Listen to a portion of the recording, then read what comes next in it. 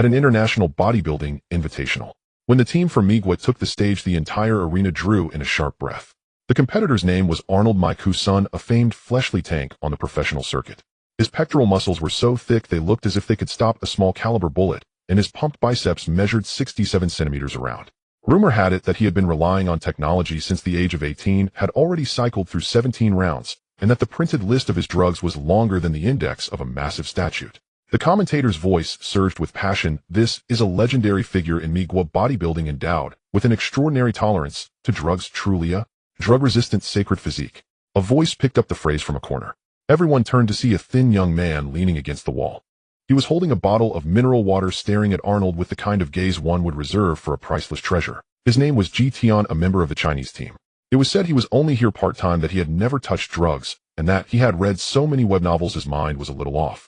Tian muttered to himself, eyes blazing with fervor, a drug-resistant sacred body, a 4th grade, pill-resistant constitution.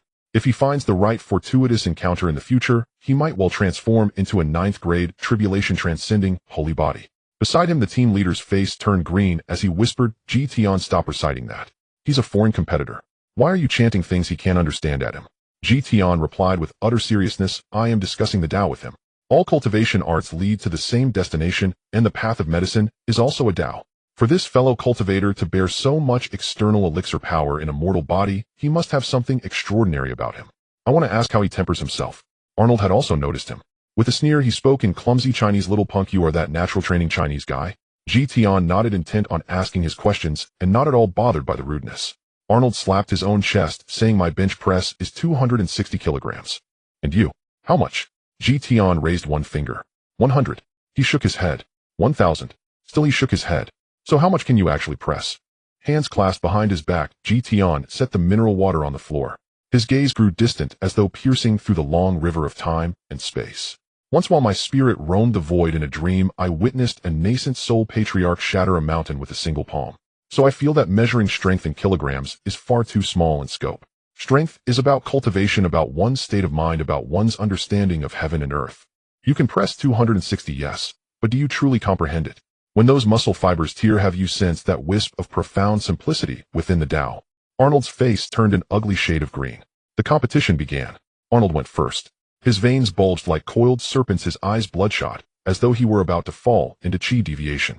He pressed 260 kilograms in one unbroken motion. Thunderous applause erupted throughout the venue. Your turn, little punk. Tian walked to the bench press rack. He did not warm up or roar. He simply took a deep breath, then closed his eyes.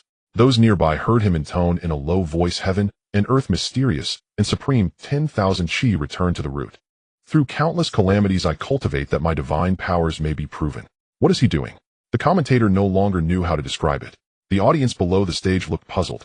Covering his face, the team leader sighed. He's chanting the golden light mantra. Chanting a mantra while bench pressing. He says it lets him communicate with the spiritual energy of heaven and earth, so the barbell becomes lighter. The commentator fell silent for a few seconds, then said, has he just read too many web novels? The team leader's voice was soaked with endless fatigue, more than too many. He thinks he's cultivating immortality, and that bodybuilding is merely his way of tempering himself in the mortal world. He calls his muscles his fleshly Tao foundation, calls protein powder fasting pills, and calls squats a low-grade, earth-rank cultivation art. Then what does he call the bench press? He says bench pressing is proving the Tao through strength. The whole arena fell silent. By then Tian had finished his incantation. He gripped the barbell and exploded with force. 300 kilograms. He too completed the lift in one smooth motion. There was no roar, no bulging veins. In his hands the barbell seemed buoyed by some invisible power, steady and composed, carrying a subtle, indescribable Tao resonance. Arnold was so shocked that the suppurating injection welts on his back nearly burst open. He muttered, impossible.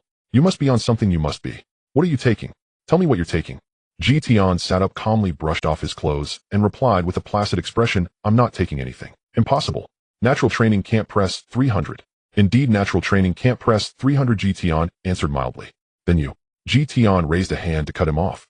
I am not training naturally. I am cultivating immortality. Arnold froze. You mortals treat the body as mere flesh, I treat the body as my alchemical furnace. You train your muscles, I temper my Tao foundation. You rely on drugs to break past your limits, whereas I rely on. He paused, searching for the right word. I rely on enlightenment. Enlighten what? Arnold asked in his clumsy Chinese. Enlighten the Tao. One day while I was hauling cement at a construction site, I suddenly achieved insight. I realized that cement and barbells share the same essence. They are all heavy objects. And this notion of weight is merely one of the rules that govern heaven and earth. Once you understand the rule, you are no longer bound by it. He pointed at the barbell. Those 300 kilograms are 300 kilograms in your eyes. In mine, they are only a single rule of weight. I am not pressing iron. I am pressing the Tao. Silence descended over the arena once more. After a long moment, the commentator muttered under his breath, I'm starting to suspect he really hasn't taken anything.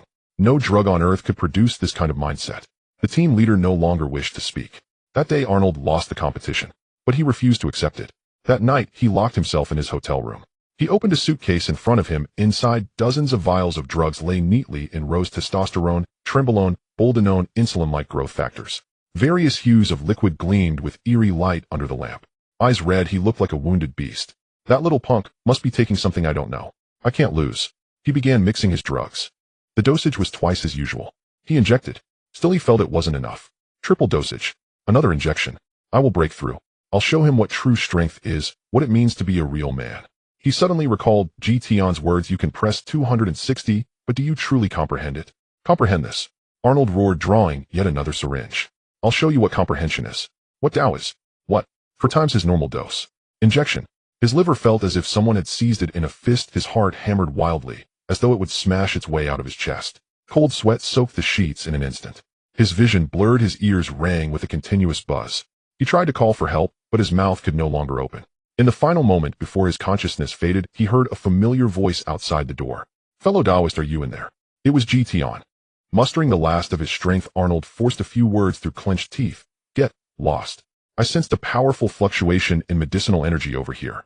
I thought you were undergoing tribulation and wanted to see if you needed a protector. Tian's voice was laced with concern. Are you all right? I just did a quick divination. Your life palace is shrouded in baleful qi. Tonight is not an auspicious night for refining pills. Arnold wanted to curse him, but could no longer form the words. The last thing he saw was the hotel room door being kicked open. Tian stood in the doorway, still holding that bottle of mineral water, staring in shock at the floor littered with syringes. My goodness, Tian gasped, equally stunned. Fellow Taoist, you've gone in a qi deviation. Arnold Maiku's son, the drug-resistant sacred body of Migwa bodybuilding, an absolute powerhouse, capable of benching 260 kilograms, lay unconscious amid a floor full of syringes and vials.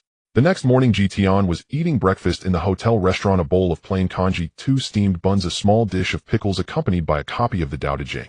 The team leader came trotting over and shouted, Tian. Arnold overdosed on drugs last night and was rushed to the hospital. He's withdrawn from today's competition. You've won. Tian took a bite of his steamed bun and chewed slowly.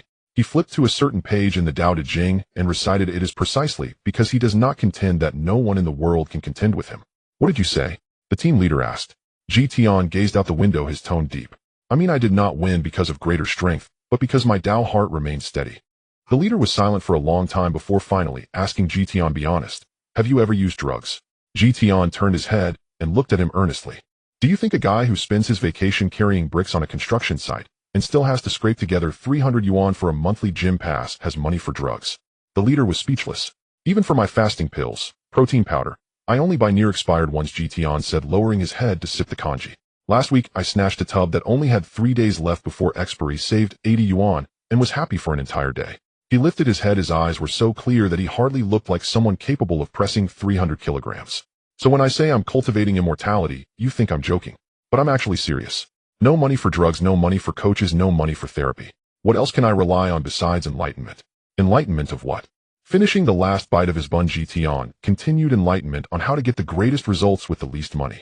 Eventually, I realized that the underlying logic of this thing is really much like cultivating immortality. In both, resources are scarce, so you trade your life for them. In both, there are no shortcuts. You can only move forward step by solid step. In both, if you can endure, you're a genius. If you can't, you're trash.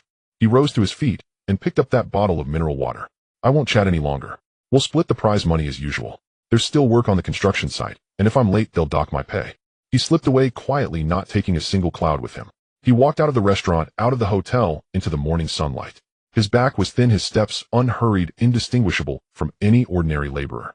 Behind him lay the cleanest gold medal in bodybuilding history and a 5-star red flag rising inexplicably high because his opponent had knocked himself out with drugs. And in the team leader's phone, a secretly recorded post-match interview. Reporter, Mr. Tian, how do you feel about winning the championship? Tian looked into the camera with a solemn expression. I would like to say one thing to everyone in the world who wants to take shortcuts. Reporter, what is it? Tian said, no matter how marvelous pills may be, they are external objects in the end. If your Tao heart is unstable, whatever you consume is wasted. The reporter fell silent. Tian added, also Nirexbury fasting pills, protein powder, are absolutely worth buying. The money you save is enough for a monthly gym pass. Tested and proven. The spiritual energy in this hotel is still weaker than at the construction site, he remarked. Tian walked out the hotel's front doors. The morning sunlight bathed his face in a warm glow reminiscent of the weakest spirit-gathering formation in his dream's sect. Barely adequate, but better than nothing. He pulled out his phone and glanced at the time. 6:47. Clocking at the construction site was 7:30. Being late would cost him 50 yuan. Better hurry, he muttered to himself. I still have one more set of squats to do today, and that tub of Nirexbury fasting pills is almost gone. I should check online to see if there's anything even cheaper.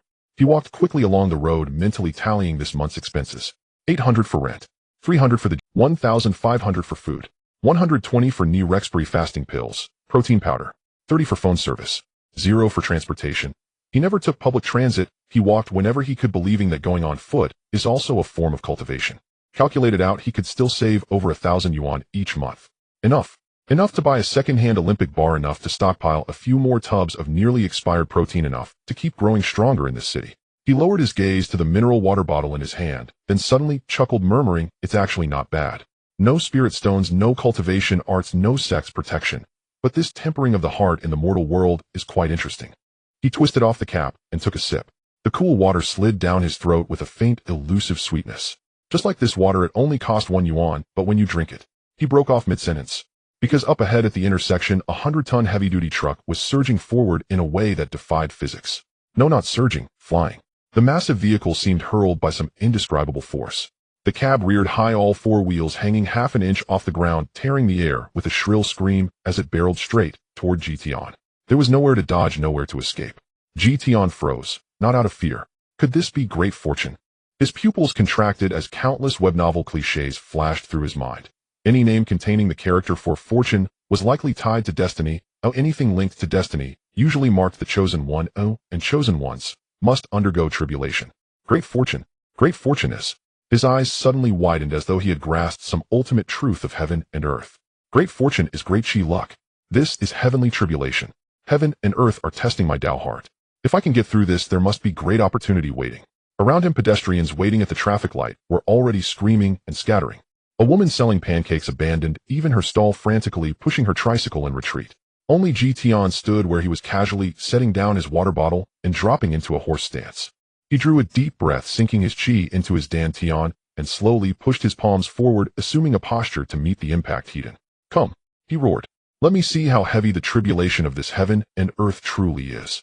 The great fortune truck hurtled toward him with the weight of 10,000 June.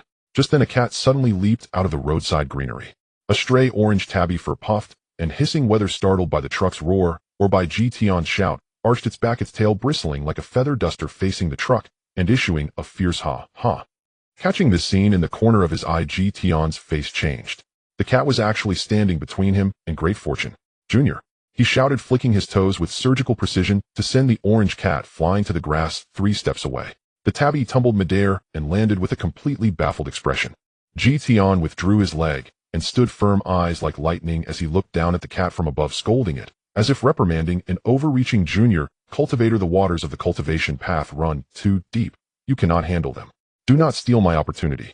The orange tabby meowed in confusion, shrank its neck, and bolted into the... Only then did Tian nod in satisfaction, gathering his strength into a single punch and driving it toward the heavy truck that was already almost upon him. His wrist bones snapped on impact. In the instant before he was launched flying, countless thoughts flashed through his mind. So that's how it is. No wonder I always felt the spiritual energy of this world was so thin. No wonder after more than 10 years of bitter cultivation, I never even brushed against foundation establishment. It was never that I lacked spiritual roots. I was simply born in the wrong world.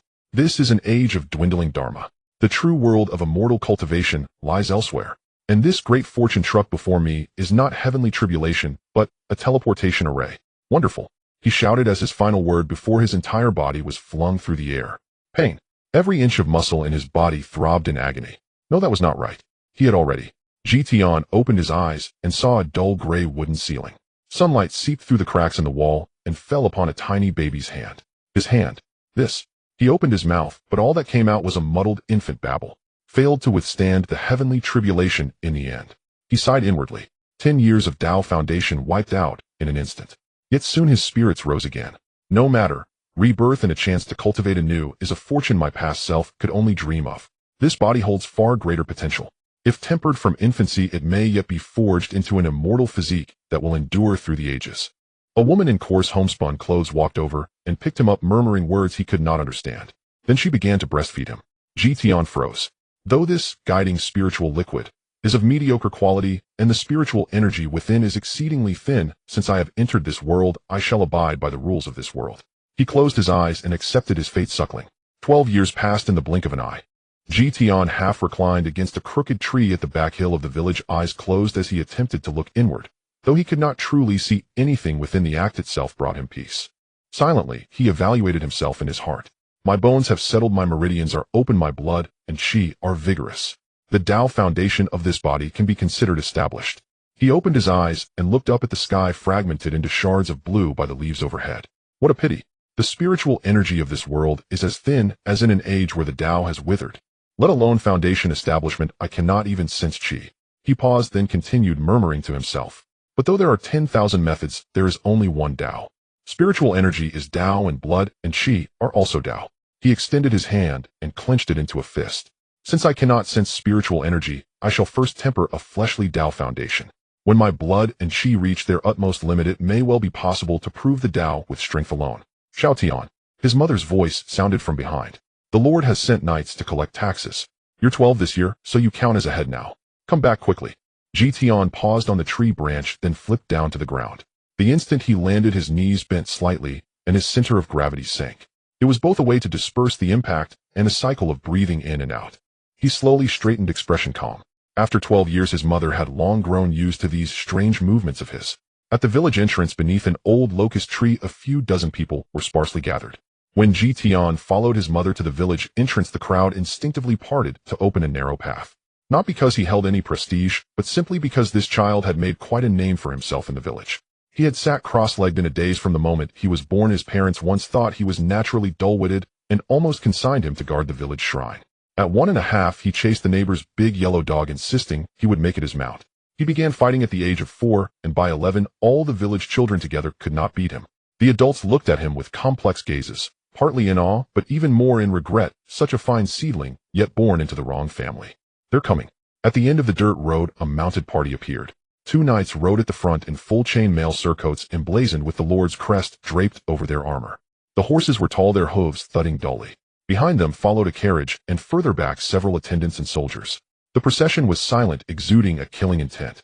The village dogs had already tucked their tails and slunk back into their kennels. The leading knight pulled on the reins and swept a condescending gaze over the tenant farmers. Tian leaned against a small tree at the back of the crowd, narrowing his eyes as he observed the knight's stance, the way he held the reins, the angle of the sword at his waist. His gaze finally fell upon the side of the man's neck, an old scar running from behind the ear down to the collarbone. Shachi clings to him. His killings are far from few. Silently, Tian appraised the knight's physiognomy. At least 10 life-and-death battles. Though his blood and chi are waning, the battle intent within his muscles and bones remains. He paused, then added inwardly, what a pity this man was born in an age bereft of the Tao, with no cultivation methods to inherit. Had he been in the cultivation world, he would at least be a third-layer body-tempering outer disciple. He clicked his tongue softly as though pitying the man. The knight spoke. There is no need to be nervous, everyone. We will not be collecting taxes this year. A buzz of disbelief ran through the crowd. The knight swung down from his horse and continued, however, there is one matter. The Lord's family has returned to the fief to stay for a time, and the young lady lacks a companion by her side. The steward has ordered that children around 12 years of age be selected from each village to enter the manor as attendants. Those who perform exceptionally may be promoted to trainee knight. The mood within the crowd shifted. Waiving taxes was good, but the word attendant carried the taste of selling oneself. Yet, trainee knight dangled like a juicy piece of meat before everyone's eyes. For a tenant farmer's son, this was almost the only path upward. In an instant, several women began shoving their children toward the front. Tian did not move. His gaze slipped past the speaking knight and fell upon the carriage behind. The curtain was slightly lifted at one corner, revealing the face of a young girl. Her skin was very fair, her features delicate, and in her brows and eyes there was a weariness born of long confinement. She swiftly swept her gaze over the dust-streaked faces of the tenant farmers, then let the curtain fall, the motion tinged with disappointment. Tian clicked his tongue inwardly. She's here to find a playmate, not to pick out knights. As for that trainee knight quota, it was most likely genuine. After all, a lord's dignity required knights to uphold it, and boys of the right age on the fief were the cheapest source of soldiers. His mother's voice sounded at his side. Xiao Tian, do you want to go? Tian turned his head to look at her. Her expression was very complicated. There was hope in it, reluctance, and a clear understanding that seemed to say, I know what you're thinking. His father stood in silence for a long moment before finally saying only one sentence, then go. Don't disgrace us. Tian smiled faintly and straightened from the tree trunk. Up front, the knight had already begun inspecting the children one by one. He scrutinized each boy who had been shoved to the front, his expression growing colder and colder. After looking over 7 or 8 children, he turned and walked to the carriage, speaking a few words in a low voice. The curtain lifted a little, revealing an aged hand wearing a silver ring set with a gemstone. A voice drifted out from within, unhurried and tinged with fatigue. Only these. Yes, steward, this is the first village. No need to look further, the old steward replied, his tone carrying the impatience of one long since jaded. Children of these mud-legged peasants cannot even stand straight. Tell the lord it would be better to transfer people from the royal capital. But steward, the fastest such transfers could arrive from the capital is half a month. Then let it be half a month. Wait. A voice rose from the back of the crowd, not loud, yet every word rang clear. All eyes. Tian stepped out from behind the crowd. His pace was neither hurried nor slow, his strides, even his center of gravity, steady. This was bodily instinct honed over 12 years. He stopped 3 steps away from the carriage. Neither too close nor too far. Just at a distance that would neither alarm the guards nor allow him to be easily ignored. The knight's hand closed around his sword hilt. Whose son are you? My name is Tian Jack. He lifted his chin slightly, letting his gaze pass over the knight and land directly on the slit of the carriage curtain. I am 12 this year. Son of old Jack, a tenant farmer. He paused briefly, then said, I wish to become an attendant. A soft cough sounded from inside the carriage. The curtain lifted and an old man leaned out. His graying hair was combed meticulously, and the wrinkles carved into his face were like knife cuts, each stroke spelling the word rules. He wore a dark gray robe with a silver brooch at the collar and was currently regarding Tian with a critical gaze. A tenant farmer's child. Yes. What can you do? Fight. Several nearby soldiers almost burst out laughing. The old steward was slightly taken aback, then narrowed his eyes. Do you know that in the Lord's manner fighting earns you a lashing? Tian replied in an even tone, that depends on whom you fight. Fighting the enemy is called battle. Fighting your companions is what's called a brawl. The steward's gaze hardened. He re-examined the boy from head to toe. Dusty, coarse clothes, straw sandals worn to fraying, but a solid frame. More importantly, those eyes of his did not belong to a tenant farmer's son. They were too calm. As calm as the waters of a deep pool whose bottom could not be seen. You just said you wished to be an attendant. Yes. Why? Tian thought for a moment, then gave an answer these people could understand. Because I wish to become a knight. And for a tenant farmer's son, there is only this one path. It was an honest answer, so honest the steward could find no fault with it. The old steward chuckled softly. Become a knight. With that slight frame of yours, can you even hold a sword steady? Tian did not argue. He turned slightly, looking toward the scarred knight, still mounted nearby. My lord, he addressed the knight. May I borrow your sword for a try? The knight stared for a moment. Nonsense. The steward suddenly spoke, half the languor in his voice disappearing, replaced by a sharp interest. Let him try. The knight hesitated, then swung down from his horse, unfastened his sword, and handed it over. It was a standard knight's longsword, nearly a meter from hilt to tip. Far too long and heavy for a 12-year-old boy. Hold it steady, boy. He had not finished speaking. The moment Tian wrapped his hand around the hilt, his entire aura changed. As if a rusted blade had been drawn from its sheath, its edge still keen enough to send a chill down one's spine. He lifted the long sword with one hand, turned his wrist, and the blade traced an arc through the air, bringing forth a faint whistle as it cleaved the wind. Tian gripped the sword with both hands, feet spread shoulder width apart, center of gravity lowered, knees slightly bent. The sword tip pointed to the ground ahead at just about 45 degrees, with not a single superfluous movement. The knight's expression changed. This scrawny boy, thin as a bundle of firewood, held the sword and stood with a posture and breathing rhythm that formed a seamless whole, seemingly flawless. That was called form, the hardest thing for martial practitioners to polish. Whether one's form was correct could be seen at a glance. The steward did not understand swordsmanship, but he could read the knight's expression. Well, the knight was silent for 2 breaths.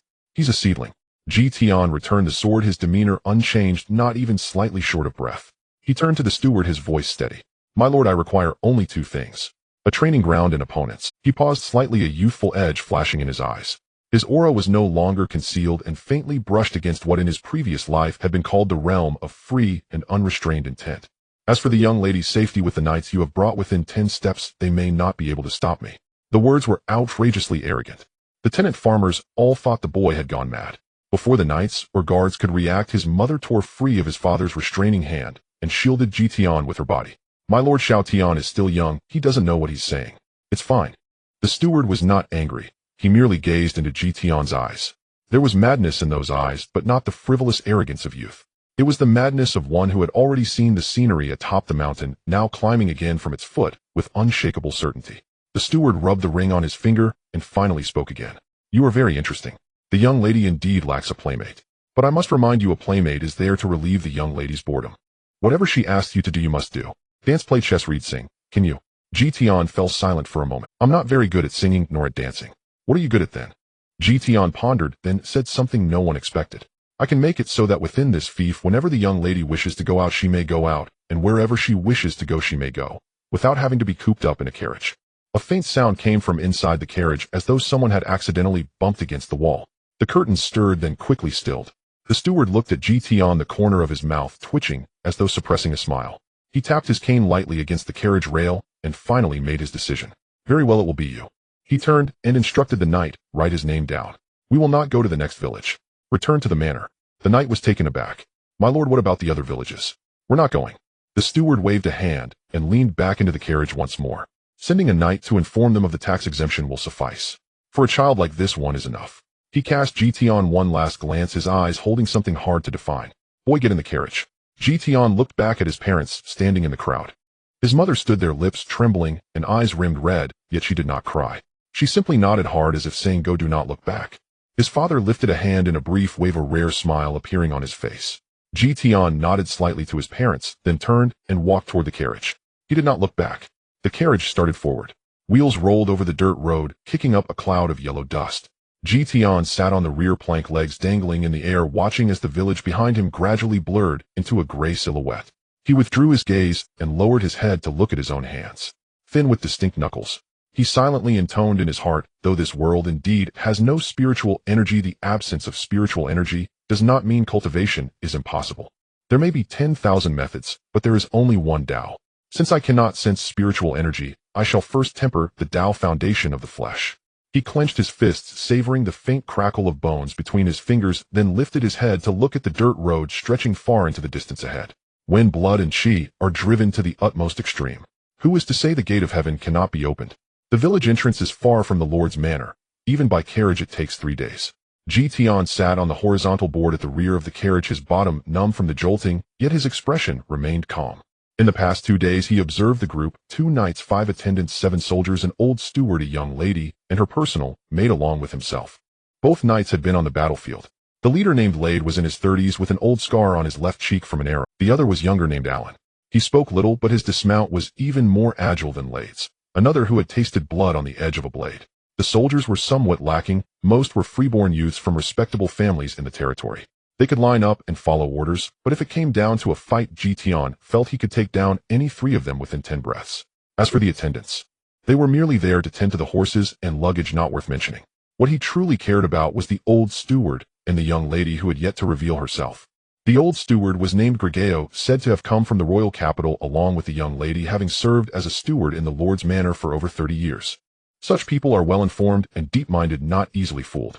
Tian could sense that in the past 2 days Gregeo had observed him through the carriage curtain at least 10 times. As for that young lady, Tian glanced at the tightly shut carriage curtain, lost in thought. He had not heard many voices, but the subtle sound that came when he uttered the words, "Can let the young lady go out," from inside the carriage did not seem like an accidental bump. It was as if someone had reacted instinctively to unexpected words. Interesting. The next day at noon, the carriage stopped at a relay station to change horses. Tian jumped down to stretch his limbs, taking the opportunity to walk to the well at the station to fetch some water. A few traders were resting inside, gathered around eating. Their accents were somewhat different from the villagers carrying a rolled or sound that Tian found hard to comprehend. Have you heard? The werewolves in the north are causing trouble again. What are werewolves? The goblins in the east are far more bothersome. Last month, they raided my cousin's caravan, dragging 3 men into a cave, and when they were found, only bones remained. Tisk, these monsters are getting bolder. Does the church not do anything about it? Do anything? With what? The main force of the Holy Knight Order has been dispatched to the western frontier to confront the Demon King's army. The rest are stationed in the big cities. In our poor backwater, having a mid-level mage to oversee things would be a blessing. Tian paused momentarily while fetching water. Werewolves, goblins, mages, demon kings. He straightened up slowly and cast a glance at the group of traders. Tian paused momentarily while fetching water. Werewolves, goblins, mages, demon kings. He straightened up slowly and cast a glance. So this world has monsters. So this world has mages. It turned out that after so many years of fighting in the village, he was completely unaware of this. No, he should have known of those games about heroes battling dragons. There was a real-world prototype. He had only focused on the thrill of combat without considering these aspects. He looked down at his hands, thin with prominent knuckles, the bluish veins faintly visible beneath his skin. After 12 years of training in the village, having started exercising since infancy, he always thought this world was similar to the medieval Europe of his previous life. No spiritual energy, no cultivation, just pure physical strength. But what was the reality? This world has magic and monsters. And he, a reincarnator, had been blind in this godforsaken countryside for 12 years. Damn, I've wasted so many years without practicing. Tian cursed internally for the first time, then took a deep breath, stabilizing his Dao heart, while maintaining a calm demeanor as he walked back to the carriage. When he got back in the carriage, the old steward was leaning against the wall, eyes closed in rest. Tian returned to his seat, remaining silent for a long time, before finally, "Speaking, sir, I would like to ask something." The old steward did not open his eyes. Ask, "Is there magic here?" The old steward opened his eyes and glanced at him. The look carried a hint of surprise which quickly turned into understanding. "Your village is indeed somewhat remote, with no magic tower within 100 miles, nor any monster lairs. The church's priest hasn't visited in 30 years, and even the Lord's tax officer is too lazy to come. No mage would want to go to such a place. There are no magical resources, no bounties for slaying monsters, and not even magic apprentices can be recruited, so you truly wouldn't know." Tian fell silent. The old steward watched him, a slight smirk at the corner of his mouth, as if observing a country boy who had just entered the city. "But you need not be too surprised. There are many in this world who lack magic. Most of the knights in the order are pure martial artists. Magic relies on talent. Yes, whether one is born with the perception of magic, whether one has affinity with attributes, whether one can condense magical essence. These are determined at birth." After finishing, the old steward closed his eyes again. "Your martial talent has been recognized by knights with battlefield experience. That already makes you a rare knightly prospect. As for magic, don't think too much about it." Tian did not speak again. He leaned against the carriage wall, observing the scenery outside, appearing calm, while his mind raced. Magic. Having the perception of magic, having attribute affinity, condensing magical essence. It sounded like some kind of talent. He mentally flipped through the web novels he had read in his past life. Magic, fighting spirit, cultivation, psychic powers. No matter the name, the underlying logic is the same. Some people have talent, some do not, as some can perceive it, while others will remain unaware of its existence throughout their lives. He had stayed in the village for 12 years, never sensing any extraordinary factor's existence. Was it because that village truly had no magical resources? Or was it because he lacked this talent? If it were the latter, that would be troublesome. In his previous life, he started from zero, enduring 10 years of hard training, resiliently, facing tribulations, relying merely on daily grinding, but that was physical refinement, the accumulation of muscle, bone, and blood, a path accessible to all.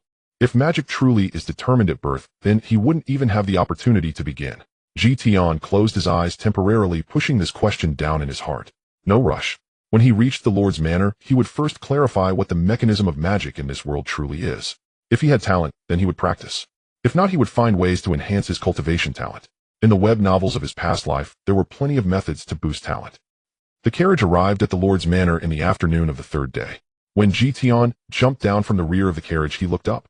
It was quite different from the castle he had imagined. It was a spacious manor-style building. With gray-white stone walls and spire towers, it was surrounded by neatly trimmed shrubs. 2 guards stood at the manor entrance, straightening up as they saw the carriage approach. The old steward got off the carriage, adjusted his collar, and said to Tian, "Follow me. First you will meet Miss Elena, then I'll arrange your accommodation." "Didn't I already meet that young lady before?" Tian asked, somewhat confused. But then he thought it might be the display pursued by nobility, so he silently followed him through the main gate and into the manor. Tian followed the old steward through the main gate. The stone path beneath their feet was clean enough to reflect shadows, and the flower beds on either side were filled with flowers whose names he could not recall, with a faint herbal scent in the air. Tian took a deep breath. His steps paused slightly. This herbal scent was different from that in the village. It wasn't floral, but rather, how to describe it, a crisp aroma with a hint of coolness. He had seen this in web novels. Certain heavenly materials and spiritual herbs would emit a scent of spiritual energy. A Of course it was more likely that he had just never encountered such flowers. But what if? He noted this location in his mind, planning to verify it when he had the chance. After walking for about the time it takes to brew a cup of tea, the old steward stopped in front of a carved wooden door and gently knocked twice. "Miss, I've brought him." A girl's voice came from inside. "Come in." Pushing open the door revealed a reception room larger than the one in Tian's current home. The first thing Tian noticed was an embroidered tapestry on the wall, its design resembling a family crest with intricate stitching that indicated its considerable value. On the bookshelf by the window, several rows of leather-bound books were neatly arranged, their spines embossed with gold lettering, some of which had faded, clearly indicating frequent reading. The fire in the fireplace blazed brightly, the wood crackling and warming the entire room. A young girl leaned against the window, her back turned to the door. She held a short staff embedded with gems, the shaft seemingly made of a dark wood with a gemstone at the tip, glowing a faint blue in the firelight. Tian could not see her face clearly. He could only see her light golden hair styled into two braids that hung over her shoulders, their ends tied with a matching ribbon. She turned to face him. Tian recognized her. She was the one who had peeked through the curtain from the carriage that day. Around the age of 112, her features were exquisite like a porcelain doll, her skin as white as if she had never seen the sun, even her lips a delicate shade of pink. She wore a light blue dress, intricately embroidered at the collar and cuffs, the hem just covering her ankles, revealing a pair of white lace stockings and small black shoes. However, her expression was different from what Tian had imagined. He had thought many times about what this young lady was. She the kind of spoiled, willful young lady, or perhaps a lofty noble with a disdainful attitude? Her expression was one of boredom, a deep-seated, seemingly all-seeing boredom emanating from her very core, her gray blue eyes veiled in a thin mist revealing no emotions. Is this the decline of riches? She looked Tian up and down. Her gaze lingered for a moment on his dingy clothes, then swept over his crookedly woven straw sandals, finally resting on his face.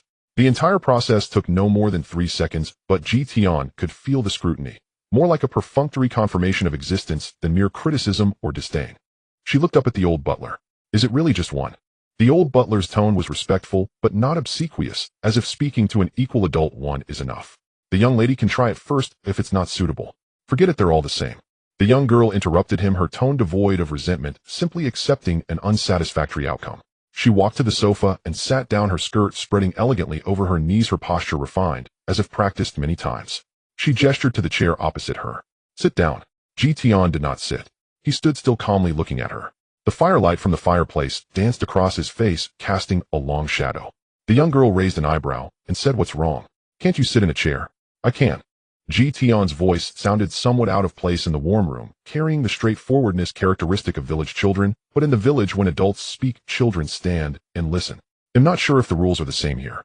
The young girl chuckled softly at this, though she quickly concealed her amusement, as if feeling she shouldn't be so easily entertained. "The rule here is when my father, Lord Count Pang Bei, is not present, I am the authority. My rules are the rules." She spoke casually, but Tian sensed that she was accustomed to giving orders and expecting compliance from others. Tian finally sat down. "What's your name?" "Tian." "How old are you?" 112. "Fight." The young girl's expression mirrored that of the old butler, a moment of surprise, followed by narrowed eyes. "Fight," she repeated, as if confirming she hadn't misheard. "Do you know why I'm looking for a playmate?" "To relieve boredom." "Do you think fighting can relieve boredom?"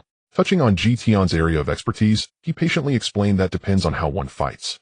If it's just standing still and letting others hit you, that would indeed be quite boring. But if it's a spar..." The young girl interrupted him. "I don't know how to fight." "Then I can teach you." Silence, deafening silence. Only the crackling wood in the fireplace and the distant calls of unknown birds outside could be heard. The old butler coughed lightly nearby, seemingly wanting to remind Tian to be mindful. In this house, perhaps few dared to speak to the young lady in such a manner. Yet the girl showed no anger. She looked at Tian, her small black shoes gently swaying under the sofa, the veil of boredom in her gaze lifting slightly to reveal a hint of deeply buried curiosity. That curiosity was faint, like a fish swimming beneath the frozen lake in winter, its outline barely visible, disappearing at the slightest approach. She assessed, "You have quite a bit of courage. The last person who dared to speak to me like that is currently peeling potatoes in the kitchen." Because he spoke out of turn. Because she was very boring. "I can't be bothered to keep boring people around." She stood up, walked in front of Tian, her skirt swaying gently with her movements, looking down at him. At this distance, Tian could smell a faint fragrance from her, like the scent of some herbs mixed with the smoke from the fireplace. "You'd better not make me feel bored." Tian looked up at her. From this angle, he could see the color in her eyes, a light gray-blue, clear and pure. He replied earnestly, "I won't make you feel bored." The young girl stared at him for a few seconds. She turned and slowly walked back to the window, her movements still leisurely, but now infused with something more. Her voice returned to a nonchalant tone as she addressed the butler arranged for him to have a place to stay closer to me. Then she added, "Starting tomorrow, take me out for a stroll." The old butler hesitated, slightly young lady outside. The young girl's tone grew somewhat impatient, as if this issue had been discussed countless times before. "I know it's not safe outside right now. So I need someone who can fight. Isn't that your reason for finding him?" The old butler opened his mouth. He probably wanted to say something like, "It's not just unsafe outside. There are werewolves, goblins, and bandits and deserters appearing from nowhere. What use is of fighting one 12-year-old boy?" But in the end he said nothing, just nodded. In this house the young lady's word was final. When the Lord was absent, she was in charge. This was the rule she set for herself, and it was the unspoken rule. Tian stood up and followed the old butler out.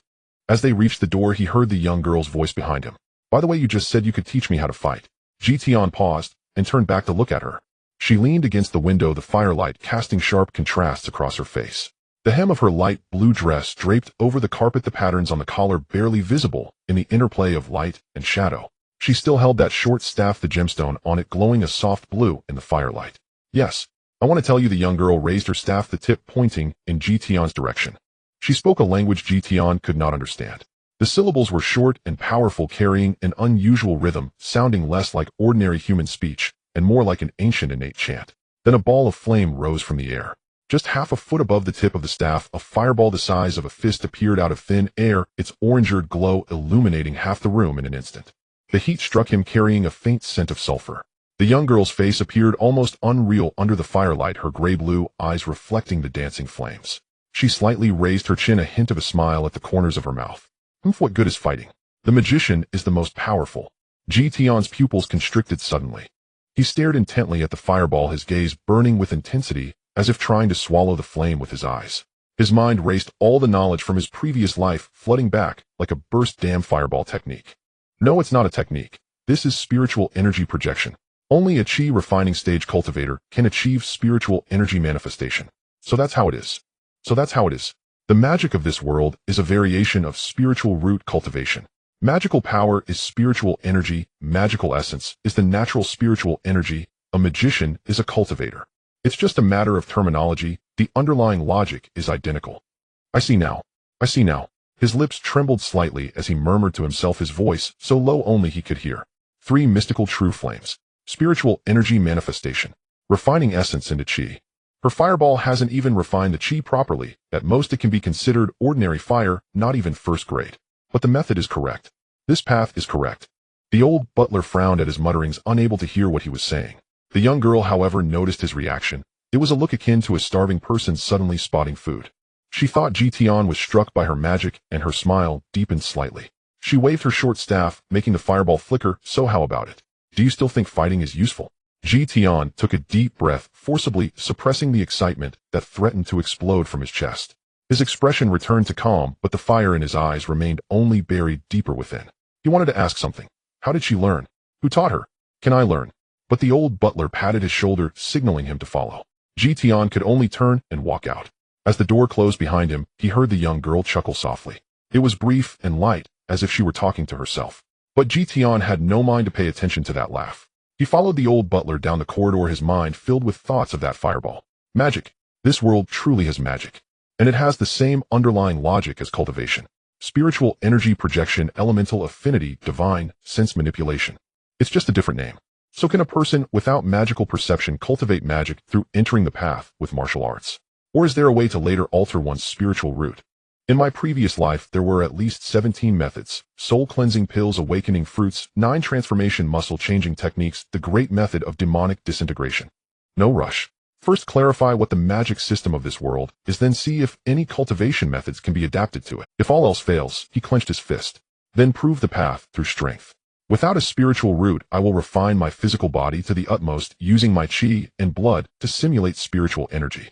In my last life, I could withstand the great tribulation. In this life, I can achieve physical sanctity. The old butler led him through a long corridor. The corridor's flooring was dark, wood creaking softly underfoot.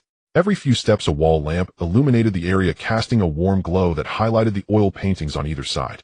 The figures in those paintings wore attire from various eras, their expressions largely similar, serious, haughty, or expressionless. The old butler stopped in front of a wooden door. This is your room. He pushed the door open, its hinges creaking slightly. Inside was small but clean a bed with white sheets and a thin blanket, a table with a ceramic jar and a cup of water, a wardrobe with its door half open revealing several changes of clothes hanging inside. The window faced the training ground behind the manor. From here he could see the sandy area, wooden dummies, target boards, and a weapons rack, where a few swords and spears were hanging, their details obscured in the twilight. The old butler's voice sounded from behind. Starting tomorrow you will accompany the young lady in the mornings and have free time in the training ground in the afternoons. Weapons and protective gear will be prepared for you. Tian nodded in response, remaining silent. After the old butler finished speaking, he turned to leave. But after taking 2 steps he stopped again, not turning around, his voice softer than before. Kid, actually the young lady is a magician and doesn't need protection. It's just that she's here in this secluded place with no peers to talk to. Tian replied, I know. It made sense that a chi refining cultivator wouldn't need the protection of mortals. That was how it was portrayed in web novels. The old butler said nothing more and walked away. His footsteps gradually faded down the corridor, eventually disappearing around a corner. Tian closed the door. He walked to the window and pushed it open. The evening breeze rushed in, carrying the scent of earth and grass. The training ground was larger than he had imagined, with small flags fluttering on the edges of the sandy area. A few guards were patrolling in the distance, their armor reflecting a dark red light in the sunset. He leaned against the window frame, gazing at the horizon. The sun was setting, the clouds on the horizon burned a dark red, as if something was on fire. The wooden dummies in the training ground cast long shadows, and the blades on the weapons rack occasionally glimmered. He recalled the words of the traveling merchant. Werewolves, goblins, magicians, the Holy Night Order, and the Demon King. This world had too many things he had yet to understand. But that was fine. He had time. First he would restore his martial arts to the level of his previous life, clarify what the combat system of this world was like, and then see if there were opportunities in magic. That fireball. Tian's lips curled slightly. It was interesting. He turned and sat down on the bed, the wooden board creaking softly. The sheets were cotton, somewhat stiff from numerous washes, but far better than the straw mat in the village. He lay back, hands behind his head, staring at the halo cast on the ceiling by the wall lamp. Starting tomorrow, he would take her out for a stroll. It wasn't safe outside, but that was fine. He would make this place. Tian closed his eyes. The sound of the young girl's voice seemed to echo in his ears. Magicians are the most powerful. Nonsense, he said inwardly. The great paths of the world converge in the same destination. Who is better when perfected to the utmost? The methods of utilizing spiritual energy are myriad, but they all stem from the same root. Refining essence into chi, refining chi into spirit, refining spirit into void. Her fireball hadn't even refined the chi properly, yet best, it was great perfection of the chi refining stage. And he looked down at his hands. Though I am just a mortal now, my Tao heart has already undergone the tempering of 2 lifetimes. As long as I am given time. He raised his head, gazing at the stars gradually brightening in the night sky. I will undoubtedly dominate this world across the ages. The next morning Tian was awakened by the sound of knocking on the door. As he opened his eyes, the sky was just beginning to brighten, and the training ground outside was empty, with traces of last night's dew still lingering on the sandy ground. He hadn't slept well last night. The bed was too soft, and the blanket was too warm, completely different from the straw mat in his village. But the real reason he couldn't sleep soundly was that his mind was filled with that fireball. It was orange-red, quietly burning, defying all physical logic, yet resembling the basic operation of a fireball used by cultivators. It required no fuel, no oxygen, simply hovering in midair atop the short staff, like a tame star. He sat up, just about to put on his shoes, when the door was pushed open. Elina stood at the door, cradling a thick book that could easily crush someone. Today she wore a light purple dress, the patterns at the collar more intricate than yesterday's, her 2 braids meticulously woven, and the bow at the ends of her hair changed to a light purple. She looked like someone who had stepped out of a painting. If the person in the painting looked down upon little animals with that kind. She walked in and tossed the book onto Tian's bed. The bedboard vibrated with a loud thud. Tian looked down at the book. It was bound in leather with golden lettering, and the edges of the pages brushed with a layer of gold powder shimmering in the morning light. Several characters he did not yet recognize were written on the cover, but judging by its thickness, the book had at least 500 pages. He looked up at Elina, as if to ask, are we going out to play together? What's all this about? Elina put her hands on her hips, her chin slightly raised. This posture made her look younger than her actual age, yet a mischievous glint sparkled in her gray-blue eyes. A cool light hum escaped her nose. Last night, watching me use magic, your eyes were practically glued to me. Tian said nothing. Elina's lips curled up with a hint of pride. Did you think I didn't notice? I've seen that kind of look many times, both envious and longing, like a hungry puppy seeing a bone. I didn't. You did. Elina looked into Tian's eyes, stating firmly, your eyes were almost glued to my staff. Tian fell silent for a moment. He was indeed very interested in that fireball, but he felt his expression at that moment shouldn't have been so exaggerated. However, seeing Elina's determined demeanor, he couldn't be bothered to argue. You want to learn magic too, right? Since you have nothing to do, why not train a magician for fun? As she spoke, she didn't look at Tian, instead tilting her head to gaze out the window, pretending to admire the empty sandy ground of the training field, yet her peripheral vision was clearly darting over to him. Tian instantly understood. She wanted to teach him magic. Not by the way, or since I have nothing better to do. She had specifically chosen this early hour, brought this thick book, and specifically come to his room, just to teach him magic. But she didn't want him to feel that she had come specifically to teach him. So she adopted an attitude of I'm just killing time and training a magician for fun, as if it were just a whim, as if it didn't matter whether he learned or not. Tian found it a bit amusing. But he didn't laugh, but he could tell that this young lady had a rather thin skin. Elina pulled out another much thinner booklet from the bookshelf and stacked it beside the large book on the bed. She resumed her commanding tone, hands on her hips, looking down at Tian, sitting on the edge of the bed. Introduction to Magic Theory Chapters 1 to 3. Read them in 3 days, and I'll quiz you. If you don't understand, she paused as if contemplating a sufficiently intimidating punishment. If you don't understand, you'll go to the kitchen and peel potatoes for a month. Tian looked down at the book Introduction to Magic Theory. He opened the first page. Then he froze. He couldn't understand anything. Tian had actually not known how to read when he arrived in this world. The curvy characters twisted and turned, some with little circles, some with dots on top, while others looked like worms squirming as if someone had stepped on them. These symbols were completely different from any characters he had known in his past life. They were neither Chinese characters, nor English letters, nor anything he had ever seen. He flipped through the following chapters. The same nonsensical symbols. The entire book was filled with characters he completely did not recognize. Elina noticed he had stopped flipping the pages and raised an eyebrow. What's wrong? Can't read. I can't read. Tian said this with a tone as flat as usual, but only he knew how difficult it was to say those few words. In his past life, he had at least received 9 years of compulsory education, and reading newspapers and writing papers were no problem at all. Now at 112 years old, he couldn't even recognize characters. Elina's eyes widened. Her gray blue eyes were round, her mouth slightly open, and her expression was as if someone had just told her a beautiful girl doesn't go to the bathroom. How old are you? 112. 112 years old and can't read. Her voice rose several octaves, sounding particularly loud in the quiet morning room. Tian looked at her expressionlessly. He wanted to say, I grew up in a remote village where no one cared about education. Every day, I was thinking about how to train, fight, and dig up enough food from the ground. Who would teach me to read? In the village, 9 out of 10 tenants couldn't even write their names, and I was that 10th one. Yet he said nothing. He just looked at Elina, his gaze as calm as a still pond. Elina seemed to realize something. It seems he is the son of a tenant from his father's fief. Her expression began to change from shock to disbelief, from disbelief to embarrassment, and from embarrassment to an indescribable complexity. The facade of mature indifference she usually wore cracked, revealing a hint of confusion underneath. She opened her mouth and then closed it again. Then she turned her head and after a while said, All right. She had Tian hold the book and led him out of the dormitory to the study. When they reached the bookshelf, her fingers skimmed over the spines of the books, finally pulling out a much thinner booklet. She didn't look at him when she handed the book to Tian, her eyes fixed on the wall beside her. Her voice was lower than before, tinged with an unnatural stiffness. This is a literacy textbook. You'll start by learning to recognize characters. Tian took the literacy textbook. The cover was soft with worn corners, clearly having been flipped through many times. He opened the first page. It showed a circle with a line of text beside it. Elina leaned closer, pointing at the circle. This is the character for sun, meaning the sun. Do you see the shape? Doesn't it look a lot like the sun? Tian stared at the symbol. It was different from the character for sun in Chinese, and also not the same as the word sun in English. But Elina was right. The shape of this symbol did resemble a sun, a circle with several short lines around it indicating rays of light. He silently committed it to memory. Elina turned to the second page, which showed a crescent moon. This is the character for moon, meaning the moon. This is the character for mountain. This is the character for water. After teaching 5 characters, Elina stopped and looked at Tian.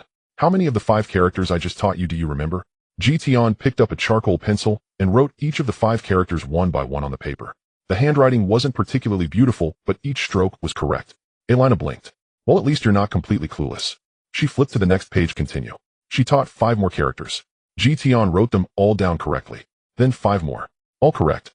Elina's expression began to turn skeptical. She closed the textbook and looked at Tian.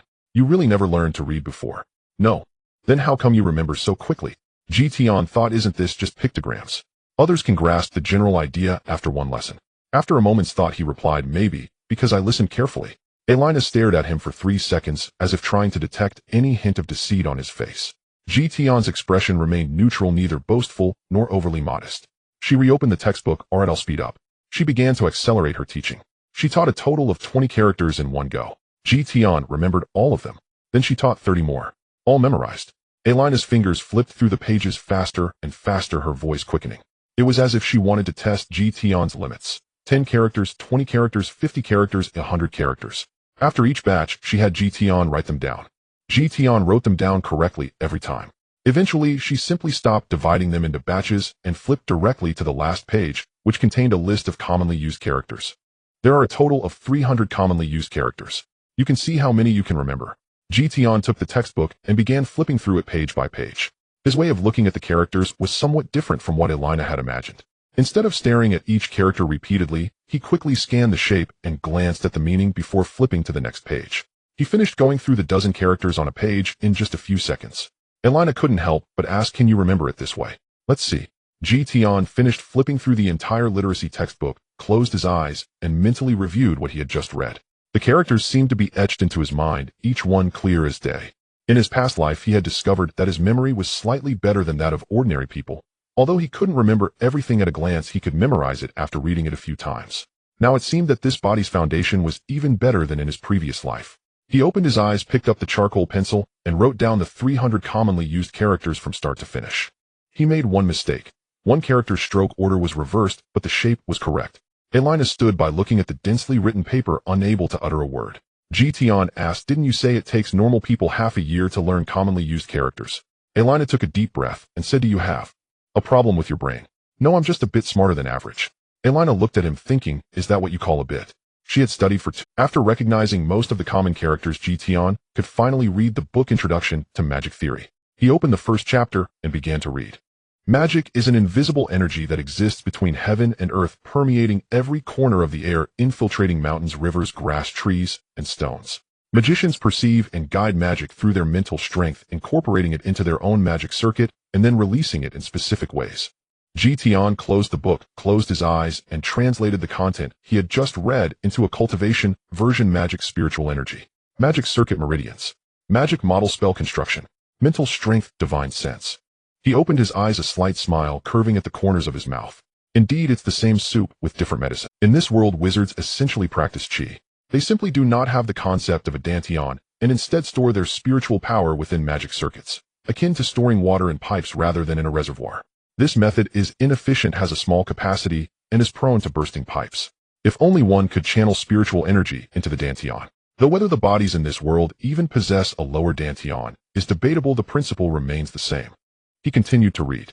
The second chapter discussed the classification of magic attributes: fire, water, wind, earth, light, darkness, and thunder, the 7 major attributes. The book stated that most wizards are naturally attuned to only 1 or 2 attributes, a matter of talent that cannot be changed. Wizards attuned to fire find it difficult to learn water-based magic and vice versa. This is an ironclad rule in the magical world, unbroken for thousands of years. When Tian saw the section on the 7 attributes, his frown deepened. The 7 attributes: fire, water, wind, earth, light, darkness, thunder. This classification is so In my previous life in the realm of cultivation, the 5 elements interact with each other: metal, wood, water, fire, earth, along with mutated attributes like ice, wind, thunder, light, and darkness. There is a logic of transformation involved. The 7 attributes of this world claim to be innate affinities that cannot be altered. Isn't that the difference between single spiritual root and multiple spiritual roots? Those attuned to 1 are of the heavenly spiritual root, while those attuned to 2 are dual spiritual roots. Though here it seems that having more attributes is better. The book says cannot be changed. In my previous life, there were plenty of methods to wash away spiritual roots postnatally. He noted this question in his mind and continued to read.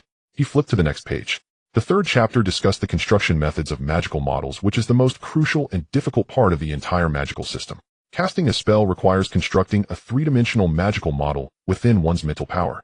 For example, to perform the simplest fireball spell, one must construct a spherical 3-dimensional structure in their mind, where each magic line must be precise to the millimeter and the angle deviation cannot exceed 1 degree. Then one must fill this model with magical power, adhering to strict requirements for the order of filling each layer. Finally, one uses mental power to trigger the model's release, and the entire process must be completed within 3 seconds. The speed and precision of model construction determine a wizard's strength. The book states that a qualified wizard apprentice needs at least 3 months to stably construct a fireball spell model. Those with good talent need a month, geniuses a week. The youngest legendary magic master in history, the great sage Merlin, is said to have mastered his first spell in just 3 days. After finishing the 3rd chapter, Tian nearly burst out laughing. A 3-dimensional model. Millimeter-level precision. Angle deviation not exceeding 1 degree. Isn't this just complicating visualization? In my previous life's cultivation, forming a golden core required visualization, and for the nascent soul, it required visualization too, but that was constructing a Tao seed within the body, not stacking blocks with mental power. Wizards in this world are effectively drawing CAD diagrams in their minds with their divine sense. If they draw correctly, they can cast spells. If they draw incorrectly, they fail. No wonder apprentices must study for 3 months. This method is too clumsy. True technique should be the intention reaches the energy. With a mere thought, spiritual energy responds naturally. Oh, why require a 3-dimensional model? He paused and thought, however, if the people in this world lack the concept of dantian or meridians and can only rely on magic circuits to hold on, then they cannot achieve the intention reaches the energy. Their intention and energy are separated by a circuit, hence the need for a model to guide them. This is likely a flaw in the system. If I can first transform my body to create a structure similar to a dantian. What are you doing? Elena's voice came from beside him. Tian opened his eyes, realizing he had unconsciously closed them for about a minute or two. I was wondering if there is a simpler method. Elena seemed to have heard something rebellious. A simpler method. The method for constructing magical models was passed down by the great sage Merlin, and every wizard has learned this way for thousands of years. Do you think you are someone who can be smarter than the great sage? I'm not saying his method is wrong, I'm just suggesting that perhaps there is another way. Elena rolled her eyes. Fine. Just don't think about those irrelevant things for now. She pulled out another thicker book from the shelf, which seemed to be titled A Comprehensive History of the Elven Court, and cradled it in her arms. First, finish reading the foundational theories. Finish the 3rd chapter in 3 days. Then I'll quiz you. If you can't answer, peel potatoes. Good to know. Elena, carrying the book, walked to the door, paused, and without looking back, said, a servant will bring breakfast to your room shortly. Eat it while it's hot. If it gets cold, don't blame me for not reminding you. Then she slammed the door shut. The sound of her footsteps gradually faded in the corridor. Tian picked up the book, returned to his dormitory, and sat by the bed, gazing at the bowl of steaming porridge and the sliced bread on the table. He had read many web novels in his previous life. In those stories about protagonists traversing to other worlds who wasn't equipped with golden fingers, gifted talents, learning magic in a day, and becoming a genius in 3 days. He was still too inexperienced and needed practice. Tian took a bite of the bread. It tasted good, 100 times better than the black bread from the village. As he chewed the bread, he pondered, if the magic in this world is truly as complicated as the book says, then why can't it be simplified? In his previous life, he had seen too many people complicate simple things while working out. What with golden movements, supersets, muscle failure training methods. In the end, the only truly useful principle was progressive overload. If he could do 10 today, aim for 11 tomorrow. It's that simple. What is the essence of magic? The book says it is to perceive magic, guide magic, and release magic. 3 steps. If these 3 steps can be simplified to the extreme, then what need is there for a 3-dimensional model? He set the bread down and closed his eyes. First, he would try to perceive magic. The book states that magic exists as an invisible energy in the world omnipresent. Tian emptied his mind, attempting to sense what invisible things were around him. A minute passed. He felt nothing. 2 minutes. Still nothing. 5 minutes. He felt like a fool. 10 minutes. Still nothing. Tian opened his eyes and let out a long breath. Perhaps his method was wrong, or perhaps he simply lacked the talent to perceive magic. Maybe he really should earnestly follow the methods described in the book. But he was unwilling. He recalled his past self walking into a gym for the first time, unable to even push a bare bar. The coach was quite kind, not trying to con him into buying classes by saying you've come to the right place, but simply told him you are naturally not suited for this. He didn't believe it. A year later, he could push 60 kilograms. 3 years later, 100 kilograms. 10 years later, he stood on the podium of a national powerlifting competition, holding the 3rd place medal. If that coach were present, he would probably think he had misjudged him. Tian closed his eyes again. This time he did not rush to perceive anything and directly adjusted his breathing according to the entering tranquility method described in the web novels of his previous life. Deep inhale, envisioning pure energy entering from the crown of the head. Slow exhale, envisioning turbid energy exiting from the soles of the feet. After 3 breaths, his heartbeat slowed. The sounds around him, the wind, the chirping of birds, the occasional footsteps in the corridor, seemed to be separated by an invisible membrane, becoming distant and blurred. He began internal vision. It was a shift of consciousness, retracting attention from the outside world and sinking into his own body. Veins, muscles, bones. He could vaguely feel these, but what he was searching for was not these. He was looking for the tendrils of divine sense. In the web novels of his previous life, it was said that everyone possesses divine sense, though its strength varies. An ordinary person's divine sense is like a lamp covered with thick cloth. Light cannot escape. One purpose of cultivation is to unveil that cloth. Tian imagined his consciousness spreading like water, slowly expanding outward from his brow. Very slowly, very gently, like a drop of ink spreading in clear water. Then in that extreme silence he felt something, very faint, like a spider silk in the darkness brushing across his divine sense, barely perceptible. That's it. Spiritual energy. No, in this world it's called magic. Tian did not rush to grasp it. He simply quietly felt its presence. That feeling was wonderful, not like touch nor hearing, but more like divine sense opening its eyes for the first time, seeing a blurred light. Spiritual root. I have a spiritual root. Although easily overlooked, it truly exists. He slowly opened his eyes. The porridge on the table was still steaming. He looked down at his hands, a slight smile curling at the corners of his mouth. The path has been found. He looked down at his hands again. No change at all. He couldn't release a fireball, couldn't control the water flow, and couldn't even make anything move. I know where the path lies. It turns out the spiritual power in this world operates like this. Tian smirked. This makes sense. Affinity for 7 elements is equivalent to 7 spiritual roots. It's still a cultivation world, just repackaged. He took a sip of porridge, put down the bowl, and reopened Fundamentals of Magic Theory, starting from the first chapter again. This time he no longer felt those words were incomprehensible. He recognized every word. He could understand every sentence. He began to take notes, seriously, using a charcoal pencil to illustrate the knowledge structure of each chapter, listing the key points one by one, and structuring them with the principles of cultivation. His reading speed was both fast and meticulous. Thanks to the cultivation web novels Tian had read in his previous life, he quickly grasped these concepts. 3 hours later he had finished half, and then his speed gradually increased. Whenever he encountered unfamiliar characters that hindered his learning, he would check the dictionary. By evening he had finished reading everything. The meal that the servant had brought to the table was already cold, and he hadn't touched it at all. He was still reading, like a drowning person grasping a piece of floating wood, or a starving person finally finding food. There were so many things in this world that he still did not understand. But he had plenty of time. Moreover, now he had books, and someone willing to teach him. Although that person claimed she was just playing around with training a wizard, Tian knew in his heart that no one who was just playing around would rush to someone else's room at dawn with a 500-page book. He smiled slightly to himself. Although she says it's just playing around, running over early in the morning with a 500-page book. This is far from playing around. Even the elders in charge of passing down knowledge aren't this dedicated. As the saying goes, there are often good horses, but rarely good horse trainers. Elena's kindness towards me is no less than that of the ancient Shangyang. This kindness must be remembered. Tian spent 2 days thoroughly studying the book Fundamentals of Magic Theory, reading it 5 times in total. On the 3rd day this book had transformed in his mind. It was no longer just a book, but a tree. A giant tree rooted deep within his soul, its branches and leaves reaching towards the heavens. The trunk consisted of the 3 core elements, the 7 attributes, the magic circuits, and the model construction, while the branches were the myriad derived theories that spread out like dragons and snakes, and the leaves were the specific spells and casting techniques, dense and overwhelming, blocking out the sun. He closed his eyes and could trace this tree from top to bottom, from roots to tips. Every leaf was etched in his heart and mind without a trace of error. But he was not in a hurry to cast spells. The book repeatedly emphasized in bold font and an almost warning tone one crucial concept: the capacity of the magic circuit. These are the conduits for conveying magic within a person's body, much like veins for blood or meridians for each person's circuits are innate. Their thickness, quantity, and distribution are predetermined from the moment of birth, determining how much magic one can carry and how powerful their spells can be. If the circuits are too thin and one forcefully injects vast amounts of magic, the circuits will fracture. The light consequence could be uncontrolled magic backlash, while the severe consequence could lead to immediate death, with the soul scattering.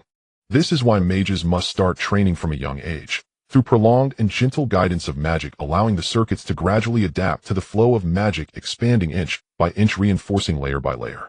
Like body tempering, like bone boiling, it cannot be rushed. Tian was all too familiar with this logic. In his past life, he saw too many people driven by immediate gains, lifting heavy weights, using potent drugs, and employing extreme measures to abuse their bodies. What was the result? Ligaments ruptured, tendons torn, discs herniated, and they became addicted to steroids. Those who ran the fastest often never reached the finish line. In this life, he had no intention of repeating past mistakes. On the 3rd day, he finally began. That morning before the dawn, Tian sat cross-legged in a corner of the abandoned training ground behind the manor, leaning against an old, crooked locust tree. Under the tree grew clusters of vividly colored mushrooms. The air was filled with the dry chill of late autumn, and the ground was cracked, dry, resembling an aged map with fissures. He closed his eyes. The meditation experience from his past life came in handy at this moment. He emptied his thoughts, sank his consciousness, and transformed himself into a calm lake, undisturbed and free from impurities. At first there was nothing. He did not know how long had passed, perhaps a stick of incense, perhaps half a day, then the feeling. It was like a layer of gauze as thin as a cicada's wing gently brushing against his cheek, so light, it was almost non-existent. But Tian's perception captured it in that instant like grasping a ray of light in the darkness. He steadied his mind and continued to sink deeper. Gradually that layer of gauze became clearer. It was everywhere, permeating the air, floating on the ground, clinging to the trunk of the old locust tree, even hovering over the caps of those clusters of mushrooms. Like a layer of extremely fine mist, in some areas dense like porridge, in others thin like smoke, but never completely vanishing. The book referred to this as magic essence. Tian internally referred to it as spiritual energy. The name was not important. What mattered was that he could now perceive it. At noon, the sun reached its zenith, and the stark white light poured through the gaps in the tree canopy, scattering like pieces of broken gold on the ground. Tian's back was already soaked with sweat, a consequence of intense concentration. He began to try guiding the magic essence into his body. This step was 100 times more difficult than perception. The magic essence was like a living thing. The more he tried to grasp it, the more it slipped away like a loach darting between the fingers of his spiritual power. Tian tried again and again. Each time at the brink of success, that wisp of magic essence would leap away like a startled fish, dissipating into nothing. He paused, took a deep breath. His chi settled in the dantian, and his heart became as still as water. Then he started anew. This time he changed his approach. He began to attempt to gently envelop that wisp of magic essence with his spiritual power, like cradling a butterfly, giving it space and time to settle down, slowly taming it gradually. The entire morning passed. He finally guided a wisp of magic essence as fine as a hair to his fingertips. That wisp of magic essence lingered at the tip of his index finger for less than 2 seconds, grayish-white, slightly glowing, like an extremely fine silk thread shimmering in the sunlight, like the most delicate principle between heaven and earth. Then he released his spiritual power, allowing it to dissipate naturally. Tian opened his eyes and moved his stiff fingers. There was no rush. Take it slow. In the afternoon, he began to try establishing a magic circulation within his body. Following the method recorded in the book, he guided the magic essence into the magic circuit, letting it flow along a specific path. Starting from his fingertips, ascending along the inner side of his arm, passing through the wrist, forearm, elbow, turning at the shoulder, passing beneath the collarbone, merging into the main circuit of the chest, then descending through the abdomen, like rivers returning to the sea, finally flowing out from the other hand. This was the most basic loop path, the first road all magic apprentices tread, also the most primitive Zhoutian operation. This process was exceedingly slow, as if carving characters on a stone slab with a needle. The magic circuit was thinner than a hair. Tian could even see what they looked like within his body, like a riverbed that had been dry for countless years, both narrow and shallow, with the walls covered in tiny cracks, as if they would crumble to dust with the slightest touch. With every inch the magic essence advanced, he felt a stabbing pain, dull and achy, like his muscles were being torn to the limit, or like his bones were being crushed and reforged inch by inch. Alas, it seems a foundation establishment pill is unavoidable. Tian's gaze fell upon those vibrant mushrooms beneath the tree. Their caps were deep purple, their edges shimmering with a faint blue light, resembling the inspiration mushrooms described in previous online novels. A low-grade spiritual herb of the first rank, containing trace amounts of spiritual power, often used as an auxiliary material for refining foundation establishment pills. Consuming it raw is toxic. It can cause hallucinations at best and instant death at worst. It must be refined with spiritual power to eliminate impurities before it can be consumed. This description automatically surfaced in his mind. But this is not the realm of cultivation. This mushroom may not be an inspiration mushroom. It could very well be just a poisonous mushroom, and eating it could lead to death. He stared at those clusters of mushrooms in silence for a moment. The book says that the magic circuit needs to be expanded gently, not in haste. But that is under the premise of having a teacher's guidance and resources to assist. As a mere tenant's son, with neither foundation establishment pills nor cleansing fluids, I can't even afford a decent magic potion. If I practice step by step, how many circuits can I clear in 10 years? He gritted his teeth and grabbed the mushrooms in one go. Refinement now. The path to immortality is a struggle against heaven, earth, and man. I have practiced chi for many years. It is time to rise from the dead. He kneaded them into a shape resembling a pill and swallowed it in one gulp. Boom. The rich medicinal power exploded throughout his body like molten lava, filling him up like a flood bursting its dam. Tian's eyes turned crimson. In a daze he seemed to see a blue lotus blooming in the chaos, swaying gracefully, with every petal inscribed with the symbols of the Tao. A youth in white stood at the mountain peak, facing away from the masses, leaving behind a single phrase: who stands as the peak at the end of the immortal path. A bronze ancient sword fell from the heavens engraved with 4 great characters. I am the Heavenly Emperor. There was also a figure enveloped in golden light stepping on a rainbow cloud wielding an iron rod shouting at the celestial beings, "Take a hit from me, old son." No wait. Tian struggled in the hallucination. This style is wrong. But that figure flashed past, replaced by a towering southern heavenly gate behind which lay a seemingly endless road to the heavens. Ha! Tian laughed to the sky. I see it. The road to the heavens, the bridge to immortality. I have become an immortal. In my youth, I already knew the world's hardships. Tian's voice trailed off. He forgot everything in front. He forgot the middle. He forgot the end. In short, my life is determined by me, not by heaven. Breakthrough. Boom.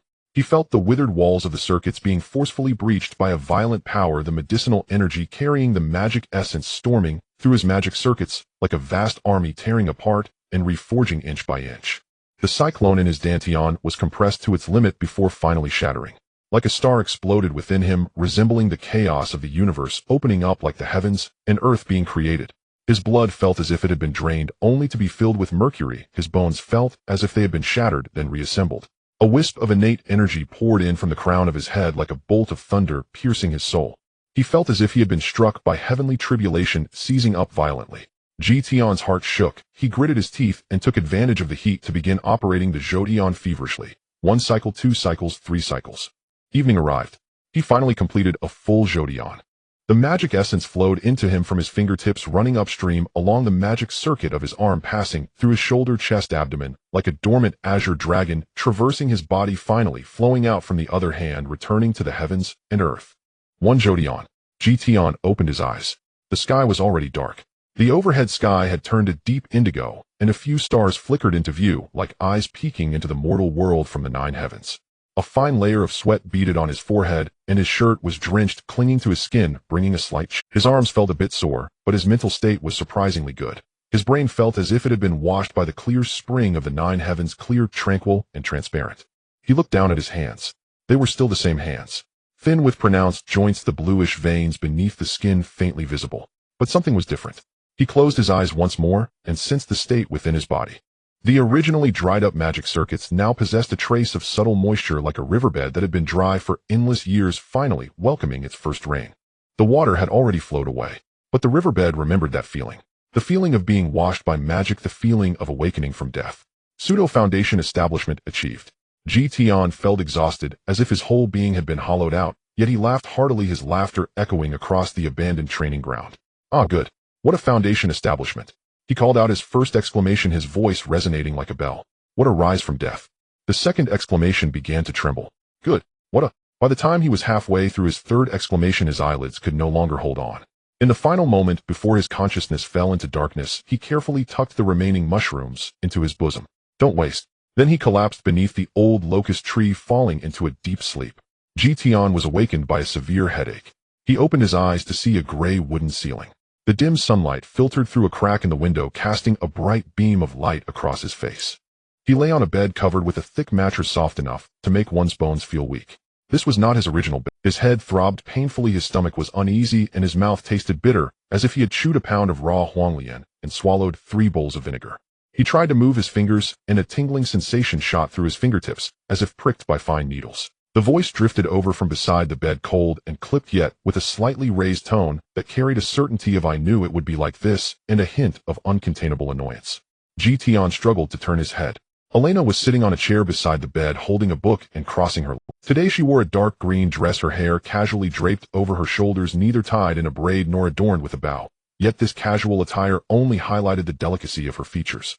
But her expression was far more animated than her clothing. Her eyebrows were raised high, the corners of her mouth slightly turned down, and her eyes clearly conveyed "You idiot." Yet occasionally they darted to his face, as if to confirm whether he was truly awake. "Do you know?" She leisurely turned a page of the book, her finger pausing on the paper for a moment while her eyes didn't focus on the words. "What's the name of the mushrooms growing under that crooked old locust tree behind the manor?" Tian opened his mouth, his throat dry as sandpaper. Spirit mushroom. That's what he had always called it, and he genuinely didn't know its scientific name. Wrong.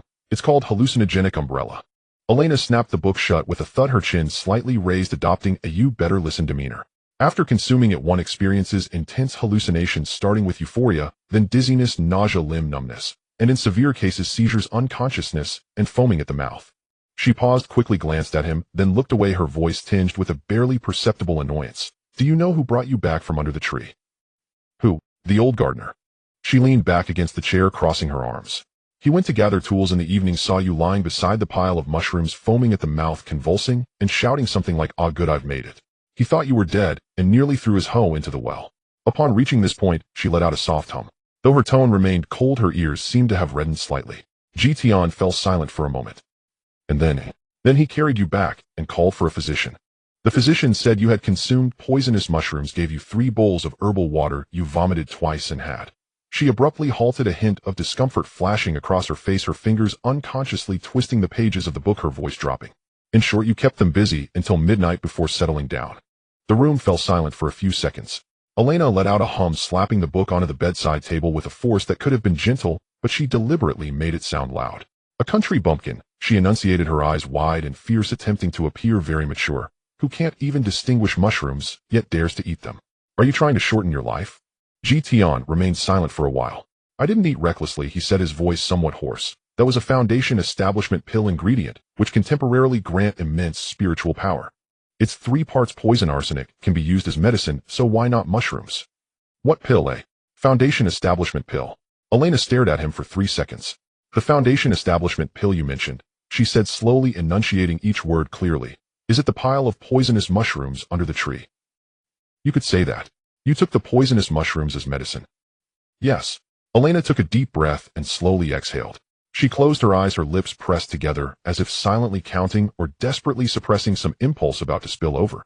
That expression clearly indicated she wanted to explode, but couldn't bring herself to actually curse, battling internally.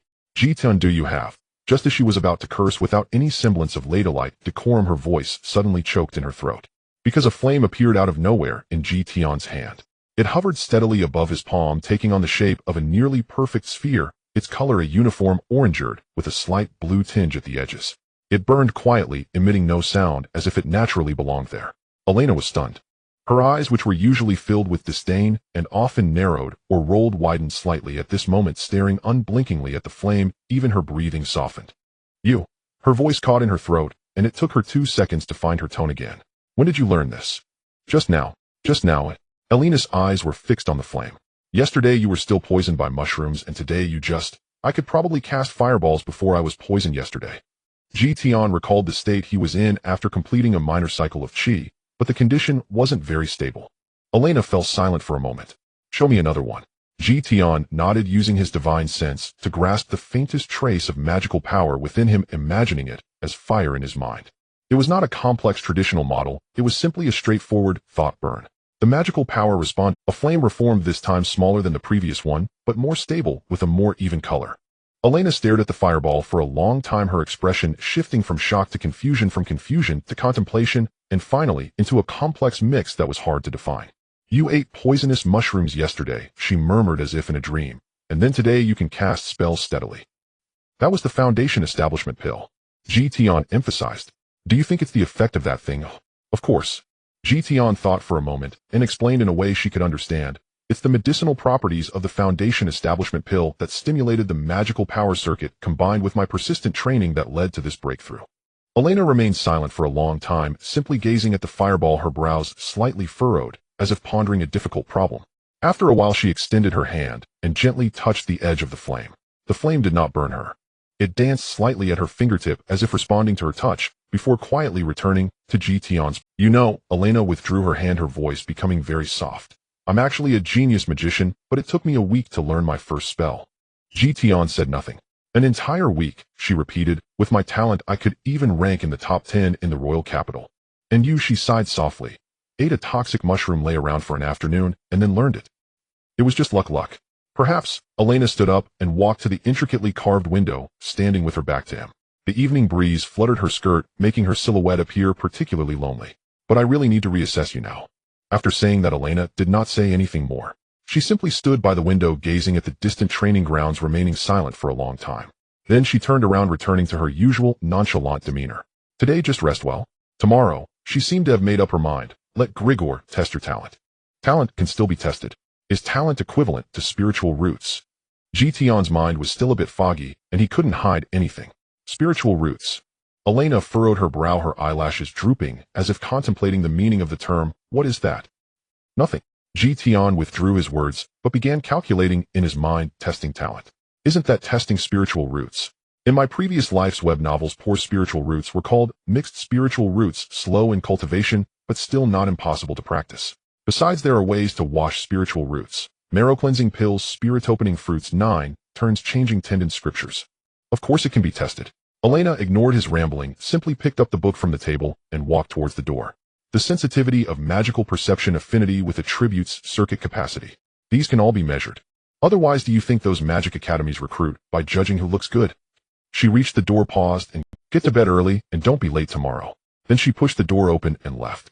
Early the next morning, Tian, still feeling the effects of the mushroom, was awakened by a series of knocks at the door. He opened the door to find the old butler Gregeo standing at the entrance with a tray in his hands. On the tray was a bowl of hot porridge, 2 eggs, a piece of bread, and a crystal ball the size of a fist. The crystal ball was placed on a copper base, its surface polished to a high sheen, gleaming faintly in the morning light. The young lady asked me to measure your talent, the old butler said as he set the tray on the table and placed the crystal ball beside it. First eat your meal, and we will measure afterward. Tian sat on the edge of the bed, took a sip of the porridge, finding the temperature just right. The old butler stood nearby, hands clasped behind his back, quietly watching him eat.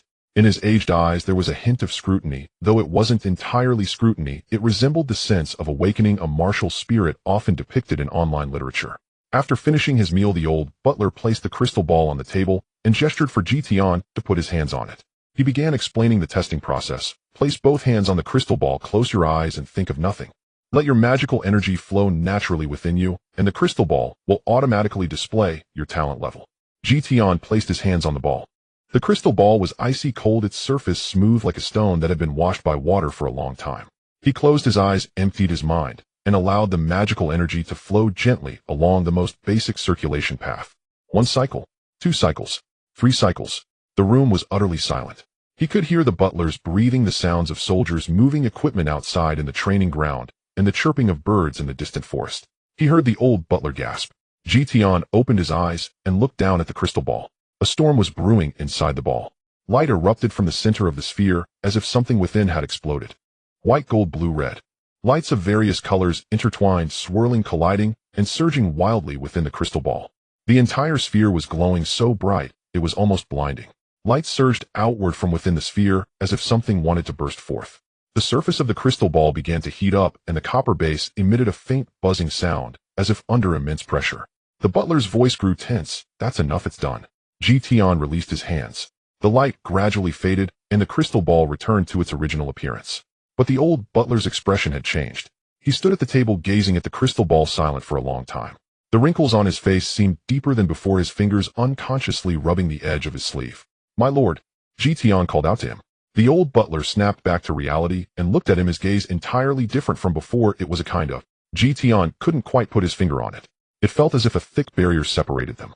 The old butler turned and walked out, saying, "Follow me." They walked through the corridor, past the garden, and finally stopped in front of a door on the eastern side of the manor. The old butler knocked on the door. Elena's voice came from inside the room. "Come in." Opening the door, Tian saw Elena sitting at her desk, a half-open book in front of her. Upon seeing Tian enter with the old butler, and noticing the butler's expression, she raised an eyebrow. "What's wrong? Is his talent very poor?" The old butler didn't respond. He just walked in front of Elena and leaned down to whisper a few words in her ear, his voice low. Tian only caught the words crystal ball, full attributes, and overload. Elena's expression changed. Her usual serene demeanor turned serious. Tian secretly thought, is everyone in this fantasy world a master of riddles? She looked up to confirm with the old butler. "Are you sure?" The butler's voice was very low. "Sure, the crystal ball has never shown that kind of reaction, never." Elena remained silent for a long time. Then she stood up and began pacing as if contemplating something. Finally, she lowered her voice, saying, "Gregeo, you may step outside. I have something to discuss with him." The old butler glanced at Tian, bowed, and left the room. The door gently closed behind him. Only the two of them were left in the room. Elena stood by the window, sunlight streaming onto her, making her light blue dress shine. She remained silent, and Tian also stayed quiet, waiting patiently. As the atmosphere built up, Elena finally spoke. "Do you know why I want to teach you magic?" "I don't know. Because I need someone." Tian remained silent, continuing to wait for her to tell her story. "I have a high talent for magic. The headmaster of the Magic Academy in the royal capital personally came to ask my father, saying he wanted to take me as a disciple. The cardinal of the church saw me casting spells at a banquet and immediately declared this child is a gift from the gods. I can say without exaggeration that I am among the most talented individuals, second only to the heroes who wield the holy sword. Do you know what that means? Tian thought for a moment. It means you are very valuable. That's what the cultivation novels say. Our untapped geniuses have many uses. They can refine pills, serve as marriage partners for noble families, or even be vessels for powerful sect elders. Elena nodded, a bittersweet smile appearing on her lips. Yes, very valuable, valuable enough that everyone wants me. She lowered her head, gazing at her fingers. The cardinal of the church wants me to marry his nephew. The nobility of the royal capital wants me to marry their sons. Even the king plans to send someone to propose, saying he wants his second prince to marry me. My father is just a viscount serving in the royal capital. He can't afford to offend anyone. But no matter who I marry, others will be unhappy, and those who are unhappy will find ways to make him more unhappy. Tian listened quietly. Elena lifted her head and continued, so he sent me here mainly to hide. She looked out at the sky, her eyes somewhat vacant. This fief is very remote. There are no magic towers, no monster nests, and even the church's priests are unwilling to come here. If I stay here for a few years, wait for the storm to pass, and for those people to find new geniuses or new targets, maybe no one will remember me. But I know this is just stalling for time. She turned her head to look at Tian. The sunlight illuminated her face, making her eyes exceptionally bright. Sooner or later those people will come knocking. Maybe next year, maybe the year after, or maybe the day my father can no longer hold on. At that time, I will still have to marry a person I don't know, go to a place I don't want to go, and live a life I don't want to live. So I need someone. She looked at Tian, her voice becoming very soft. An ordinary person. Someone without any background, without any power, someone who no one would notice. Someone who could serve as a shield. The room was silent as Tian stood there looking at her. You teach me magic because I need you to stay alive. Elena interrupted him. A shield that is too weak dies too quickly. So I want to teach you magic to make you strong enough to survive until I can fulfill my talent. She paused. But now, she looked at Tian, her expression complex. Now things are different. She didn't say how they were different as she simply stood there looking at Tian. Tian, do you know what full attributes mean? Tian did not answer immediately. His mind was racing. Full attributes. All 7 attributes are compatible. In a world rich in spiritual energy, this is called a chaos body, while in less abundant places it might be referred to as a mixed root. All laws return to one and all paths are interconnected. There are no bottlenecks in cultivation and no restrictions on spells. In the history of magic on the continent, a full attribute mage is a rarity only found once in a millennium. Once they appear, they are destined for greatness. In my last life, I cultivated for 10 years and could not even sense spiritual energy. In this life, I was reborn in another world thinking I was just an ordinary person. Yet you tell me I have a chaos body. His efforts to suppress the corners of his mouth. Heaven's will. Is this compensating me? It means you can learn any magic. Fire, water, wind, earth, light, darkness, and thunder. All 7 attributes, you have affinity for them all. There have been only a handful of recorded full attribute mages in the history of the continent's thousands of years of magic. She didn't respond to Tian's speculation, but spoke as if in a trance, or perhaps to herself. Moreover, Gregeo said the crystal ball was overloaded. Not full nor off the charts, but overloaded. That crystal ball is specifically designed to measure talent with a legendary level limit. Even a grand magus would not overload it. She looked at him. Do you understand what this means? Tian didn't hesitate and replied, it means I am very valuable. Yes, Elena smiled again. This time it was a genuine smile, her eyes sparkling. Yes, you are worth much more than. She stood up, walked over, and stood very close to Tian. Close enough that he could see his own reflection in her eyes. So she took a deep breath. I am telling you this now because you are no longer an ordinary person.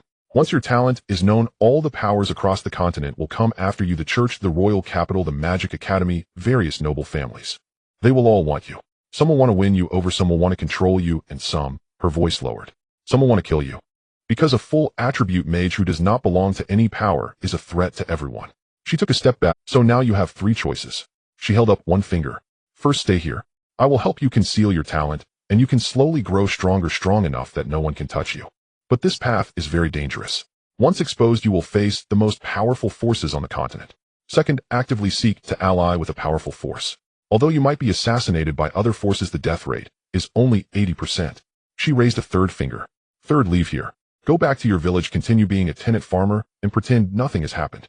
No one will notice a rural tenant. You can live a peaceful life. She lowered her hand, looking at him.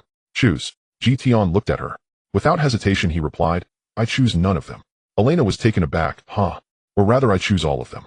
He took half a step forward, his gaze calm and resolute. First, I will not leave. I need a starting point to slowly grow stronger. Second, I will not ally with any force. To live under someone else's roof dependent on others, that is not the path of a seeker of the Tao. Third, I will not return to my village. What would I go back for? To farm, to fight, to wait for death. He paused. What I want to do is to create my own power. Elena frowned, her beautiful brows knitting together. You alone. Tian interrupted her, not alone. The Tao does not walk alone, there must be neighbors.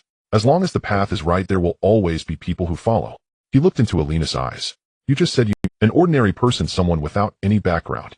But now I am no longer an ordinary person. So, Elena's voice tightened, you want to leave? No. Tian shook his head. I said I choose all of them. He thought for a moment and rephrased in a way she could understand. There is an ancient saying in my hometown, those who understand the times are the wise. But there is another saying, when the time comes, heaven and earth work together. When luck goes, heroes are not free. Now my time has come.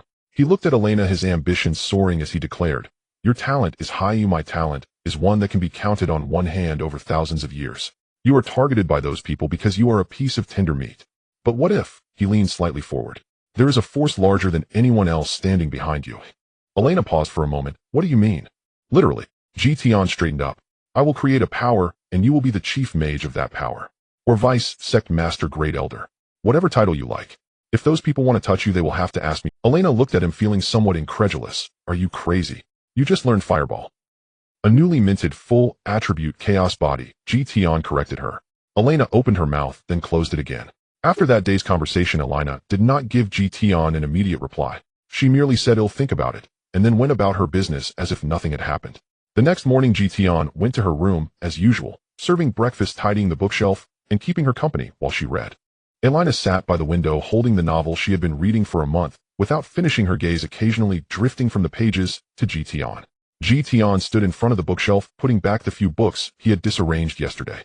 Elena suddenly spoke. The third book on the seventh shelf is in the wrong place. That's a book on magical theory, not history. Tian looked down at the book in his hand. The cover indeed marked a general history of the continent. This one is history. I'm talking about the one you just put down. I didn't put down any book on magical theory. You did.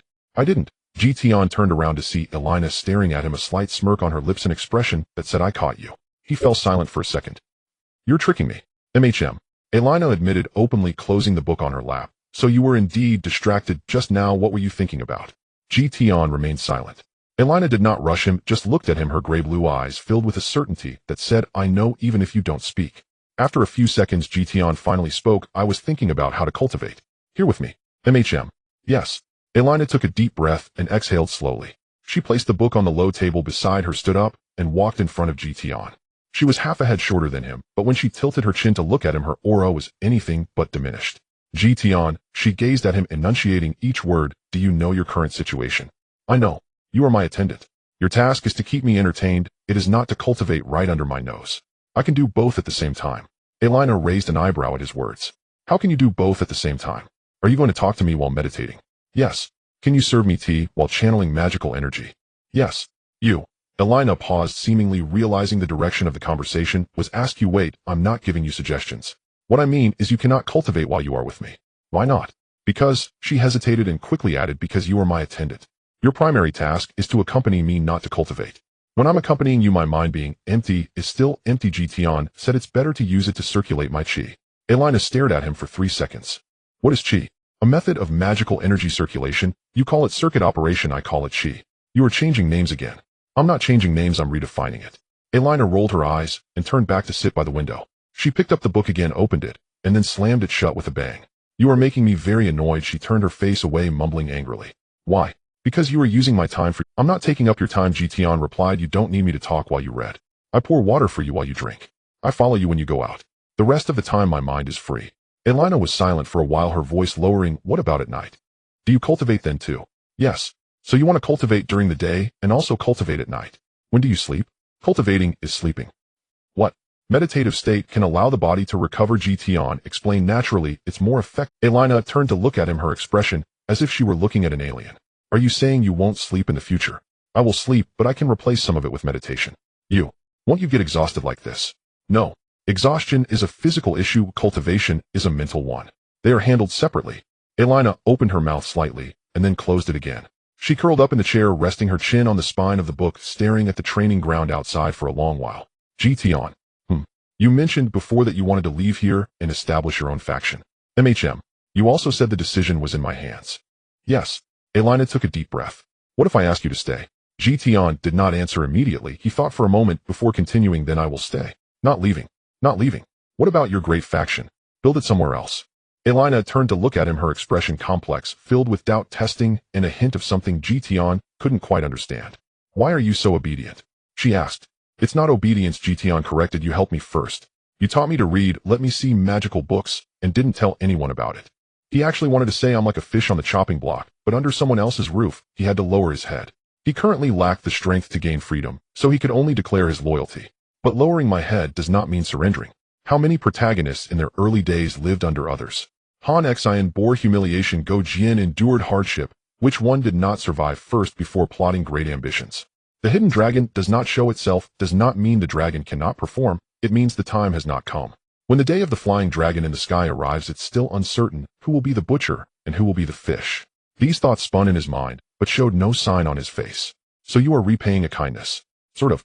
Elena snorted softly, repaying kindness. You think this is a knight's novel? It's not repaying kindness, Tian corrected again. Those who owe must repay, that's the rule. Who made the rule? I made it. Elena stared at him for a few seconds before being amused by him. She seemed to breathe a sigh of relief, and then murmured, You are really a strange person. I know. You know, and still sound so confident.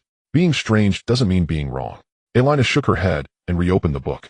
This time she did not close it again, but actually began to read. The room fell silent for a while, with only the sound of pages turning and the crackling of firewood in the fireplace. Tian. What is it?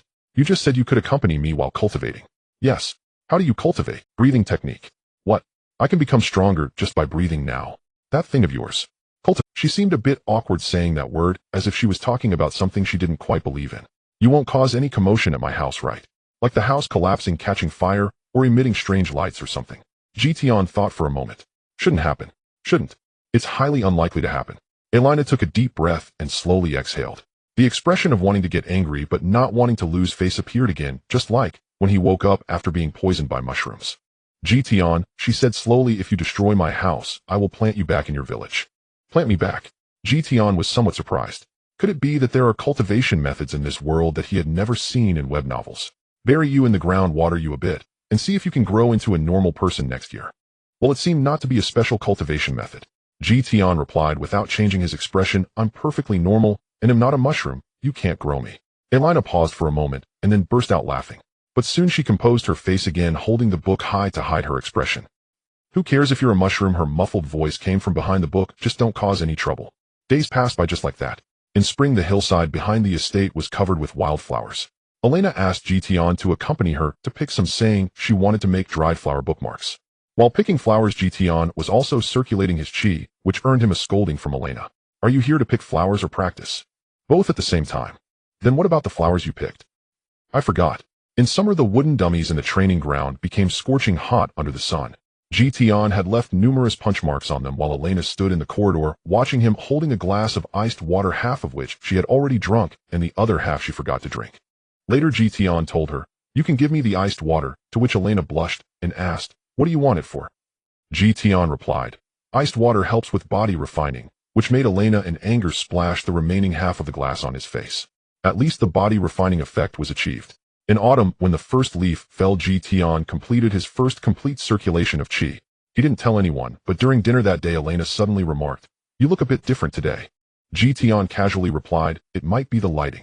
Elena hummed softly, not pressing further, but that night, she had the kitchen add a lot of supplements for him. In winter, the fire in the fireplace burned vigorously. Elena sat on the sofa wrapped in a blanket, while Tian sat on the floor, beside her, leaning against the sofa leg. She read her book while he practiced his refining. Outside, the snow fell layer upon layer, and the only sounds in the room were the turning of pages and the crackling of the firewood. One time Elena looked down and found him with his eyes closed, thinking he had fallen asleep, and divided half of the blanket to cover him. Tian opened his eyes and said, I am meditating, prompting Elena to pull the blanket back. 1 year, 2 years, 3 years. The wildflowers behind the estate bloomed and withered repeatedly. The wooden dummies in the training ground were replaced 3 times. Elena grew from a little girl into a young woman, her youthful innocence fading, replaced by a newfound train. She no longer used a hum to mask all her emotions, but occasionally still did, especially when Tian said something that left her at a loss for words. Tian grew from a boy into a young man. He shot up in height, broadened his shoulders, and lengthened his fingers, but remained quite slender. Elena mocked him, saying he looked like a bamboo pole that couldn't be blown down by the wind. Tian replied, "Bamboo poles have their advantages too," to which Elena asked what those advantages were. He explained, "They have a low center of gravity and are not easily toppled," causing Elena to roll her eyes. For years, 5 years, Tian began to venture out in the Viscount's territory and surrounding areas, but would still return to Elena like a house cat fond of hunting. Along the way, he saved some people, took on a few apprentices, and established a sect called Feng Ling Yuang. In the 6th year, Tian used forbidden-level magic for the first time. This occurred on a wasteland 300 miles from the Lord's Manor, where a goblin tribe had slaughtered 3 villages. When Tian arrived, the fire of the last village had not yet extinguished. He stood in the middle of the ruins, staring at the charred bodies littering the ground, and remained silent for a long time. Then he closed his eyes and recited an incantation that no one had ever heard before. 3 days later, all the goblins in that area began to kill each other and died in violent ways. A month later, the entire tribe was completely eradicated in the eastern part of the human kingdom. No one knew who had done it. The Adventurers Association classified it as a forbidden spell, magic that could only be cast by a grand mage or higher. The Church's investigation team came and went without finding anything. Only Elena knew. When Tian returned that day, she did not ask him where he had been. She merely glanced at him, then placed dinner in front of him. "Eat more," she said, resting her chin on one hand and poking his face with the other. "You've lost weight." Tian said nothing and continued to eat. That night, he sat on the roof of the estate, gazing at the starry. Elena climbed up at some point, sitting beside him, her skirt brushing against the dust, but she didn't care. "What are you thinking?" she asked. "I was thinking it's been 6 years. Yes, 6 years. You said before that your father sent you here to Yes. Are those who want to marry you still watching? I am now at the peak of Golden Core, half a step away from the nascent soul stage. If there are any troubles to eliminate, just let me know." Elena fell silent for a moment. They should still be. It's just not as urgent anymore. "Why?" Because, she paused, because a mysterious grand mage has appeared in the eastern territory of the kingdom, and both the church and the royal capital are paying attention to this matter, leaving no time for someone like me. Tian turned to look at her. Elena did not meet his gaze, staring at the distant stars. "Tell me," she asked softly, "will that grand mage stay in the eastern territory forever?" "No," Tian replied. "How do you know?" "I guess." Elena turned her head to look at him. The moonlight shone on her face, illuminating her eyes brightly. "Are you good at guessing?" "Not bad." Elena stared at him for a few seconds. Tian. "Moi. It's been 6 years." "Yeah. You said you wanted to create your own force," she said. "Did you create it?" Tian thought for a moment. "I guess I have." "What do you mean by I guess?" "A few people are training with me. Not many, but enough." "Where?" "In..." "Forget it, don't tell me," Elena interrupted him. "The less I know, the better." Tian glanced at her and said nothing. They sat side by side on the roof, gazing at the starry sky above, while the night breeze blew in from the wasteland, carrying the scent of earth and dried grass. Tian. If you leave in the future, will you come back?" Tian did not answer immediately. After a moment, he said yes. "Why?" "Because there are people here who owe me things." Elena was taken aback. "Who owes you?" "What do I owe you?" "You owe me an answer." Tian said seriously. 6 years ago you said I'll think about it, but you still haven't told me the result of your consideration." Elena stared at him for 3 seconds, her eyelashes fluttering, a smile spreading from her eyes like moonlight falling on the forest floor. It was a light smile, like a sigh in the night breeze. "Then just wait for me," she said, her cheeks slightly warm. "I haven't thought it through yet." "Take your time to think," Tian comforted. "I'm not in a hurry." Aren't cultivators usually in a hurry? Being anxious doesn't help. Breakthroughs require the right timing. Rushing can easily lead to obsession. Can you stop relating everything to cultivation? I can't. Elena couldn't help but chuckle, her laughter as clear as a spring in the forest. They sat like that until the moon rose to its highest point. A week later, in the western fortress Keld City, the city walls were built from large blocks of gray granite, standing 20 zhang high and 8 zhang thick.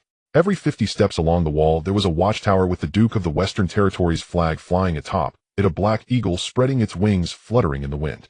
This city was constructed between 2 mountain ranges, serving as the last critical defense line of the empire's western front. Further west lay the vast wasteland, and beyond that was the territory of the Demon King's army. Tian stood at the city gate, looking up at the watchtowers on the walls. 6 years ago he first heard the words Demon King's army from a merchant at the village post. 6 years later he stood before this fortress city that faced the Demon King's army heathen. Time truly flies. Today he wore a simple gray linen coat, leather boots on his feet, and a blunt iron sword hanging at his waist, which was purely for show. He looked like an ordinary adventurer with no money, just trying his luck in the Western Territory. In reality, he indeed had little money.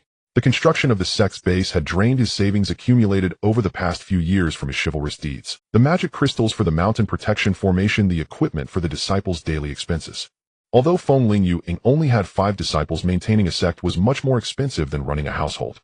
Therefore, he came to Keld City not just to see what the brave team leader looks like, but for a more practical purpose. His cultivation had reached a bottleneck, and he urgently needed greater challenges and more resources.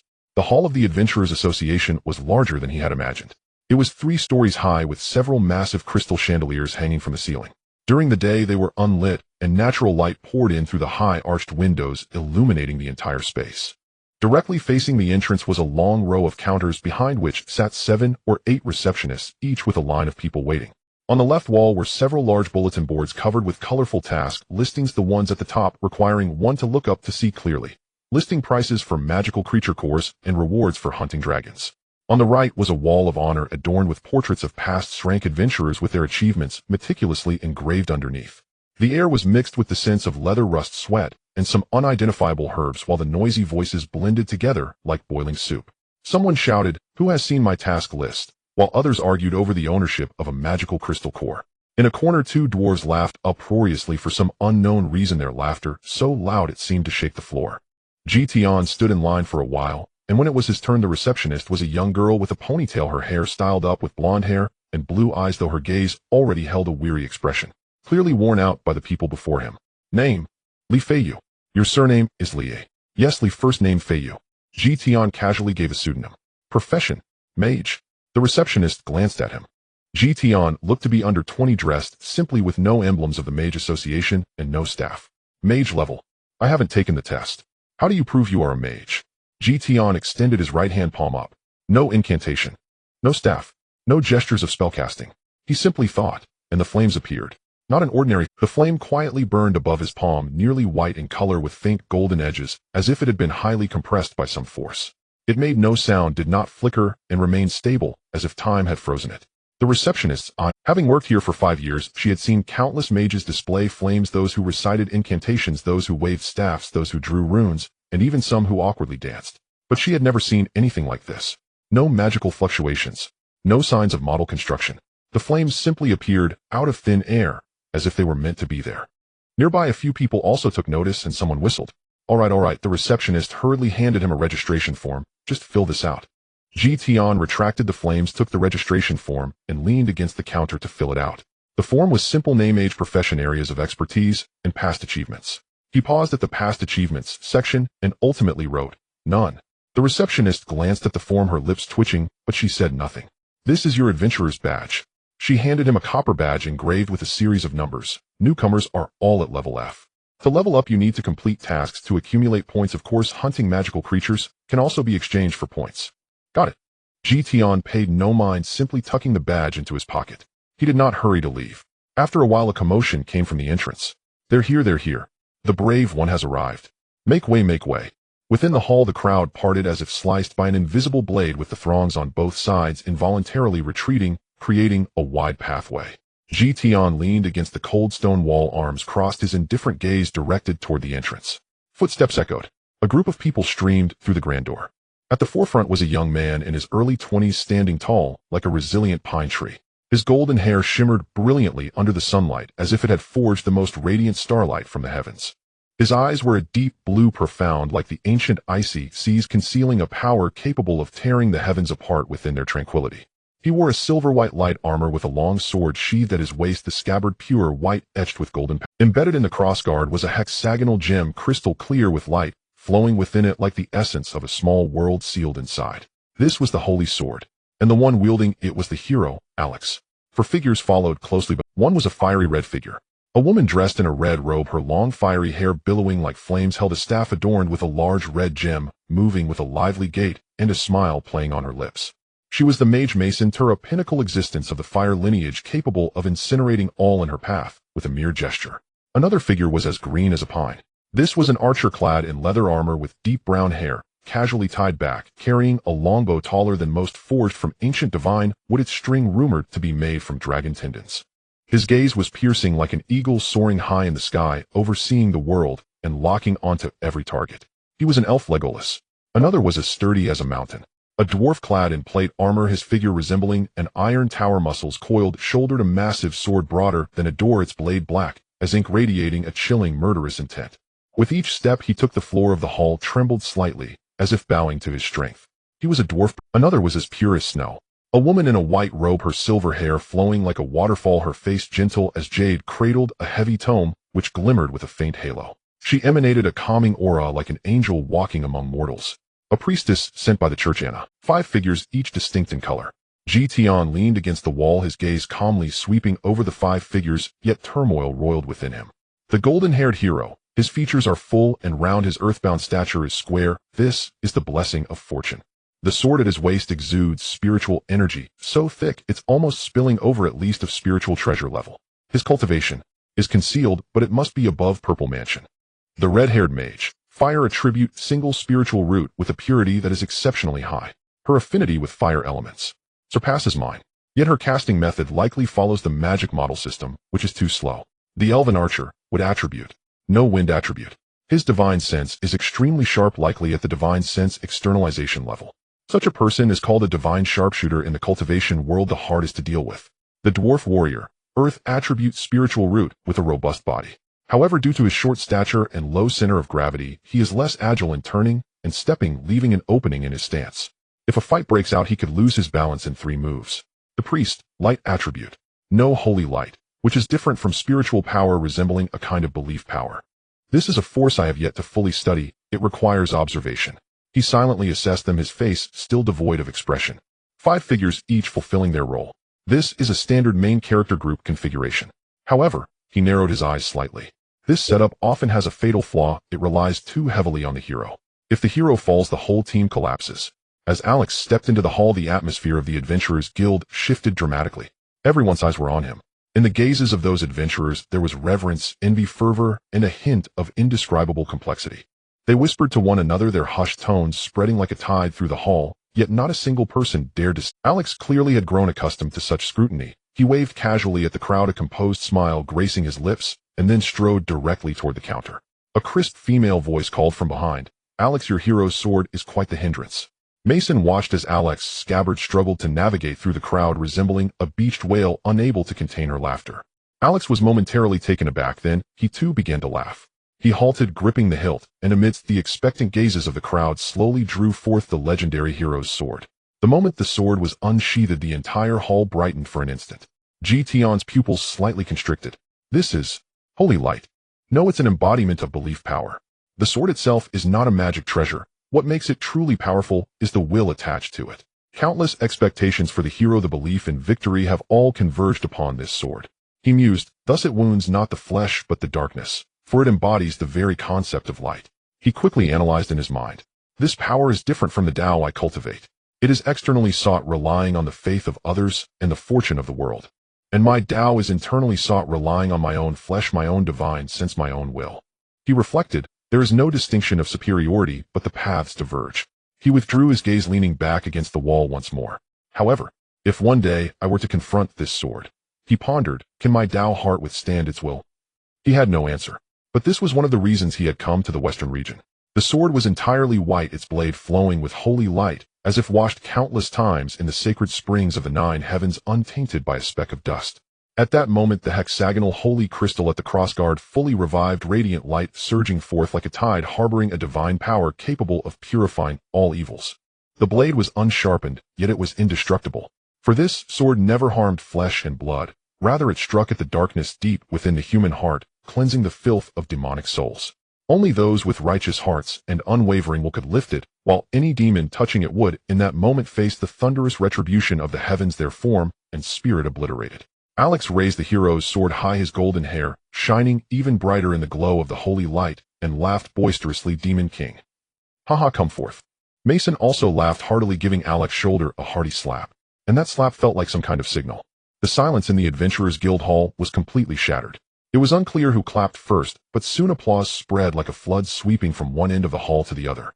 Whistles, cheers, and shouts intertwined, converging into a deafening roar, nearly threatening to lift the roof off the entire building. Hero, go smash the Demon King, someone shouted hoarsely yet filled with fervor. A few raised their goblets. Though drinking was strictly prohibited in the guild hall, who cared about rules at this moment? A few bold adventurers even jumped onto the tables waving their flasks toward the hero, expressing their admiration from afar. Everyone wore relaxed smiles as if victory was already within their grasp. Go forth, man who draws the holy sword, and prove your strength. An elderly voice came from a corner, that of a weathered old adventurer, his eyes glimmering with a moist light, as if seeing the youth he once was. If it's tough, let me take over.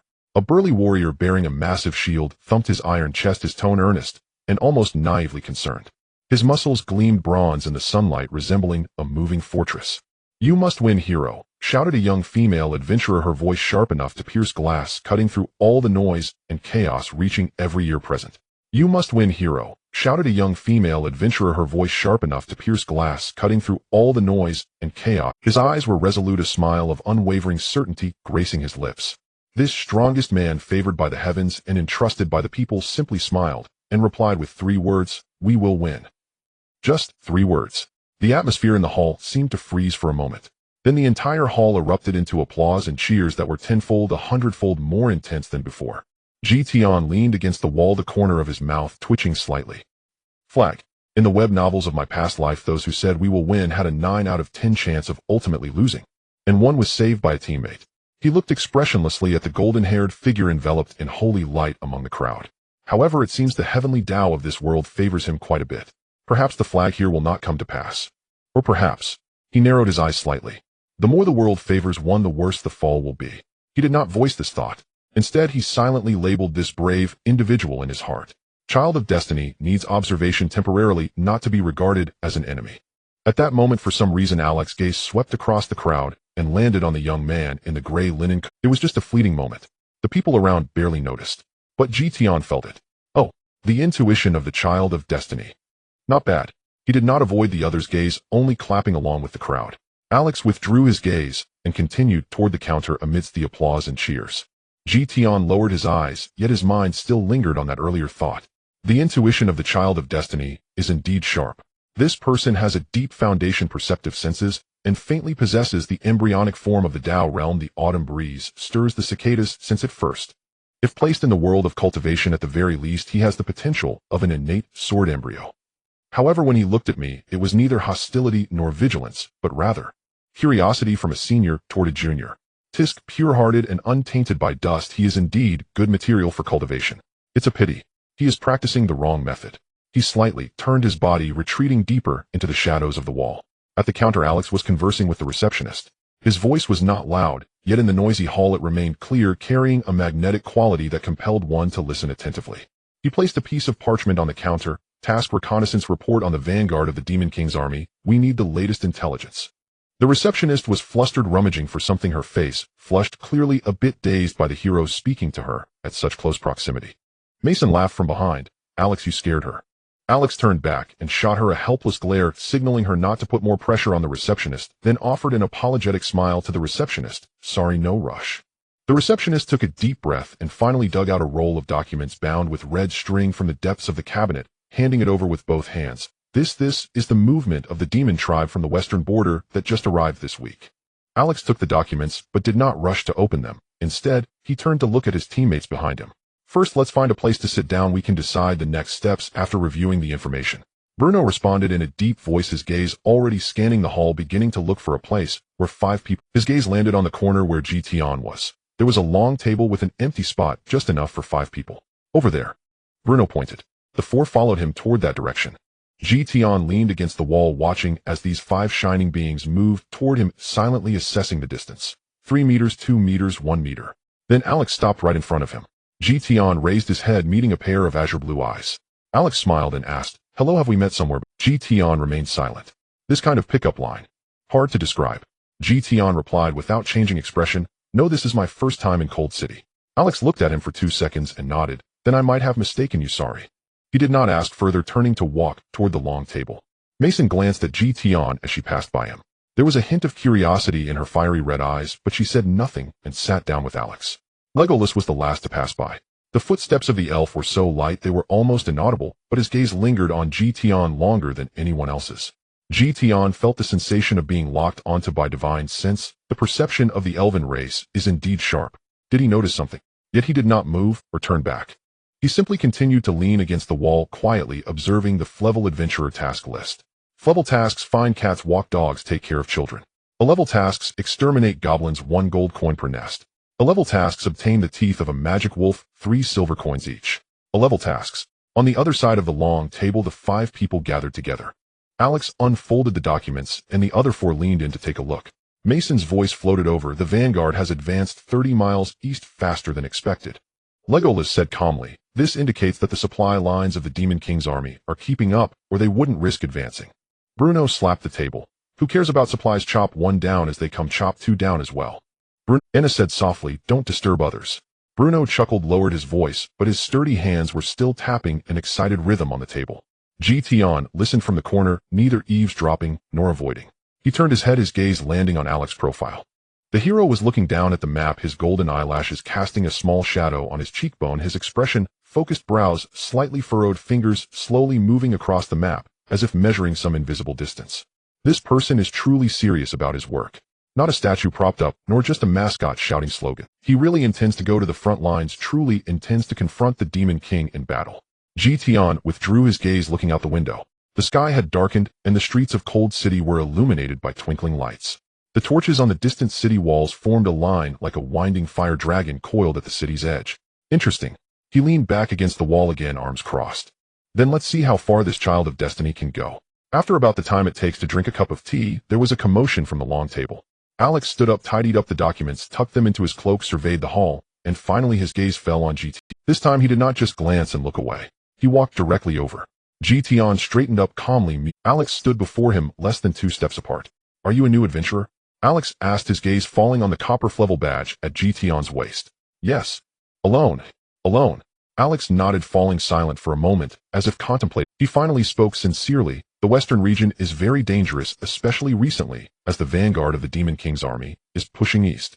If you're acting alone, it's best not to go too far out of the city. Tian looked at him, not answering immediately. Is this a warning? Or a test of me? No, it's a warning. The concern in his eyes was worry. This child's heart is indeed admirable. Understood, Tian replied, then inexplicably added, you too, take care. Alex was taken aback. Dao, friend. Tian's expression also froze for a moment. He nonchalantly fabricated. It's a dialect from my village, meaning friend. Alex nodded, half understanding. Oh, your village's dialect is quite interesting. Alex smiled, then turned to leave. But after taking 2 steps, he stopped again and turned to look back at Tian. By the way, what's your name? Li. Feiyu. Alex repeated the name as if to remember it. I'm Alex. If you need any assistance, feel free to find us. He pointed toward the long table. Mason was sprawled over the table, yawning. Bruno was saying something to Legolas, and Anna was organizing the holy texts. We will be staying in Cold City for a while, waiting for the intelligence to be confirmed before setting out. Tian nodded. Okay. Alex took one last look at him before turning back to the long table. Mason lifted his head lazily and asked, what did you say to that newcomer? Nothing, Alex replied as he sat down, just reminding him to be careful. Mason yawned. You're still as nosy as before, worrying about a rookie of Flevel who probably won't even leave the city walls. What's there to be concerned about?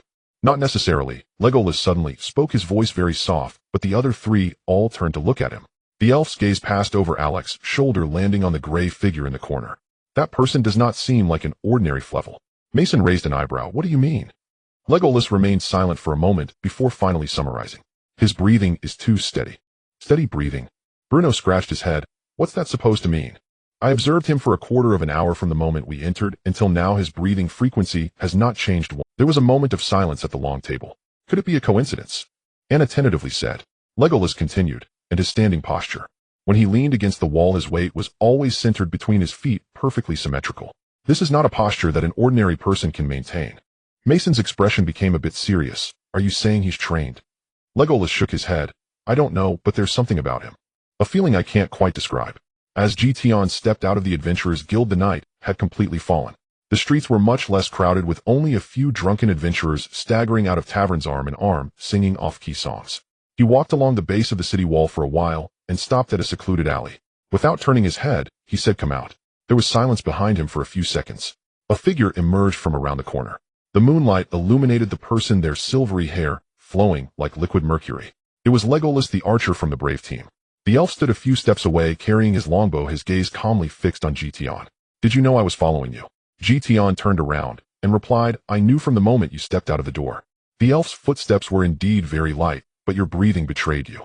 Legolas fell silent for a moment, then the corner of his mouth lifted slightly, the first expression resembling a smile that Tian had seen on this elf's face. It was simply like his own emotionless second disciple Ophelia. Indeed, the elves all had emotionless faces. Tian firmly concluded in his heart. You are indeed not an ordinary Frank. I never claimed to be an ordinary Frank. Who are you? He spoke. Tian pondered for a moment. Cultivator refining his heart in the mortal world, seeking a breakthrough. Legolas frowned. Cultivator. In our village, it means one who cultivates body and mind similar to your magicians, but the paths are different. How different? You cultivate externally while I cultivate internally. You pursue magical essence, I pursue the Tao. Legolas remained silent for a while. Tao. Tian waved his hand. The Tao that can be spoken of is not the eternal Tao. In short, just consider me practicing a rather obscure method of meditation. The elf did not press further. He simply stood there quietly watching Tian, as if confirming something. He suddenly said, Alex is a good person. He genuinely cares about you. I know, but with your strength it seems you don't need to be worried. True. Legolas nodded as if he had received it. Then I won't disturb you. He turned around, took a few steps, and then stopped. By the way, what sect is your breathing technique? Tian was taken aback. Breathing technique. He sensed it. He replied, self-created. Indeed, it was a breathing technique he had created based on what he read in online novels. Legolas glanced back at him, and for the first time there appeared a hint of respect in his amber eyes. The elf sincerely praised, very impressive. Then he slightly bowed and disappeared into the night.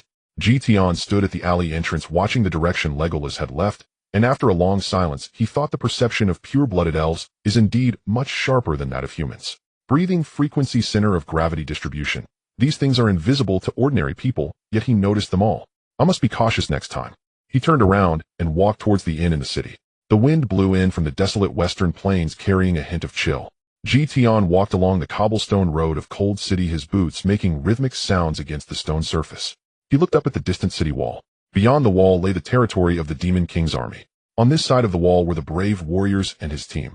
And he was merely a self-proclaimed cultivator who had emerged from the most remote village in the east of the empire, a mere frank adventurer, standing between the two. He said to himself, no rush, the road is still long. I will come to deal with them after I achieve breaking the golden core and transforming into the nascent soul, breaking the nascent soul and returning to the void. He entered the inn, requested the cheapest room, and sat cross-legged on the wooden bed. He closed his eyes and began circulating his chi. The night grew deep and the noise in the inn gradually subsided. Tian sat cross-legged on the wooden bed for a long time. After circulating his chi for 7 cycles, the golden core within him became increasingly round and flawless. This speed was not considered fast, but for someone without a teacher's guidance, without the aid of pills, relying entirely on his own exploration, it was already quite extraordinary. He opened his eyes. The moon outside the window was hanging at its highest point, and the cold light spilled through the thin window paper, laying a silver frost on the floor. He got off the bed and walked to the window, pushing it open. The night in Cold City was very quiet, and in the distance the city wall was lined with torches forming a winding line of fire. Further away lay the western plains, shrouded in darkness with nothing visible. But he knew that something was stirring in that darkness. Tian glanced down at his waist. There hung a palm-sized black banner woven from the silk of a blue-faced demon spider, possessing excellent toughness and a natural affinity for souls. The frame was made from the heart of a dead ancient tree, hard as iron yet light as a feather. He had spent 3 months refining this banner. It still had no name. To be precise, it still did not have a name he was willing to speak out.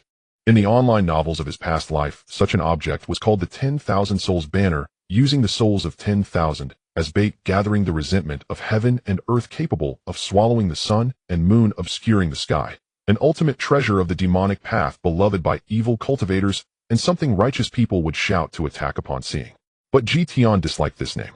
10,000 Souls was too straightforward, and the 3 characters of 10,000 Souls Banner sounded like nothing more than an illegitimate artifact. If he were to be questioned later, explaining it would be troublesome. After thinking for a long time, he finally decided to call it Emperor's Banner.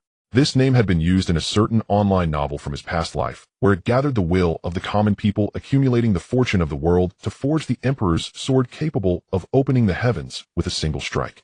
10,000 souls signifies slaughter, whereas Emperor signifies righteousness.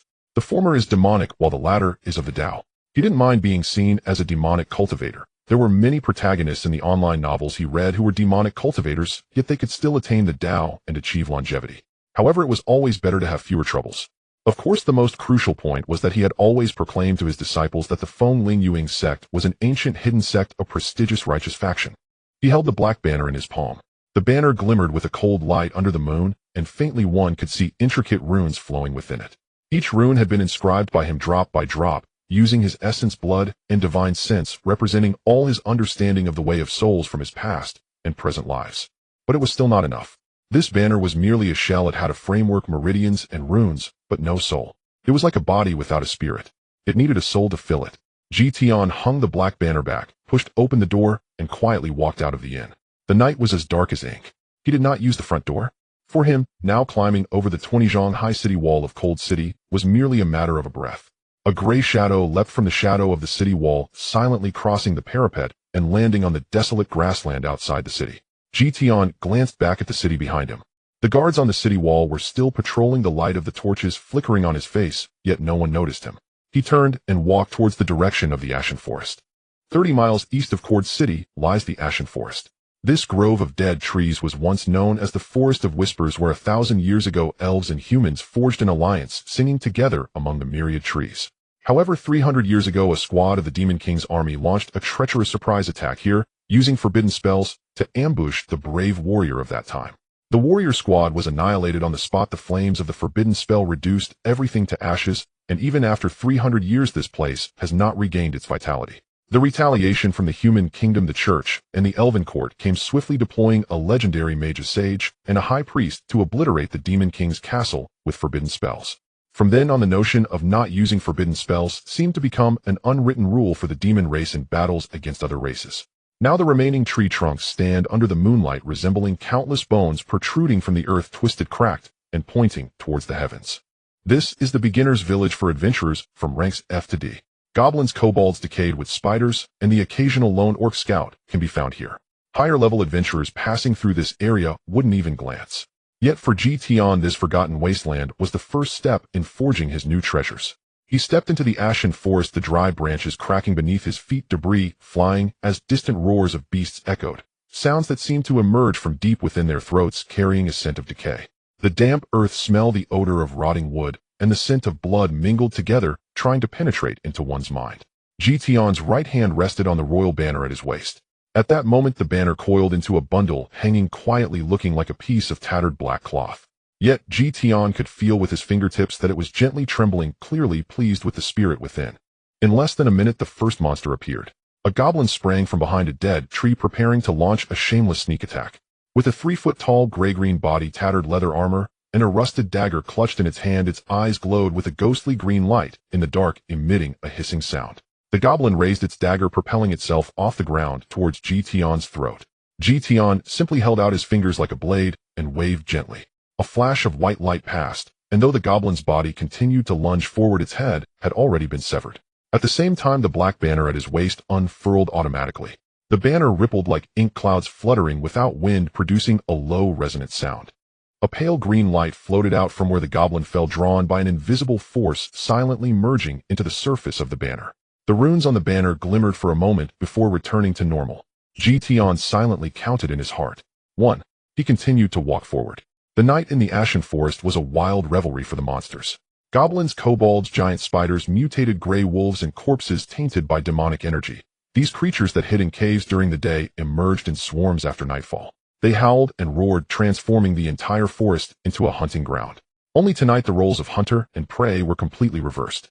Tian traversed through the forest, his pace neither fast nor slow, each step measured as if taken with a ruler.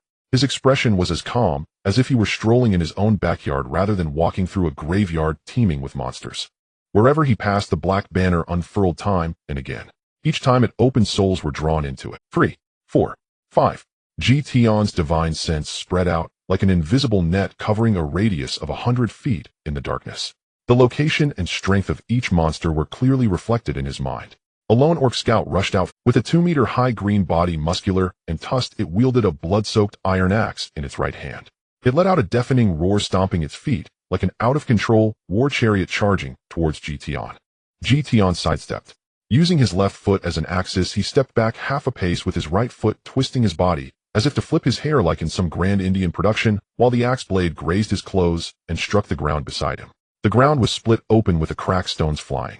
The moment the iron axe embedded into the earth, Tian's right hand grasped the orc's wrist, pressing down gently with his fingers, causing a crisp crack as the orc's wrist bone broke and the axe flew from its grasp. With his left hand, he struck the orc's throat with 4 fingers, sealing its airway. The black banner unfurled. The orc's soul was a mass of deep green light struggling violently on the banner's surface. The black banner merely shook slightly, pulling the soul into it. Tian withdrew his hand and continued forward. When the moon reached its highest point, Tian stood by a dry creek. The creek bed had completely cracked, and the dead branches along the bank intertwined with one another, with moonlight seeping through the gaps, casting mottled white spots on the ground. Tian unfastened the black banner from his waist and held it in his palm. At this moment, the banner no longer appeared lifeless as it had at the beginning of his journey. On the black fabric, faint green light patterns flowed, sometimes bright and sometimes dim, pulsing with a slow and rhythmic beat, as if the banner had developed its own heartbeat.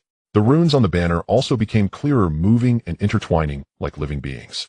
Tian sat cross-legged, laying the black banner on his knees, and delved into it with his divine sense. Boom! 137 souls wandered, collided, and struggled within the banner. They sensed the invasion of the external divine sense, and instinctively gathered together, forming a chaotic stream of souls. The shrieks of goblins, the howls of kobolds, the whimpering of gray wolves, the roars of orcs.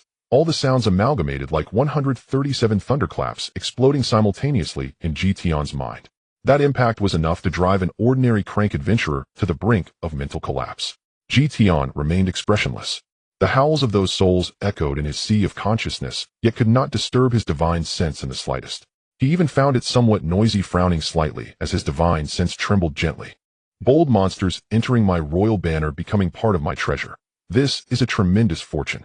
Do not fail to recognize the opportunity, who do not refuse a toast only to be forced to drink forfeit wine. All the souls instantly fell silent. Not enough.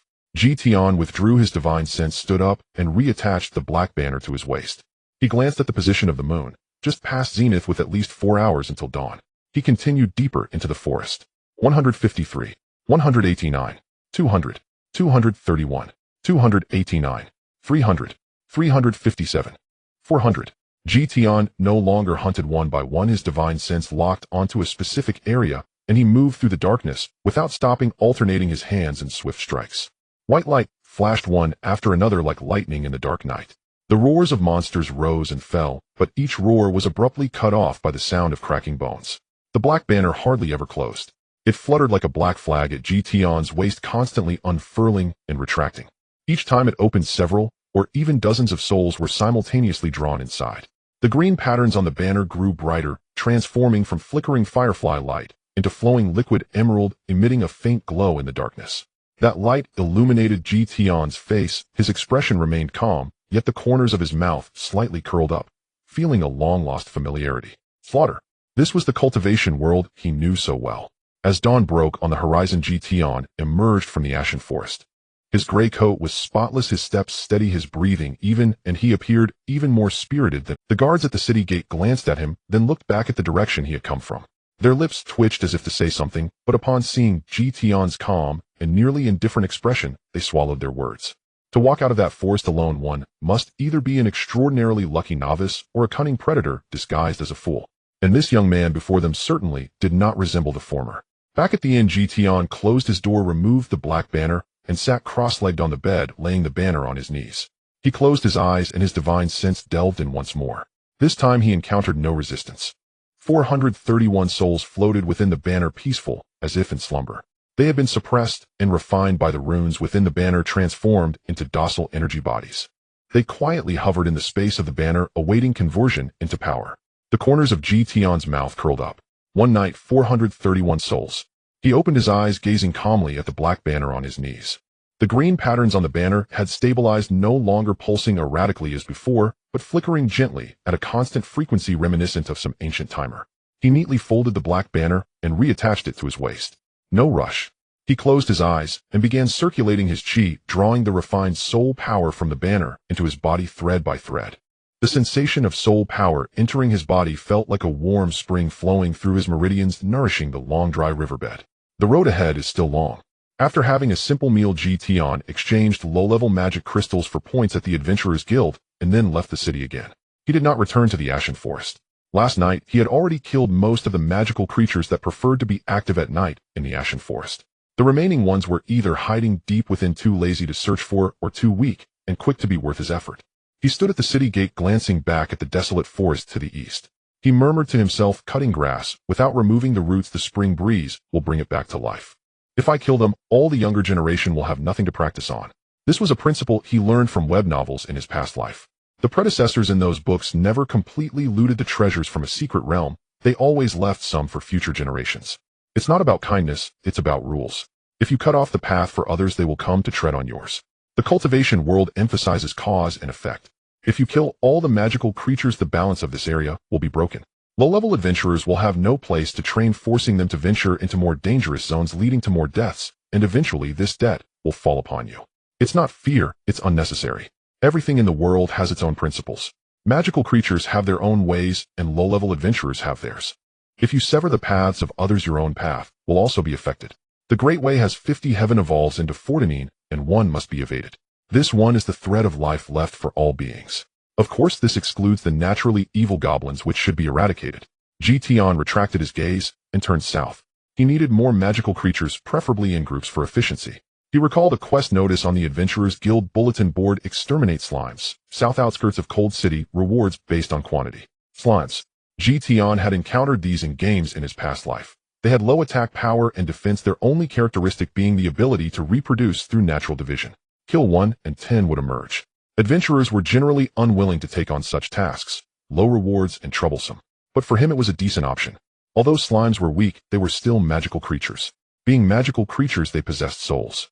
When the realm difference is not significant, souls are not categorized by strength, only by presence. The souls of 10,000 slimes and the souls of 10,000 goblins are indistinguishable in the Emperor's banner. As it was said in past web novels, the life of an ant is still a life. He walked along the small road south of the city for about half an hour, and in the distance, he spotted a patch of low shrubs. Behind the shrubs was an open field scattered with several large, brightly colored bouncing blobs of gel. Slimes. Just as Tian was about to step forward, he heard an elderly voice coming from the bushes, imbued with a deliberately crafted steady tone characteristic of a master akin to a street vendor promoting his ancestral secret remedy. Peering through the gaps in the bushes, he saw an old man crouched on the grass, clutching a short staff with a blue slime in front of him. He was wearing a faded gray robe with a copper badge of a junior mage pinned at the collar. Her eyes were large and bright, fixated on the blue gel-like blob with intense curiosity and excitement, as if she had stumbled upon an extraordinary treasure. Her eyes were large and bright, fixated on the blue gel-like blob with intense curiosity and excitement, as if she had stumbled upon an extraordinary treasure. The old man asked in a testing tone, "What are the characteristics of a slime?" The little girl thought for a moment and innocently shook her head. The old man chuckled, gently poking the blue slime with his short staff. The creature wobbled and emitted a goo sound, slowly inching to the side half an inch. With a confident tone, the old man declared, "Its attack power is very low. It is basically the weakest among all magical creatures, and even an ordinary person can squish it with a single step." "Wow," the little girl exclaimed. "But," the old man continued, his tone suddenly turning mysterious, "it has very high resilience. Even if an ordinary person strikes it with a sword, it cannot be harmed. Only magic can effectively counter it." The little girl's eyes widened even more, her mouth slightly agape, filled with admiration. Tian leaned against the bushes, listening with an expressionless face. "Fortunately, he speaks quickly, otherwise I could have read this in the Adventurer's Guide. But that has nothing to do with me. An old man entertaining a child doesn't concern me. I am here to collect souls, not to be a righteous hero. There are countless trivial matters in the world. If one were to manage every single one, how could they cultivate?" He circled around the bushes and walked deeper into the grassland. Behind him, the old man's voice continued, filled with a sense of smugness. "That's why mages are the strongest. Look at this staff in my hand, made from 10 years of solitary bamboo." The voice faded into the distance, drowned out by the wind and the slime's rhythmic, gooing sounds. Tian walked on the grass for a quarter of an hour, having collected the souls of over 20 slimes.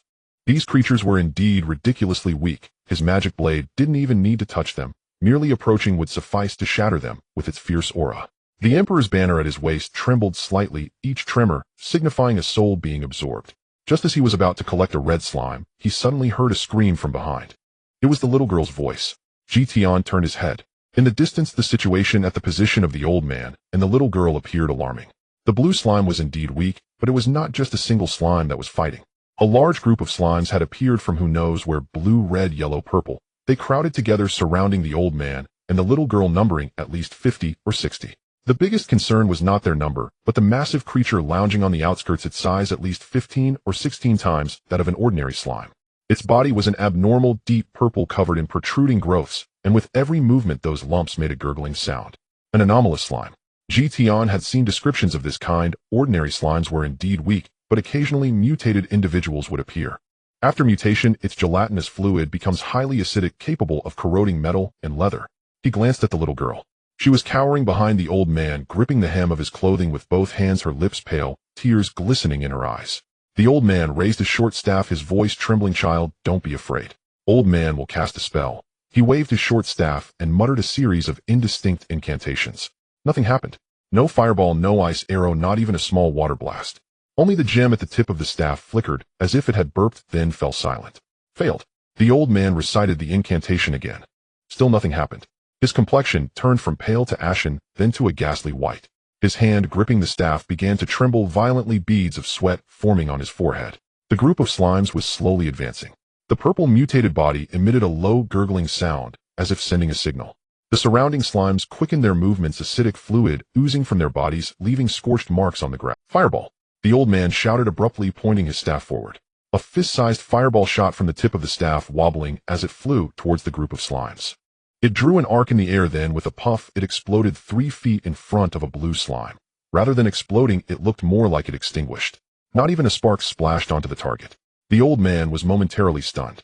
Then without hesitation he pushed the little girl away and turned to flee. He didn't even look back. The little girl stood frozen, her hands still clutching the hem of her clothes. Her fingers slowly loosened, then clenched tightly into a fist. Her lips trembled, but she did not cry out, merely standing there watching the figure grow more distant. The swarm of slimes approached. The purple mutated body emitted an excited gurgle, acid dripping from it, burning the grass into dark. The little girl took a step back. She closed her eyes, waiting for the next moment to come. "This group of slimes should be then I'll take them." A voice whispered in the girl's ear. Without waiting for a response, Tian extended his hand. The motion was subtle, yet this seemingly casual action caused the air within a Tinjong radius to freeze for a moment. Then he gently clenched his fist. All the slimes stopped simultaneously, as if time had frozen around them. The purple mutated body remained poised with its mouth agape, acid dripping from its body, suspended in midair like glistening purple dew. The surrounding small slimes remained motionless, as if they were insects encased in amber. Tian released. The swarm of slimes shattered silently, as if jelly were crushed by an invisible hand, disintegrating piece by piece, vanishing into thin air. There were no gory scenes, no screams or wails, not even a single goo. They simply ceased to exist. Not even a trace remained. Only the scorched marks on the grass served as proof that they had indeed existed moments ago. The Emperor's banner opened at his waist, silently collecting all the souls, including that of the mutated one, which shone much brighter than ordinary slimes, resembling a small star within the Emperor's banner. Tian turned to leave. "Wait a moment." A voice from behind called out to him. He halted, not looking back. "Thank you," the little girl said, her voice somewhat hoarse, as if holding back something, yet she did not cry. "No need to thank me. Saving you was just a matter of convenience." "But why did that old man run away?" she asked, her voice softening. "Because he was afraid." "But he said mages are the He is not a mage, he is just a fraud dressed in a mage's robe. If he couldn't even cast a fireball properly, I wonder how he obtained a junior mage certificate." The little girl fell silent for a long while, then began to cry, sobbing. "Then, can I still trust others in the future?" Tian stepped forward. He had no interest in answering that question. After walking a few steps, his divine sense inadvertently scanned behind him. Then he halted. Something was wrong. The little girl's chi fell off. Tian turned and fixed his gaze on that slight figure. The girl still stood in place, hands at her sides, her braids trembling faintly in the wind. She looked like an ordinary frightened little child. The 5 senses can deceive, but the spiritual sense does not. That presence was not human. A normal girl's chi would be weak, diffuse, easy to overlook. Hers was too compact, like cotton that had been compressed and then soaked, small in appearance, but heavy to the touch. Tian narrowed his eyes and walked back, crouching to study her face up close. Large eyes, long lashes, skin so white, too perfect. A child in a patched dress should not have such flawless skin. Tian remarked with no change in expression, "The world truly breeds countless talents. I did not realize at first glance that you were not human." The little girl's expression froze for a moment, then she tilted her head and, still timid, asked, "Big brother, what are you saying? I don't understand." Tian wasted no words. He closed his hand into a fist and struck her stomach. He held back nearly all his strength. Not enough to kill, but far from gentle. Her body flew like a kicked ball, arcing through the air and landing heavily on the grass. She rolled twice and finally fell beside a patch of scorched earth blackened by acid. There was no scream, only motionless stillness. Tian walked over. Stop pretending. I held back that punch. With your constitution, you shouldn't have passed out. The figure on the ground was silent for 2 seconds. Then her body began to change. Like ripples across water, her outline blurred and reformed. Her braids unfurled into silver-white locks. The coarse dress split, like a shed skin, to reveal a deep purple dress beneath knee-length cuffs edged with dull silver patterns. Her features refined, shifting from a child to a face caught between youth and adulthood, a lazy, innate languor in her brows and eyes. She rose, brushing grass and soil from her skirt with the practiced ease of someone accustomed to feigning death. The face had changed. No, this was her true face. Her features were startlingly exquisite, her eyes a very pale violet like amethyst washed many times. Yet her expression altered. No longer the timid child, she resembled a cornered animal forcing herself not to tremble. She spoke with a slightly hoarse, girlish voice. How did you discover me? By presence. Your disguise is perfect, but your chi is wrong. Chi, she frowned instinctively, touching the silver ring on her ring finger. I used a concealment ring, a demon aura should not leak. Tian raised a hand to cut her off. I do not mean demonic aura. I mean your sense of existence. She stared, looked down at her hand, and at the silver ring. External trappings are always secondary. One's cultivation is more reliable than any object. Her fear turned to confusion. What are you saying? Tian said nothing. He extended his right hand and clenched it into a fist. Wah, wait. She waved her hands frantically and stepped back 2 paces. Don't hit. I surrender. I give up. Tian's second fist was already on its way. This blow was a touch heavier than the first. Not to kill, but to test the limits of this thing. The little girl flew again, farther this time, slamming into a dead tree. The trunk gave a dull crack, a fissure spread outward from the impact. She slid down the tree and crouched, hands over her stomach, silver hair hanging to hide her face. Cough, cough. She hacked, and then lifted her head, tears glinting in her eyes. This Mozu had been beaten to tears. Her voice wavered with sobs. You brutal man. I said I surrender, and you still hit me. Tian crouched opposite and glanced at the ring on her index finger. The silver ring had gone dull and was covered in fine cracks, like a vase smashed and clumsily glued back. Her voice trembled with a mixture of disbelief and fury. 2 punches. The first hit me, the second hit me again. But my ring, it shattered. She lifted her head, her violet eyes were full of accusation. It was my father's heirloom. Do you understand that when I fled I left behind cupcakes, tarts, rolls, puddings, cream puffs, everything. But I kept this ring close to me. You punched twice and it's gone. Tian said flatly, you are still alive. She inhaled deeply and wore a look of resigned defeat toward him. Then let these 2 punches be our meeting gift. But next time, can you give me a warning? So I can prepare myself mentally. There will be no next time. Really? Next time I'll kill you outright. Li Si's mouth twitched. She forced a laugh. Huh? I find you are peculiarly earnest. That is not good. Seeing he had no further intention of hitting her, she muttered softly. I surrendered. Why did you strike me again? To prevent you from lying to me afterward. Li Si opened her mouth to reply, then closed it. She crouched, hugging her knees, and looked up at Tian with a defeated, almost admiring gaze. Fine, consider myself unlucky. Ask whatever you like, I'll tell everything. She paused, then added, oh, by the way, can I keep the broken ring? I want a memento, even if it's worth nothing but a shard of glass now. Tian ignored the bait. Who are you? She lifted her head, relief leaking into her eyes, as if she could finally share a secret. My name is Li Si, daughter of the former Moang. The current Moang is my uncle. He wiped out my father, and now hunts me. I have been fleeing for more than half a year from the demonic realm to the human kingdom, from the western borders to the north, but it was too cold there, and I came back. Do you know how much a long journey wrecks the skin of a 30-year-old Mozu beauty? Tian said nothing. Right, you wouldn't know. She flounced on, half joking. Anyway, I'm out of options now. If you plan to hand me to the church, warn me first, so I can write a will. Then again, I have no estate. You said earlier your disguise came from the ring. Tian asked. Li Si blinked as if he had asked something absurd. Of course not. The ring only conceals aura. The outward form is my own ability. My mother was of the Nightmare clan. I was born with this skill. Taking another's appearance, altering, age-changing shape. It is the hallmark of our kind. She hesitated, then added, but I can only become beings smaller than my true body. I cannot become larger, and maintaining a form for too long exhausts me. The little girl's guise earlier was the longest-lasting form I can hold. Why not take an adult form? Tian asked. She tilted her head and placed her palm over her chest, a note of self-mockery in her voice. An adult's bones are too broad, and my magic cannot sustain it, and the curves expected of an adult woman I lack. It looks unnatural and awkward. Tian fell silent for a moment. So you were not deceiving him, you simply wanted to learn some human common sense. Li Si nodded vigorously. Yes, I thought he was a mage and wanted to pick up a trick or two. who knew he couldn't even beat a slime. A human old mage weaker than a fleeing Mozu. What has this world come to? Her confusion sounded sincere rather than mocking. Tian did not answer. He asked instead, have you harmed humans? No. Li Si snapped to attention like a suspect caught by a constable. Not a single one. I haven't even killed a chicken. When my father was alive I studied, painted, and learned etiquette every day. I never wanted to learn magic while I was forced. By now I only know an invisibility spell and a lighting charm. And the lighting charm often fails to ignite. Her voice swelled with grievance and a hint of tears. After my father's guards were killed, I kept running. I had hardly left the demonic realm. My first long journey was an escape. Do you know how it felt to see a human city for the first time? Fresh, then scared, then fresh again, then scared. On and on for half a year. Tian watched her. No comfort, no pity, no impatience. Merely information gathering. Do you know who I am? He asked. Li Si shook her head. No, but you are strong. Stronger than any human I've seen. Then why surrender to me? I hear Mozu pride is fierce. Shouldn't you have chosen death over capture? Because you saved me just now. She said it matter-of-factly, then thought a moment, and added, although the little girl you saved was me, you didn't know that. From your perspective you rescued an unknown human child. A person who would save a stranger's child wouldn't kill me without cause, right? She fell silent, voice softer.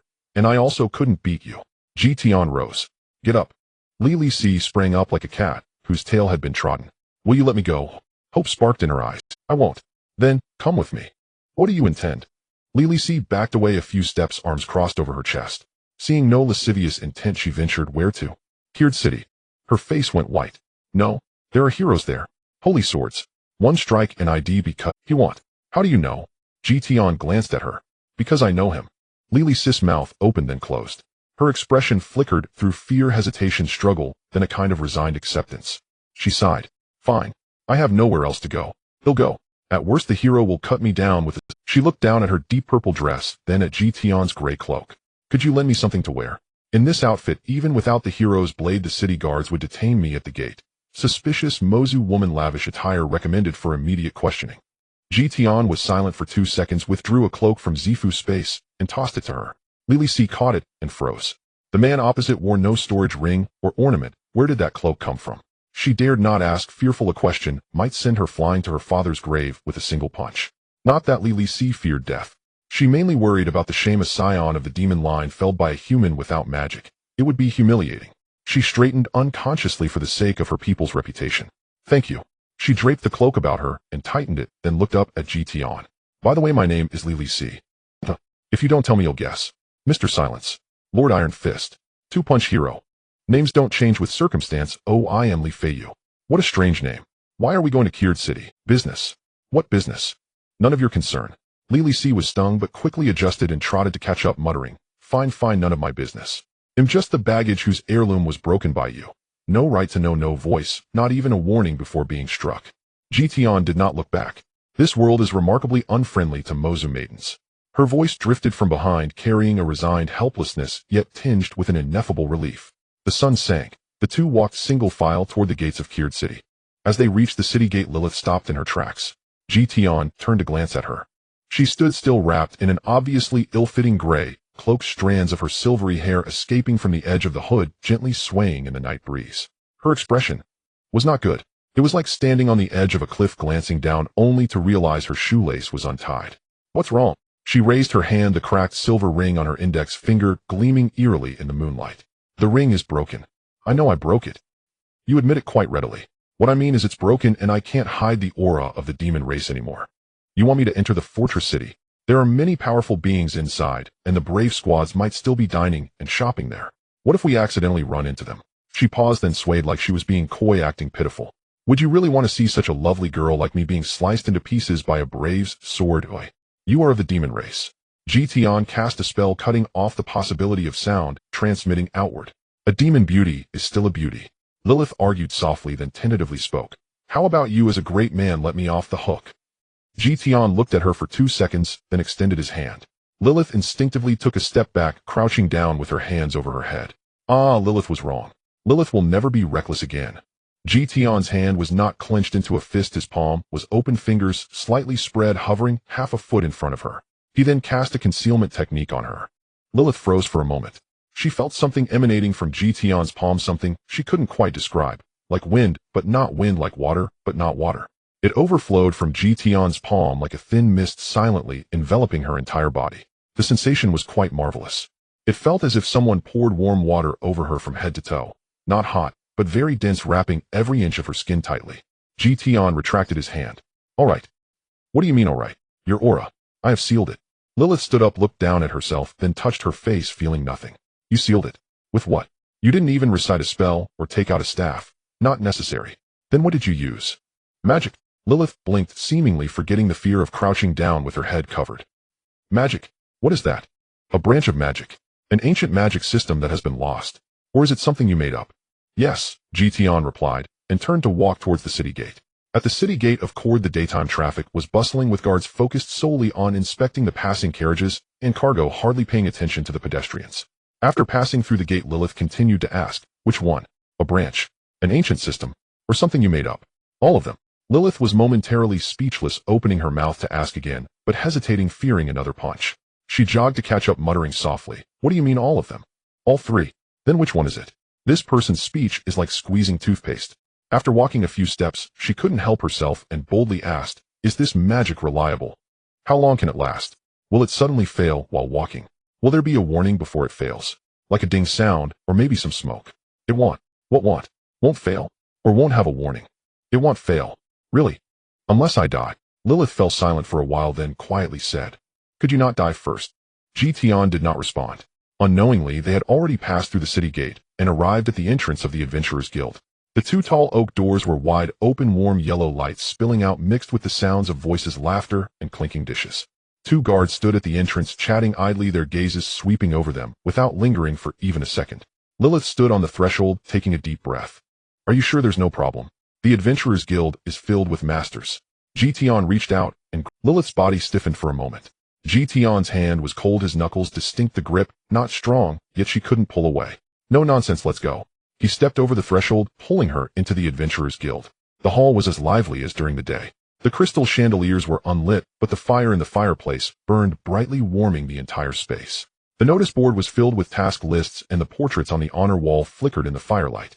Several adventurers gathered at the counter to submit tasks, while in a corner someone was arm wrestling, cheers and curses rising and falling. Some people noticed them, but a young man in a gray cloak pulling a girl with silver hair wrapped in an even larger cloak was not an uncommon sight in the Adventurers Guild, not worth a second glance. Lilith was pulled through the hall by Tian, her steps quickening to almost a jog. Her eyes darted beneath the hood, scanning every potential observer, the receptionist behind the counter, adventurers discussing tasks in front of the notice board, and dwarves drinking in a corner. No gaze lingered on her for more than a second. Her heartbeat gradually descended from her throat back into her chest. Tian stopped at the counter, releasing her wrist. He said to the receptionist, I want to submit a task. The receptionist was the same girl with a ponytail, currently leaning on the counter, yawning. She recognized Tian at a glance. The strange person who conjured white flames without reciting a spell yesterday. What task? Slime extermination. How many? Tian did not pull anything from his pocket. He simply raised his right hand palm open.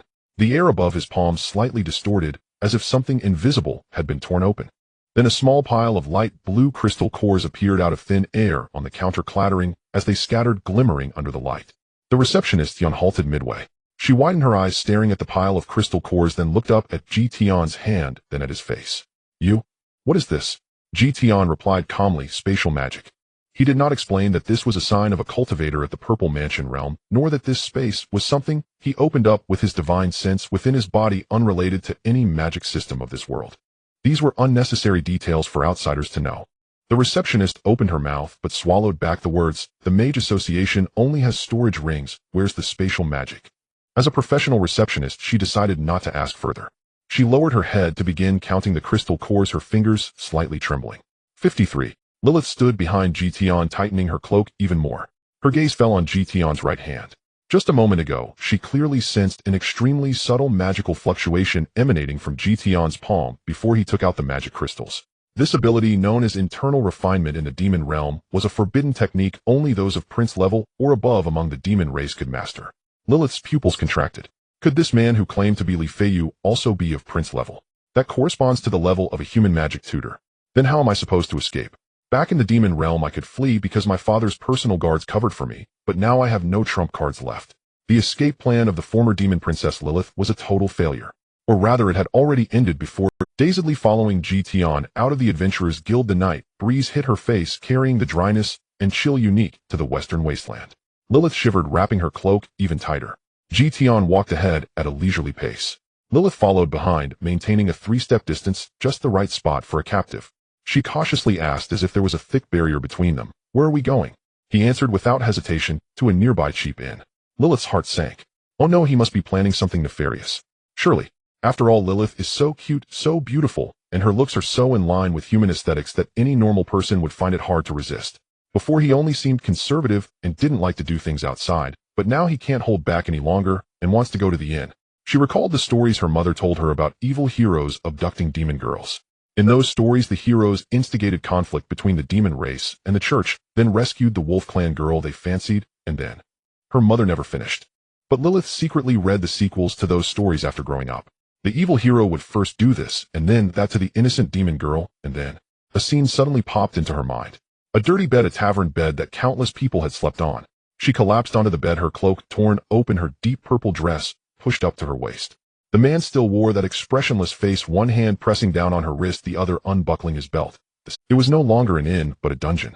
A damp, moldy dungeon with unidentified liquids on the walls. She was hanging by chains, her toes barely touching the ground. The man stood before her, looking at her with a hint of a smile, holding a whip. The scene flickered again. The man sat in a chair, looking down at her, laughing heartily. Quack. Lilith does not want to fall into wickedness.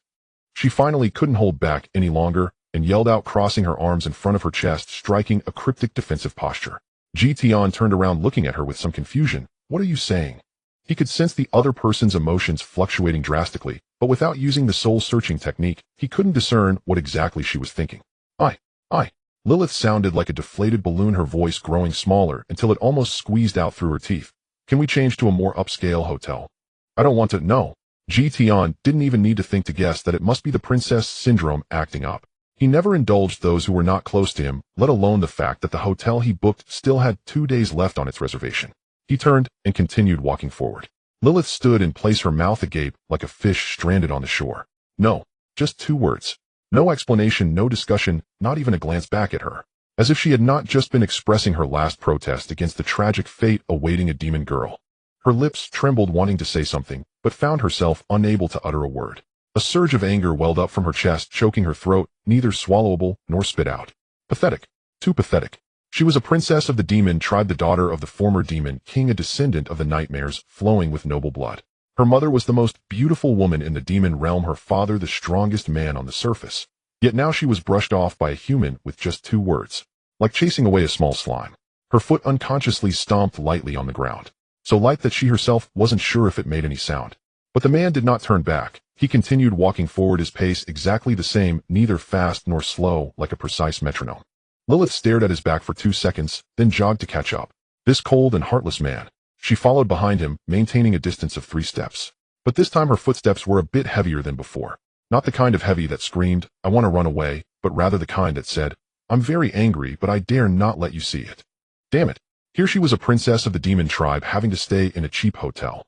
Though she had previously slept in grass heaps, caves, and ice dens, this was entirely different. Her mind began replaying the scenes she had seen in illustrated books. "We have arrived." Tian's voice sliced through her thoughts like a knife, neatly splitting those images in half. Lilith suddenly raised her head. In front of her stood a weathered wooden door. A crooked sign hung above, reading the words "Mole Inn." Below the sign hung a wooden carving of a mole swaying gently in the wind, looking like a little hanged ghost, and dim yellow light seeped through the cracks of the door, and from beyond the door, she could hear people drinking, laughing, and speaking in a dialect she couldn't understand. A cheap, weathered, crooked sign with a hanged ghost mole at the entrance. A cheap inn. She stood at the door, her feet seemingly nailed to the ground, unable to take a single step forward. Tian had already pushed the door open and walked inside, the hinges creaking like the groans of an old man awakened from slumber. He paused inside, glancing back at her. That glance was very casual, seemingly just confirming that she was still. Lilith took a deep breath, swallowing her frustration, and then stepped over the threshold. The inn's lobby was smaller than she had imagined.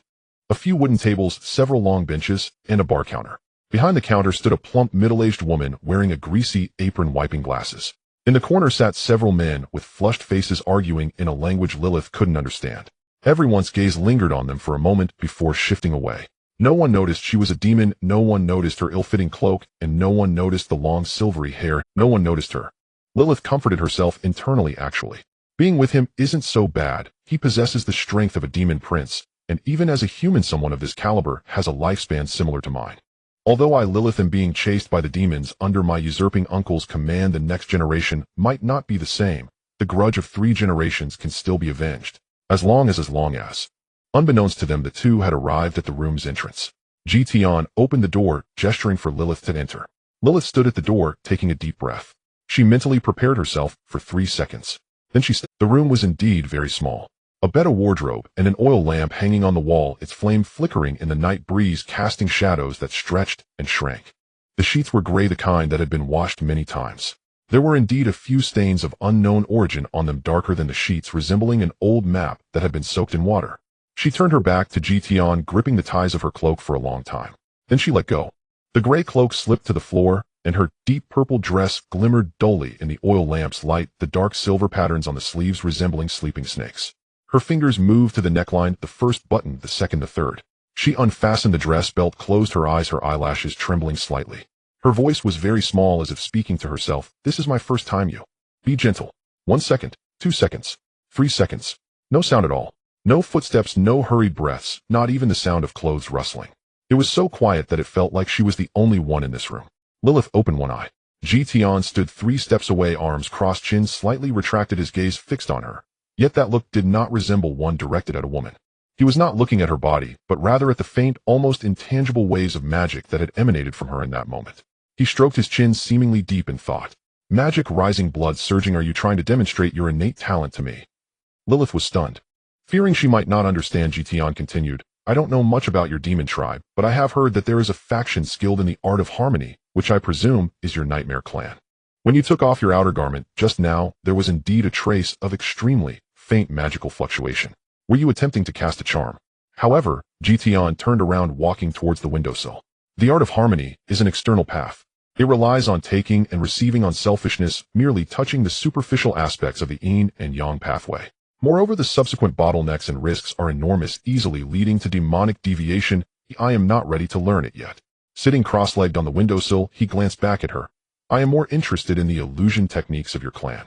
That is a path that directly targets the soul. When mastered to perfection, a single thought can move mountains and rivers. A single dream can determine life and death. That is the way that truly befits your talents. Please demonstrate it for me. Lilith stood in place, her fingers still gripping her skirt straps, her lips trembling. She really wanted to curse. After all, she was the former princess of the demon clan, the daughter of the former demon king, a descendant of the noble lineage of nightmares. She had taken off her coat, spoken those words, and stood there like a peeled corn cob. Yet this man, after punching her back to her original form and smashing her father's relics, was actually asking her to demonstrate some illusion. She initially wanted to ask, are you sick? But seeing the man's fist, she hesitated. She stamped her foot in anger, her voice squeezing out through clenched teeth. The so-called technique you mentioned, the Hahuan technique, belongs to the succubi, not the Nightmare Clan. Our Nightmare Clan follows a high-end route relying on illusions and hypnosis, not indulging in flashy tricks. Please get your facts straight before speaking. Thank you. Sorry, I really don't understand this area. Tian nodded, his tone devoid of any emotion, his attitude sincere, but sincerely provoking the desire to hit him. Could you please demonstrate the innate talents of the Nightmare Clan? Lilith was so angry she wanted to hit him. Her fists clenched, and then relaxed, and then clenched again. Various possibilities flashed rapidly through her mind. Hit him. She couldn't win. Cursing at him. Their thought processes were not on the same line. Running away. There was no way to escape. Playing dead. He would definitely pick her up from the ground, and then ask, can you show me the illusion before you die? She took a deep breath, then another, and yet another.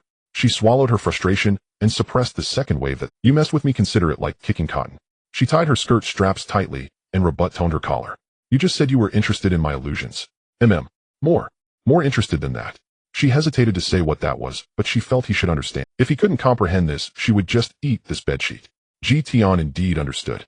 Of course, the Hahuan technique is nowhere near as interesting as cultivating and deducing illusions. It can even be used to deduce artificial inner demon tribulations. Lilith's fingers paused at the third button. Suddenly, she smiled in relief. She finally understood. This person wasn't uninterested in her. He was uninterested in all people. His mind was filled with power, no different from those fire demons in the demon realm who cared for nothing but cultivation and battle. She almost doubted whether her charm was at fault. Fortunately, it wasn't her problem, it was his. She fastened the last button, walked to the center of the room, turned to face Tian at the windowsill. All right, it's time to show you the illusions of our Nightmare Clan. Watch closely, this is a refined art. Her chin lifted high, her waist straightened. But let me clarify first, I only know one hypnosis technique. It was taught to me by my mother to help put myself to sleep. That's fine. Moreover, I haven't practiced it in a long time, so the effect might not be very good. You know, I haven't had time to practice this while running for my life. No worries. And you're not allowed to laugh. Lilith stared at him for 3 seconds, confirming that there was indeed no hint of laughter on his face, before taking a deep breath and closing her eyes. The room fell silent, the flame of the oil lamp no longer flickering, and the wind outside ceased. The entire room felt as if it were being held down by an invisible hand, with the sound of a pin drop audible. Then she opened her eyes. Her purple eyes changed, something swirling in her pupils, circling like ripples on the water's surface, resembling the slowly turning stars in the night sky. She slowly spoke, "Look into my eyes."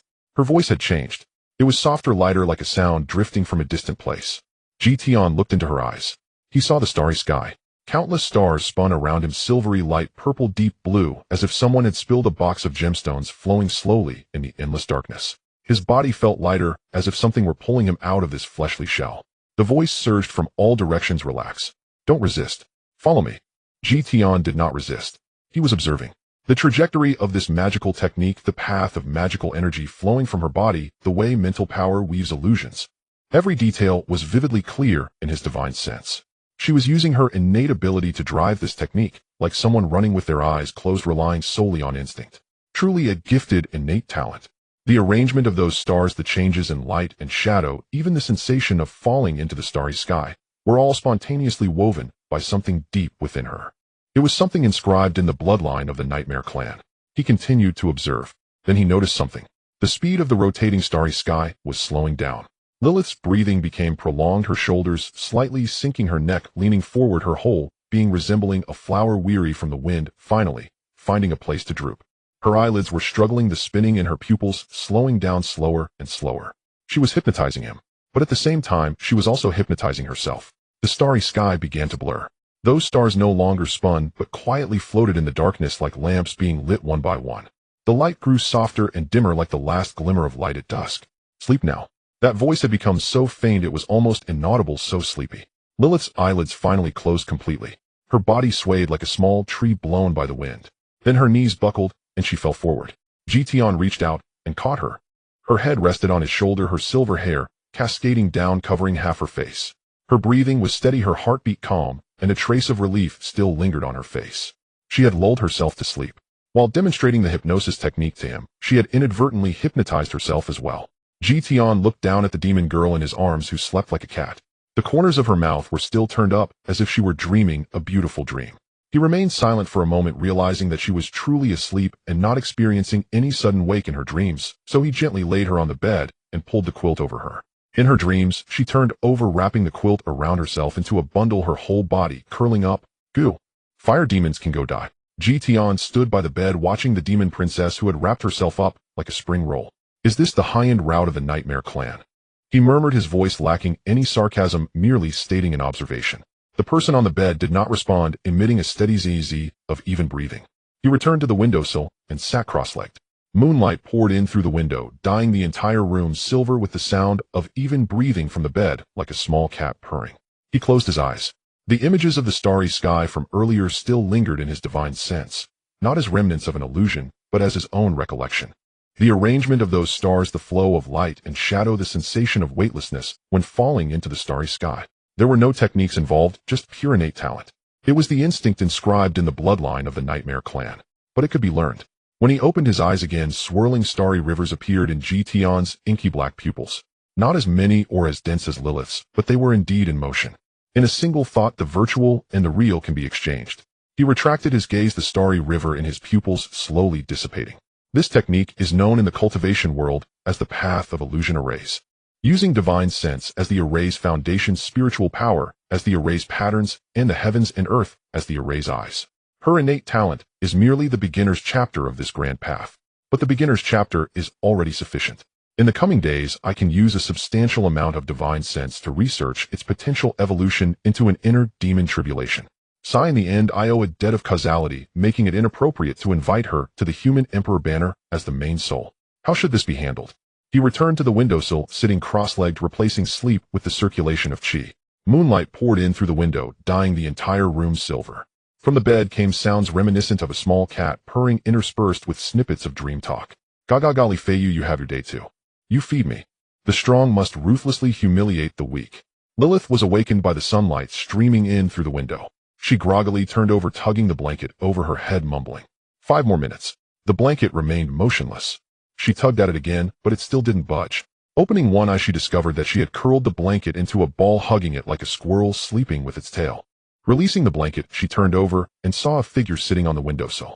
Dressed in a gray robe with a straight back and closed eyes, his breathing was long and steady like an old tree growing. Morning light streamed in behind him, casting a golden hue over his figure. It took Lilith several seconds to reboot her brain. Where is this? Oh, a cheap hotel. Why is he still sitting there? She sat up, her hair a mess resembling a bird's nest blown by the wind. She stared at the person on the windowsill for 5 seconds, his breathing even and still like a statue. Did you not sleep last night? I did. The bed was taken by me. You should have been sitting here the whole time. Meditation is also a form of rest. Lilith opened her mouth, wanting to say something, but recalling the embarrassing scene from last night, she closed it again. She glanced down at her outfit.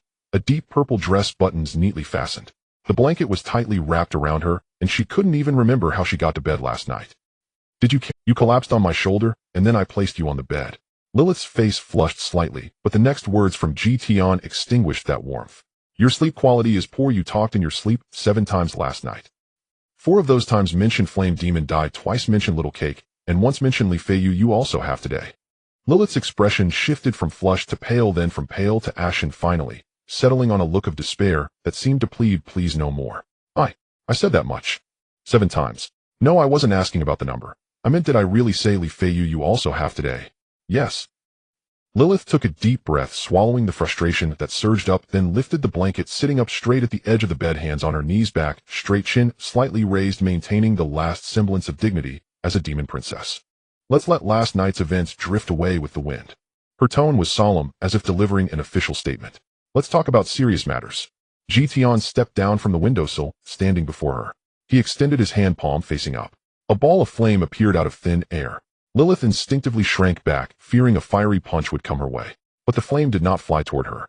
It floated quietly above his palm, changing from orange to golden yellow, from golden yellow to white, and then from white to an almost transparent blue.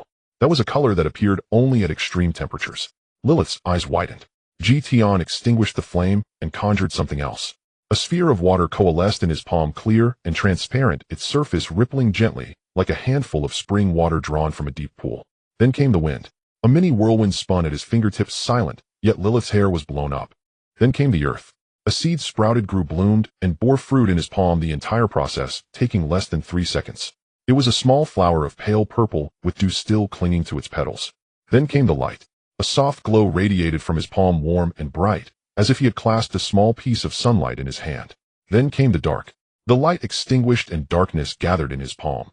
Not a shadow, not a void, but a substantial heavy darkness, like a piece of the night sky cut away. Finally there was thunder. A thin hair-like bolt of lightning danced at his fingertips, crackling with a crisp sound, and the air filled with the scent of ozone. 7 attributes: fire, water, wind, earth, light, dark, and thunder. Lilith stared at his palm, her mouth opening and closing like a fish flopping on the shore. Are you a master of all attributes? Yes. A master of all attributes. A grand mage. To be precise, more like a great mage. Tian pondered. He wasn't quite sure what the title of great mage corresponded to in the realm of cultivation. But he knew his own cultivation. Pinnacle of golden core, just a step away from nascent soul. In this realm one could unleash spells akin to nuclear weapons capable of irreversible destruction. He could certainly be considered a great mage. Lilith's eyelids began to twitch. She recalled the embarrassing scenes from last night, taking off her coat and with closed eyes saying, "It's my first time, be gentle with me." And the person opposite her was a grand mage of all attributes. What had she done afterward? She had attempted to use hypnosis on a grand mage of all attributes. She had even planned to kick him secretly while he was asleep. That felt like an ant crawling before a dragon, opening its mouth to say, "I'm going to bite you now," then yawning and lulling itself to sleep. She looked down at her hands, slim, pale, and weak. Then she raised her head, looking at Tian with an expression that said, "I have nothing left to lose. What do you want to do to me?" Tian pulled up a chair and sat in front of her.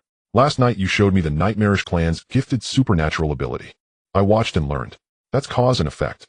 Lilith was momentarily stunned. Cause and effect. You taught me the technique. I owe you a favor. For cultivators, cause and effect is paramount. What is owed must be repaid. He looked at her. So I give you two choices. Lilith unconsciously straightened her posture. First, become my disciple. I am the sect master of the Wind Spirit Moon Shadow sect, and I already have 5 disciples. If you join me, you will be the 6th. I will teach you the true method of cultivation, not magic, but cultivation. This path is long and difficult, but if you persevere, you can rely on your own strength to become a powerful figure in this world. Lilith blinked. Cultivation, an ancient cultivation system older than magic. You can think of it as the underlying logic of magic. Second, Tian paused. Before he could say anything, Lilith suddenly dropped from the bed with a thud, kneeling on the floor, hands pressed down, forehead touching her hands. Master, I bow to you. Tian looked at her. I haven't revealed the second choice yet. No need to say. Lilith raised her head, her eyes shining like 2 purple stars, finally finding her support. The first option is great. Very good. Especially good. I choose the first one. From today on, I am a disciple of the Wind Spirit Moon Shadow sect. I will listen to whatever Master says. If Master tells me to go east, I will never go west. If Master tells me to chase dogs, I will never chase chickens. She paused and added, Master, I am now all alone. If you don't mind, I want to support you in your old age. Tian was silent for a moment. Don't you want to hear the second choice? No.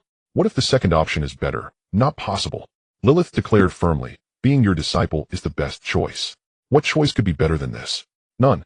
Absolutely none. She knelt there, supporting herself on the ground, looking up at him, her expression devoted, like a newly recruited member of a cult who finally found an organization. Moreover, her voice suddenly dropped, tinged with a trace of uncontainable grievance and relief. I have been fleeing for more than half a year. Running from one place to another, escaping from the demon realm to the human kingdom, from the Western Territory to the Northern Territory, and then running back from the North. The hardships I've faced are more than the sum of my previous 30 years. She sniffed. I don't want to run anymore. The room fell silent for a moment. All right, Tian nodded. Then the first choice it is. Lilith immediately straightened up, her hands neatly resting on her knees, her posture as proper as if she were about to attend an interview with Her Majesty the Queen. Thank you, Master. Tian looked at her and suddenly felt that this demon girl possessed something familiar to him. It wasn't talent, nor was it bloodline. It was the kind of relief that comes from finally not having to bear everything alone. He nodded. Get up. Let's get you something to eat first. Lilith instantly sprang up from the ground, her movements quick as a cat propelled by a spring. She ran to the bedside, took the gray cloak, draped it over her shoulders, tied it securely, and pulled up the hood to cover most of her face. Then she turned around, looking at the blurry copper mirror on the window. Master, how does this outfit look? Just going for breakfast. But I have to pay attention to my appearance. I am now a disciple of the Wind Spirit Moon Shadow sect, and cannot bring shame to the sect. Tian didn't respond, and turned to walk outside. Lilith jogged to catch up, trailing 3 steps behind him like a little dog that had finally found its owner. As they reached the door, she suddenly recalled something. Master, may I ask a question? Ask. What was the second choice you mentioned? Tian did not turn back. To help you become a demon king. Lilith's footsteps halted for a moment. The puppet kind. Her steps hesitated again. Then she quickened her pace to catch up, her tone carrying a sense of relief from surviving a catastrophe. Master, I feel I chose the first option just in time. Very, very timely. Tian did not respond. He pushed open the door of the inn, and the morning light poured in, stretching their shadows long. One shadow straight as a sword, steady as an old dog. The other bounced and danced like a rabbit. Master, what are we eating? Whatever. Can we order little cakes? I haven't had them in a long time. Sure.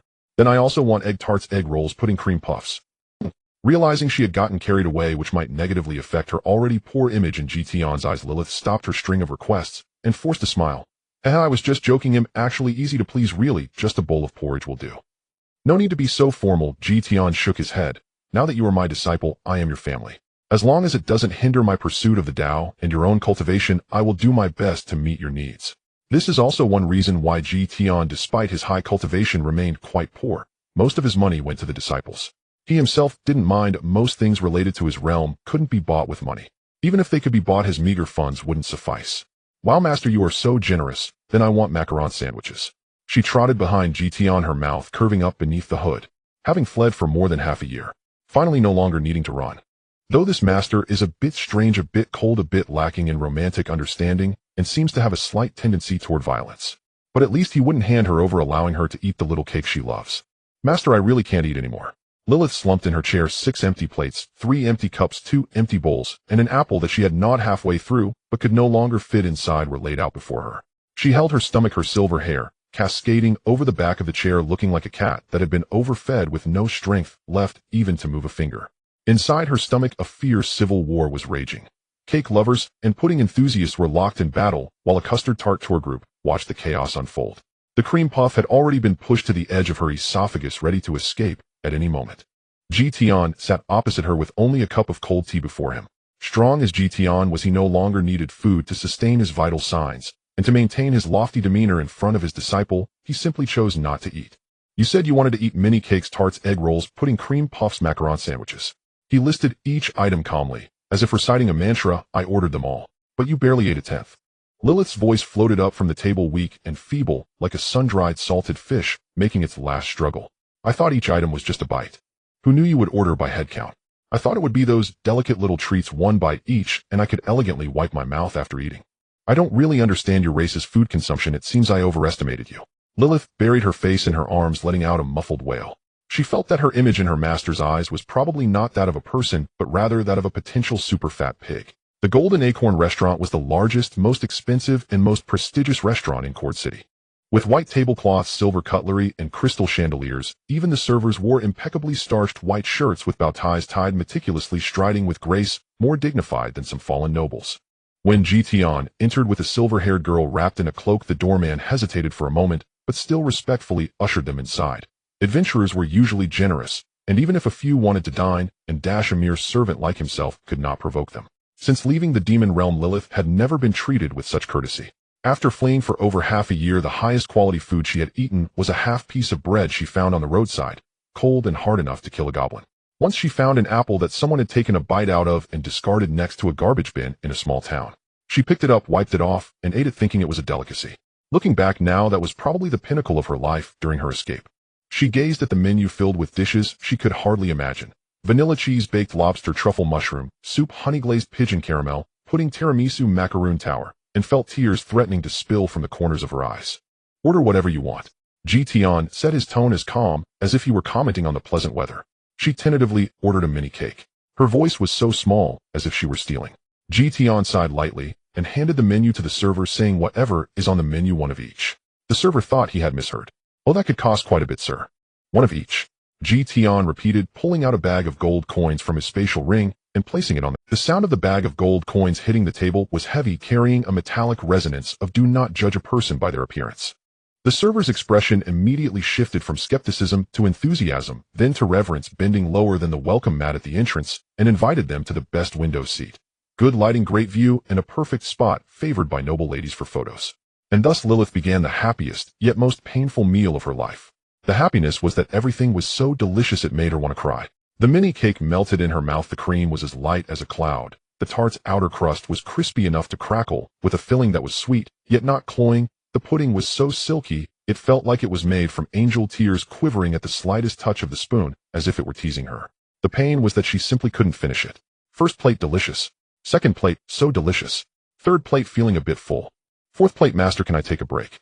Fifth plate, I think my stomach is wildly elbowing my brain. Sixth plate, Lilith has turned into a salted fish that can only mechanically chew. Her soul had already flown to the ceiling, watching her body continue to shove food inside, as if watching a horror. You can take your time eating, Tian said, taking a sip of his tea, his demeanor relaxed. There's no rush. Cultivation emphasizes gradual progress, and so does eating. Lilith lay on the table, her face pressed against the cool surface like butter melting under the sun. Before her were still 7 or 8 untouched plates, the cakes, puddings, and cream puffs glistening under the lights like a group of little fairies in glamorous dresses beckoning her to come eat me, come eat me. There was longing in her eyes. That was the cry of her soul. But her stomach had already issued a stern protest. That was the rebellion of her body. Master, her voice was muffled, leaking out from the gap in her arms like a ghostly whisper from the ground. Do you have some misunderstanding about eating? In your human understanding, eating and force-feeding should be 2 different concepts, right? No. Then why did you order so much and not eat any yourself? Because you said you wanted to eat, but were too shy to order, and at my level I can maintain life without eating. In fact, at Tian's current level, he could indeed survive without eating or sleeping, but eating allowed him to maintain a spiritual anchor of I am still human, preventing him from losing his humanity in pursuit of the Tao and becoming a villain in web novels. Just because I said I wanted to eat, you ordered everything. Lilith suddenly lifted her head, but the sudden movement made her dizzy, and she slumped back down. I said I wanted a mini cake. A normal person would buy 1. At most 2. 3 would be spoiling. No one would clear out an entire cake shop, would they? Most of his divine sense was occupied with deducing the inner demon tribulation, so it took him a while to think.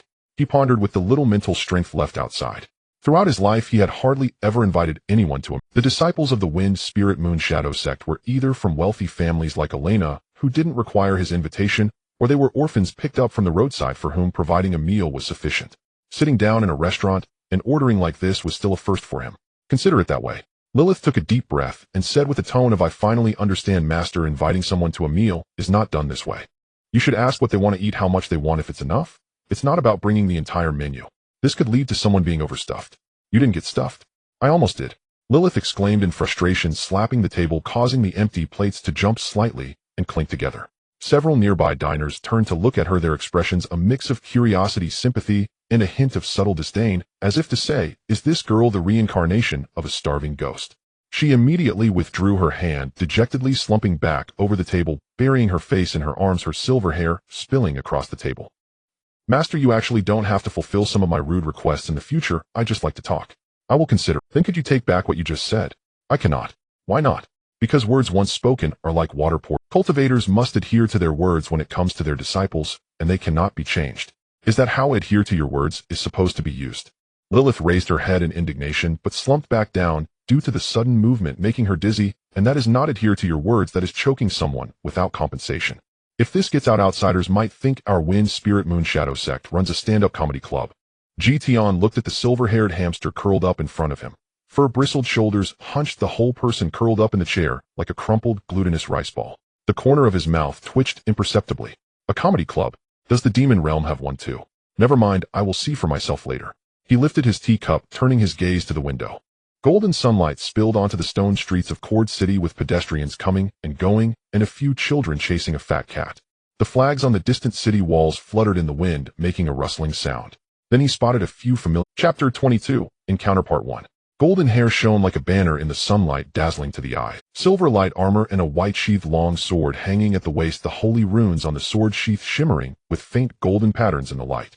Following behind were a woman in a red robe, an elf with a long bow on his back, a dwarf carrying a giant sword, and a priest holding a holy book. The hero squad. They were walking towards the Golden Acorn restaurant.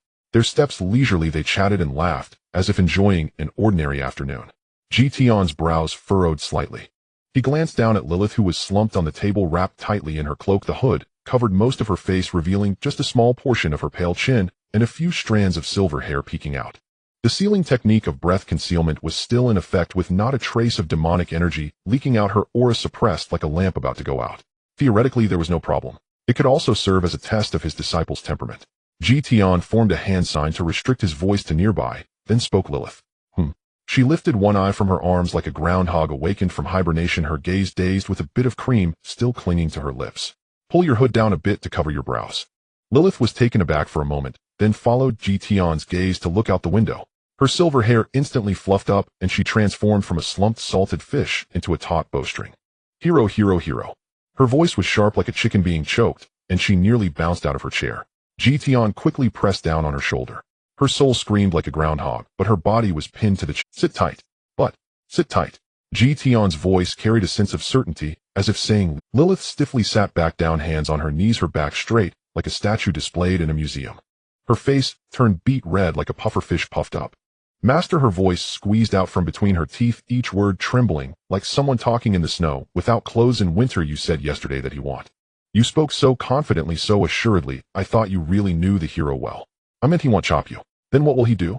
Will he kill me with his gaze? Or will he smite me with the holy light from that sword?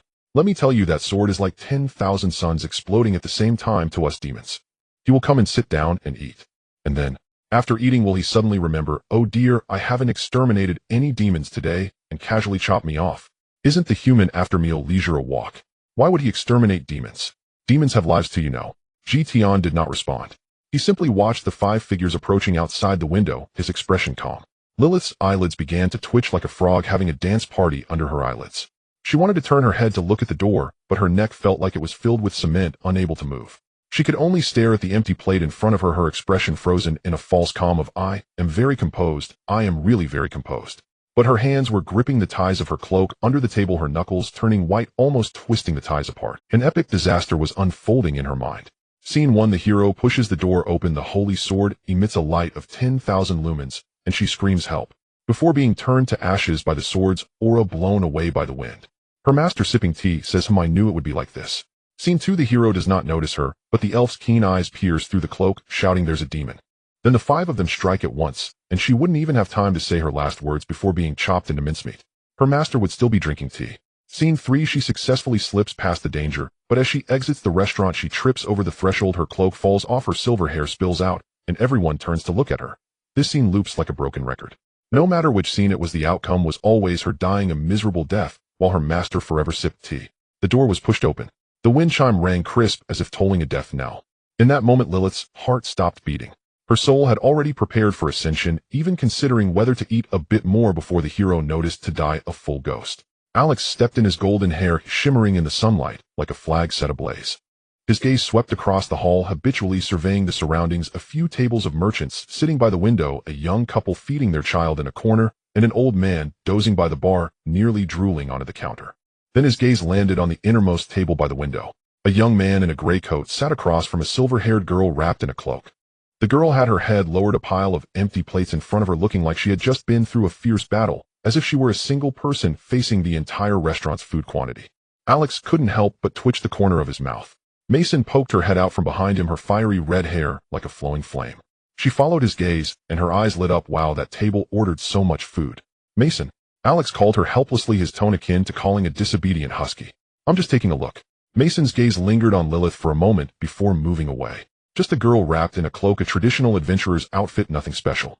Her attention was immediately drawn to the pile of plates, silently counting how many dishes that table had ordered. Legolas was the last to enter. The elf's footsteps were so light that even the doorman at the entrance did not notice him. His boots made no sound on the wooden floor, like a fallen leaf drifting over the threshold. But the moment he entered the hall, his gaze fell on the table by the window, looking at Tian, a flicker of imperceptible light flashing in his amber eyes. He said nothing, quietly following his teammates to another table like a silent shadow. This way, please. The server led them to a long table further inside, about 3 to 4 tables away from Tian. This distance was neither far nor close. Far enough not to disturb, yet close enough to hear laughter from them. Alex sat down, leaning the holy sword against the edge of the table, the sword sheath making a soft sound against the wooden floor. He flipped through the menu, golden eyelashes casting a small shadow on his cheekbone. Let's start with a few drinks for the rest. Wait a minute. Mason interrupted him, her eyes glued to Tian's table, her gaze seemingly stuck on the pile of plates. What did that table order? It looks so delicious. What did they order? Alex sighed, handing her the menu, his tone like that of calming a child. You can look for yourself. Mason took the menu, starting to study it seriously, flipping through page by page, as if she were studying a martial. Bruno leaned in, the two of them pointing at the menu, the dwarf's stout fingers poking at the dish names nearly tearing. Anna gently reminded nearby, don't order too much, we won't finish it, and it would be wasteful. Legolas quietly sat in the corner, his hands crossed on the table, his gaze shifting between the menu and outside, like a hawk observing its territory. He did not participate in his teammates' discussions, but he was not idle either. He was observing, listening to the sounds around him. The breathing frequency of that man in the gray coat was exactly the same as 2 days ago. Neither fast nor slow, neither light nor heavy, like a clock that could never be accurate but was always ticking. That girl in the cloak had a very rapid heartbeat, quick enough like a rabbit that had been startled. What was she nervous about? Legolas retracted his gaze, not probing further. Everyone has their own secrets. There's no need to see through everything. No one was paying attention to Tian's table. Lilith sat stiffly in her chair, feeling as if her heart was about to leap out of her throat like a hamster trapped in a cage, frantically running on a wheel. She didn't dare to turn her head, didn't dare to move, and didn't even dare to breathe loudly. She felt that as long as she moved a little, the elf's ears would lock onto her like radar. She could only whisper to Tian, her lips hardly moving, her voice like a mosquito's hum. Master. Did they sit down? Did they sit down? They have. Which direction? How far away? Are they looking at me? Is the elf looking at me? Is the hero's sword glowing? Is anyone looking this way? Is there? You're in the left rear, 4 tables away. No one is staring at you. The sword is not glowing. Are you done asking? Lilith took a deep breath, slowly exhaling. Her heartbeat was still fast, but at least her mind began to function. She cautiously lifted the water cup before her, her fingers trembling slightly on the cup wall, sending ripples across the surface. She took a sip before setting it down, her movements as delicate as if she were defusing a bomb. Master. Do I look normal now? Like an ordinary human girl who is digesting and has nothing to do with demons. Your hands are shaking. Lilith pulled her hands under the table, clenching her fists, her nails digging into her palms. She silently chanted to herself, don't shake, don't shake, don't shake. I am a rock, I am a rock, I am a rock. What about now? Still shaking. She stuffed her fist into the pocket of her cloak, then changed her internal mantra, I am an ice cube, I am an ice cube, I am an ice cube. An ice cube won't shake, an ice cube will only melt. But if it melted, she would be in even worse trouble, turning directly into Lilith sauce. Over there, Mason finally finished ordering the dishes. The waiter took away the menu, and she leaned on the table, idly spinning her fingers, her fiery red hair spread out on the surface like a blazing flame. Suddenly, she remembered something and lowered her voice to Alex's, excitement lacing her tone as she said, by the way, did you find that man in the gray cloak in the corner a bit familiar when we came in? Alex thought for a moment. I feel like I've seen him at the Adventurers Guild. That new guy. Yes, that Frank rookie. You told him the West is dangerous, don't go out of the city alone, in a tone full of concern for it. Oh, it's him. Alex chuckled, lifting his cup to take a sip. He must be out to dinner with friends. Mason glanced back at the mountain of dishes on that table, her lips twitching. Friends. That girl ate enough food for 10 people by herself. How long has she been starving? Bruno said in a deep voice. Dwarven girls can eat that much too. In our clan, a girl can eat half a sheep in one sitting. Mason rested her chin on her hand, her gaze darting between the pile of plates and Lilith. But she isn't a dwarf. And look how tightly she's wrapped up. Could it be that there's something unsightly about her, such as scars on her face? Or perhaps she's actually cross-dressing. Or, Mason. Alex's voice was quiet, but carried a hint of warning. Don't casually discuss others. How others eat is their own business. Mason stuck out her tongue and fell silent. Yet she couldn't help but glance at that table once more. Legolas had not joined this conversation. He simply sipped his tea quietly, the liquid gently swaying in his cup, reflecting his amber eyes. His gaze occasionally swept over the table piled with dishes, stopping at the gray figure. There was an indescribable aura about that person, a sense of detachment, as if he belonged yet did not belong here, as if everything in this world was related to him, yet entirely separate. He had only seen this kind of aura in the elders of the elven race. He withdrew his gaze and took a sip of tea. At Tian's table, the waiter approached, carrying several exquisite food boxes, each marked with a golden label that read golden acorn, shimmering under the light. His expression was somewhat subtle, probably because it was his first time encountering a customer who wanted to pack up an entire table of food. Sir, would you like us to pack up these untouched dishes? Tian replied succinctly. Pack it. Lilith peeked out from under the table, her eyes wide as she exclaimed, you can pack it up. If you've paid for it, why not pack it up? Tian glanced at the nearly untouched plates. Wasting food harms one's cultivation. The waiter nodded and swiftly began placing the dishes into the food boxes. Lilith watched his back, then looked at the mountain of dishes on the opposite table, suddenly realizing that although this master was strangely, so at least he didn't waste food, which was better than many humans.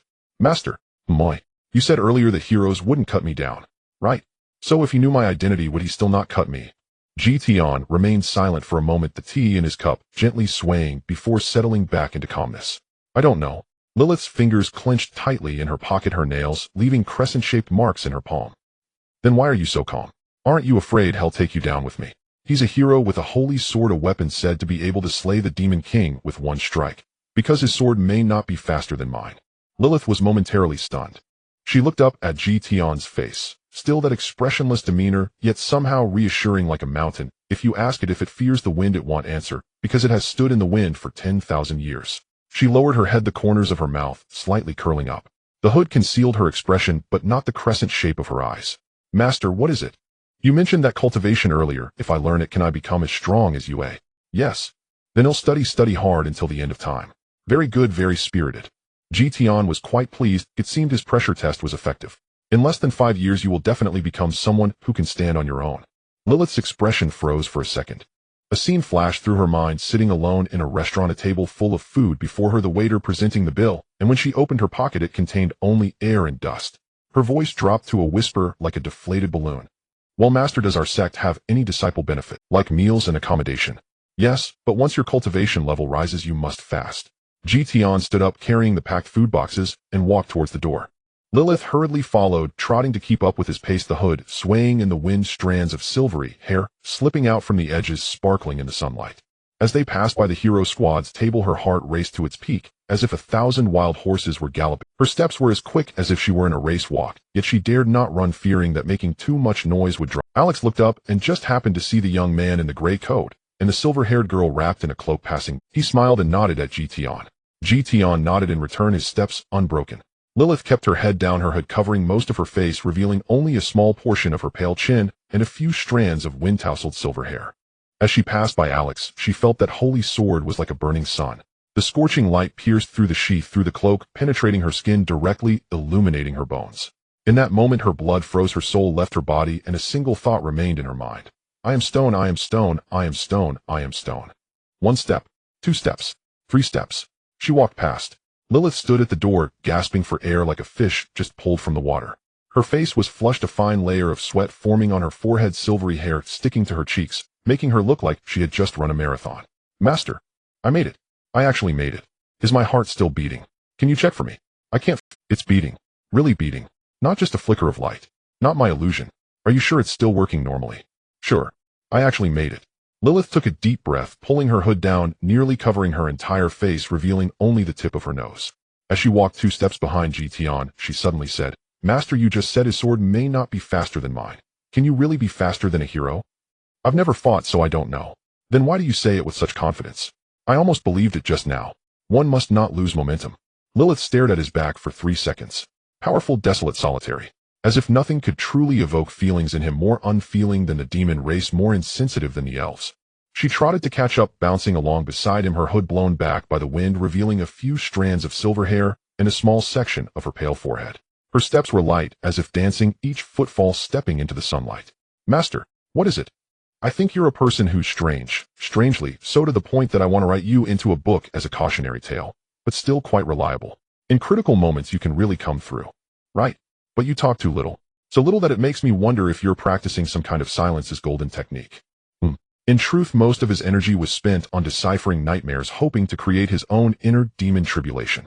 Could you say something else? Like praise me. Like Lilith, you're amazing, Lilith, you have great talent, Lilith, you're the smartest disciple I've ever seen. Just something along those lines. I can't. Lilith took a deep breath, swallowing back the words that had surged up. She looked at the straight back ahead, feeling as if the world wasn't so frightening anymore. As long as she followed this person. As long as she followed her master. Though her master spoke little, had a poker face, lacked romantic understanding, could stretch a meal to the point of bursting, could infuriate with words, and could strike with deadly force. Master, what are we eating tomorrow? Anything. Then can I have another small cake?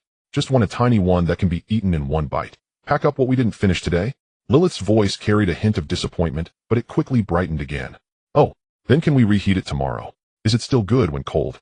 Will it become hard? If it hardens, can it be steamed? If steamed, will it turn into another food? Like cake becoming buns. It won't. How do you know? Have you tried? No. Then how do you know it won't?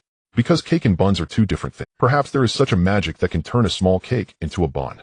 Maybe. Master, you really have no imagination. Yes. He carried 4 stacked food boxes, walking leisurely on the cobblestone road of Cold City, his gaze fixed on a vague point ahead. The Emperor's banner has collected over 500 souls, but it's still far from the goal of 10,000. The monsters in the Ashen Forest are too few. Perhaps we could try our luck in the nearby West Ridge Mountains, but... Strands of silver-white hair peeked out from the edge of her hood, fluttering gently in the wind. She was kicking a pebble with her head down, humming an unknown tune, her whole being relaxed like a cat basking in the afternoon sun. She is of the demon race, why I am slaying monsters. In the language of the demon race, monsters and demons share the same root. Though she does not say it, I wonder if her heart feels. Tian shook his head inwardly. Those who cultivate the Tao are most concerned with causality. If she harbors resentment for my killing monsters, it could lead to inner demons during her future training. When inner demons arise, the consequences could range from stagnation in cultivation to falling into madness. Since I have accepted her as a disciple, I must be responsible for her Tao heart. He halted his steps. Lilith, who had been kicking pebbles with her head down, almost bumped into his back, quickly breaking her shoes, making a squeaky sound on the cobblestone road. Master, have we arrived? Not yet. Then why did you suddenly stop? Are you contemplating something? Or is there an ambush ahead? Let me take a look. She tiptoed to peek over his shoulder, resembling a groundhog peeking out of its burrow. I have something to ask you. Lilith immediately recoiled, placing her hands respectfully in front of her, sitting up straight, her expression shifting from curious child to obedient disciple mode. Master, may I ask? I, your disciple, speak without reservation, and I shall say everything. In short, I will say anything. Tian looked at her. I want to go to the West Ridge Mountains to hunt monsters. You should come with me. Oh, sure. Lilith nodded, then tilted her head. Wait, Master, your tone just now didn't sound like a notification. Oh, it sounded more like you were doing some significant mental preparation. You aren't worried that I might be sad because you kill monsters, are you? Tian paused for a moment. Yes. Lilith blinked. Master, are you afraid that if I see you kill a goblin, I will remember my demon kin, become sad, and faint on the spot, affecting your hunting efficiency? Pretty much. Lilith took a deep breath and slowly exhaled. Her expression was complicated. There was gratitude, helplessness, and a hint of confusion as to whether her master truly had a few screws loose. Master, do you know the difference between monsters and demons? Tell me. Lilith extended 3 fingers. First, monsters lack intelligence. Goblin dog-headed people slimes. They exist solely to eat, defecate, and breed more little monsters. They cannot speak, write poetry, or play the lute under the moonlight. A goblin from birth to death has only 3 thoughts: hungry, kill, and guh. Tian slightly nodded. Second, she retracted 1 finger. Monsters cannot make little cakes. If a race cannot even make a small cake, what difference does it have from a stone? Master, don't make that face. What I'm saying is true. The demon race has pastry chefs, bakeries, and cake recipes that have been passed down for 300 years. Have you ever seen a goblin bake bread? They can't even start a fire. Third, Tian reminded her. Lilith retracted her last finger, clenched her fist, and waved it in the air. Third, my father once said, both demons and monsters are creations of the demon god, but their status is similar to that of humans and animals in the human realm. Suddenly her voice became very soft, but each word was clear. Just like humans kill chickens, pigs, and fish. Would you think someone is cruel and heartless just because they eat a chicken leg? No. Then that's it. Lilith clapped her hands as if she had just delivered a brilliant speech. So, Master, you don't need to overthink it. You kill your monsters, and I will eat my little cakes. We each have our own business, and we won't interfere with each other. She paused and added, and what? I also don't like monsters, and when I was wandering outside they often fought with me for food that others had discarded. Tian looked at her. This girl is perceptive. Not the kind of seeing through the world perception, it's that born knowing what to care about and what not to care about kind of insight. In the cultivation world, this is called innocent heart, rarer than a phoenix feather. He turned around and continued walking. Walk faster. We need to enter the West Ridge Mountains before dark. Lilith jogged to catch up, her footsteps producing crisp sounds on the cobblestone road. Master, what is it? You just asked if I would be sad. Were you worried I might have a problem with my cultivation? Yes. Then that means you care. No. I am afraid you will hold me back. Master, you really are so awkward. Do you know what you look like just now, eh? What? Like a hen protecting her chicks under her wings, then with a stern face, saying I'm not protecting you, I'm just testing the weight capacity of my wings. Tian's steps paused for a moment. Where did you learn that metaphor? Self-taught. When I was fleeing I had nothing to do, so I made up stories in my head. If a person doesn't tell themselves jokes, they would have gone mad long ago. She ran to Tian's side, looking up at him as her hood slipped off, her silver hair billowing in the wind. Master, let me tell you, you are good at everything, but you think too much. Even when killing a monster you have to consider your disciples' feelings, and after thinking it through you still insist it's not caring. If you continue like this you will surely develop a problem in your cultivation. A problem I call the Master's unique awkwardness. There is no such problem in the cultivation world. Well, now there is. I invented it. The symptoms are clearly caring inside, but insisting on saying you don't care, clearly wanting to do good for others, but insisting on finding a reason for the sake of cultivation. Tian remained silent. Lilith tilted her head to look at him, her smile wide. Master, you must be secretly praising me in your heart, right? No. You are definitely praising me. The way you looked at me just now was like looking at a fine cake, an expression of I want that. You have good observational skills. Of course. After escaping for over half a year, if I couldn't read people's expressions I would have been sold long ago. She proudly shook her head, then jogged back to follow him, stepping on the elongated shadows cast by the sunlight. Master, what is it now? Thank you for accepting me as your disciple.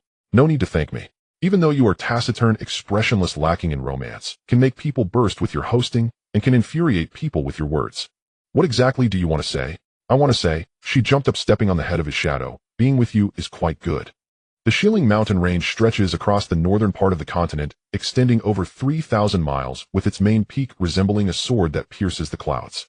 Its lofty and perilous terrain serves as a natural barrier between the human kingdom and the elven kingdom. In the same mountain one can observe deep valleys, dark rivers, caves, sheer cliffs, icy waterfalls, and dense forests. Tropical vines coexist with polar moss, while the broadleaf forest on the southern slope is separated from the coniferous forest on the northern slope by a ridge, leading to a complete lack of interaction. Nature has etched its order here over millions of years, magnificent, complex, and self-consistent. However, 300 years ago a surprise squad from the demon clan crossed this natural moat. They brought not only an army, but also a complete demonic ecosystem, descendants of goblins, beastmen corrupted with spiders and rock-walking spiders. These creatures served as cannon fodder, scouts, logistical tools, and even ecological weapons for the demon army. The demons aimed to spread these monsters throughout the mountains, allowing them to take root in the heartland of humanity, breeding and expanding. This way, even if they suffered defeats on the front lines, these monsters would wedge themselves into the rear of the human kingdom like nails, becoming a permanent threat. In that battle, the royal army successfully ambushed this demon squad on the eastern side of the mountains annihilated. However, they could not prevent the monsters that had been brought from fleeing in all directions during the battle, burrowing into the deep valleys and dense forests of the Shilling Mountains. These monsters are an invasive species that have proliferated wildly for 300 years in this land devoid of natural enemies, replacing the lower ecological niches of the mountains. Humans and elves have tried to eradicate them. Yet these monsters have burrowed into caves inaccessible to soldiers, climbed sheer cliffs, and hidden in dark rivers. The cost of eradication is too high and the returns too low. Gradually, no one cared anymore. After all, they could not escape the mountains. Tian stood at the foot of the mountain, looking up at the black silhouette stretching across the horizon. He was not admiring the scenery. His divine sense spread out like an invisible net from his brow, extending upwards along the mountain. The direction of the mountain sloped the distribution of spiritual energy, the areas where monsters congregated. This information gradually became clear in his mind like a map that had been illuminated. Spiritual vein, he thought to himself. In his past life, in web literature, any famous mountain or river must have a spiritual vein. Where spiritual veins converge, either heavenly materials and earthly treasures are born, or they become blessed lands, or they give rise to a local demon king. The shape of this mountain range is quite formidable. The ridges undulate like the spine of a dragon, and the river valleys crisscross like veins, forming a typical wind concealment and chi-gathering situation. He glanced behind at Lilith. Her silvery white hair peeked out from the edge of her hood, and she was crouched on the ground, poking at a passing beetle with a twig. The beetle flipped over, its 6 legs flailing in the air, and she poked it even more enthusiastically. "Let's go." Lilith tossed aside the twig, dusted off her hands, stood up, and trotted to catch up. "Master, this mountain is so big. How long do we have to go in?" "It depends on the situation. Are there many monsters inside?" "Many." "Then can we avoid the particularly ugly ones? Like those slimy ones?" "I'm not scared. I just feel like they ruin." "Just think, if I someday recall this, and someone asks me what was the most unforgettable thing on your cultivation journey, and I say a slimy spider, how embarrassing that would be." "No way." "Oh, then at least let me prepare mentally, like if you shout the ugly ones are coming, you'll close my..." Tian ignored her, stepping into the forest. There was no path beneath his feet, only gravel and fallen leaves. He walked steadily, each step taken with utmost care. Lilith followed behind, stepping gingerly on the gravel, her cloak getting caught on branches several times. Each time she would let out a pained ouch, not for herself, but for the cloak. "Master, how much did you buy this cloak for?" "I don't know, it was a gift from someone." "Then if I tear it, I won't have to compensate." "No need." "That's good." She confidently rushed forward, only to trip over a tree root, stumbling forward and nearly burying her face in a bush. She got up, spat out the leaves in her mouth, and continued walking as if nothing had happened. "Master, did you see how I felt?" "I saw." "Was it particularly awkward?" "Yes." "That's good. At least in your eyes I still have some semblance of an image, though it's the awkward kind." She dusted off the dirt from her skirt and caught up. After walking for a quarter of an hour, she couldn't help but speak up again. "Master, why do you walk so steadily? This path is not flat at all. Do you have a level installed in your feet? Lower your center of gravity, maintain an even stride, synchronize your breath with your steps. Can you answer in a way that normal people can understand?" "I've practiced." "Oh." Lilith stepped on a loose stone, her body swayed, and she had to hold onto a tree trunk to keep from falling. She glanced down at her worn-out boots, taking a deep breath. "Master, I have a serious question." "Speak." "Does our sect provide shoes?" "No." "Then can we add shoes to the disciple benefits?" "My requirements aren't high, as long as I can walk it's fine. No need for gemstones or embroidery, just something to keep my feet off the ground would be great." Tian did not respond, but with every stumble, she made his pace would slow down slightly. Half an hour later, they entered a coniferous forest. The tree trunks stood straight, their crowns shading the sky, and sunlight filtered through the gaps in the branches, casting dappled light on the ground.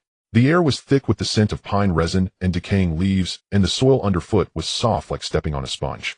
Tian stopped. Lilith almost bumped into his back, quickly hitting the brakes. "What's wrong? Is there a monster? Where? Is it big? Is it ugly?" "There is something." Tian's gaze fell upon an old pine tree 30. There was a fresh claw mark on the trunk, 3 parallel grooves extending from the bark into the wood over an inch deep. "Goblin's claws." Lilith leaned closer to look at the claw mark, then glanced down at her fingers. "Master, I think my nails weren't cut. That's not from nails. I know, I just wanted to make myself feel a little better." Tian crouched down, lightly touching the claw mark, then stood up and spread his divine sense forward. Within 100 feet, there was no sign of large monsters. However, 3 feet below the surface, there was a faint vibration, as if something was moving through the soil. Tian's hand pressed against the ground, his divine sense piercing into the earth for about 10 feet. A shadow curled up, underground shifted. 8 segmented limbs exerted force simultaneously, causing the soil to surge like waves to both sides. A spider's face covered in tumor-like growths emerged from the ground, its jaws wide open revealing 3 rows of inwardly curved sharp teeth. The Rockwalker spider. An adult nearly 6 feet long with 8 legs extending over 10 feet. In the grading system of the Adventurers Guild, it is classified as a clever monster. With tough skin and thick flesh, it moves swiftly and excels at ambushes, making it a nightmare for ordinary adventurers. Tian didn't even stand up. He merely lifted his palm slightly from the ground, and then pressed it down again. An invisible force surged from his palm, crashing like an unseen mountain onto the carapace of the Rockwalker spider. The massive creature that had just emerged from the ground suddenly sank, its 8 legs bending simultaneously, the joints creaking painfully. Its jaws opened wide, emitting a sharp shriek. With his other hand, Tian extended his fingers like a blade and gently waved. A strand of white light as thin as a hair shot from his fingertip, precisely cutting into the joint between the spider's cephalothorax and abdomen. That was the thinnest part of its shell and the location of its nerve center. As the white light penetrated, the Rockwalker spider's body twitched violently, its 8 legs stiffening simultaneously before collapsing like a marionette with severed strings. The human emperor banner unfurled automatically, at his waist a rich, deep green soul drifting out from the corpse of the Rockwalker spider, silently swallowed by the banner. The runes on the banner glowed for a moment before returning to normal. Tian stood up, brushing the dirt off his hands. The entire process took no more than 3 breaths. Behind him, Lilith still maintained the posture of squatting on the ground, covering her eyes with a gap between her fingers as she peeked out. Is it over? She lowered her hands, stood up, and walked to the corpse of the Rockwalker spider, gently kicking one of its legs, which was longer than she was. The corpse had already lost its vitality, but the limbs still twitched slightly under nerve reflexes, startling her to jump back a step. It's still moving even after it's dead. Nerve reflex. Whatever you say. Lilith stepped around the corpse and walked to Tian, looking up at him. Her expression shifted from fright to confusion, then to an entangled state of "I have questions, but I don't know where to." "Master, speak. You just..." With a snap, crushed that huge spider. What realm are you in?" "Peak of Golden Core. By the standards here, I'd be considered a grand magus." Lilith paused for a moment, seemingly digesting this information. Then she extended a finger, pointing at the corpse of the Rockwalker spider being swarmed by ants, and then at Tian. "Grand magus. Clever monster. You, someone capable of casting forbidden spells, came to the mountains just to kill a clever monster." Tian did not answer immediately. He glanced down at the human emperor banner at his waist. The banner fluttered slightly in the wind, and the black soul mark at the edge deepened a fraction. "To refine it," he said. Lilith followed his gaze to the black banner. She had noticed this banner before. He had taken it from his waist and hung it back. She had never dared to ask what it was, fearing that asking might lead to being silenced for knowing too much. It's a banner. A banner. This banner requires killing monsters to refine. It needs souls. The souls of monsters. Lilith blinked, seemingly calculating. She counted on her fingers one by one. "You said you killed all night in the Ashen Forest, and today you went into the mountains to kill. Are you planning to wipe out all the monsters in these mountains?" "Not that many are needed. 10,000 souls will suffice." 10,000. Lilith repeated this number, her expression subtle, realizing my master is indeed not a normal person. She thought for a moment and then asked, "But master, you're a grand magus now, why not hunt higher level monsters? One high-level monster's soul is worth dozens, if not hundreds of these small creatures, right? Why specifically target these weak ones? Such low efficiency." Tian glanced at her. In that glance there was scrutiny, satisfaction, and a hint of approval. "For you finally asked a good question. The soul of the human emperor banner is still too weak to refine stronger souls. Then why not refine the banner's soul first?" "Wait," Lilith suddenly froze. "You weren't planning to refine me into the banner's soul from the beginning, were you?" "What nonsense are you saying?" Tian's expression turned serious, apparently displeased with such talk from his newly accepted disciple. Thankfully, he wasn't so deranged as to consider harming the clever and adorable Lilith.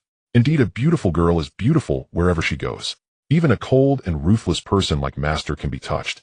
Just as Lilith was patting her chest, feeling slightly relieved, she heard a voice from the opposite side. "At your current cultivation level, you can at most be the main soul. After all, she is his disciple." Tian thought for a moment and added, "If you insist on entering the banner, wait until your cultivation is higher, and I will refine you into a soul of the banner." Also, it wasn't my wisdom and beauty that moved him. It's simply because I am too weak to be worthy of being a soul. Lilith felt a wave of sorrow, and with her hands on her hips, she shouted, 30 years in the demon realm, 30 years in the human realm. Don't underestimate a girl in poverty. And also, I don't want to be a soul." Tian nodded. Oh, after accepting a disciple, he didn't plan to treat her as a weapon. Moreover, her words seemed somewhat familiar. He was also teaching her some practical knowledge about the cultivation world. "Do you know why there are always villains in the cultivation world who get killed by the protagonists?" Lilith shook her head. In fact, she didn't even know the meaning of the term cultivation. Because villains like to wait, Tian turned around and continued deeper into the mountains, his voice as calm as if he were lecturing on an elective course. When the protagonist is in the chi refining stage, the villain is at the golden core stage. The villain says a mere chi refining not worth my effort and sends a few minions to grant experience. The protagonist establishes their foundation and the villain is still at the golden core stage. The villain says let him bounce for a few more days. He brushed aside a branch blocking his path, stepping aside to let Lilith pass first. The protagonist reaches the golden core and the villain can no longer sit idly. But by this time the protagonist already has trump cards, fortuitous encounters, and the protagonist's halo. As soon as the villain engages, they realize they can't win. Before dying they must shout impossible. I could have killed you long ago. Lilith followed him through the thicket, her hood snagged on a branch, and she hurriedly pulled it off. So master, you mean you are currently playing the role of the villain? Wrong, I am the protagonist who does not wait and is decisive in killing. Tian stopped, turning to look at her. Sunlight streamed through the gaps in the treetops, casting dappled shadows on his face, but the light in his eyes was steady like the water in a deep pool, undisturbed. Since I know that villains die from talking too much, and that protagonists rise from obscurity, then while the protagonist still has no background, still in the chi refining stage, I will crush them with one palm. No nonsense, no underestimating, and no opportunity for growth. He turned and continued walking. In my opinion, in the cultivation world, it should be the norm for golden core experts to kill chi refining geniuses without backgrounds who have offended them or their sect. Lilith followed behind him, stepping carefully on the gravel, her mind undergoing a storm. She was trying to use the logic of the demon realm to understand this statement. In the demon realm, it is only natural for the strong to kill the weak. But not a single demon lord would specially run to kill goblins or gnolls, no matter how talented they were. It's not out of kindness, it's out of shame. A dignified demon king crushing ants would be a laughingstock throughout the demon realm. But Master's logic is different. He does not live for face, he lives for the Tao. Face is for others to see, while the Tao is for oneself to walk. Whether it's shameful is irrelevant, or what's important is the stability of one's Tao heart. So Master, she jogged to catch up with him, her voice filled with the excitement of I finally understand. You are essentially the kind of person who engraves the words caution into your bones. No matter how weak the opponent is, you must personally confirm they are completely dead before feeling at ease. That's a fair understanding. Then if someone offends you, what will you do? Directly kill them, without leaving them any chance. No chance left. Lilith took a deep breath, silently repeating in her heart, I must never offend Master again, 3 times. Then she noticed something. The human emperor banner at Tian's waist was slightly trembling, with faint black smoke billowing from the banner. This was not smoke produced by burning, but a lighter, fainter smoke, like ink diffusing in water. It slowly ascended in the air before dissipating into nothingness. Master, why does your banner emit black smoke? Tian glanced at the emperor's banner, his expression unchanged. This is not black smoke, it is the primordial purple chi. Primordial purple chi. The source energy from the time when heaven and earth first opened, the root of chaos, the source of the Tao. It just looks a bit like black smoke. Lilith stared at the strand of primordial purple chi that twisted and dissipated in the wind, remaining silent for a moment. That thing is as black as if it came out of a chimney, and its edges carry a strange dark green hue. Master, though I haven't read much, I've seen plenty of treasures in the demon realm. Those treasures shine with golden light, silver light, or colorful auspicious light. But yours emits chimney light. Are you sure it's not the soul in the banner burning a boiler? Tian withdrew his gaze and continued deeper into the forest. You don't understand, the Tao is simple, and true source energy often appears the most unremarkable. Just like golden core cultivators who look no different from ordinary people. Lilith jogged to catch up, mumbling, but your primordial purple chi smells burnt. I just smelled it. It smells like burnt hair mixed with decayed leaves. That's a problem with your nose. My nose is perfectly fine. When fleeing, I relied on my nose to find food. I can smell what flavor the bakery 3 streets away is baking. Tian did not respond, but quickened his pace. The forest grew denser. The ground beneath their feet changed from gravel to decaying leaves, then from decaying leaves to damp moss. Sunlight was sliced into fragments by the layers of tree canopies, casting mottled light and shadow on the ground. The air was thick with a decaying odor, one that was heavier and more foul than rotting leaves, as if something had died in this forest long ago and had not completely decomposed. Lilith covered her nose. Master, it stinks here. Tian stopped, his gaze falling ahead. An open, or rather it used to be an open area. Now it was overgrown with waist-high weeds, the stems darkened and the edges of the leaves curled. Among the weeds lay several grayish-white bones, small in size, likely human leg bones with uneven fracture surfaces and clear bite marks. 20 steps further was a cave. The entrance was irregularly oval, about the height of a person, with the edges of the rocks smooth and shiny, indicating frequent comings and goings. More bones were scattered on the ground around the cave entrance. Small ones like rodents, large ones like cattle, and some clearly human finger bones and ribs glinting pale in the afternoon sun. The cave was pitch black and faintly a low gurgling sound could be heard coming from deep inside. Tian stood at the entrance, not hurrying to enter. He looked up at the sky above, then lowered his gaze to the pile of pale bones at his feet. The tattered clothes looked like they belonged to adventurers. Then he put his right hand behind his back, his left hand resting at his waist, straightening his back, and in a stance reminiscent of Michael Jackson's thunderous pose from his past life, he spoke. It was not I who harmed you, it was that ambush army from 300 years ago that harmed you. Lilith stood 3 steps behind him, tilting her head in confusion, as if to say, what madness is my master spouting now? Tian continued. You should not have appeared here, nor attacked passing adventurers. It was the demon race that brought you to this land 300 years ago. You had no choice.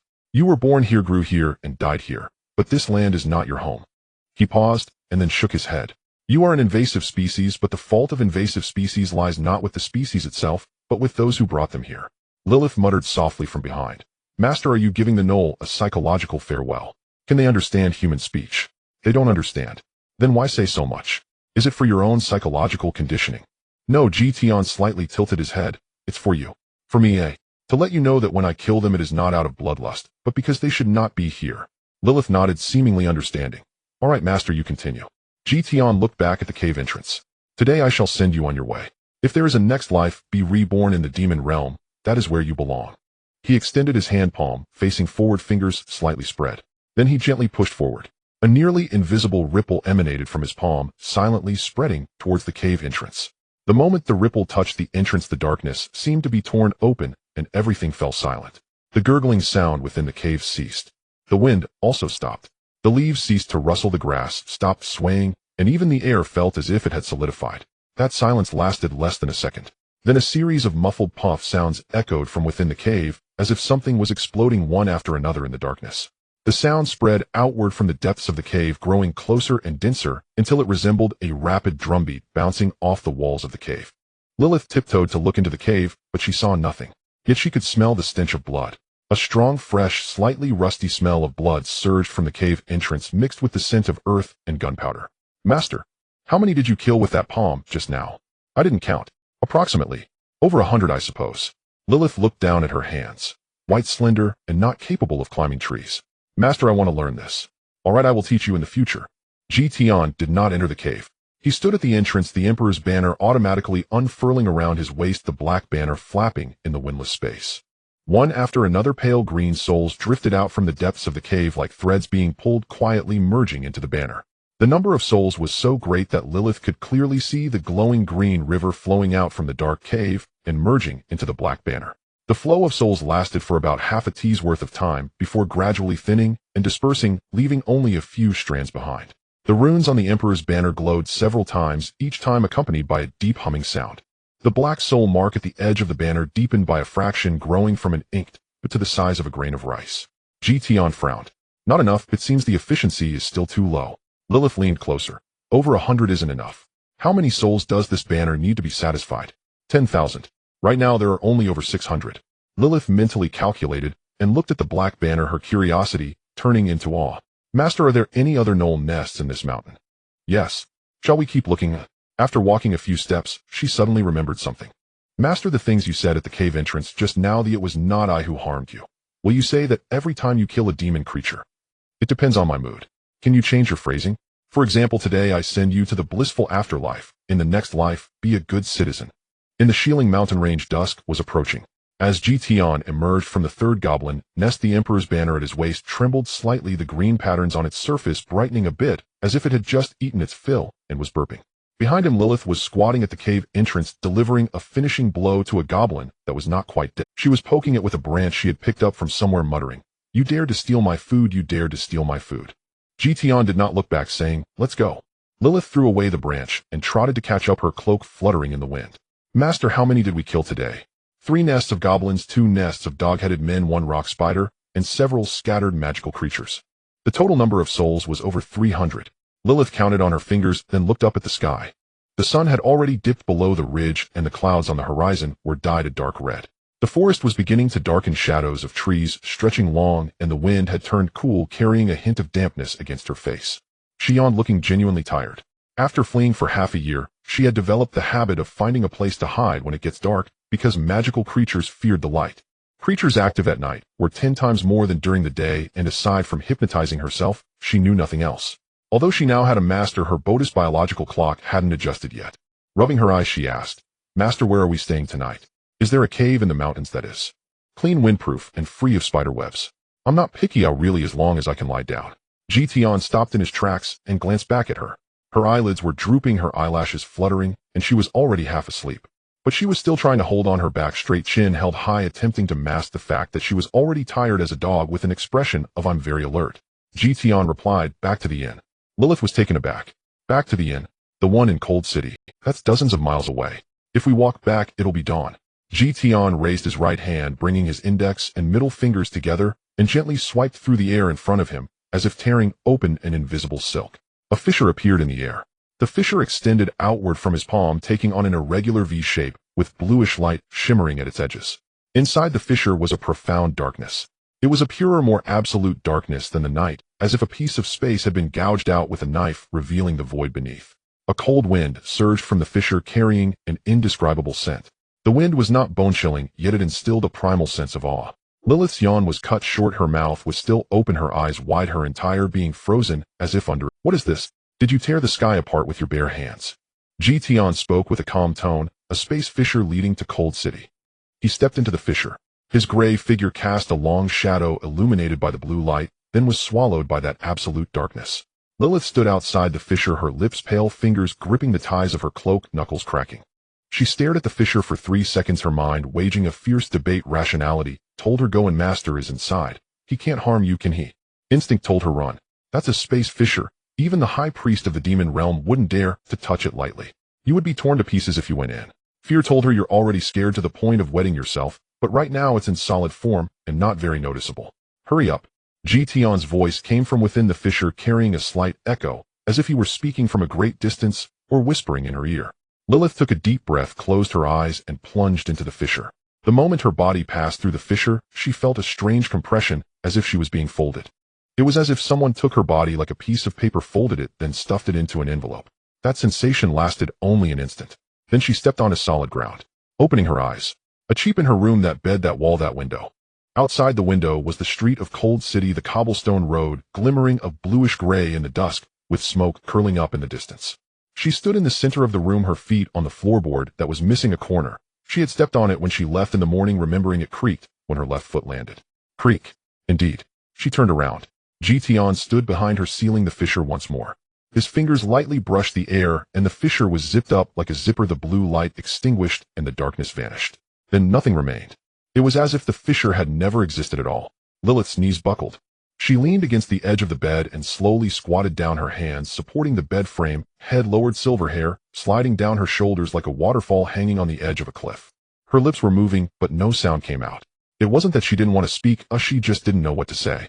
The only thing looping in her mind was so strong. After a while, she finally raised her head, looking at Tian with an expression of "I have given up on understanding this world." "Master, what was that you just did called?" Minor teleportation technique allows one to traverse places they have already been within 100 miles. Lilith's voice shot up several octaves, as if someone had stepped on her tail. "Minor? You call tearing space apart with your bare hands minor? What's major then? Moving an entire city?" Tian thought for a moment. "Pretty much. The major teleportation technique can move cities across nations, covering 1,000 miles in a single step. But it consumes too much energy, and with my current strength, I can't maintain it for long." Lilith squatted on the ground, hugging her knees, looking up at him, as if she were a cat brought out, and then returned by her owner, her eyes filled with "This world is too crazy. Master has human magic. Developed to this extent. When I was in the demon realm, I heard of spatial magic, but that required magic circles, magic crystals, and several powerful mages to cast spells until their mouths cramped to open a barely passable teleportation gate. And you?" She extended her hand, mimicking the motion of tearing something in the air. "With a rip, it's done. If that's the case, the demon race is truly doomed." Tian corrected her. "It's not magic, it's technique, the technique of cultivation." "Technique." Lilith repeated this word. "Master, what exactly is this cultivation you speak of?" Tian glanced at her and walked to the window, sitting cross-legged. The moonlight poured in through the window, illuminating his gray robe, giving it a layer of silvery frost. Cultivation is cultivating reality. To cultivate the physical body, the divine sense, and the Tao heart. The ultimate goal is to transcend the mundane, achieve eternal life, master the cycles of life and death, and manipulate the universe. Magic is borrowing the power of heaven and earth for one's own use. Cultivation is transforming everything to create one's own path. He extended his hand palm facing up. A magician casts spells using magic essence like scooping water from a river. A cultivator casts spells using their own spiritual power, like drawing water from a well within themselves. The deeper the well is dug, the more water accumulates. In the end, one becomes a river. Lilith squatted on the ground, tilting her head, listening intently. So when you tore open space, just now you used your own spiritual power? Yes. Not borrowed from heaven and earth. No. Lilith's eyes widened again. Then how strong must your spiritual power be to tear open space? Space. That's space. Not paper.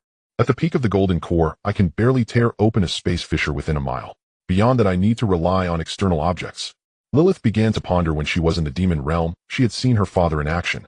The Demon King's full-strength attack could destroy a third of Demon King City without using forbidden spells.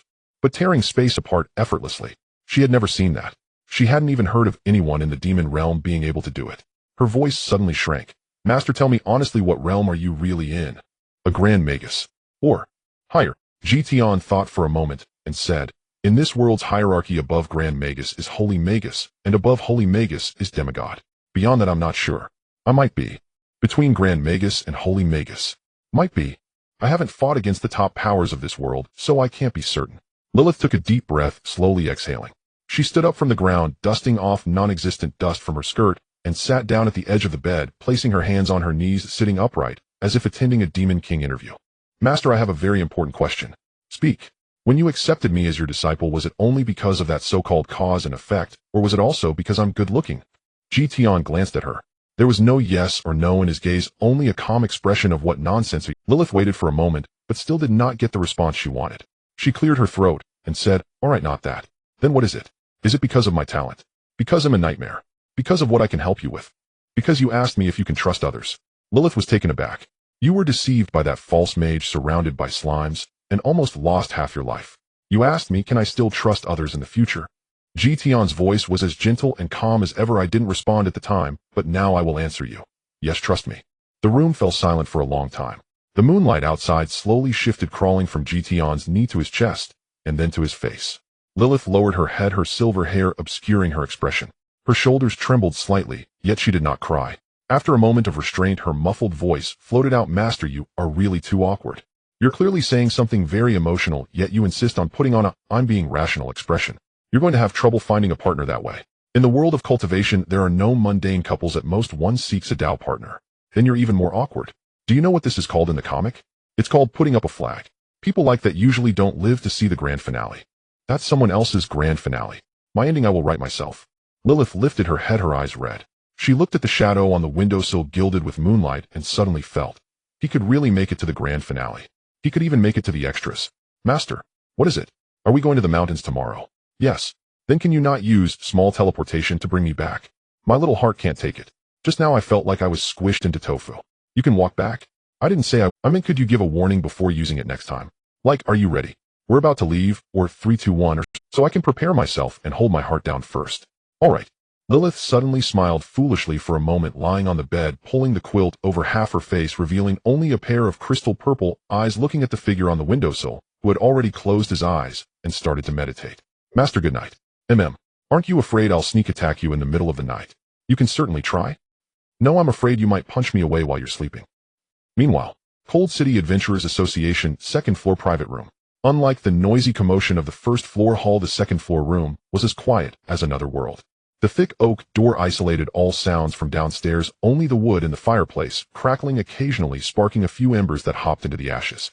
On a long table lay a giant sheepskin map, its corners weighed down by several thick books densely marked with mountains, rivers, towns, and arrows, and circles drawn in red ink. That was the advance route of the Demon King's army. Alex stood before the map, hands resting on the edge of the table, his golden hair glowing softly in the candlelight. His gaze moved from one red circle to another, his brow slightly furrowed, as if measuring some invisible distance. 3 days ago, the vanguard of the Demon King's army advanced to 120 miles west of the western boundary mountain range. He pointed at a mark on the map. Yesterday's latest intel indicated that they have prepared for a new round of war mobilization and are camping here. His finger lightly tapped on the map, making a faint knocking sound. At this speed, they will reach the Cross River mouth 150 miles west of Cold City in 5 days. That is the junction of 3 trade routes, and once it falls into the control of the demon race, the supply line between the western boundary and the royal capital will be cut off. Mason leaned on the table, her fiery red hair draping over the map. She rested her chin on her hand, lazily scanning the red circles, a hint of nonchalant amusement on her lips. So we need to eliminate their command structure before they reach the Cross River mouth. Alex straightened up, arms crossed. Although the vanguard of the Demon King's army is numerous, the real threat comes from the demon leaders commanding them. As long as we slay the main commander of the war faction, the vanguard will fall into chaos.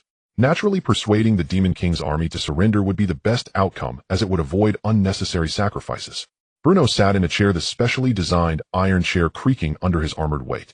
The great sword leaned against the edge of the table, its blade black as ink, reflecting a cold light in the candlelight. Easier said than done. The demon leaders must have many guards nearby, and if we rush in, what if we get surrounded? That's why we need to coordinate. Alex turned to Anna. What did the church say? Anna sat by the fireplace, holding a thick holy scripture, her silver hair shimmering softly in the firelight. Her voice was soft and ethereal. The Knights of the Holy Temple will send a small squad to feign an attack on the western front, drawing the attention of the main demon forces. At the same time, the 3rd Legion of the Kingdom will flank from the north, cutting off the demon's escape route. She opened the holy scripture and took out a letter sealed with the church's emblem. This is a command personally signed by His Holiness the Pope. The Knights of the Holy Temple will fully cooperate with our actions. Bruno scratched his head, feigning an attack. Flanking. Can you say something I can understand? For example, where do we attack? Who do we attack? After attacking, where do we run?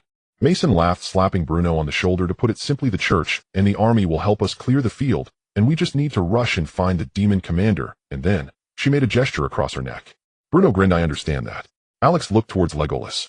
The elf had not spoken a word since he entered the room. He sat quietly in the corner, leaning against the wall, his longbow beside him, his amber eyes half closed, as if dozing off, yet also listening to some distant sound. Legolas, what are your thoughts? The elf opened his eyes, his gaze resting on Alex's face, lingering for a moment. The demon leaders' camp will not be set up in an open area. They will camp in places with cover, forest valleys, or abandoned mines. Our scouts will find it hard to approach. Alex asked, can you get close? Legolas was silent for a moment. I can, but I need time. How long? 2 days. I will observe their defensive patterns from the shadows, finding the weakest moments of their defenses. Alex nodded. Then it's up to you. He lowered his head again, his gaze falling on the dense markings on the map. Now let's simulate the attack route. Bruno, you will be responsible for the frontal breakthrough. Mason, you will provide long-range fire support. Anna, you will handle healing and holy light suppression. Legolas and I will infiltrate the core and slay the commander. His finger traced an arc on the map. This is the famed attack route of the Knights of the Holy Temple. Then he drew. This is the flanking route of the kingdom's 3rd Legion. Finally, his finger stopped at a hill 30 miles west of the Cross River mouth. And here is where we will have our decisive battle with the demon leader. The candlelight danced on his golden hair, reflecting 2 small flames in his azure eyes. His voice was magnetic, compelling one to believe. We set off in 3 days. Any questions? None. Mason was the first to respond. Bruno patted the great sword, laughing heartily. Ha! Finally we can fight. Anna closed the holy scripture. May the holy light bless us. Legolas opened his eyes and nodded slightly. Alex looked around at his teammates, then it settled. The twilight outside had completely settled, and the streets of Cold City were lit with scattered lights. The torches on the distant city walls formed a winding line of fire, like a sleeping fire dragon coiled on the edge of the city. And in the farther distance, on the desolate plains of the western boundary, fires were also burning in the demon camp. 2 kinds of flames faced each other across the darkness of hundreds of miles. The outcome will be revealed in a few days. Early the next morning, when Tian went to check out, the innkeeper's wife looked at the room that had only been occupied for 1 night, but seemed to have undergone a small-scale war. Her expression was quite subtle. The bed sheets were wrinkled like crumpled draft paper, the quilt was rolled into a bundle in the corner of the bed, and the pillow had fallen to the ground with several strands of silvery hair sticking to it. On the table were 6 empty plates and 3 cups. The remnants of cake in the plates had solidified into hard lumps, and the bottoms of the cups still held unfinished cold tea. Unable to contain her curiosity, the innkeeper's wife asked, "Did you have a party last night?" Tian maintained his expressionless face, replying, "No, my disciple just eats rather noisily." Lilith stood behind him, pulling her hood low, wishing to shrink her entire face into the cloak, while her fingers twisted nervously in her pocket. Her ears turned as red as boiled shrimp. She had woken up in the middle of the night hungry, and in the dark, she had gotten up to eat small cakes, only to be startled by her still meditating master. Tian spoke again. "Deposit." The innkeeper's wife glanced at him, then at Lilith's side, and pulled out a few silver coins from the drawer, handing them over. "Next time you come, just let me know in advance, and I'll prepare a bigger room for you." "All right." Tian took the silver coins, casually handed them to his disciple, and turned to leave. As he stepped out of the inn, he suddenly stopped and glanced back at Lilith, who was still counting the coins with her head down. Close your eyes. Lilith lifted her head, looking puzzled. Huh? Why should I close my eyes? Tian didn't explain, reaching out to grasp her wrist. Master, you want? Wait a minute. The scenery around her blurred. The street view seemed to be crushed by an invisible hand, transforming into countless vague lights and shadows that whirled past her. The sounds of wind, voices, and distant horns from the city wall elongated and distorted in that instant, turning into a low rumbling hum. Lilith felt as though her stomach had been tossed to her left shoulder and then thrown back to its original position. Her heart was racing wildly in her chest, and all that remained in her mind was a single thought: it's happening again, it's happening again, it's happening again. Then everything returned to calm. Sunlight filtered through the gaps in the treetops, casting mottled shadows on her face. The stone path beneath her feet turned into soft, decayed leaf litter, and the air was filled with the scent of pine, resin, and decay. Lilith opened her eyes. Towering ancient trees, vines entwined, and unfamiliar bird calls echoed from afar. The Shieling mountain range. Her voice was a bit dazed, seemingly casual, but in reality, she had already been walking for a while. Master, can you give me a heads up next time you use this trick?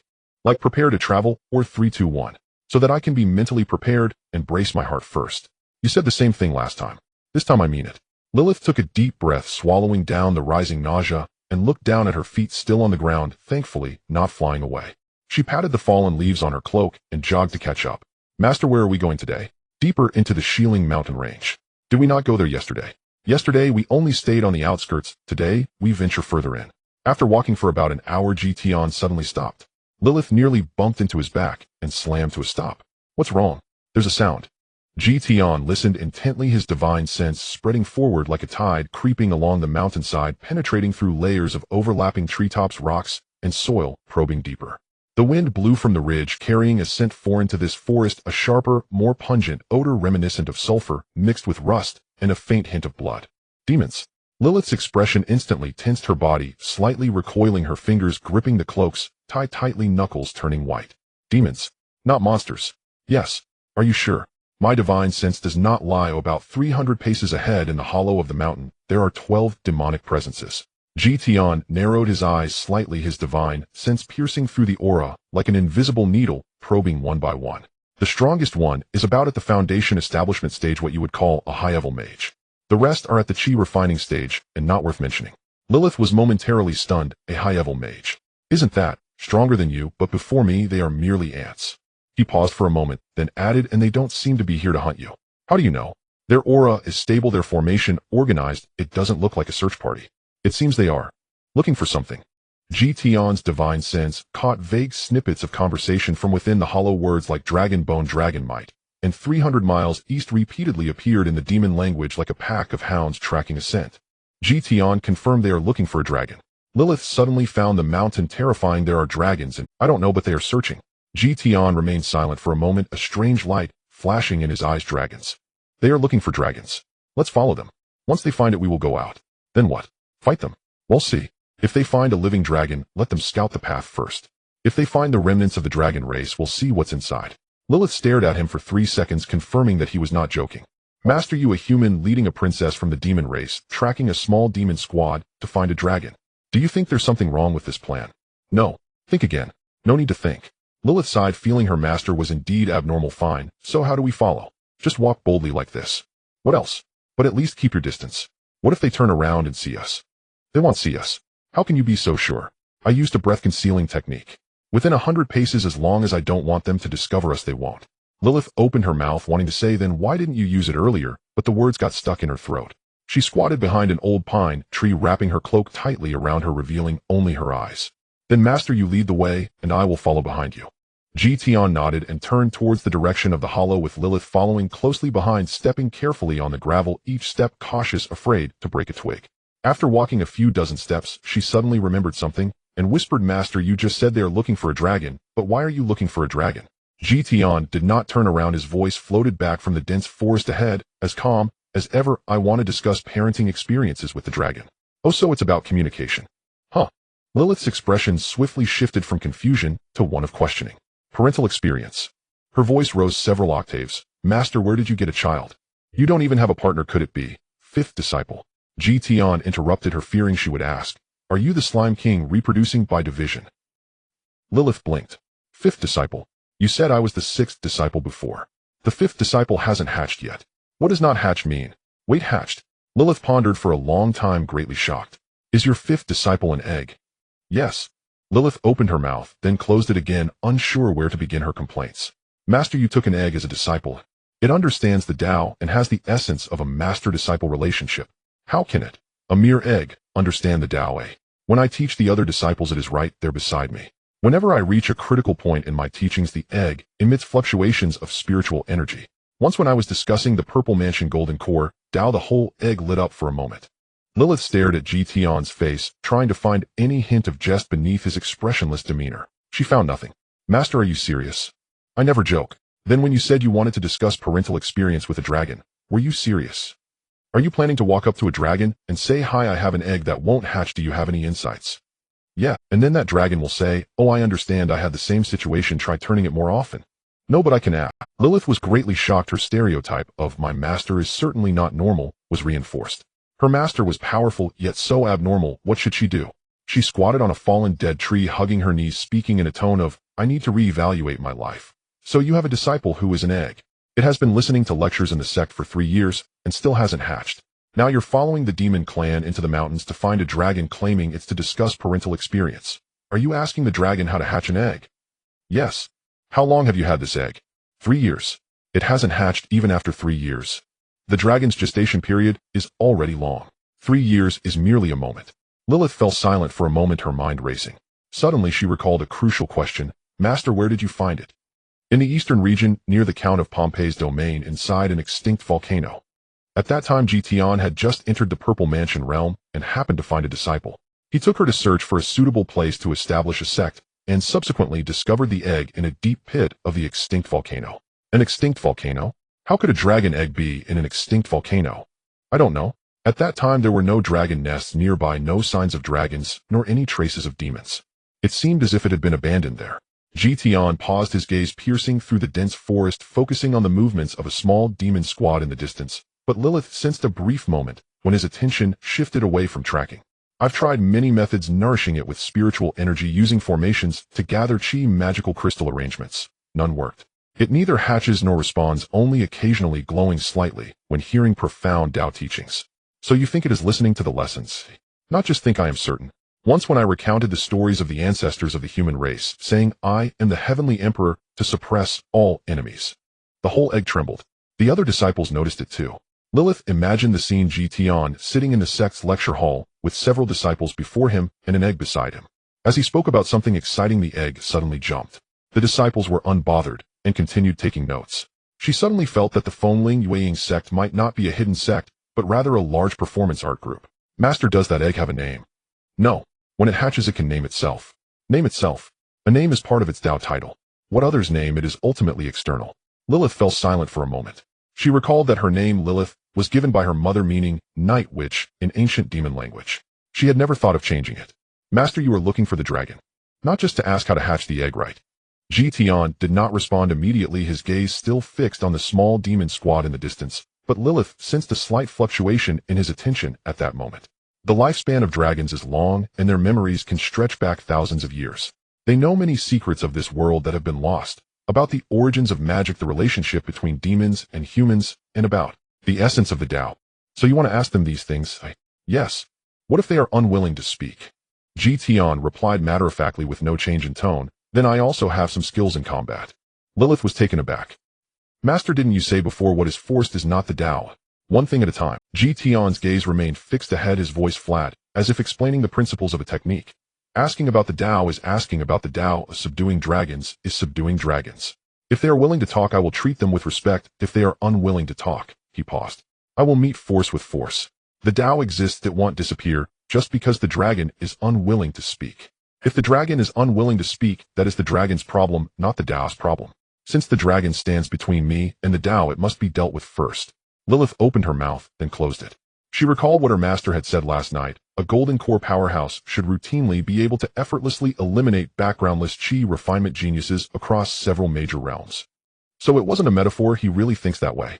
Master, that's a dragon. I know. A living one, the kind that can breathe fire and fly. I know. Aren't you afraid of being unable to defeat it? Tian glanced at her. That look was very calm, but Lilith read into it a message. Are you joking? If I can't defeat it, I'll deal with that when the time comes, he replied, pulling his gaze back.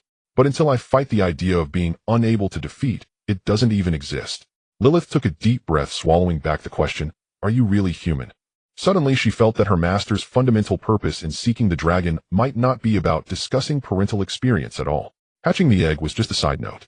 What he truly sought, those secrets about the origins of magic and the essence of the Tao, was the real, and if the dragon was willing to answer, that would be great. If not, then it would be a disaster. Master, what now? You said before that you took that egg as a disciple because it listened to your Tao teachings. So now you're going to fight its kind. Oh, won't it hate you if it finds out later? Tian fell silent for a moment. No. How do you know? Because it listened to 3 years of Tao teachings. What it listened to was not technique, but the Tao. The Tao is about cause and effect, about fundamentals. I fight the dragon not to kill, but to seek the Tao. If it cannot even distinguish this, then those 3 years of listening were in vain. Lilith watched his back for a while. Suddenly she felt a pang of sympathy for that egg. It had yet to hatch, and was already facing the ethical dilemma of master might want to violently beat its own kind. Besides, how could it hear all this without even having ears? Does it rely on the shell for conduction? Master, I have a very serious question. Speak. Does that egg, does it have ears? No. Then how does it listen to the lessons? Through spiritual sense perception. Spiritual sense perception. Lilith repeated the term, feeling that she might never understand her master's world. So it can listen without ears. When it hatches, will it also not need a mouth to eat?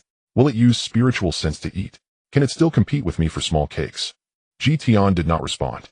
Lilith imagined the scene, an egg floating above the dining table, its shell faintly glowing as the small cakes on the table disappeared one by one. Without a mouth, without hands, only spiritual sense silently feeding. She shivered. Master, I think I might need to reconsider the food safety in our sect. No need to worry. It eats spiritual energy, not cake. Tian's tone became somewhat emotional. It's not too much. My eldest disciple, Shueli, found it by the roadside, while wrestling with an adult brown bear, and won. Wrestling with a bear. Lilith was taken aback. Yes, barehanded. With a bear? And she won. She won. The bear ran away, and she chased it for 2 miles, insisting on becoming sworn siblings with it. Lilith fell silent for a moment, envisioning a scene, a girl riding a bear galloping through the forest, shouting, "Brother, slow down." Master, what species is your eldest disciple? Tian wasn't entirely sure either. She should be human, just a bit stronger than usual. A bit stronger. One punch could blow the gates of Cord City away. Lilith looked at her fist, clenched it, and then relaxed. She decided that when she sees this senior sister in the future, she must stand straight and refrain from talking recklessly. The second disciple, Ophelia, is a half-elf. She was found at the border of the Elven Kingdom. At that time, she had been lost in the woods for 3 days, starving and crouching under a tree, gnawing on bark. Gnawing on bark. Yes, but she did it very elegantly. Elegantly gnawing on bark. Each bite was neat and tidy, looking more graceful than your hypnosis technique. Tian paused. Later I found out she had run away from home. Her father was a high-ranking noble of the Elven Kingdom, and her mother was human. Unable to stay at home, she ran away. What is she skilled at? Divination and prophecy, very accurate, to the point where even I was surprised. How accurate? Once she predicted it will rain tomorrow, and the next day it really did rain. Lilith waited for a moment, but didn't hear any further description. Is that all? That time she was in the desert when she said it. Lilith fell silent again. She decided that when she sees this second senior sister, she must also stand properly, because she wanted to ask her about her own fortune regarding whether she could eat small cakes every day. No, Lilith, you have lost your ambition. You should be divining whether you can eat small cakes, egg tarts, macarons, canellas, caramel, pudding, lava cakes, cream puffs, and donuts every day. Yes, just those. Any more, and I wouldn't be able to eat it. The third disciple, Alice, is the daughter of the Duke of the Eastern region. Tian's tone changed subtly, as if recalling something unpleasant. She wasn't found as she came on her own. Yes. She heard about the Wind Spirit Moon Shadow sect from somewhere, thought the hidden sect was very cool, and left a letter saying, "I have gone to cultivate, do not worry," before running away.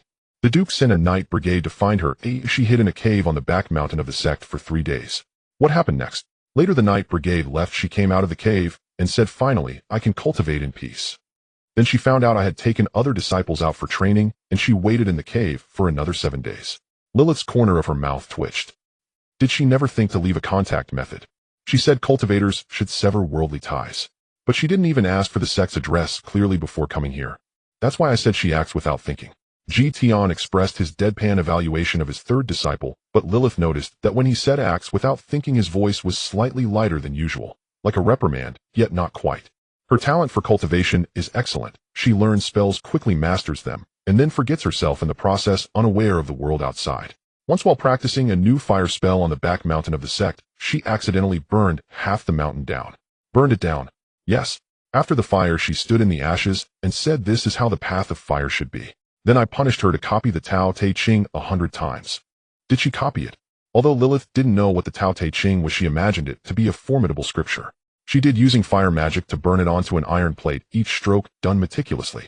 Lilith imagined the scene: a girl standing before an iron plate, her fingertips spewing fire as she meticulously wrote, with half a mountain shard behind her. Master, your third disciple. Does she have a few screws loose? Not just a few, but many. Tian answered without hesitation. If even a master with an abnormal thought process finds her abnormal, then she must indeed be quite extraordinary. Lilith felt that the third senior sister was quite a character. The fourth disciple.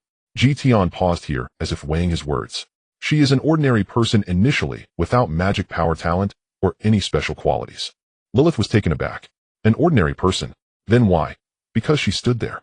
Tian's gaze pierced through the dense forest, his voice flat. The village was slaughtered by monsters, all dead, and she was the only one standing. Holding a fire stick covered in blood, she stood at the village entrance facing a dozen goblin-headed creatures without retreating a single step. By the time I arrived, she had already been bitten to the point of barely standing, yet she was still swinging that fire stick. I exterminated those goblin-headed creatures as she glanced at me and asked, "Can you teach me to become strong?" She was gravely injured, a chunk of flesh torn from her leg, her left arm fractured, and 3 ribs broken. But she did not cry or scream in pain, as she simply looked at me. I said, "You have no talent for cultivation." She replied, "Then I will practice 10 times more than others." I then said, "Practicing 10 times more may not be useful." She responded, "Then I will practice 100 times more." Tian paused and continued, "So I took her as my disciple." Mainly Tian felt that she was undoubtedly the protagonist of a Xianxiao world, and he wanted to play the role of the protagonist's grandfather, akin to a system or some sort of golden finger. But these are not for outsiders to know, so he naturally did not say them. Lilith opened her mouth to say something, but found her throat tightening. She recalled her own escape, being pursued, hunted, treated as a monster. She had never had the courage to stand at the village entrance facing a dozen monsters.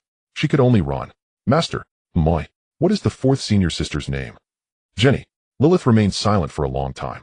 She suddenly felt that the Wind Spirit Moon Shadow sect was probably not an art troupe of bewildering behavior. It was a place that sheltered those with nowhere to go. A place where it didn't matter whether you were strong or weak, human or otherwise, as long as you were willing you could stay. "Master, moi, will I be able to meet them in the future?" "Of course. Wait until you learn the breath control technique, so you won't faint from the eldest sister's aura upon your entrance."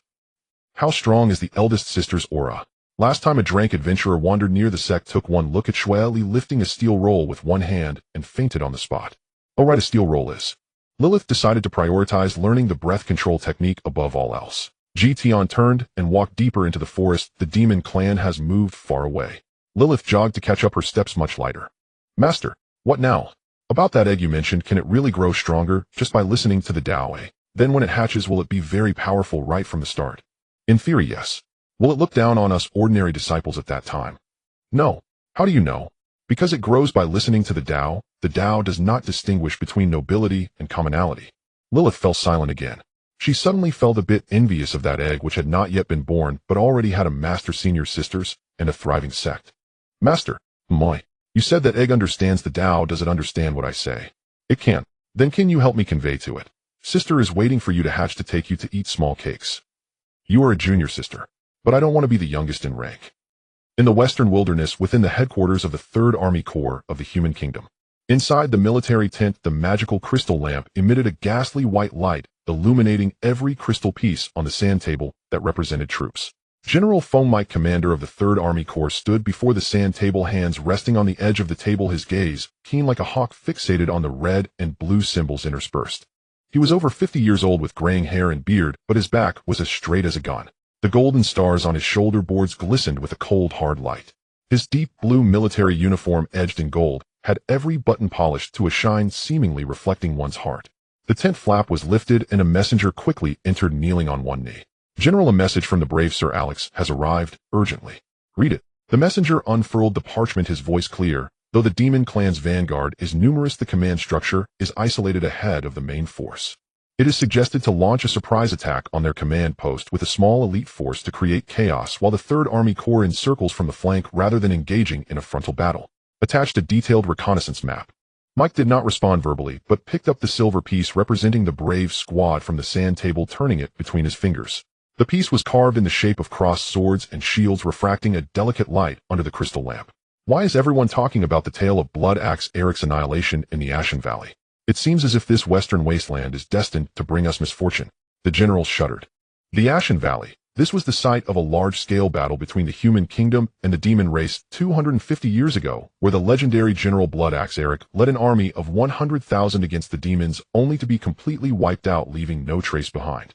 That land remains barren to this day, hence the name Ashen Valley, on par with the Ashen Forest. General Mike turned around to face the enormous map of the Empire hanging on the tent wall.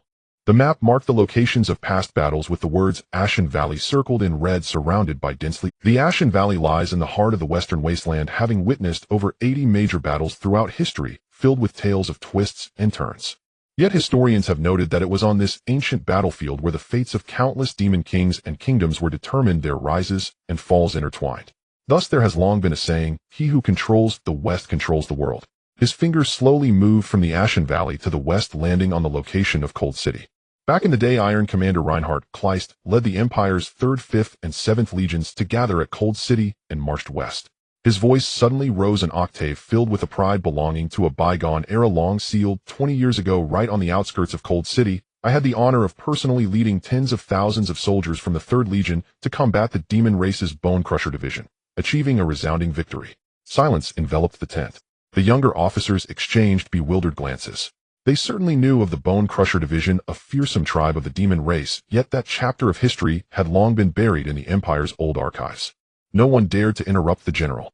Mike's expression did not seem like one of boasting, but rather that of a spirit from another era, recounting tales of his past life to the empty air. He turned around, his gaze sweeping over each face in the tent. I do not understand, he repeated, his voice dropping, laced with suppressed anger. Why is everyone talking about Eric being trapped in the Ashen Valley, as if this battlefield in the west is fated to bring us calamity? He walked to the sand table and tossed a black crystal piece representing the demon vanguard onto the spot representing Cold City. The piece struck the wooden map, producing a series of sharp sounds like a sudden downpour hitting a roof. 20 years ago, I led my troops westward, unstoppable. 10 years ago, I defended the Western Front, and the demon race did not dare to turn southward. In just 20 years, he paused, his voice suddenly softening to a whisper that only his closest aide could hear. Is this place to become our grave? No one answered. General Mike took a deep breath, straightened up, his voice regaining its iron-like hardness. Regardless of the circumstances, he extended 3 fingers, clenched them into a fist, and slammed it heavily against the edge of the sand table. The battle forces stand at 100,000 against 80,000. The advantage is mine. The tent curtains were suddenly flung open. Alex strode in, his golden hair still damp with the night dew, his silver light armor glinting coldly under the crystal lamp. Following him was Mason, his fiery red robe billowing in the night breeze. General Alex's voice was calm, but each word was like a nail being hammered into iron. The 80,000 of the Demon Vanguard are not a rabble. They have a complete command system, siege engines, and logistical support. In a direct confrontation, even if we win, it would be a Pyrrhic victory. Our goal is to prevent their eastward advance, not to engage in a war of attrition with them. Mike turned around, looking down at the young golden-haired man. Brave sir, I will set aside your unauthorized entry into the military tent for now. May I ask how many large-scale battles you have commanded with over 10,000 soldiers? Alex hesitated for a moment. None. I have commanded. Mike withdrew his gaze and looked back at the sand table, a hint of fatigue only he understood creeping into his voice. 7 times winning 4 and losing 3. The 3 losses were all due to my heeding the advice of elite raids. He picked up the silver piece that had been left in the corner, clenching it in his palm. Your task is to slay the demon commander, and my task is to win this war. We each have our roles without interference. But even if we win a direct battle, how many of the 3rd Legion will remain? Alex stepped forward. General, you know better than I do that those soldiers are not just numbers. I am well. Mike's voice suddenly rose, causing the crystal lamp in the tent to sway. He took a deep breath and slammed the silver piece down on the edge of the sand table, causing several black crystal pieces to roll onto the ground. Do you think I want to fight this battle? His voice lowered low enough that only Alex and Mason could hear over there in the capital. The Prime Minister needs a victory of his own to secure votes. You come with the holy sword with elves with the church. If you win, it is your glory. If you lose, it is the military's incompetence. You will never understand how we old ones tread on thin ice with every step in the court. Alex's pupils constricted slightly. Therefore this battle must be won by the 3rd Legion in the front line. Mike released his grip. The silver piece toppled on the sand table, rolling solitary to the location of Cold City and it's best not to end the battle before the main force does. Silence filled the tent. Mason tightened his grip on the staff behind Alex, his knuckles turning white. Alex remained silent for a long time, his gaze clashing with Mike's like two silent blades crossing in the air. I understand. I will not interfere with your battle. The young hero paused, then spoke solemnly, but I will not allow the frontline soldiers to die in vain. He turned and strode out of the military tent. Mason hurried to follow. Behind them, General Mike stood in place, looking at the silver piece abandoned on the sand table, softly uttering a phrase only his aide could hear. I hope. You are not the second Eric. The night wind rushed to meet him, carrying the dry dust of the wasteland. The situation is worse than you expected. He has gone mad. Mason complained behind Alex. 100,000 against 80,000. He must have included the logistics troops and supply civilians in that count, right? The real combatants are less than 50,000.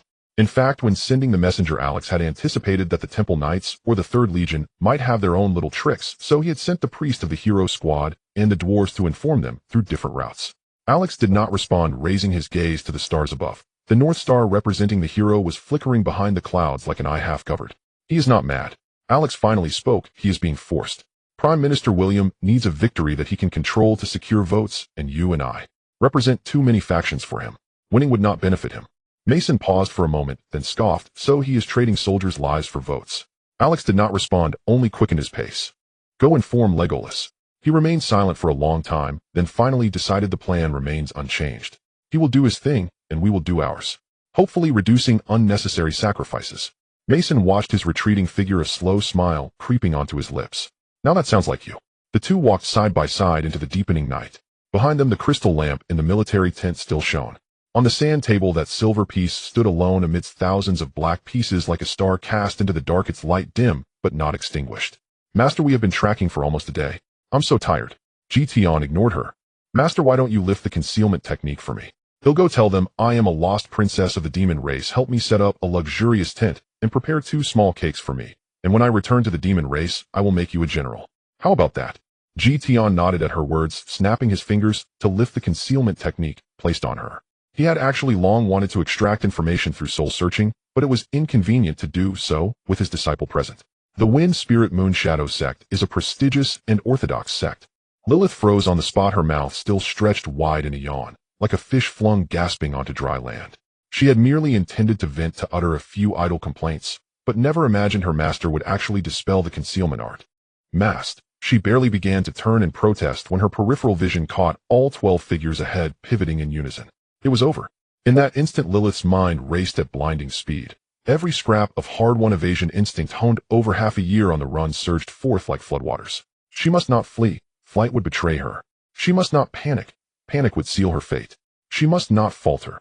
Demons revered strength. The weaker she appeared, the deeper their suspicion would root.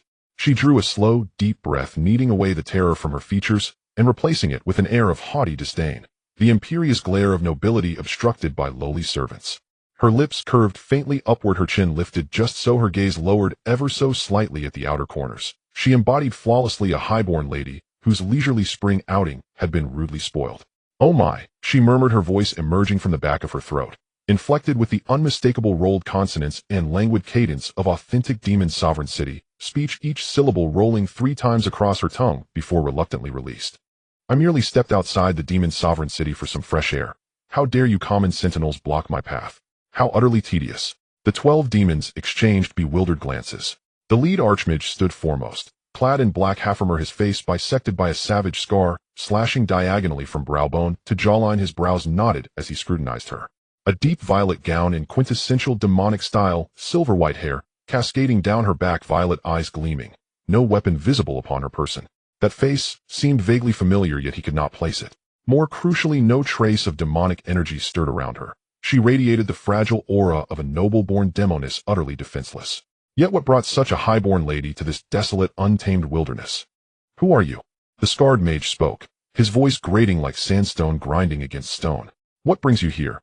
Lilith's heart lurched inward, but her expression remained flawless. Instead, she rolled her eyes, her tone laced with incredulous disbelief. Which legion do you serve? How is it possible you don't recognize me? The scarred mage blinked, momentarily stunned. Seizing that split-second hesitation, Lilith strode forward 2 paces, hands planted firmly on her hips, head tilted high. Her voice dripping with icy condescension. My father is Deputy Commander of the Demon Sovereign City Imperial Guard. What business is it of yours where I choose to amuse myself? If you're not fighting at the front lines, why skulk about these barren hills? Her words rang with defiant certainty, even as her heart hammered violently against her ribs. Deputy Commander of the Imperial Guard, pure invention. Though such a force truly existed in the demon sovereign city, she had no idea who currently held the post. Should he know the real incumbent, her ruse would collapse instantly. The Deputy Commander's daughter. Why travel alone? The scarred mage's frown deepened, but his tone softened noticeably. Lilith noted the subtle shift. He did not ask how she came to be here, but why she was alone. A telling sign. He believed her at least 7 or 8/10 of the way. The remaining doubt centered solely on the absence of attendance. I lost my escort. She shrugged, her tone exuding effortless nonchalance, as if the question itself were absurd. I grew stifled inside the carriage, so I stepped out for air. Wandering a little too far, I turned, and they'd vanished. Perhaps they got lost, or perhaps they were slain. She paused, then added coolly, incompetent fools. Father shall replace them all upon my return. As she spoke, her gaze flickered sideways, toward the thicket where Tian concealed himself. Was her master still there? Surely he wouldn't abandon her now. The scarred mage fell silent, weighing possibilities in grim silence. Then a bespectacled demon clutching a tome sidled up beside him, whispering into his ear. Voice hushed, yet carrying just enough for Lilith to catch fragments. Noble bearing, authentic accent, doesn't seem forged. The scarred mage nodded once, most of his wariness receding. He bowed slightly, right fist pressed solemnly over his left chest. This officer begs pardon. Might the young mistress be returning to the demon sovereign city? Or, I'm headed to the front lines, Lilith interrupted, lifting her chin even higher. The front lines. He recoiled slightly. Young mistress, war rages there. Precisely why I'm... Her tone was guileless, brimming with the reckless sky-high arrogance of youth, cooped up in the demon sovereign city day after day. I'm bored senseless. This rare chance to leave home. How could I miss the front lines? Besides, aren't you all here? What then is there to fear? His mouth opened, to protest, to caution, then closed again, wordless. A noble's daughter, especially the deputy commander's, had every right to such capriciousness, and truthfully, with them guarding her, danger truly seemed remote. Then might the young mistress accompany us? He extended a courteous gesture. We are on assignment. Upon its completion, we shall escort you safely to the front lines. Lilith's heart skipped, a jolt of pure dread. With them, that would unravel her deception far sooner. Yet her face softened into a look of weary concession, languid, almost indulgent, as she nodded. Fine. Better than wandering alone, I suppose. Where are you bound? To find a dragon. The scarred mage replied, neither subservient nor stiff.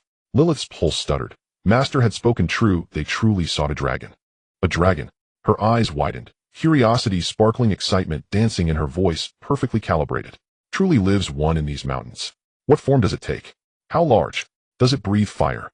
You shall see for yourself, young mistress, the scarred mage said, stepping aside, while the others parted like reeds before a current clearing a path. Lilith stepped forward, lightfoot, graceful as a cat discovering a new toy. Her heart thundered, her stride remained steady. After half a year on the run, her greatest skill was feigning fearlessness. After several paces, she halted, turned back toward the scarred mage, and asked as if struck by sudden remembrance, "Oh, do you have any provisions?" "I'm famished." He hesitated, then withdrew a lump of dried rations from his vest. Lilith eyed the dark, dense morsel, wrinkling her nose. "That's it. No petit fours." "Petit fours? Never mind, never mind." She waved dismissively, accepting the ration and biting down, her expression one of profound suffering, as though chewing granite. "I'll manage, for now. Once at the front lines, I'll have father assign me a cadre of pastry chefs." She resumed, walking, jaws grinding slowly, deliberately upon the rock-hard fare, while inwardly screaming mercy. "Master, are you even there? Your disciple is being spirited away." Behind her, the scarred mage watched her slender silhouette recede, then murmured to his lieutenant, "Send scouts ahead. Until the dragon's trail is found, the young mistress must not come to harm." "Yes, sir." And, the scarred mage paused, verify whether the deputy commander of the Imperial Guard has a daughter. "Sir, you suspect." "Better safe than sorry," he murmured, fingertips tracing the ridge of his scar. Yet her accent, her bearing, they ring true. A noblewoman of the demon sovereign city, even fallen, cannot counterfeit that innate, unshakable pride. His lieutenant bowed and departed swiftly. Lilith walked amid the column, her silver-white hair shimmering faintly in the dusk, her deep violet gown swaying softly along the forest path. She continued chewing the ration, slowly, fiercely, as if grinding her own fate between her molars. Her greatest fear now was this: if they find the dragon, and it breathes fire, will Master arrive in time to save me? Yet an even sharper dread gnawed at her. Was Master truly there? She glanced back, stealthily when no eyes lingered, and whispered, barely audible, "Master, are you there?" Scarcely had the whisper faded when a calm, warm voice resonated within her mind, tinged with quiet admiration. I am. Well done. Your ability to adapt is stronger than your usual verbal skills. Lilith was so happy that she almost jumped up on the spot, but she restrained herself, maintaining the proud expression of a noble on her face, only slightly quickening the pace of her chewing. From Tian's perspective, she looked like a hamster solely focused on eating. The demon sent to verify your identity has already been hypnotized by me. He will confirm your identity with the scar-faced man. The only daughter of the deputy commander of the Imperial Guard who has run away from home, has a bad temper, and loves sweets. Lilith bit down harder on her rations, nearly breaking a tooth. Master, you can hypnotize him, but why add bad temper, loves sweets? Is that an objective description of me? But she didn't dare to voice the question. Because Tian's voice came. I can hear your current thoughts. Lilith instantly cleared her mind of any thoughts about whether her master was a pervert, replacing them with a still life of small cakes, egg tarts, macarons, caneel, and caramel pudding. What about now? All sweets. Are you a pig? Master, my current identity is that of a tsundere, an arrogant noble lady. Can you please stop scolding me? I can't, but you do eat a lot. Lilith took a deep breath, swallowing her frustration. She knew her master was there watching this entire demon squad with those calm eyes. As long as she truly encountered danger, her master would take action. This understanding felt like a burning stone, warming her from her stomach to her fingertips. Her back straightened even more, her chin lifted higher, disregarding the half-protective, half-watching gaze of the scar-faced demon. Behind her, her steps shifting from light to unyielding. A few hours later, the demon's deputy, who had been sent to verify identity, hurried back, wearing a strange expression. The scar-faced man frowned. What did you find? The deputy leaned in close and whispered, found it. The deputy commander of the Imperial Guard indeed has an only daughter named Lilith. Her age, appearance, and accent all match. Moreover, it is said that this young lady has a, not subordinate temper, and she indeed ran away from home recently. The scar-faced man's expression was subtle, carrying a sense of as expected relief, coupled with a hint of why did I have to encounter this troublesome ancestor. He quickly walked up to Lilith, fist pressed to his chest, bowing respectfully. I apologize for the misunderstanding regarding your identity, Miss Lilith. Lilith was screaming inside, Master, how did you do it? You could even fabricate the name of the deputy commanders. When did you hypnotize him? Can you read minds too? What else can you do? But she merely lazily replied with an finished her rations, clapped her hands, and said, forget it, I am magnanimous, and will not hold it against you. However, she looked around at the surrounding dense forest, her gaze sweeping over the crooked trees, damp moss, and a squirrel nearby baring its teeth at her. I do not wish to sleep on the ground. The scar-faced man was taken aback. Do you mean? Lilith placed her hands on her hips, her tone leaving no room for doubt. Set up a tent, a luxurious one. I am going to sleep, you all can do what you need to do, and we will look for the dragon tomorrow. The scar-faced man opened his mouth, wanting to say, we are on an urgent mission, but swallowed the words back. A noble lady, the only daughter of the deputy commander of the Imperial Guard who has run away from home and has a bad temper. These four labels stacked together equate to 3 words, untouchable. What are you still waiting for? Lilith tilted her head, her purple eyes gleaming with a look that said, if you don't obey orders, you won't like the outcome. Do I really have to do it myself? The scar-faced man took a deep breath, turned, and waved to the soldiers behind him. Set up the tent. Sir, we only brought marching tents. I said set up the tent. The demon soldiers exchanged glances, then hurriedly rummaged through their packs for canvas, ropes, and nails. Lilith stood aside, arms crossed, tapping her toes lightly on the ground, humming an unknown tune. Master, am I being very arrogant right now? Actually, I wasn't like this when I was still a princess of the demon clan. I'm just acting now. Aren't you going to stop me? As long as you are happy. Lilith's lips curled into a proud arc. Master, you're the best. Then can you help me conjure up some small cakes? This ration is too hard to eat, and I feel like my stomach is protesting. No. Why not? Because I'm not a pastry chef. Then what kind of chef are you? Your master. Lilith turned the words your master in her mind 3 times, feeling that this was perhaps the most versatile yet unreasonable answer in the world. Half an hour later, the tent was set up. It was called a luxurious tent, but in reality it was just a few pieces of canvas stitched together, tied to trees, with a layer of hay and a cloak spread on the ground. But Lilith took one look at it and felt that it was probably the best room she had stayed in since fleeing. She crawled inside, lay on the hay, wrapped the cloak tightly around herself, her silvery long hair spilling among the grass like a patch of overturned moonlight. I am going to sleep. Wake me up when you find the dragon tomorrow. The scar-faced man responded from outside, then lowered his voice and said to the deputy, increase vigilance. If anything happens to the young lady, neither of us will be able to return. Understood. The night wind blew over from the ridge, carrying a hint of chill. Lilith closed her eyes, a satisfied smile still lingering at the corners of her mouth. Master, are you still there? Yes. Can you tell me a bedtime story? No. Why? Because you are here to track the demon clan, not to camp. But I am camping right now. Master, shut up, sleep. Lilith chuckled silently, burying her face in the cloak. Her heartbeat was slow and steady. Because she knew her master was there. The night grew deeper. The sounds in the mountains and forests gradually quieted down, even the chirping of insects became sparse. Just as Lilith was dozing off, she suddenly sensed a strange airflow surging from a distance. It was the sound of breathing. Heavy, prolonged, carrying a scent of volcanic ash and sulfur, it emanated from the deepest part of the mountains like a colossal beast that had been asleep for millennia, turning over in its dreams. That aura swept through the forest, bending the shorter trees in unison under the invisible pressure.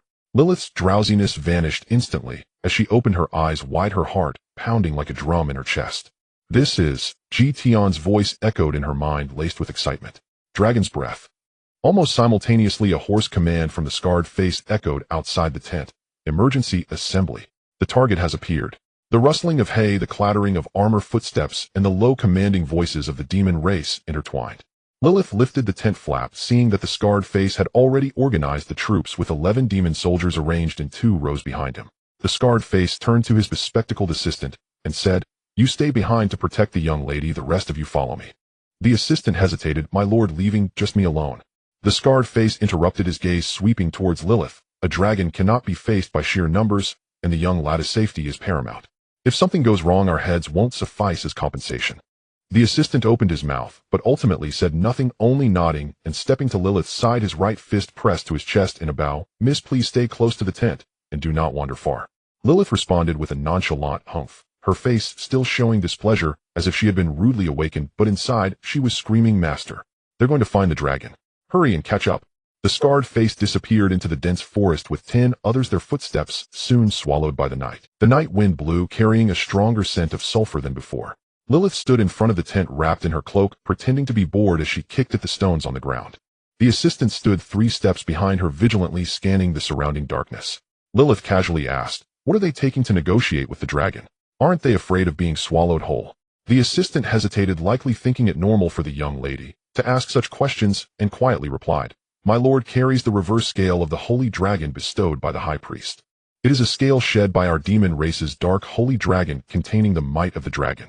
Using it as a token, the red dragon should refrain from attacking directly. There is an ancient pact between the demon race and the dragon race. The holy dragon is the king among dragons, and its scales represent supreme authority. When the red dragon sees the reverse scale, it will at least listen to our intentions." Lilith nodded, but thought to herself, what if it refuses to cooperate after hearing our intentions? She didn't voice her question, as she felt the answer would likely be a blast of dragon fire. Just then a dark red light suddenly illuminated the opposite ridge.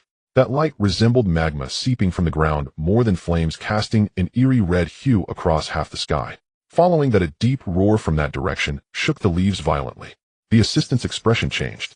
Lilith's heart skipped a beat, but she suppressed it, frowning slightly. "What sound?" The assistant's right hand was already on the hilt of his sword. "The negotiation may not go smoothly." Before he finished speaking, a series of violent explosions echoed from the distance, as if something was being smashed, crushed, and then thrown away. Then a shadow flew back from that direction. The shadow streaked across the night sky with a piercing scream, crashing heavily 30 steps in front of Lilith and creating a shallow pit, raising a cloud of dust. It was the scarred face. Half of his armor was shattered, his left arm bent at an unnatural angle, black blood trickling from the corner of his mouth, but he was still alive, struggling to breathe in the pit. The assistant gasped, about to rush over, but the scarred face struggled to raise his right hand, making a gesture of "Don't come closer." "The dragon disagrees." The scarred face's voice was intermittent. "It says the reverse scale of the holy dragon has nothing to do with it. It only guards its own mountain, and won't help either side." He coughed out a mouthful of black blood. "Our people have all been knocked away. It didn't kill anyone. Just warned us." Lilith stood by the tent, looking at the half-dead scarred face, about to say something. A white figure swept over her head silently and swiftly, like autumn wind sweeping away leaves so fast that even the assistant didn't have time to react. That figure stepped on branches, rocks, and air, as if there were invisible stairs beneath its feet, quickly reaching the ridge illuminated by the red light. The white robe fluttered in the night wind, the figure standing straight like a sword. It was the master, who had somehow changed into a white outfit, looking exceptionally graceful. Lilith's mouth opened and then closed again. She saw her master standing at the highest point of the ridge, facing the dark red light, with his back to her. The dragon was there. She couldn't see the dragon, but she felt that as the dark red light appeared, it slightly contracted. Then a massive shadow rose from the other side of the ridge. It was a dragon. Its entire body was covered in dark red scales, each scale the size of a palm, glimmering like magma in the night. Its body was at least 20 zhang long, with wings spread wide like descending clouds, a long neck, an elevated head, and a pair of vertical pupils burning with golden red flames in the darkness. It looked down at the tiny human standing before it, nostrils flaring as it expelled 2 jets of fiery breath. The dragon spoke, its voice like a landslide, a rift in the earth, as if hundreds of volcanoes erupted simultaneously. Human, are you here to negotiate too? Tian raised his head calmly, meeting the gaze of the golden red vertical pupils. No. Then are you here to seek death? Neither. Tian unfastened the black flag from his waist, shaking it lightly, the flag unfurling with a flutter in the night wind. I am here, he paused, formulating a celestial-sounding response, to see if you are worthy enough. The dragon's golden red vertical pupils suddenly constricted. It had lived for over 1,000 years, seen countless humans, some begging on their knees, some trembling, while standing, some raising holy swords and shouting slogans, some cowering behind shields in terror. But never had a person looked at it with such eyes. Not in provocation, not in fear, nor in reverence. It was a kind of scrutiny, as if assessing whether a piece of ore was worth mining, or if a spiritual herb was aged enough. Arrogant. The dragon opened its mouth, a blazing dragon fire gathering deep in its throat, light pouring from its mouth, illuminating half the ridge as if it were day. Tian did not retreat. He simply planted the human emperor's flag in a crevice of the rock. Beside him, the flag, rippling in the heat, waved the black soul imprint at the edges, faintly glowing. Then he extended his right hand, fingers slightly spread, palm facing down, pressing gently. An invisible force cascaded from his palm, like an unseen mountain crashing down onto the dragon's head. The dragon fire exploded within its throat. That force pressed down on its head, forcing the dragon fire back down into its belly, producing a muffled puff sound like a burp. The dragon's golden red vertical pupils widened in shock. It had lived for over 1,000 years, and for the first time someone had pressed its head down and forced its fire back. You. Tian withdrew his hand, standing with his hands behind his back. His tone carried a sincere hint of disappointment as he commented, "Not bad, your dragon breath is of high purity, your physique is strong, and your divine sense is not weak. By the calculations of the cultivation world, you are about at the mid-level of golden core." The dragon's pupils trembled violently. It couldn't understand what mid-level of golden core meant, but it understood the phrase, not bad. A mere human standing before a dragon stating that it was not bad. This felt akin to an ant telling an elephant, "You're quite fit. You seek death." The red dragon was utterly enraged, its wings flaring wide, the violent winds uprooting surrounding trees, rocks swirling in the air like fallen leaves. It soared into the sky, its massive body blocking half the sky, dark red scales glimmering with a cold, killing intent under the moonlight. Then it dived down. The speed was so fast that it was nearly imperceptible to the naked eye, its 20-zhang body transforming into a dark red meteor crashing toward Tian with earth-shattering momentum. Tian did not move. He stood on the ridge, his robe pressed tightly against his body by the fierce wind, yet his back remained straight, like an ancient sword embedded in rock. At the moment the dragon dove within 10 zhang of him, his body suddenly vanished. Not flying, not dodging, it was distorting space. He suddenly appeared above the dragon's head. Then with a kick he stepped on the bridge of the dragon's nose. The dragon's diving trajectory was abruptly altered by this kick, its head sinking sharply, and the whole dragon crashed into the mountain wall on the other side of the ridge like a kicked ball. Boom. The wall collapsed halfway, debris raining down like a storm, the dust cloud blotting out the sky. Tian emerged from the dust, his robe not even specked with a bit of gray. He glanced down at his foot, frowning slightly. Such tough skin of this kick in the cultivation world could shatter a piece of granite, yet on its face it merely caused a bit of a nosebleed. As the dust settled, the dragon struggled to rise from the rubble, a trace of blood on its nose, golden red blood flowing down through the gaps in its scales. It did not roar in fury, it simply stood there scrutinizing the figure in white with a completely new gaze. The red dragon was clearly dazed from the beating, its eyes considerably clearer. "You are not an ordinary mage, your power does not belong to any system I understand." Tian nodded, openly admitting. "Who exactly are you?" "Me." The red dragon did not believe that the other party was merely passing by you, it thought the other was boasting. Who would come to the deep mountains and forests for no reason? However, it could not say much, for in the eyes of the dragon clan strength was paramount. Since the other had proven their prowess, it was time to have a serious discussion. "Cultivator, what do you wish to do?" Tian stood with his hands behind his back, his white robe fluttering, his expression calm as a still pond. "I have a disciple, a dragon egg yet to hatch after 3 years of listening to teachings. Since you are of the dragon clan, you must know how to hatch it." He paused, his gaze calmly sweeping over the vast body of the red dragon, before continuing, "Furthermore, I see that your physique is decent and your spiritual sense is awakened. After being trapped in this mountain range for 1,000 years without making any progress, why not join my sect as a guardian spirit beast? After 100 years you might transcend." The red dragon fell silent for a moment, realizing it had not misheard. "I am member of the dragon clan, serve as a guardian spirit beast for a mere human. How absurd." The red dragon opened its massive jaws and let out a deep cold laugh. The red dragon raised its head, and two cold flames ignited in its golden-red vertical pupils. Human, you think you can ride on the heads of the dragon clan just because you defeated me once? Its body began to glow.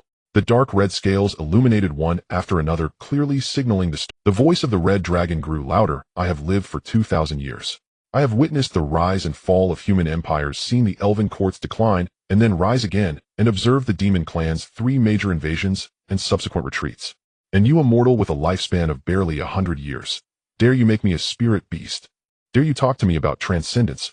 Tian did not answer. He merely raised his right hand, slightly, fingers spread, palm facing down.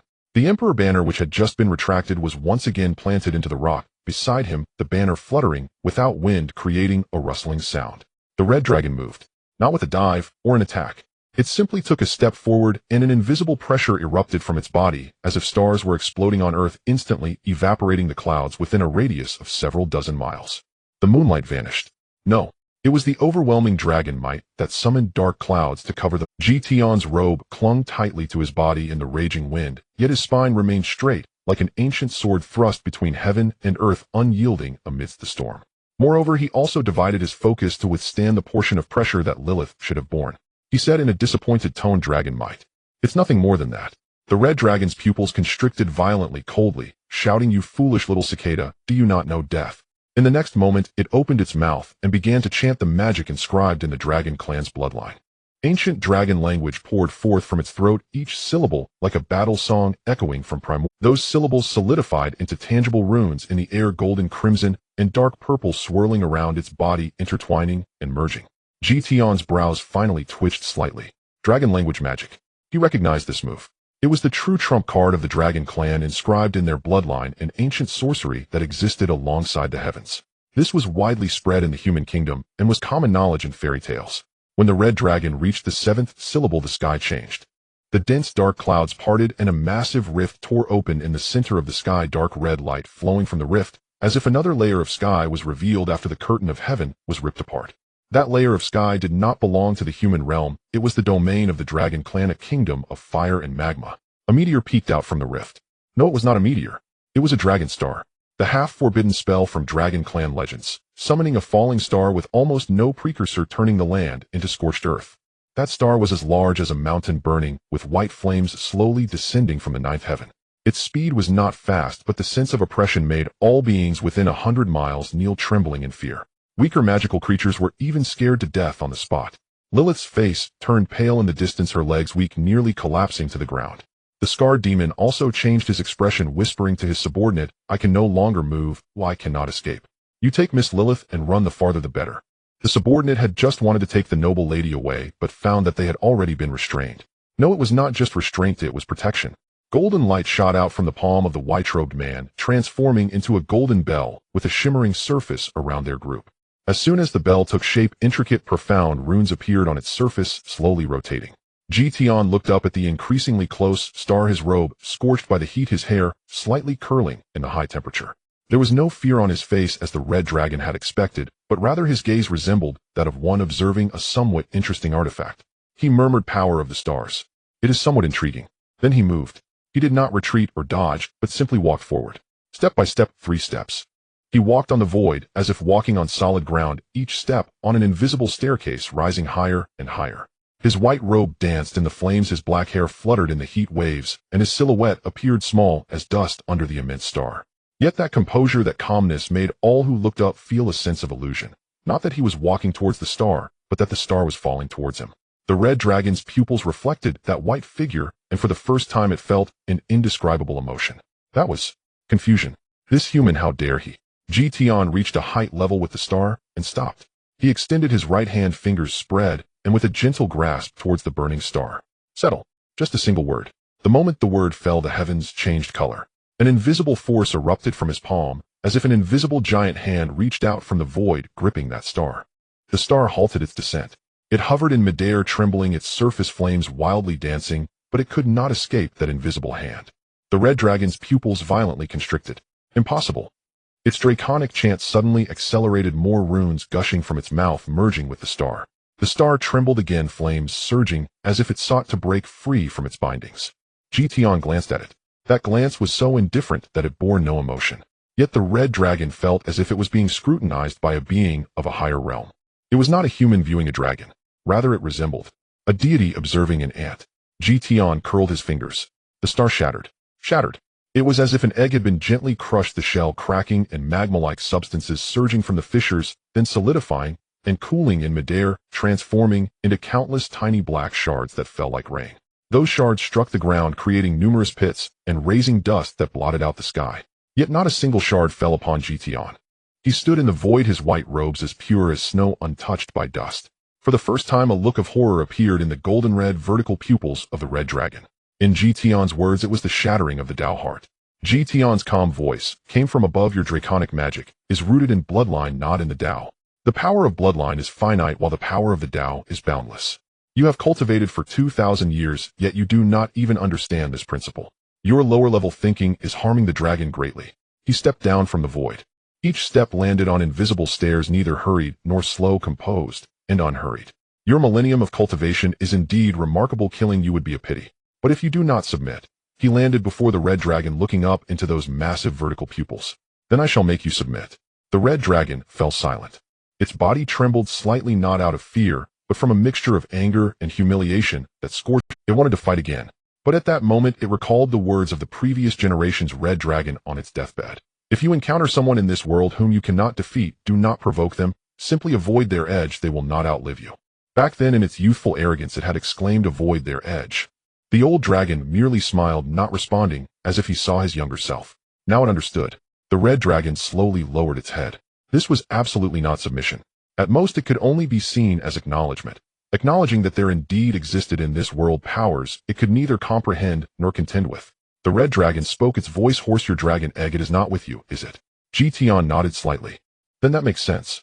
After a dragon egg develops consciousness, it will only hatch when it perceives no. Your egg has not hatched for 3 years under your so-called Tao, likely because it knows there are powerful alien races. Perhaps it views you as a great threat, and once it confirms your departure, it will naturally hatch. Tian fell silent for a moment, nodding slightly. He had not expected that his 5th disciple, after 3 years of teaching, still had not realized what a good person Tian was, and wanted to pretend that the egg would not hatch to outsmart him. As for whether the sect would be dismantled by the newly hatched 5th disciple after he left, Tian was not overly concerned. With Shueli stationed within the sect, the other side would not stir up much trouble. As for the matter of protecting the sect's spirit beast, do not mention it again. The red dragon interrupted him, its voice low. The dragon clan will never be enslaved. Tian glanced at it and did not press further. Then let us make a guest elder arrangement. I will not restrict your freedom, but if the sect faces peril, you must lend a helping hand. This way I will neither have to pay for the upkeep of this giant dragon, nor need to specially modify the protective array for it, while still being able to enjoy its assistance at critical times, effectively gaining a mid-golden core fighter for free. Perfect. Tian thought to himself, silently applauding his astonishing wisdom. The red dragon remained silent for a long time. It recalled the last words of the previous generation's red dragon. The human before it was indeed someone not to provoke. A guest elder. Could also be considered not a slave. However, one word heavy as 1,000 pounds. Tian turned, thinking this red dragon is truly a loyal dragon, as he walked towards the edge of the ridge, casually retrieving the emperor's banner lodged in the rock and storing it in the purple mansion. His white robes fluttered gently in the night wind, the moonlight cascading down anew, enveloping him in the distance. Lilith stared, mouth agape, watching the figure descending from the void, unable to speak for a long time. Master, are you a god or a human? Tian did not answer this disciple who sought to reverse the situation. He walked past her, smiling softly at the still conscious scarred demon. Regardless of your motives, your final act of kindness saved both you and your companions. This place will remain safe for 3 days. Sleep now, and upon waking your injuries will heal, and you will forget everything about us. And then, without pausing, he simply said to Lilith, I'm leaving. Where to? Aren't you tired? Return to Cord City. What about the dragon? The dragon clan values their promises. It has agreed, and will naturally not go back on its word. Mainly Tian had already marked it. If it ran away, he could easily retrieve it. Lilith turned to glance at the massive red dragon on the ridge. It was licking its nose, injured by Tian's foot, occasionally glancing this way, its expression as complex as an unreadable ancient book. Suddenly Lilith felt that this world seemed much larger than she had imagined, and her master was far more formidable than she had imagined. She jogged to catch up, her steps light. Master, did you forget to ask about the origin of magic, about the relationship between the demon race and humans, about the essence of the heavenly Tao? Tian paused for a moment, then replied, it has become a guest elder of the sect, There will be many opportunities to ask in the future, no need to rush. Lilith covered her mouth and chuckled lightly. Did Master forget? I didn't forget. Really? I don't Shut up, and if you ask again, walk back to Cord City on your own. Master is petty. Master is handsome and suave, charming and elegant. That move grasping stars with bare hands was truly divine. Lilith suddenly felt that her master, apart from being a bit aloof, was actually no different from an ordinary. For some reason, she felt her master had gained a bit of human warmth since before. Behind them, the moonlight illuminated the entire mountain range once more. The red dragon stood on the ridge, gazing at the white figure that was gradually receding, letting out a low drawl. That sound bore no anger or resentment. A losing was losing. There was nothing to argue. In the heart of the old dragon now lay an indescribable sentiment. 2,000 years had passed. It had finally encountered a human capable of making it bow its head. It was only today that it truly understood the last words of the previous generation's red dragon. The mountain wind blew, and the dragon's roar faded into the night sky. Tian led Lilith to a valley beyond the perception range of the red dragon. The night wind blew in from the wasteland, carrying the scent of dry dust. Are you ready? Tian glanced back at the silver-haired girl behind him. Lilith was momentarily taken aback, realizing that this was her master asking if she was prepared before casting the minor teleportation technique.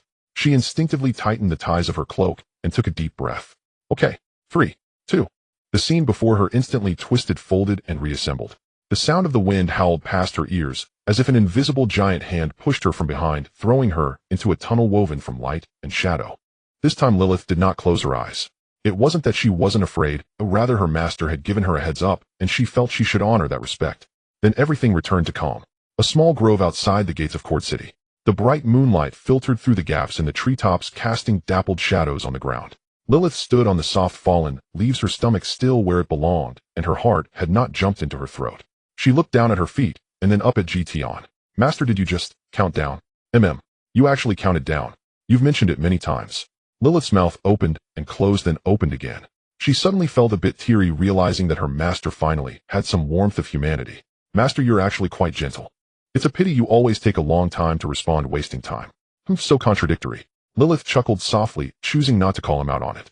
The two of them passed through the city gates and entered the main street of Cord City. The moonlight mingled with the light from the roadside magic crystal lamps, creating a quiet and peaceful atmosphere. Master, where are we staying tonight? Lilith asked, her voice tinged with a hint of cautious expectation. Tian thought for a moment. Having taken a demon princess as his disciple, he couldn't keep letting her stay in cheap inns. Although he didn't care, his disciple did. Let's change places. The best in Cord City. Lilith's eyes lit up, but her next words made Tian pause slightly. Master, let's stay in the same room. Tian turned his head to look at her. What do you mean? Lilith's gaze faltered slightly. After escaping for half a year, I can't sleep well alone. Last night at the mole you sat on the windowsill, and I slept better than I had in the past 6 months. She hesitated and added, besides, 2 rooms are too expensive. Your money has to support the sect, so we should save where we can. Tian remained silent for a moment. He truly did not expect his little disciple to proactively help him. In the past, other disciples either had no concept of money, using whatever they were given, or they would come to him, saying, Master, give me some gold coins to start. Specifically referring to a certain disciple who actively sought to cultivate. He replied with a hint of appreciation, all right, I'll meditate, and you can have the bed. Great. The best inn in Cord City was called Stars and Roses, located on the street next to the Lord's Manor. A 3-story stone building, its outer walls painted with white lime, each window adorned with colored glass, and the steps at the entrance covered with a red carpet embroidered with golden stars and roses. 2 attendants in uniforms stood at the entrance, standing straight with their bow ties neatly done. As Tian approached, one attendant respectfully opened the door, while the others slightly bowed. 1 room, the best available. The front desk was a middle-aged woman with her hair in a bun, dressed in a well-fitted deep blue long dress, with a pearl brooch pinned at her collar. She glanced at Tian's grade badge, then at the silver-haired girl behind him, her expression unchanged as she retrieved a brass key from behind. 3rd floor, at the end of the corridor, the room with the best view. Tian took the key and turned to go upstairs. Lilith followed him closely, each step making a soft rustling sound on the carpet. Pushing open the door, it was spacious and bright. A large bed was positioned in the center of the room, covered with snow-white sheets and adorned with fluffy goose-down pillows. The window faced the night view of Cord City, where the distant city walls and wasteland merged under the moonlight. Lilith stood at the door, looking at the bed, then at the windowsill. Master, are you sleeping on the windowsill? Isn't it cold?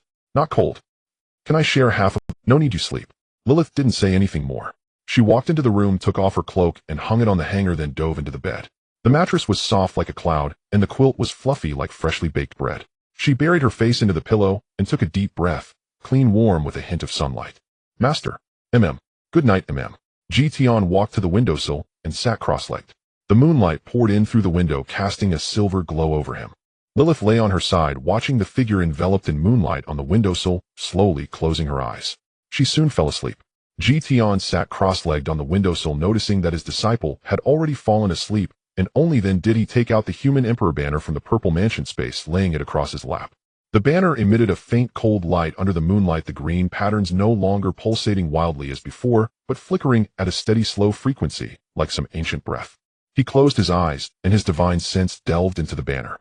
Boom! 7,362 souls. These were all the magical creatures that had perished from the impact of the red dragon's might and the shattered fragments of the dragon star. The residual effects of the battle were far more efficient than small-scale hunts. When the dragon might was unleashed, the weaker magical creatures within dozens of miles couldn't bear the pressure and had their souls shattered. Those slightly stronger were also crushed, burned, or killed outright by shockwaves as the fragments of stars rained. The souls floated within the banner, quiet, as if they were in slumber. They no longer struggled or howled, having been completely suppressed and refined by the runes within the banner, transformed into docile energy bodies, quietly floating in the space of the banner like a glowing sea of stars. Tian's divine sense swept across this sea of stars, silently calculating. He recalled the scene after the battle on the ridge when his divine sense scanned the entire Shieling mountain range. Corpses of magical creatures littered the mountains, from goblins to rock spiders, from dog-headed men to decayed wood spiders, big and small, sprawled in all directions as if they had been wiped away by an invisible giant hand. 7,362. The karmic killings were borne by the red dragon and himself. While these magical creatures originally belonged to this land that they should not have inhabited, having died, their souls entering the human emperor banner is also a kind of returning to the source. The previous 600 souls plus today's more than 7,000 were already close to 8,000. The black soul imprint on the edge of the human emperor banner had grown from the size of a grain of rice to that of a fingernail, its color deep as ink with a faint sheen circulating. At the usual speed, the number of souls needed would only take a few days. He opened his eyes, looked down at the black banner on his lap, and the corners of his mouth lifted slightly. Once I complete the inner demon tribulation calculation, I can prepare to break through to the nascent soul. He folded the human emperor banner neatly and returned it to the purple mansion space before closing his eyes and beginning to circulate his chi. The soul power slowly flowed out from the banner, following his meridians into his dantian, transforming into a warm current that nourished the golden core that was undergoing transformation. A night of silence. On the other side, except for the elven archer sent to scout the demon army's vanguard, the other members of the hero team gathered on the second floor of the Adventurers Guild. The Holy Knights have agreed, Bruno said in a deep voice, his stout fingers tapping the table. The Grand Bishop read the Pope's letter. His expression changed several times, and finally said, "I will comply with the Holy Will." Just like that. Mason raised an eyebrow, not expecting things with the church to go so smoothly. Bruno grinned. Just like that. But he was generous and mentioned lending us the holy relic of the Cord Church. What holy relic? Alex raised his head. The crown of the sage. Anna drew a scroll of parchment from her bosom and unrolled it with gentle care. Upon it was the design of a crown, its lines archaic, and along the margin gilt letters formed the Church's cipher. This is the relic of the Church's third great sage, Hermosi. A pure-blood human who wears it may behold a fragment of the future once. Anna paused, seeing no confusion among them. She continued, "The High Pontiff said it can be used to foresee the outcome of a war, and thus help us decide the moment to strike." Silence settled over the room. Mason threw herself back and flopped onto the sofa, her ample chest rising and falling. She let out a whistle. A hat that can predict the future. Wouldn't that mean you put it on and immediately know whether you will win? Anna corrected softly. It does not foretell the future, it lets one see a possible future. The Shinja crown does not reveal a fixed fate, but one strand among countless timelines, and different observers may perceive different outcomes. Yalakizi fell silent for a moment, his gaze on the sketch. What else did the High Pontiff say? He said. Anna hesitated. May the holy light guide you, and may you guide the holy light. Yalakizi fell silent for a moment, his gaze on the sketch. What else did the High Pontiff say? He said. Yalakizi rose and moved to the window, staring at the torches along the distant city wall. When will the crown arrive? Tomorrow at dusk. That relic may only be used at twilight, at other times it must remain sealed. Yalakizi nodded without turning back. Night air swept in through the window, making the candle flames tremble. He wondered if the Shinja crown could truly show the future. Then, upon seeing an unsatisfactory outcome, might the very act of attempting to change the future instead be the cause of that outcome? He turned to his companion's voice, gentle and a small smile on his lips. It is late, you should rest. Tomorrow, when Lady Jalasi returns with the report, we will make our plans. Everyone agreed. The next morning dawn light in Kiered City filtered through stained glass and cast a riot of color across the hall of the Maeoxians Association. When Tian pushed the door open, the hall was already bustling. A cluster of adventurers argued before the notice board. A modest queue formed at the counter. Someone nibbled breakfast in a corner. The mingled scents of bread and coffee wove a drowsy, comforting haze. Lilisai followed him with her hood pulled low, exposing only the tip of her nose and a few silver strands of hair. She had slept well, so while she nearly failed to wake this morning, in the end Tian had fished her from the covers with a reminder. Get up, or there will be no little cake for you. Turn in the magic crystals and collect your mail. Collect mail. Lilisai's eyes flew open. Whose mail? Master, do you have a pen pal? Turn in the magic crystals and collect your mail. Collect mail. Lilisai's eyes flew open. Whose mail? Master, do you have a pen pal? Is it a man or a woman? Are they good looking? Tian said nothing. Lilisai persisted, rising on tiptoe to whisper in his ear in a low voice. Master, you do not have a mistress out there, do you? No. Then why come all this way early just to collect a letter? You are usually too lazy even to eat. Well, you do not need to eat anyway. Tian approached the counter. The receptionist with a ponytail was arranging a pile of task slips. She glanced up at Tian, startled for an instant, then quickly masked it with a professional smile. She remembered this eccentric franker who could conjure whitish fire. Submitting a task, Tian produced a small cloth pouch and set it on the counter. Inside were the magic crystals they had gathered hunting monsters in the Shieling Mountain range the day before, meant for exchanging into points and coins. After all, maintaining a sect costs money, and so does raising an apprentice.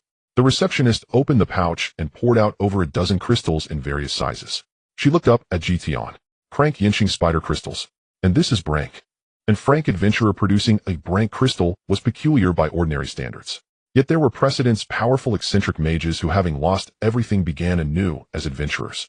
The receptionist, accustomed to her modest wages, chose not to pry. Points calculated, coins exchanged for cash, Tian said. She nodded and bent to the sums. Lilisai stood behind him, idly scanning the room with a bored air. Her eyes swept the multicolored task slips on the notice board, the stern portraits on the wall of honor, 2 dwarves arm wrestling in a corner, then rested on a shelf. Rows of delicate envelopes lined the shelf, some sealed in wax, some tied with ribbons, a few perfumed faint. Master, is that where we collect letters? Tian followed her gaze. Yes. When do we pick ours up? Wait. Wait for what? Wait for them to find the letter. Lilisai answered, oh, and returned to looking about. Her gaze slid from the shelf to an adventurer eating breakfast, their plate piled with sausages, fried eggs, toast, and a large cup of milk grease at the corners of their mouth. Her stomach let out a small growl. Tian produced a tiny paper packet from his cloak and handed it to her. Lilisai opened it to find 2 croissants, still warm to the touch, golden and crisp, redolent of butter and wow, master, when did you buy these? Before we left. Lilisai bit into one and nearly cried. The pastry flaked and melted on her tongue, the butter dissolved across her palate, and the wheat scent lingered in her nose. She felt that the best things she had ever eaten in life, even the delicacies of Moang Palace, paled beside this simple delight prepared by her master. With her mouth full, she mumbled, Master, if you never find a life partner, it's fine. I can care for you in old age. No need. Why not? You could hardly support yourself. Lilisai choked on the retort, but quickly took another bite, deciding not to argue with her master. Behind the counter, the receptionist finished the tally and drew a small pouch of coins from an iron chest, handing it to. She then pulled out a wax-sealed envelope from beneath the counter. The front bore an address, Shijing, Kiered City. Thank you. Tian took the letter and sat on a nearby empty chair. Lilisai followed and squatted beside him, still clutching half a croissant. Master, who wrote it? Elena. Who is Elena? Elena is, Tian hesitated as if weighing his words, the one who first taught me to read. Lilisai blinked. So she is a senior master. Not my master. Then, a benefactor, perhaps the sect's deputy head. Lilisai said oh, and did not press further, though her violet eyes watched the envelope in Tian's hand as intently as a cat watches a fishbowl. Tian broke the wax seal and drew out the paper. The sheet was pale blue, edged with a delicate pattern, folded neatly. 2 dried flowers served as bookmarks within the envelope. In an elegant hand was written, seeing these words, as though I see you, the wind in Shijing is strong, remember to add layers. You left with few warm clothes, so I had Jelageo send you a few cloaks. They should arrive in a day or 2. Everything at home is well, you need not worry. Those magic crystals you had brought back through others, Jelageo has already converted them into coins and put them aside for you, saying he will give them to you when you return. There have been 2 rains in the fief recently. The wildflowers behind the manor bloom more splendidly than last year. I gathered some and made them into bookmarks, sending you 2. The crooked tree you used to sit upon to watch the stars has a long scar from a lightning strike, but it still stands. The old gardener says it will hold for a few more years. I have been reading a geography of Xijing and discovered that the area you visited lies near a dangerous mountain range. Our rumors speak of dragons. Keep away from that place, and do not be reckless like when you ate those mushrooms last time. Travel safely. Elena. Tian finished reading the letter and fell silent for a moment. It shouldn't be the case, right? With his current physique, he should be immune to both the bitter cold and the scorching heat. Elena should know this. But why send him a cloak? Isn't that a blatant waste of money? He didn't understand. Lilith leaned over her head, nearly touching the letter. What does it say? What does it say? Tian folded the letter and tucked it into his bosom. Just idle matters. What matters? Does it mention me? Did you mention your clever, adorable, gifted, and ethereal disciple in your reply? No. Why not? First, I haven't replied yet. Second, I'm not good at lying. Lilith's cheeks puffed up like a pufferfish, then deflated as she squatted down using the croissant's wrapping paper to fold a crooked paper crane. Master, when you write back, can you mention me? Just say I've taken on a new disciple, silver-haired, purple-eyed, very easy to raise. That's enough. Tian glanced down at her. The paper crane was folded awkwardly with one wing higher than the other, resembling a drunken bird. All right. Lilith's eyes lit up instantly. Master, you're so nice. Can you add a line saying she's also good at folding paper cranes? She held up the crooked paper crane, beaming with pride. Tian looked at the paper crane and remained silent for a few seconds. That's not really considered being good at it. How is it not? This is something I figured out while fleeing. I'm the only one in the world who knows how to fold it this way. This is called Lilith's origami art. The receptionist couldn't help but chuckle, quickly lowering her head to pretend to sort the documents. Tian stood up and tucked the bag of gold coins into his bosom. Let's go. Where to? To have breakfast. Didn't we just eat croissants? That was a snack. Breakfast. Lilith immediately sprang up from the ground, carefully tucking the paper crane into her cloak pocket and trotting to catch up. Master, what are we having today? What do you want to eat? Small cakes. There are no small cakes in the morning. Then, sausage, fried eggs, and we do have that. And a cup of hot milk. All right. Master, you smiled while reading the letter just now. I didn't. I saw it. Your lips curled up a little. Even if it was just a tiny bit. You saw wrong. My eyesight is excellent. During my escape, I relied on these eyes to spot the pursuers in the distance. Then you should use those eyes to watch the road and not trip. They walked out of the Adventurers Guild, and a figure dressed in gray with a hood passed by them, giving Tian a slight nod as a greeting. The two brushed past each other. The figure moved through the bustling adventurers and ascended to the second floor of the Adventurers Guild, making no sound, as if no one noticed him. He arrived at the second floor of the Adventurers Guild and knocked on the door of a private room. A gentle voice came from inside. Who is it? The elven archer Legolas from the hero squad replied using the secret phrase he had agreed upon with the hero and archer. The door swung open and Alex stood at the entrance, asking with concern, how is it? Not injured, right? Legolas shook his head, entering the room with silent steps like a fallen leaf drifting over the threshold. His leather armor was stained with dew and dirt, and his deep brown hair was styled into fine braids by the wind, with a few strands falling over his forehead. His amber eyes remained calm, but there was a hint of fatigue barely perceptible beneath. Alex gestured for him to sit down and poured a cup of warm water, pushing it toward him. Legolas took the cup, not drinking, but simply holding it in his hand, feeling the warmth of the ceramic. The camp of the Demon Vanguard is located 60 miles west of the Cross River mouth, around an abandoned mine. The terrain is easy to defend but hard to attack, with gentle slopes on the east and north sides, a dry riverbed to the south, and a mountain wall to the west. Moreover, they have set up sentinels at the mine entrance and on the slope, providing a broad view, making it difficult to approach. Alex nodded. What about the commander? I saw clearly. It is a demon dressed in full black armor, taller than the average demon, wielding a double-bladed battle axe. His tent is set in the deepest part of the mine, surrounded by at least 20 personal guards, all elite fighters. I observed for an entire day. Oh, he never left the mine. What about logistics? Where are the supplies and provisions stored?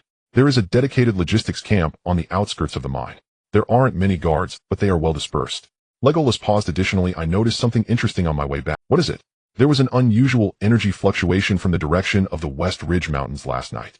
It was far away, but the intensity was high. I climbed up to get a look, and the sky was tinged with a dark red glow, as if something had exploded in the mountains. Mason raised an eyebrow. A dragon. Legolas' gaze fell on Alex's face. I'm not sure. But that level of energy fluctuation doesn't seem to be caused by ordinary monsters.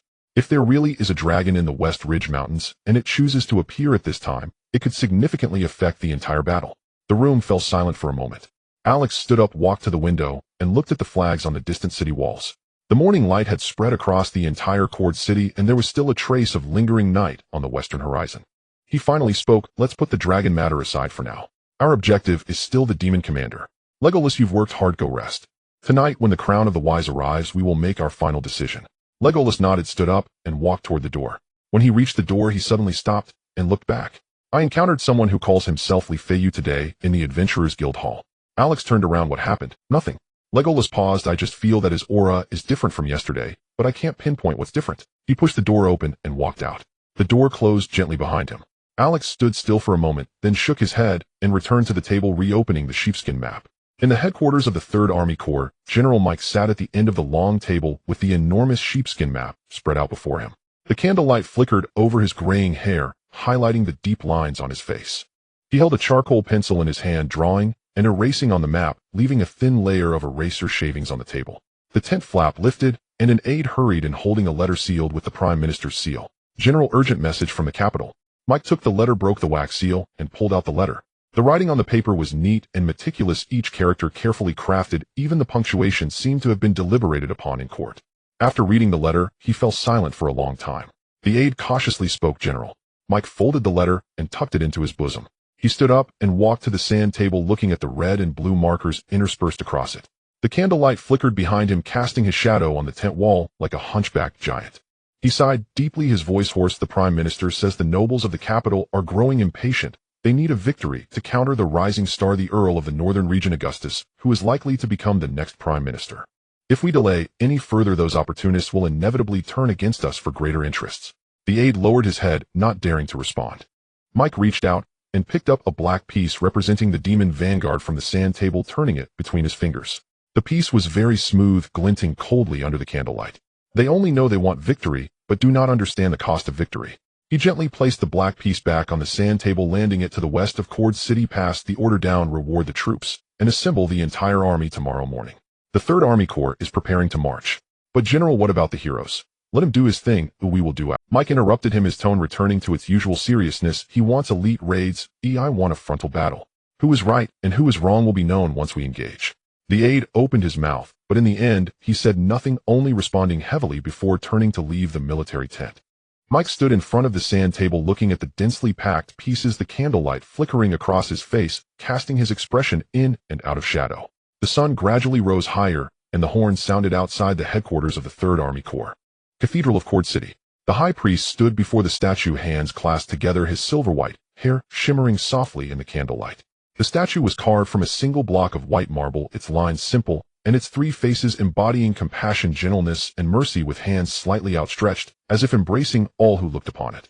On the altar beneath the statue rested 7 silver candlesticks, their flickering flames casting the statue's shadow upon the dome of the worship hall, resembling a giant angel with outspread arms. A faint sound of footsteps echoed from behind. An officer from the Paladin Order entered, kneeling on one knee, his right fist pressed against his left chest. High Priest, the latest battle report has arrived from the front lines. Read it, the High Priest replied without turning, still lost in prayer. The officer unfolded the parchment. The 3rd Legion will set out at dawn tomorrow. The demon forces remain stationary, still encamped west of the Cross River mouth.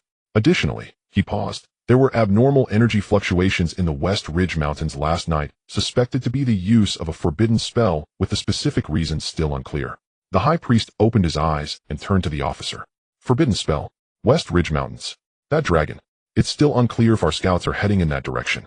The High Priest fell silent for a moment before walking over to the bench in front of the holy statue, and slowly, dressed in a white robe, the golden threads embroidered on it glimmered in the candlelight. Send someone to inform the brave squad about the news from the 3rd Legion. Also deliver the crown of the sage by evening, you do not forget. Yes. I hope it brings the brave ones the guidance of holy light. The High Priest's voice was soft, almost as if he were speaking to himself. He raised his head, gazing at the compassionate face of the statue, as if recalling something. But sometimes those who can see the future suffer more than those who cannot. The officer pretended not to hear, his head bowed even lower. The High Priest waved his hand, and the officer stood retreating from the worship hall. The aged ruler of the Western Church sat on the bench, the candlelight flickering behind him, casting his shadow upon the holy statue. He closed his eyes, his lips gently moving as if in prayer or conversing with an invisible presence. The candle flames danced before him, the light and shadow playing across the statue's face, the compassionate visage, sometimes smiling, sometimes sorrowful, as if coming to life. Demon King's Castle, Abyssal Hall. In the pitch-black hall, only the ghostly flames flickered beside the throne, casting the reliefs on the walls into a dim and bright display. These reliefs depicted scenes of battles fought by past demon kings against humanity with bold lines and grand momentum. Yet in the flickering light the faces of those demon kings once fierce appeared twisted and hollow like skeletons stripped of flesh by time. The current demon king, Malbaz, sat upon the throne propping his chin with one hand, his gaze fixed upon the messenger kneeling in the center of the hall. He wore a long black robe, the collar and cuffs embroidered with dark silver patterns that glimmered coldly in the ghostly flames. His face was mostly obscured by a hood revealing only a pale chin and a pair of crimson eyes devoid of emotion. Beside him stood a priest cloaked in gray. The priest was thin, his face completely hidden by the hood revealing only a pair of murky white eyes. Those eyes lacked pupils, yet seemed capable of seeing through the world's secrets. His hands were clasped in front of him, a black bone ring adorned his thumb inscribed with twisted prophetic runes. "Are you saying the squad sent to the West Ridge Mountains has lost contact?" The Demon King's voice was low but echoed within the vast hall, resonating in a way that sent chills down one's spine. The messenger lowered his head, his voice trembling. "Yes. The last transmission was last night, stating that they had located the Red Dragon's lair. After that, there has been no word." The Demon King did not respond, immediately glancing at the priest beside him. The priest slightly raised his head, a glimmer of dark light flashing in his murky white eyes. His lips moved, his voice hoarse like dry bones. "Your Majesty, there is no need to worry about the West Ridge Mountains anymore. The Red Dragon will neither be our ally nor a hindrance. The brave squad wielding the holy sword cannot be observed. Thus, what we truly need to focus on is the Third Legion." The Demon King fell silent for a moment, standing from the throne, his robe cascading like a black waterfall. He stepped down from the throne slowly, each step echoing sharply against the black marble floor. "The Third Legion." He stopped before the messenger, his gaze fixed upon the priest. The priest nodded slightly. "The enemy commander will lead his forces into battle tomorrow, directly confronting our vanguard. Their mage corps is the core strength of the Third Legion. If we can destroy them beforehand, the front line will pose little." The corner of Demon King Malbaz's mouth curled slightly, though the smile resembled a venomous snake flicking its tongue. "Are you suggesting send a sabotage team to bypass the front line and directly eliminate their mage corps?" "Exactly." The priest bowed his head. "I have foreseen their marching route. After nightfall tomorrow, the supply convoy and the mage corps of the Third Legion will camp in the valley 40 miles west of Court City. The terrain there is lowly, flanked by gentle slopes suitable for ambush. Dispatch an elite team to launch a night attack capable of destroying their long-range strike capabilities in one fell swoop." The Demon King turned around and returned to the throne, sitting down once more. The ghostly flames flickered beside him, elongating his shadow. "Shadow guards." He spoke, his voice as cold as a poison blade. "Go handle this matter. Do not engage in direct confrontation. Kill the mages, burn the supplies, and retreat immediately. I want the Third Legion to suffer a severed limb before they even reach the battlefield." A low, deep response echoed from the darkness. No figure was seen, only the soft rustling of armor gradually fading away. He leaned back against the throne, his crimson eyes gazing at the reliefs in the hall, then turned to the priest. "Continue the prophecy. I want to know who has the greater chance of victory in this war." The priest closed his eyes, the bone ring on his thumb faintly glowing. After a moment, he opened his murky white eyes, his voice wavering for the first time. "Your Majesty, in the prophecy there is a fog. I cannot see the final outcome. But one line is clear. After the annihilation of the Third Legion's mage corps, their morale will plummet. At that time the vanguard will press forward, and the odds of victory may rise to 90%. The Demon King nodded, a flicker of human emotion, a glimmer of hope appeared in his crimson eyes. 90% is enough. He waved his hand, and the messenger and priest both bowed and retreated into the darkness. The hall fell silent once more. Demon King Malbaz descended from the throne, walking toward the wall behind it. On that wall was a massive relief, depicting the first Demon King standing with a sword, his feet upon the citadel of humanity, an endless army of demons behind him. The lines of the relief were rugged and fierce, seemingly carved out with knife and axe. Malbaz stood before it, extending his right hand to press against the heart of the first Demon King. A fine crack spread from the chest of the first Demon King, extending downward to the ground and upward to the dark red light seeped through the crack, as if another heart lay hidden behind the wall, revealing a secret door leading down into the earth. Malbaz stepped inside. The secret door silently closed behind him, the relief returning to its original state, the first Demon King still standing with his sword, as if nothing had happened. Behind the secret door was a staircase leading downward. The steps were narrow, allowing only one person to pass, with a ghostly flame every 10 steps illuminating the darkness, the flames flickering quietly, casting Malbaz's shadow onto the stone wall. He walked for a long time. The staircase spiraled downward, as if it were meant to reach the center of the earth. The air grew increasingly damp and cold, carrying a scent of rust and decay. At the end of the staircase stood an iron door. The door was lockless and lacked a handle, only a smooth iron plate gleaming with a dark red sheen, as if soaked in blood and dried countless times. Malbaz pushed the door open. Inside was a circular dungeon. The walls were built from solid black stone, water seeping through the cracks, glimmering strangely in the light of the ghostly flames. The floor was covered with a thin layer of stagnant water, dark red in color, whether it was rust or blood unknown. In the center of the dungeon stood a pillar emanating golden light, crafted from the holy swords of past failed heroes capable of restraining the demon race's magical powers. Tied to the pillar was a demon. His hair was deep black, unwashed for a long time, knotted in clumps that hung down to cover most of his face. His bare upper body was covered in scars, old, new, scabbed, and still oozing blood layered upon each other, as if he had been torn apart countless times. His wrists were shackled to the pillar, his toes barely touching the ground, his entire body suspended in a twisted posture resembling a butterfly specimen pinned to a wall. His breath was very light, almost inaudible. His chest rose and fell gently like a lamp about to be extinguished.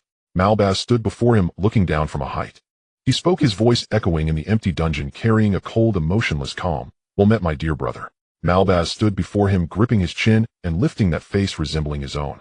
"Brother, do you have any idea how many opportunities you missed during your years as the Demon King?" His voice carried a suppressed anger. "When the human kingdom was in turmoil, you said the time wasn't right. When the elven court changed its air at the very moment of vulnerability, you said we must not hastily open the gates of war. You have trapped the demon race in this barren land, and yet you speak of peaceful coexistence." The person being suspended showed no reaction. He let go, swished his sleeve, and walked toward the door, his tone impassioned.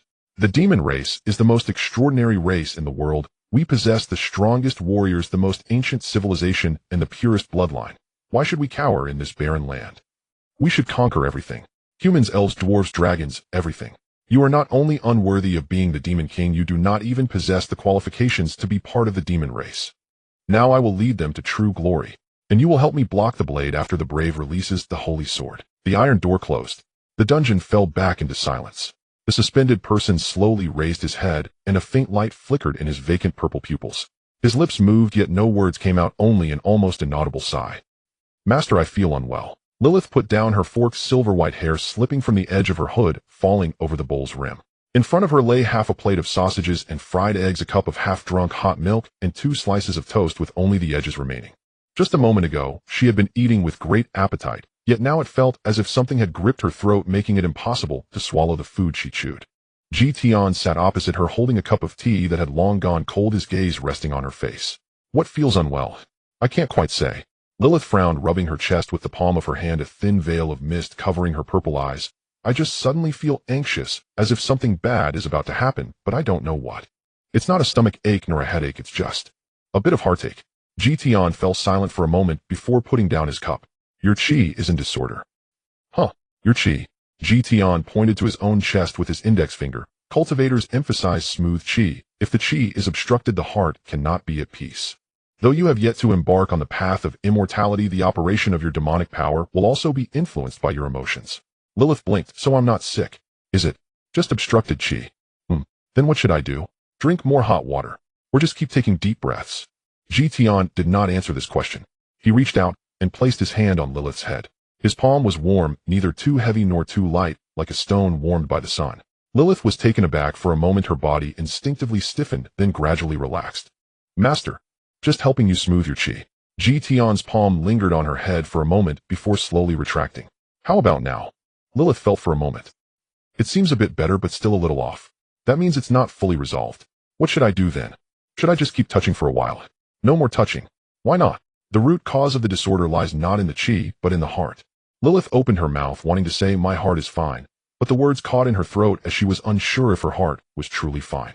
Tian looked at her, asked no questions, offered no comfort, just pulled out a handful of copper coins from his pocket and placed them on the table, then stood up. "I'm leaving." "Where to?" Lilith hurriedly stood up, flustered, as she grabbed her cloak. "To the Shieling Mountain Range, and by the way, say hello to the Red Dragon." "Are we still hunting monsters?" We are going to hunt monsters." "Do I also have to hunt monsters?" Lilith noticed how heavily Tian emphasized the word we. "Yes." Tian had already walked toward the door, his pace unhurried, the white robe fluttering gently in the morning light. Lilith jogged to catch up, her cloak's ties, not yet secured, trailing 2 long tails behind her. "Master, I don't understand. You won't let me rest now, and instead take me to fight monsters. What's the logic in that?" "To sharpen the heart through battle." "What?" "In the world of cultivation, there is a method called sharpening the heart through battle. When one's mindset is unstable and chi is in disorder, it is better to engage in combat than to sit idly and ponder." Amidst the killings one's thoughts become clearer. Lilith tied her cloak while running. Where did you read that? I didn't read it, I summarized it. Summarized? How many times have you summarized?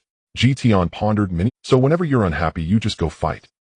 And afterwards everything's fine. Everything's fine after. Lilith was silent for a moment then sighed. Alright, I have no other choice.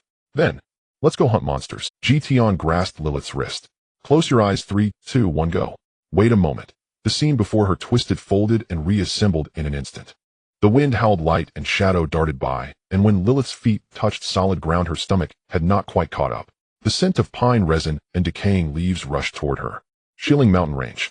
Lilith opened her eyes, barely having the time to complain when she saw a dark red massive creature squatting not far ahead. The red dragon was licking its scales on its forepaws, resembling a gigantic cat. It lifted its head, golden red vertical pupils scanning the newcomer's nostrils, flaring as it exhaled 2 jets of fiery breath. Here we go again. Tian released Lilith's wrist, just passing by, borrowing a place to train my disciple. The red dragon's gaze shifted to Lilith, lingering for a moment before moving away. Suit yourself. It lowered its head again, continuing to lick its paws, its tail languidly sweeping across the ground, breaking a few small trees. Lilith lowered her voice. Master, you call that saying hello? I did greet it. Where's the greeting? I said and it said suit yourself. That's efficient. Lilith took a deep breath, swallowing back the words. You call that saying hello? That's like talking past each other. Tian surveyed the surroundings, his divine sense quickly locking onto a valley where monsters were gathering. He raised his hand and pointed in a direction. Over there, 300 steps away, there is a nest of rotting wood spiders. A dozen small ones and 3 larger ones. You go. Me alone. Lilith froze for a moment. Aren't you going to help me, master? Not helping. But what if I'm in danger? I will keep an eye on you. Lilith stared at him for 3 seconds, confirming he wasn't joking, then sighed, tightened her cloak, and picked up a sturdy branch from the ground. Alright, if I have to fight, I will. She took a deep breath and stepped in the direction he indicated, turning back after a few steps. Master, if I can't win, you have to come quickly when I shout for help. Should I shout master help? Or just help? Which will get you to respond faster? Shut up, hurry up and go. Lilith pouted, turning to dive into the dense forest.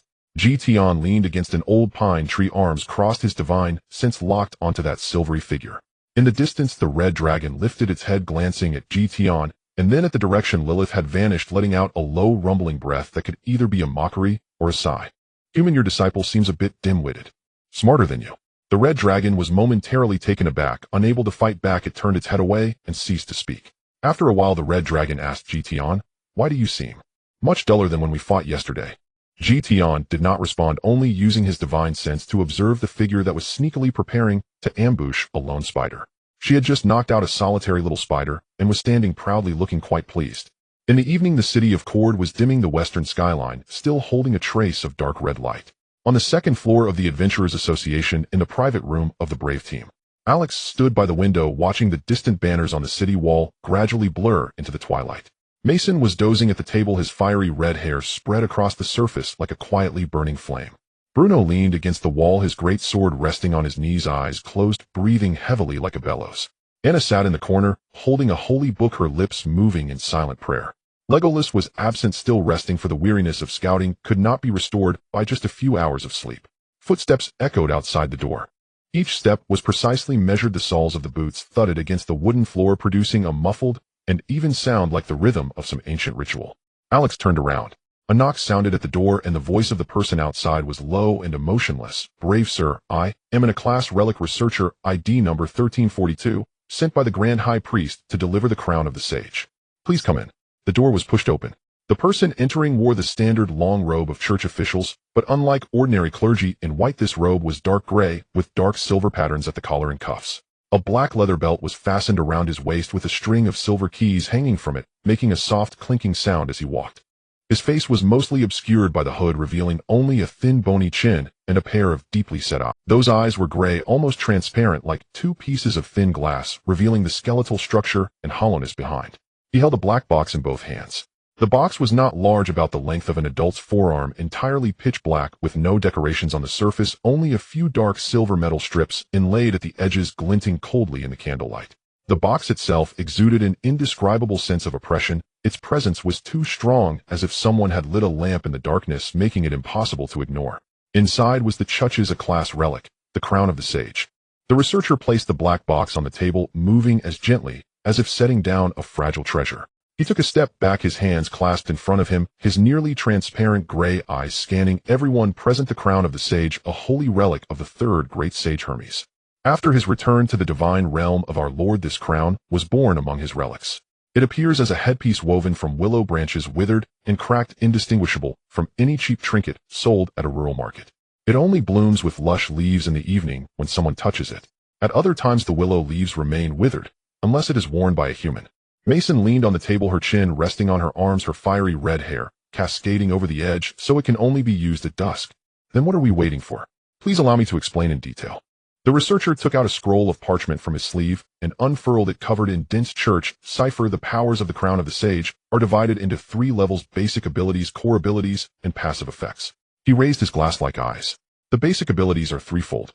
First, the omniscient perspective. The wearer can simultaneously see the entirety of everything around them. Not with the eyes, but with the consciousness. Everything within a radius of several miles will be clear in their mind. Bruno frowned. Isn't that more powerful than the eyes of an elf?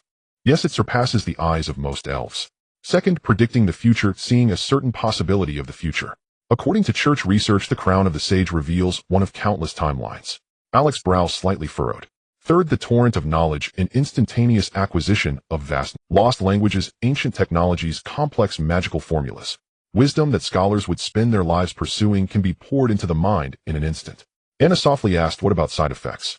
The researcher paused for a moment, sighed. The basic abilities themselves have no side effects, but if used only at dusk, choosing to acquire vast knowledge could lead to the user losing themselves. Their consciousness will be washed, submerged, and assimilated by countless unfamiliar thoughts. You are still you, but you are no longer just you. The room fell silent again. Alex nodded slightly, and then asked, what about the core abilities? The researcher's voice lowered as if mentioning a taboo. The core ability is called cognitive interference. This touches upon a higher level of wisdom, affecting the thoughts of others. He raised a finger. Thought theft, reading the surface and deep thoughts of the target. Whatever you think you will know. He raised a second finger. Memory weaving, viewing, copying, modifying, or even deleting others' memories. He can make you forget your own name, or make you believe that a person you've never seen before is a long-lost relative. He raised a third finger. Logical distortion, implanting a viewpoint or logical chain, making the target firmly believe it. For example, making an enemy think my sword is a snake and drop their weapon. This is not a crude form of brainwashing, but rather allowing the other party to deduce the wrong conclusion themselves. The most terrifying part is that they will think it is their own judgment. Mason was no longer leaning on the table. She straightened up, her staff resting against the edge of the table, her fingers unconsciously gripping her cuff, her voice slightly tense. Is this really a holy relic? Not a cursed object? The researcher's tone showed no sign of fluctuation. The difference between a holy relic and a cursed object lies in the nature of the user. For the church, this is a holy relic.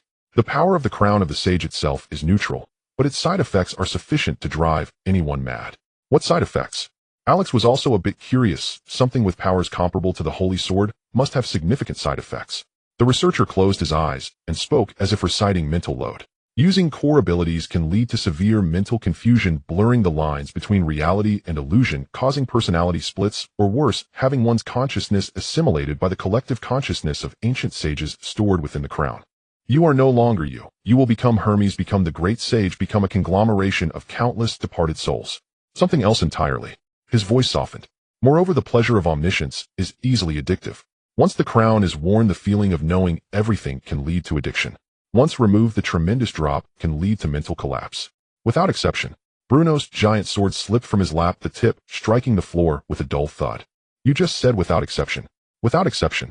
The researcher repeated. All who have used the core abilities of the crown of the sage throughout history ultimately died from mental collapse. Some even bled from their 7 orifices and died on the spot. The brain unable to process such a massive flow of information, causing overheating, accelerated aging, or even dying within a very short time. The air in the room felt as if it had solidified. Alex remained silent for a long time. He finally spoke, his voice calm, but with a hint of barely perceptible gravity. What about the passive effects? The researcher's expression changed. The shift was subtle, as if a deeper, long-suppressed apprehension. The crown of the sage does not need to be used. It is inherently active. Outside of evening, it will expand outward from its center, forcing all humans to gain vast knowledge while draining the reason from all non-human entities.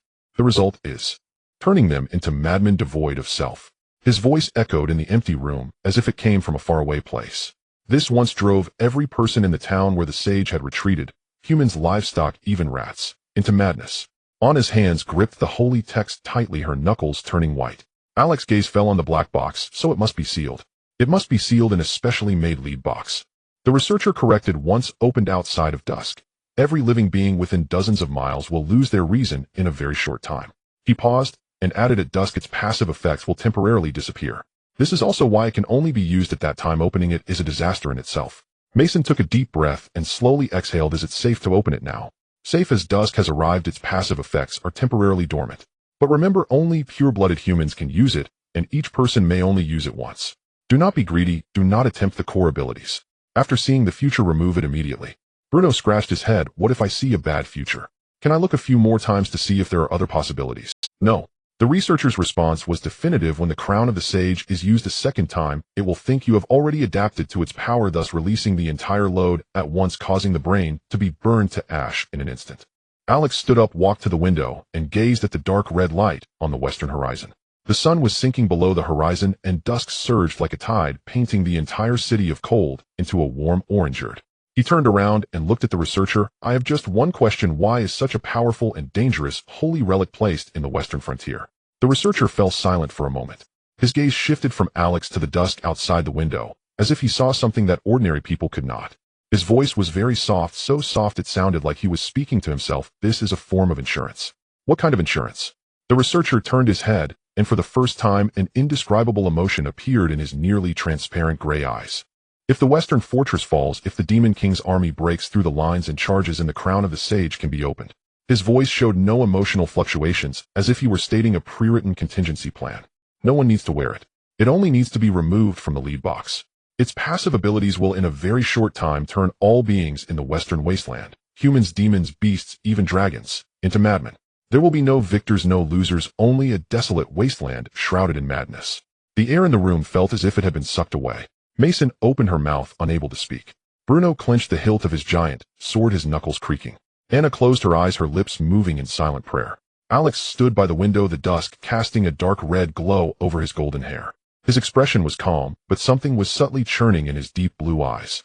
He spoke, his voice hoarse. So every person in the western frontier, the soldiers of the 3rd Legion, the civilians in the city, the adventurers of the Adventurers Association, are all are the price of insurance.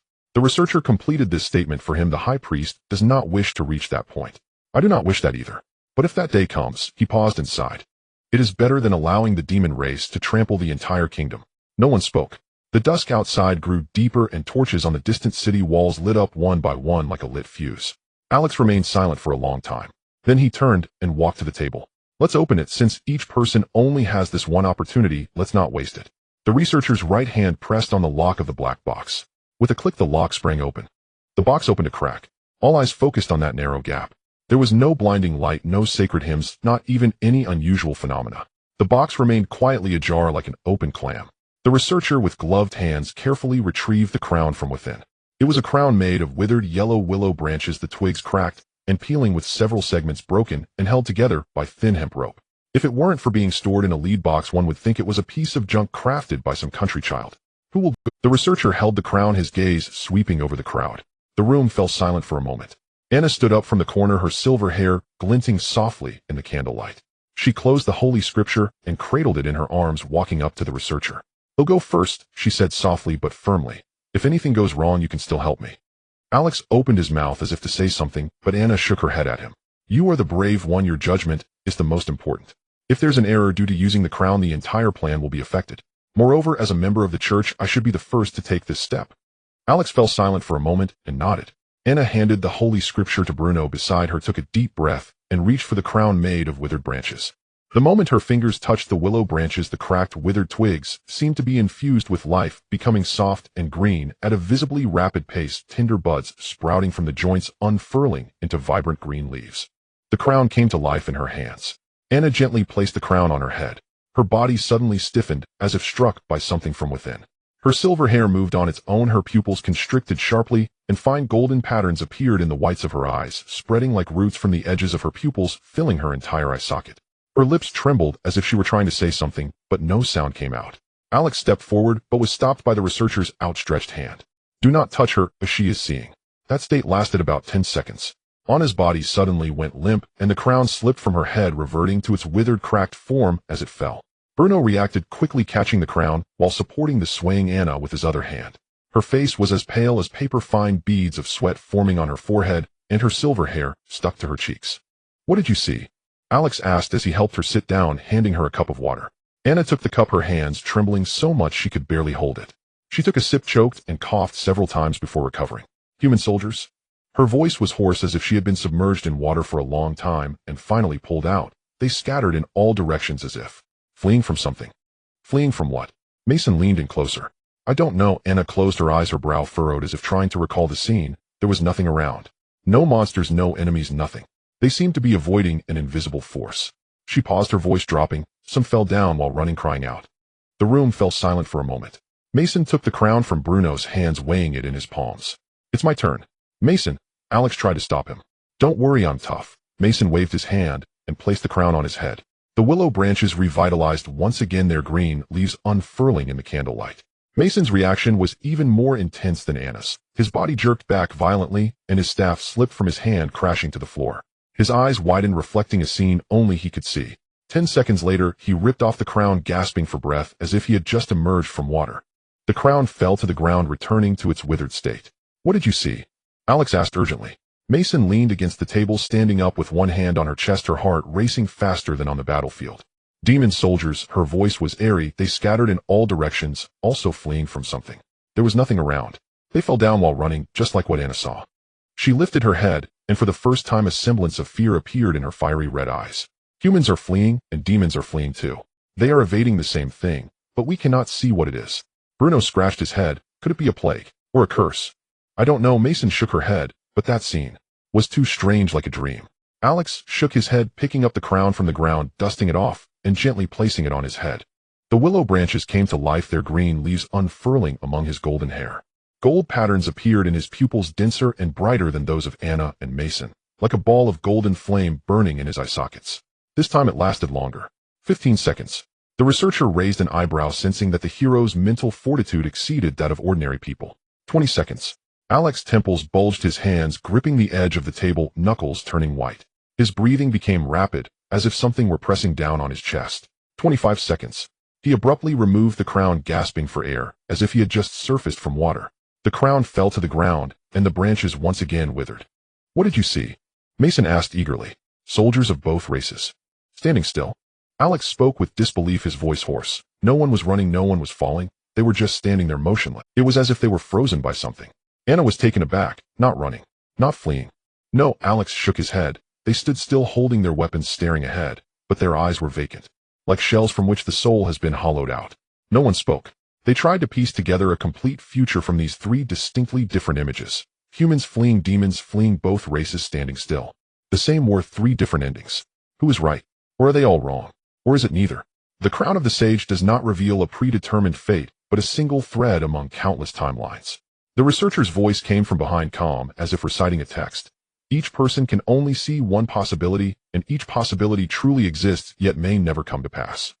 He bent down, picked up the crown from the ground with his gloved hands, brushed off the dust from the broken branches, and carefully placed it back in the black box. "So do not try to find the correct answer within. The crown will not provide you with answers, only more questions." He closed the box, the latch clicking shut. "Everyone, if there's nothing else, I will take my leave now." "Wait," Alex called to him. "What else did the high priest say?" The researcher paused, but did not turn back. "The high priest said, if the future you see is not satisfactory, do not despair. For the future is the future precisely because it can be changed." He walked out the door, the sound of his footsteps fading in the corridor like a stone thrown into a deep pond, rippling out in circles before returning to silence. Mason lay on the table, resting his chin on his arms, his fiery red hair spread out. "So, what do we— humans running, demons running, and then standing still? What kind of prophecy is this?" "Maybe it's not then," Anna said softly. "Perhaps it's three different possibilities. What each of us saw were different results stemming from different choices." Bruno scratched his head. "So which one is— They are all real, and none are." Alex walked to the window, gazing at the torches on the distant city walls. "The future is not a single path, but a vast field. Whichever direction you walk towards, you will see the scenery of that way." Sensing the atmosphere was somewhat oppressive, the hero Alex turned around, a slight smile tugging at the corners of his mouth as he feigned a casual tone, saying, "Given the circumstances, let's eat first and bring some food to Legolas. After a long day, we must be hungry." Mason was the first to spring up from the table, his chest shaking violently.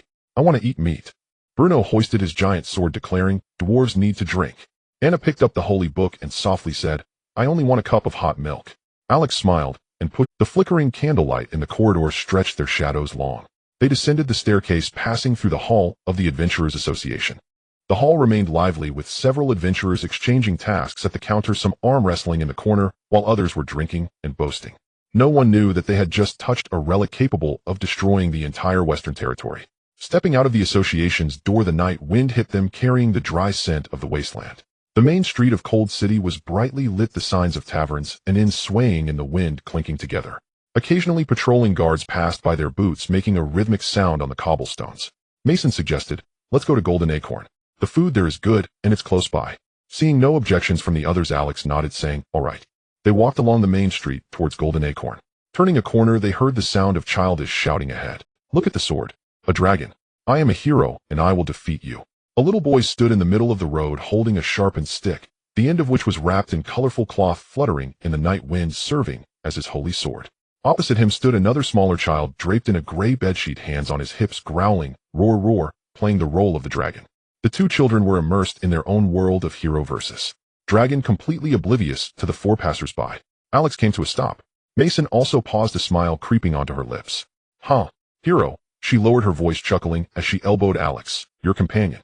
Alex ignored her teasing, quietly watching the little boy swinging the stick. The child's movements were exaggerated and clumsy, each swing accompanied by a shout of "Ha." Then he would look back at the audience behind him. Actually, just a few passing pedestrians and a cat perched on the wall watching the fun. But his gaze was serious. That seriousness was not feigned. Alex recognized that look from his own childhood. The boy's holy sword struck the dragon's bedsheet, causing the dragon to fall to the ground, rolling twice before lying still. "I won. I am the hero." The little boy raised his stick and shouted proudly, his face beaming with triumph. Then he saw Alex. More precisely, he noticed the white sheathed sword at Alex's waist. The holy sword. Even sheathed, even unsheathed, the sword's presence was like a torch in the darkness, impossible to ignore. The boy's eyes widened in astonishment. His mouth opened, and the stick fell to the ground with a thud as he took tentative steps closer, each step feeling like walking on clouds. Is this the holy sword?" Alex crouched down to meet his gaze. "Yes." The boy's mouth opened wider, as if wanting to say something, but the words caught in his throat. He was so excited that he could barely make a sound. His voice trembled slightly. Can I touch it? Just once, gently, I won't break it." Alex looked at him, smiled warmly, and nodded. "Of course, but be careful not to hurt yourself." He unsheathed the holy sword from his waist, holding it in front of him. The runes on the scabbard glimmered softly with a golden light under the moon. The boy extended his hands, receiving the sword as if it were a sacred object. His fingers glided gently over the scabbard, feeling the texture of the runes, sensing the mild warmth radiating from the blade. His eyes reflected the flowing golden patterns on the scabbard, as if he had captured the entire starry sky. "So heavy." He murmured, his hands trembling slightly, but he held it tightly. Alex did not rush him. Mason leaned against the wall beside him, arms crossed, watching the scene with a smirk. Bruno, shouldering his giant sword, grinned broadly, revealing a set of white teeth. Anna stood a little further away, holding the holy book, her gaze gentle. After quite a while, the boy reluctantly returned the holy sword. He looked up, his voice clear. "Thank you, hero. I will practice swordsmanship diligently, and when I grow up, I want to be a hero too and defeat the Demon King." Alex took the holy sword back, reattaching it to his waist, his voice gentle as he smiled, and replied, "All right, I'll wait for you." The little boy raised his head, his smile stretching from ear to ear. He turned and ran back to the dragon, picking up the stick from the ground and holding it high above his head. "I touched the holy sword. The real holy sword. The hero said to wait for me to defeat the Demon King." The dragon climbed up from the ground, looking at him with admiration. The two children laughed and played, running into the alley. Alex stood still, watching the two small figures disappear into the darkness. "Let's go." He turned and walked towards Golden Acorn. The night wind blew from the wasteland, gently tousling his golden hair. Achoo! A breath of dragon fire erupted from the red dragon's mouth, destroying a patch of forest, while the banner of the human emperor of Tian inexplicably added about 10 more souls. "What's wrong with you?" Tian opened his eyes, looking at the red dragon that had come to observe his disciple beside. The red dragon shook its head, almost knocking over the pine tree that Tian was leaning against. "Nothing, perhaps a dragon is scolding me. But your disciple can really endure. There's only one spider left, and he still resorts to ambush tactics. You don't understand. This is called using full strength even when hunting a rabbit." The lair of the corrupted wood spider was at the end of the valley, where several crooked dead trees huddled together, their crowns filled with grayish-white cobwebs resembling tattered tents. The last, slightly larger spider lay on the biggest web, its 8 furry legs curled up, taking a nap. What it didn't know was that its kin and other nearby spiders had all been knocked out by the same person earlier that day. In the grass, a silver-haired figure was subtly swaying. Lilith crouched behind the bushes, gripping a thick branch that had already been broken 3 times and re-wrapped with hemp rope, her purple eyes fixed intently on the napping spider. She was covered in grass juice, dirt, and spider fluids, her hood having been knocked off by branches at some point, her silver hair a wild mess, and her face bore a grayish-white mark left by spider silk. But she didn't care. At this moment, there was only one thing on her mind: knock it out. This was the last goal set by her master. The 17 little ones in front and the 2 bigger ones were all taken down by her one by one. From the first one she knocked out, she had jumped back in fright. But later, she could accurately sneak around to the back, aiming at the connection between the head and chest, delivering a fatal blow. She even felt she was already a mature assassin. She took a deep breath, bent low, and stepped silently closer, one step at a time. The spider's legs twitched slightly. Lilith froze, holding her breath. The spider did not wake. She continued to move, 1 step, 2 steps, 3 steps. The branch was raised, aimed. A stick came crashing down. With a crack, the branch snapped. The spider's shell split open, green bodily fluid seeping out its 8 legs, suddenly stiffening, then slowly curling up, flipping over, and becoming motionless. Lilith stood beside the spider, looking down at it, panting heavily. She then raised the broken branch in her hand, gazing up at the sky, and shouted her victory declaration. Lilith's battle plan is a great success. The sound echoed in the valley, startling a flock of unknown birds. On a distant hillside, Tian leaned against an old pine tree, arms crossed, his expression unchanged. The red dragon lay beside him, its massive head resting on its forelegs, its golden-red vertical pupils half closed. Your disciple has been lying in wait for half a day just to take down a few spiders. Yes, she seems quite invested. As long as she's happy. Is this what you taught her? Practical experience is the best teacher. Is there something wrong with this teaching method? The red dragon fell silent for a moment, a stream of spark-laden air escaping its nostrils. In the dragon clan, a young dragon's first hunt involves prey that isn't much weaker than itself. It feels more like sending a young dragon to step on ants. Stepping on enough ants makes one nimble. As long as you're happy. Lilith had already run over her steps, light, as if walking on clouds, her silver-white hair trailing behind her, and a radiant smile on her face that seemed to say, praise me, praise me. Master, master, master. I'm done. All done. Not a single one escaped. She reached Tian, resting her hands on her knees, gasping for breath, her eyes shining like 2 violet stars. Tian glanced at her in feigned casualness, asking, did you get hurt? No. Are you tired? Not tired. I can still take down 20 more. Tian reached out, plucking a dry leaf from her hair, and used his thumb to wipe away a gray-white spider silk mark on her face. His movements were gentle, as if polishing a piece of porcelain. Not bad. Just those 2 words made Lilith beam with pride. Master, I took down 20 spiders today. 17 small ones, 2 medium ones, and 1 big one. The big one was longer than my leg. I smashed it down with 1 strike before it even had a chance to scream. I saw your 19th spider break a branch. That was an accident. The branch was too brittle. You struck half an inch off, otherwise it wouldn't have broken. Lilith pouted, but quickly smiled again. What about the 20th one? I aimed and smashed it down. 1 hit kill. Your aim was correct. That means progress. Lilith placed her hands on her hips, chin held high. Look, I went from being afraid to approach spiders in the morning to being able to smash a big spider with 1 stick now. That's talent. The red dragon yawned beside her, the sound loud as the howling mountain wind. Lilith jumped back in surprise, then remembered that the red dragon was now her dragon and puffed out her chest. A formidable sect leader with unparalleled abilities, a red dragon who had lived for over 2,000 years, and the clever and adorable me. Our sect is truly impressive. Dragon Elder, how do you think I performed today? The red dragon lowered its head, casting a glance at her with its massive vertical pupil. You stepped on ants quite well. Lilith's smile froze for a moment, and she turned to Tian. Master, is it scolding me? It's not scolding, it's an evaluation. What's the difference between evaluation and scolding? Evaluation is objective, scolding is emotional. Then how did it objectively evaluate my performance? Tian thought for a moment. You stepped on ants quite well. She wanted to refute, but glanced at the red dragon's massive size, and felt that in the dragon's eyes spiders indeed seemed about the same as ants. She decided not to argue with the dragon.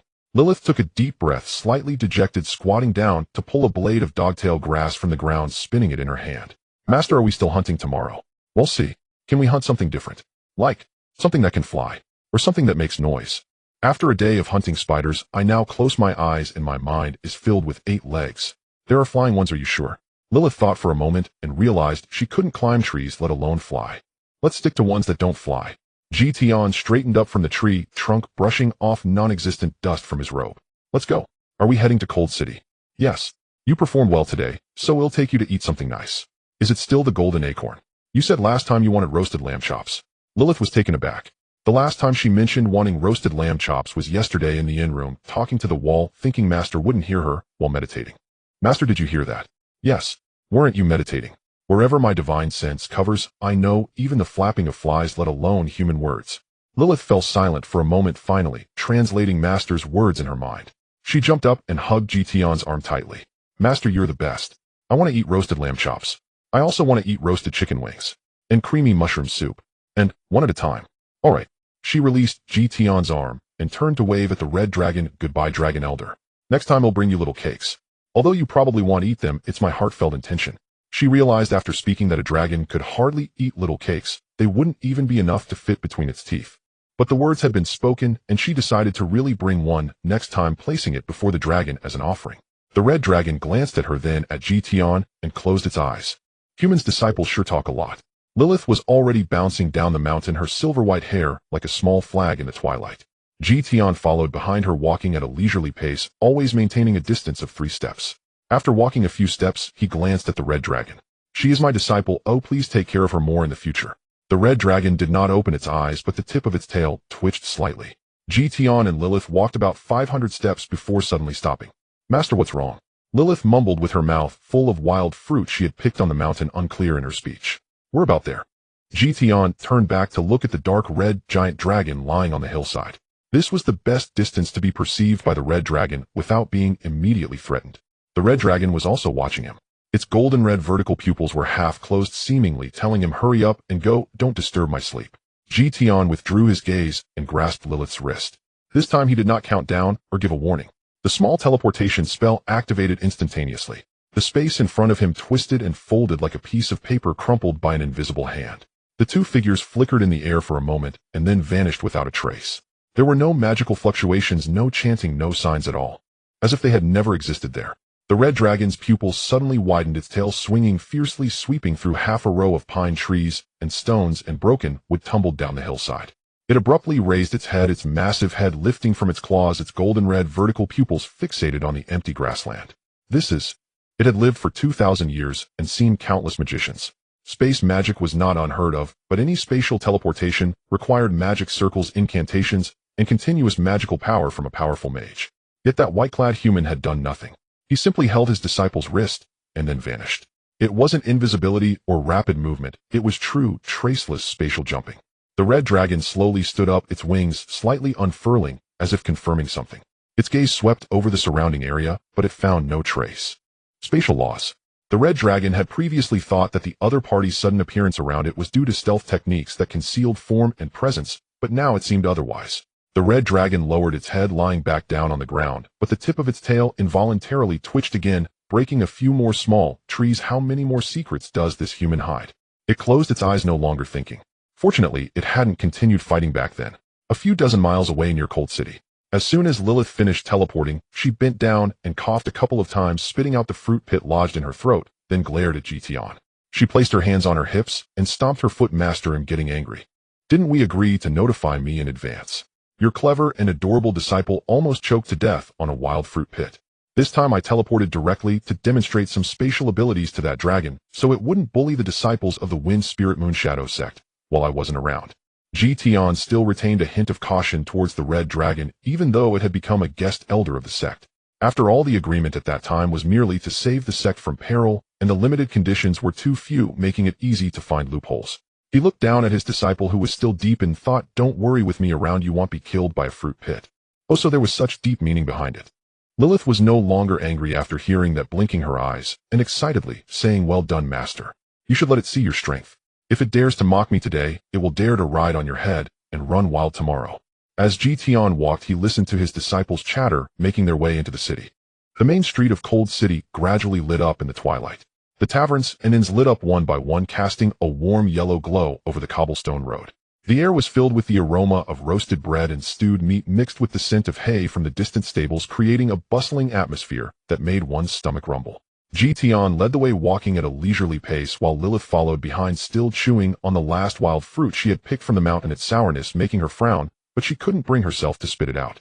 Master, are you sure there's still room at the Golden Acorn? This is prime meal time. If not, we'll wait. How long will we, until there is? Lilith pondered for a moment, feeling that this answer was no different from I don't know, but she had gotten used to Master's way of thinking. Turning around the last corner, the wooden sign of the Golden Acorn restaurant carved with an acorn pattern appeared in her view, glinting softly in the candlelight. A few people were standing at the entrance. Their golden hair stood out in the light like a small flag. They wore silver light armor with long swords hanging at their waists, the holy runes on the scabbards swirling with faint golden patterns in the dusk. Behind them followed a woman in a red robe, a dwarf wielding a giant sword, and a silver-haired priest holding a holy scripture. A brave party. Alex was standing at the door talking to his teammates. Mason was yawning, Bruno was rubbing his belly, and Anna quietly stood to the side. 5 were present, 1 was missing. Tian's gaze swept over the 4 figures, and he felt a stir in his heart. The elven archer was absent. The keen-eyed, silent-footed elf, who had once lingered her gaze on him, was not there. Has the scout not returned? Or is she busy with something else? He didn't delve deeper, but a thought emerged in his. He turned to glance at Lilith behind him, a plan forming. Lilith was wiping the juice from the wild fruit, and the involuntary drool down her sleeve, noticing Master's gaze, and paused. Master, what's wrong? Do you see those people? Go greet them. Lilith followed his gaze to the restaurant entrance, suddenly shivering, incredulously pointing at herself, and asking me. When Tian said yes, his gaze fell on her face, observing her expression, wanting to see if she would comply immediately or ask why first.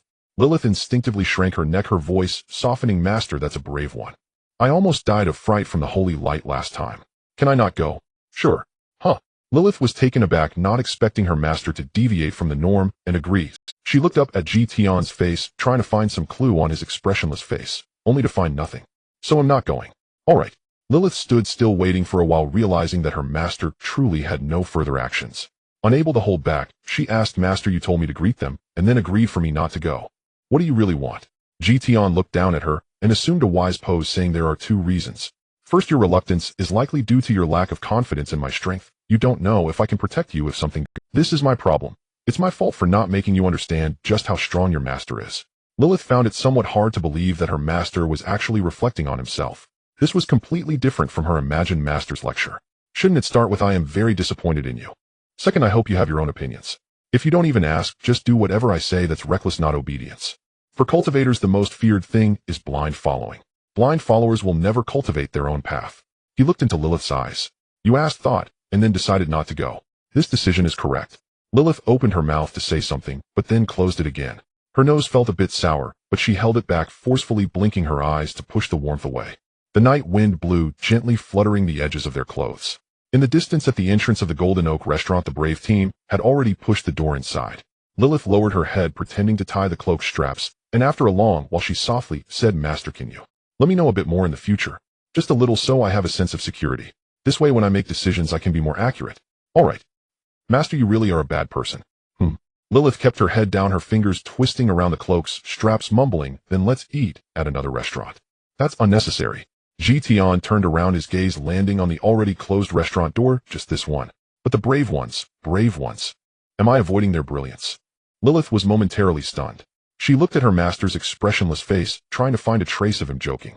Finding nothing, she gritted her teeth and said, Master, you deceitful scoundrel. Tian tilted his head and looked at her with some confusion. Deceive? Where have I deceived? Regardless of past or present, my character has always been this way. Tian withdrew his gaze and stepped toward the restaurant door. Rest assured, your current identity is my newly accepted disciple. Silver hair, purple eyes, loves sweet food, talkative, timid, but quite fierce when dealing with spiders. Lilith stood in place, watching the white figure grow farther away in the dusk, her mouth opening and closing. Finally, she trotted after him. Master, wait for me. Can you order 2 portions of roasted lamb chops? I'm afraid I might eat quickly. When I'm nervous, 1 portion won't be enough. All right. Lilith took a deep breath, puffed out her chest, and stepped toward the restaurant door. After a few steps, she shrank back. Master, you go in first. He'll follow you. Tian said nothing and reached out to push open the door. The door hinge made a soft sound. Warm yellow light poured out from the crack of the door, mixed with the aroma of roasted meat and creamy mushroom soup, like an invisible hand pulling at one's appetite. Lilith followed behind Tian, keeping her head down, counting the wood grain on the floor. 1, 2, 3. A waiter's voice came from ahead, warmly welcoming, welcome to the Golden Oak. Tian walked to the front desk, his gaze sweeping across the hall. The brave team was sitting at a window seat, Alex back, facing the door, Mason facing him, idly twirling his fingers with his chin resting on his hand.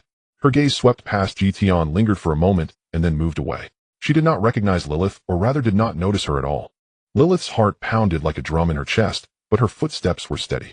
She followed behind Tian like a chick hiding behind its mother's wings, step by step, making her way to the most unnoticeable table in the corner. Tian sat down, and Lilith hurriedly took a seat opposite him with her back, facing the brave team, her hood still not taken off. The waiter handed over the menu. Tian took it, flipping through 2 pages casually. 2 portions of roasted lamb chops, 1 portion of roasted chicken wings, 2 bowls of creamy mushroom soup, and he glanced at Lilith. Lilith peeked over the menu with half an eye, quietly saying a small cake. 1 small cake. Tian closed the menu and handed it to the waiter. Okay, please wait a moment. After the waiter left, Lilith leaned on the table, burying her face in her arms, revealing only a pair of purple eyes that rolled around. Master. Are they looking at me? No, really not. The red-haired one is looking at her own fingers, the dwarf is looking at the menu, the priest is reading a book, and the blonde is looking out the window. Lilith slowly exhaled, her tense shoulders relaxing a bit. What about the elf? Not here. Lilith lifted her head from her arms. Oh right, you said 1 out of 5 is missing. I don't know. What if he suddenly comes back? Tian picked up the cup of water on the table and took a sip. If he comes back, he comes back. Master, can you not be so calm? I can. Then why are you still so calm? I'm used to it. Lilith took a deep breath and gulped down half a cup. The cool water went down her throat, and her heartbeat finally slowed down. Master. You just said, am I avoiding their brilliance? Are you really not afraid of the brave one, or are you just pretending? Tian put down the cup of water, his gaze settling on her face. The holy sword is indeed special, but that doesn't mean it's invincible. Brave ones indeed have talent, but talent does not equate to strength. I've seen too many talented people perish halfway. Although this was something he read in online literature. He paused. So remember, before truly growing up, you must learn to survive. Lilith blinked. So you're not afraid of him, because you think he hasn't grown up yet? No, it's simply because I know how strong I am. Lilith opened her mouth to say something, but then closed it again. She recalled the image of her master catching stars with his bare hands, the scene of the red dragon being stomped into the mountain wall by him, and the confident tone when he said his sword isn't necessarily faster than mine. Suddenly she felt that her master was not just bragging. Gosh, the two of us truly are invincible in the world. Master, what is it? Can you teach me that space jump too? Sure, wait until you practice the breath control technique to the 3rd layer, then you can learn after foundation establishment. Foundation establishment. What is that? You haven't even touched the threshold yet. Even if I tell you, you won't understand, and even if you understand, you won't have the capability to execute it. Lilith pouted, about to retort when the waiter came over with a tray. The aroma of roasted lamb chops wafted over, with a golden crispy skin sprinkled with rosemary and black pepper, accompanied by soft roasted potatoes and vibrant green asparagus. Lilith's eyes instantly brightened. She picked up her knife and fork, cut off a piece of lamb chop, stuffed it into her mouth, chewed a few times, then closed her eyes and let out a satisfied sigh. Master, this is so delicious. Do you want to try a piece? No need. Just try it, just 1 piece. Tian looked at the shiny piece of lamb chop on her fork, fell silent for a few seconds, then opened his mouth to eat. Lilith was stunned for a moment. No way, you really ate it. She had never seen him eat since meeting him, thinking he wouldn't eat again this time. But unexpectedly, she watched Tian's expressionless face while chewing, and suddenly laughed. Master, your expression when eating is finally not like a block of ice. Tian didn't respond. He picked up the cup of water, his gaze gliding past Lilith's shoulder, landing on the table by the window. Alex was cutting steak, moving slowly and intently. Mason was drinking soup, Bruno was gnawing on a bone larger than his face, and Anna was stirring her hot milk with a small spoon. Everything was normal. Tian withdrew his gaze and took another sip from his cup. Eat faster. Why? Lilith asked, her mouth full of lamb. It's nothing, I'm just afraid you'll eat too slowly and the small cake will melt.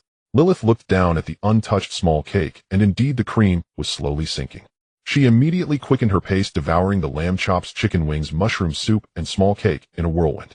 After finishing the last bite, she leaned back in her chair, holding her belly, and let out a satisfied sigh. Master, I'm full. Tian nodded slightly, pulling out a few silver coins from his pocket and placing them on the table before standing up. Lilith quickly grabbed her cloak and followed closely behind him. The two passed through the main hall, passing the table by the window where the brave team sat. Alex was focused on cutting his steak, the knife and fork clinking gently against the porcelain plate, his gaze never lifting. Mason rested his chin on his hand, listlessly poking at the remaining half of an asparagus on his plate, with a fork, his eyes vacant, as if lost in thought. Bruno had already finished gnawing on that large bone, and was now wiping his hands on the tablecloth, his thick fingers rubbing back and forth on the fabric in a mechanical manner. Anna closed the holy book, cradling the now cold cup of hot milk in her hands, her gaze fixed on the pitch-black night outside the window. No one looked up at them. Not even a glance was thrown their way. Lilith lowered her head, her hood obscuring most of her face, her footsteps quick like she was in a race. She almost jogged the distance between tables, and only after pushing open the restaurant's door with the night breeze rushing in did she let out a long breath. Master, she whispered, her eyes darting back nervously, Did I walk naturally enough just now? Did I look like an ordinary diner who just finished a delicious lamb chop feeling joyful and definitely not secretly observing the heroes? You walked as if a dragon was chasing you. What should I do then? Did they notice me? No. They didn't even lift their heads. Lilith patted her chest, then suddenly frowned. They are far too unguarded. What if I were a demon clan assassin? What if there's a ghastly face hidden beneath my hood? What if you are not? Right, I'm too cute to look like an assassin. She nodded, earnestly tightening her cloak.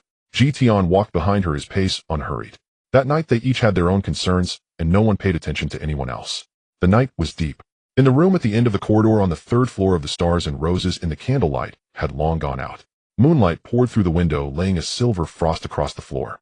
Lilith was curled up in the center of the large bed, her silver hair sprawled across the pillow resembling a bright moonbeam that had been overturned. Her breathing was steady and long, a faint hint of a smile lingering at the corner of her mouth. Perhaps she was dreaming of eating a little cake.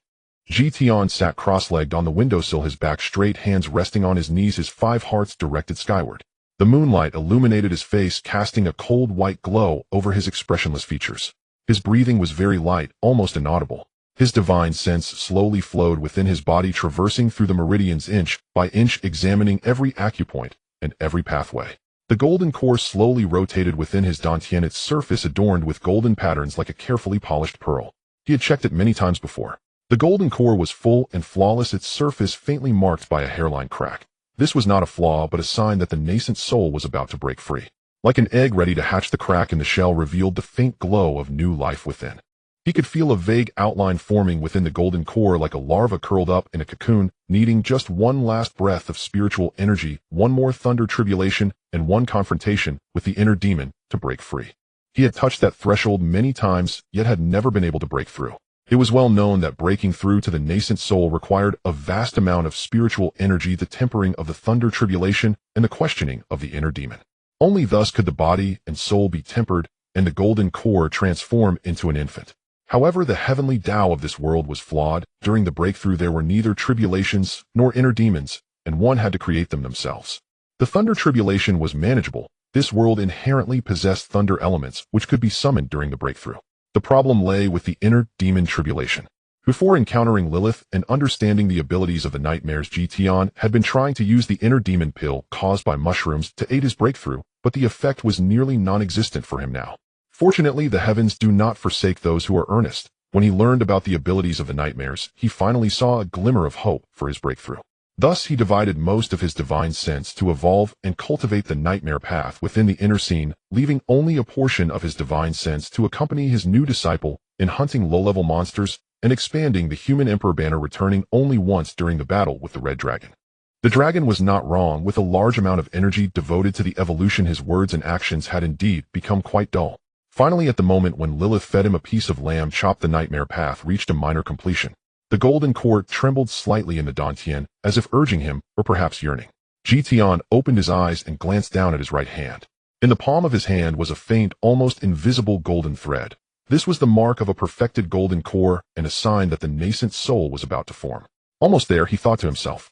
He tilted his head to glance at Lilith on the bed. She was sleeping soundly with the blanket kicked to one side, revealing a fair little leg. Moreover, her pillow had somehow been pushed to the edge of the bed, half of her head hanging in midair, her silver hair cascading down like a waterfall inverted. And she remained completely oblivious, mumbling in her sleep. "This piece of cake is mine. Don't steal it." Tian observed her for 2 seconds, expressionless, and judged, given her sleeping position, forget about training. If she doesn't roll off the bed, it's already a success. He approached the bedside, reaching out to pull the blanket up covering her feet, and pushed the half-falling pillow back into place. His movements were very gentle, so subtle that even the sound of the blanket brushing against her was inaudible. Lilith turned over, hugging the blanket tightly, burying her face into it, and sleepily murmured, "Master, just pat my head again." Tian's hand paused for a moment. "I didn't pat your head," he whispered, unsure if he was refuting her or himself. He withdrew his hand, taking out the human emperor banner from the purple mansion space and hanging it at his waist. The soul mark on the banner was now nearly the size of a fingernail, just under 2,000 souls away from 10,000. He decided to gather the souls tonight. After refining them, he could set up a grand formation before his breakthrough to avoid being disturbed. Of course, it would be even better if the heavens took notice and summoned a greater thunder tribulation to temper his body. As he reached the door, he paused and looked back. In the moonlight, the silver-haired girl had curled the blanket into a ball in her arms. Her whole body shrunk into the shape of a shrimp, a glimmer of drool hanging at the corner of her mouth. "At most 2 hours," he murmured. "I won't let you stay alone for too long."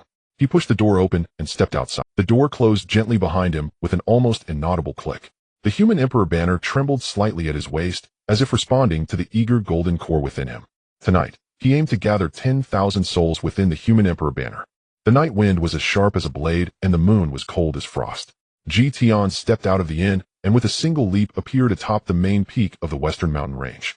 The emperor's banner at his waist billowed without wind, its fabric rustling like a hungry wolf that had not eaten for 3 days, catching the scent of blood. Beneath his feet lay an abyss, and above him the starry sky stretched endlessly. Tian's divine sense unfurled completely, like an invisible net, cascading down from the mountaintop, sweeping over ravines, dense forests, caverns, and dark rivers. Within a 50-mile radius, the location, strength, and aura of every demon creature appeared in his mind. 1, 2, 3. He calculated too many to count, but Tian estimated it was definitely sufficient. "It seems the heavens are favoring me." Tian smirked and decided to use his immense powers to help them reach heights they could not attain in life. He then laughed aloud. "If the heavens did not give birth to me, Tian, then let the path to eternity be as long as the night. It is time to release you into my emperor's banner to enhance your qualifications." He extended his hand, fingers splayed, palm facing downward. The spiritual power, demonic essence in the world wildly gathered in his palm, compressing and compressing, as if he was squeezing it into an invisible black hole. He then released his grip. Invisible ripples emanated from his palms, silent, yet swift as lightning. They swept over the first mountaintop, causing decayed wood spiders to fall from their webs, their 8 legs twitching twice before falling still. The dog-headed man was still warming himself by the fire when suddenly he tumbled into the flames, unable to even cry out. The rock-walking spider crawled out from the ground, flipped over, exposing its belly as green bodily fluid seeped from the cracks in its shell. The goblin, clutching a rusty short sword, remained in a running posture, its pupils dilated like a statue frozen in time. Death spread across this mountain range. Quiet, efficient, and unstoppable. Tian stood at the mountaintop, his robe billowing, eyes shining brightly. "Come," he commanded in a low voice, gripping the emperor's banner and thrusting it into the ground. The banner erupted. The black fabric surged like ink clouds, instantly expanding to about 10 feet, as the runes on the banner pulsated frantically, resembling countless red-hot iron chains dancing wildly in the night sky. Soul streams surged in from all directions like a river breaking through a dam. Light green, deep green, dark purple. Tens of thousands of souls rose from the valleys, from the dense forests, from the depths of the earth, merging into a glowing flood that surged into the banner. The emperor's banner's spirit was elated, constantly humming. The soul marks on the banner deepened rapidly, transforming from the size of a fingernail to a copper coin, then to a walnut, and finally resembling a black full moon imprinted at the center of the banner. The number of souls was immense. It succeeded. The emperor's banner stood atop the mountain, fluttering in the wind, purple mist curling occasionally, accompanied by the lingering echoes of the great Tao, and even a spirit with heaven-defying qualifications was about to be born from the banner. Tian gazed at the humming banner, both puzzled and intrigued, asking, "Are you also going to conceive? Do you wish to transcend the tribulation?" A mere spirit artifact, yet it possessed a heart to pursue the Tao. This he must cherish. Tian then grasped the banner pole. The moment his palm touched it, a bone-chilling aura surged from the banner, flowing up his arm, attempting to invade his meridians. The emperor's banner was protesting. With the myriad souls just entering the artifact, spirit had yet to fully tame these new souls, which were still agitated and colliding within the banner, trying to break free from their restraints. Tian did not release his grip, circulating his spiritual power.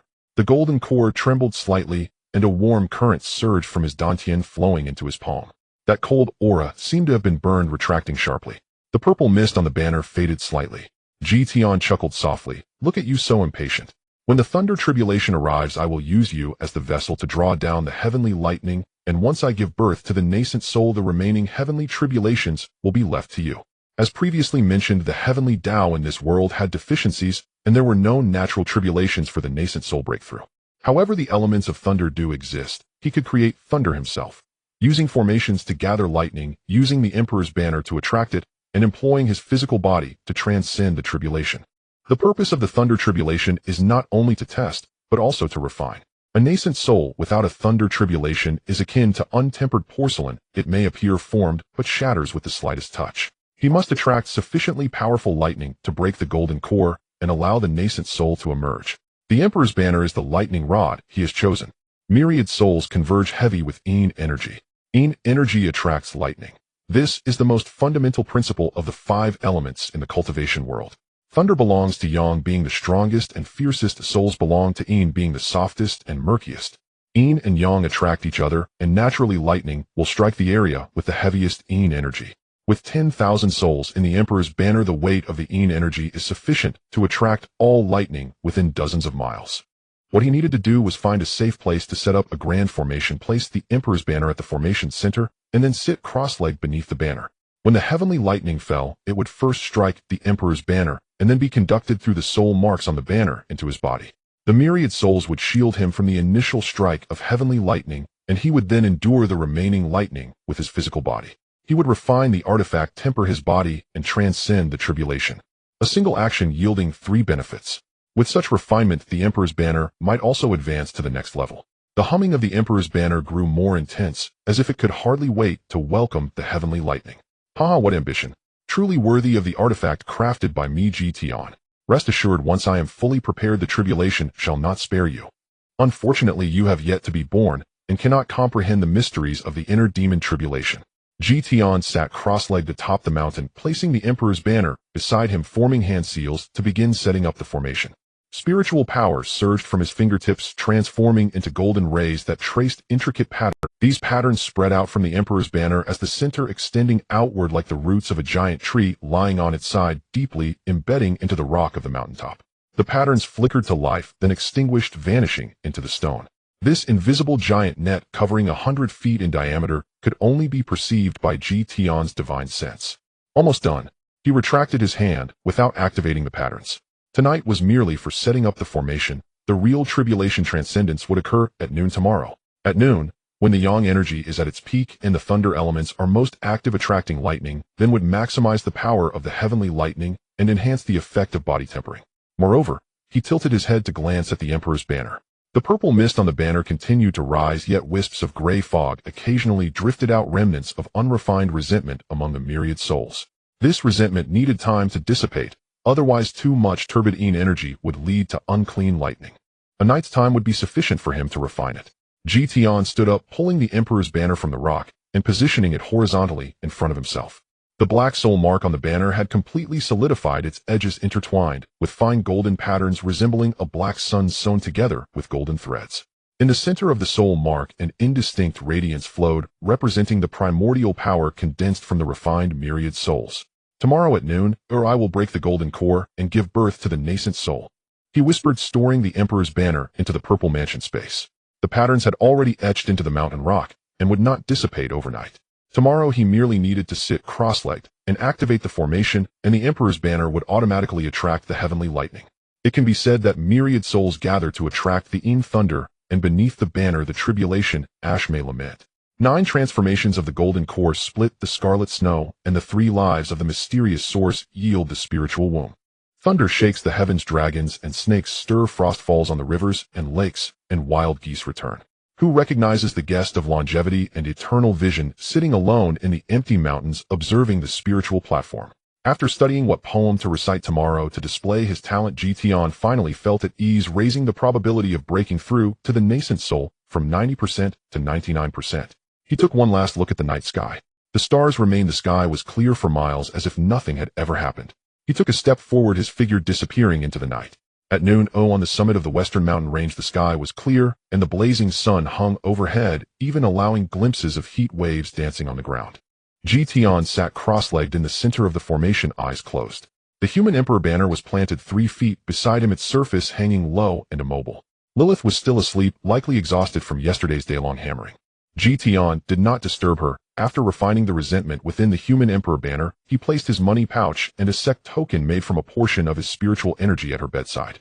Thus, even if Tian were to perish in the face of a powerful tribulation, Lilith could still rely on the token's protection and guidance to reach the sect located in the eastern region. In web novels, the Shao family had been reduced to relying solely on a grand fighter for support, yet he did not solicit the Red Dragon's assistance to protect the sect, nor did he reveal its location.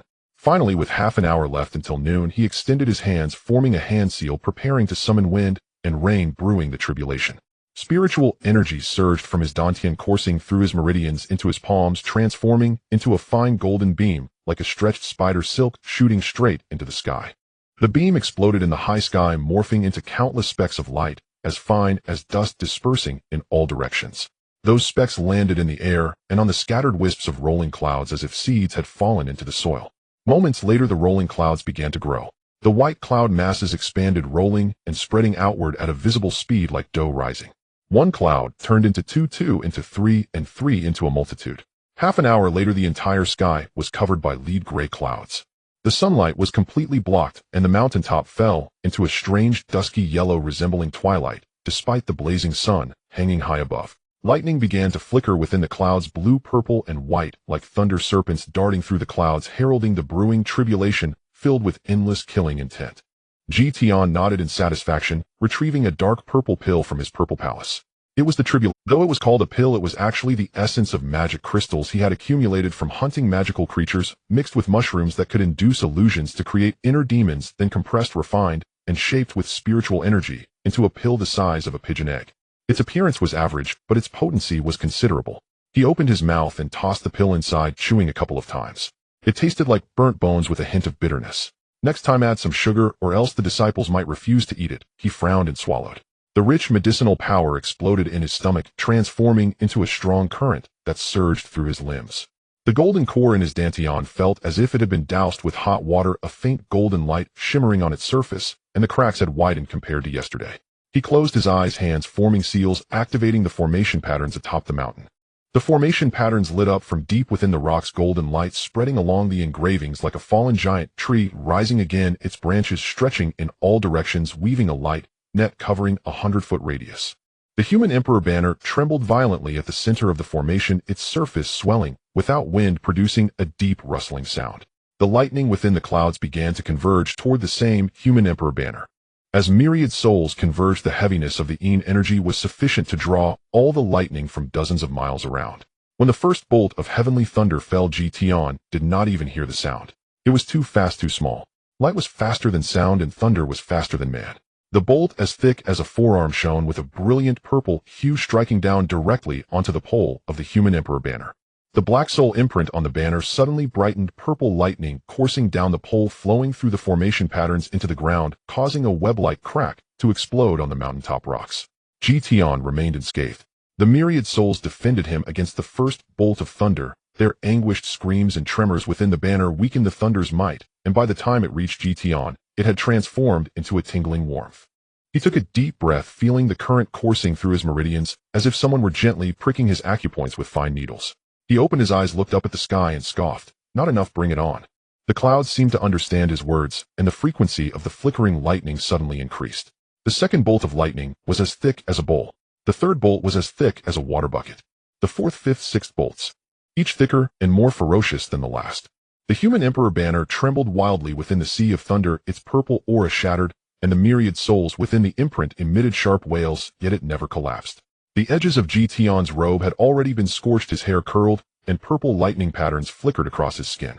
The golden core vibrated violently in his dantian, yet the cracks remained still, signifying that he had not yet reached his limit.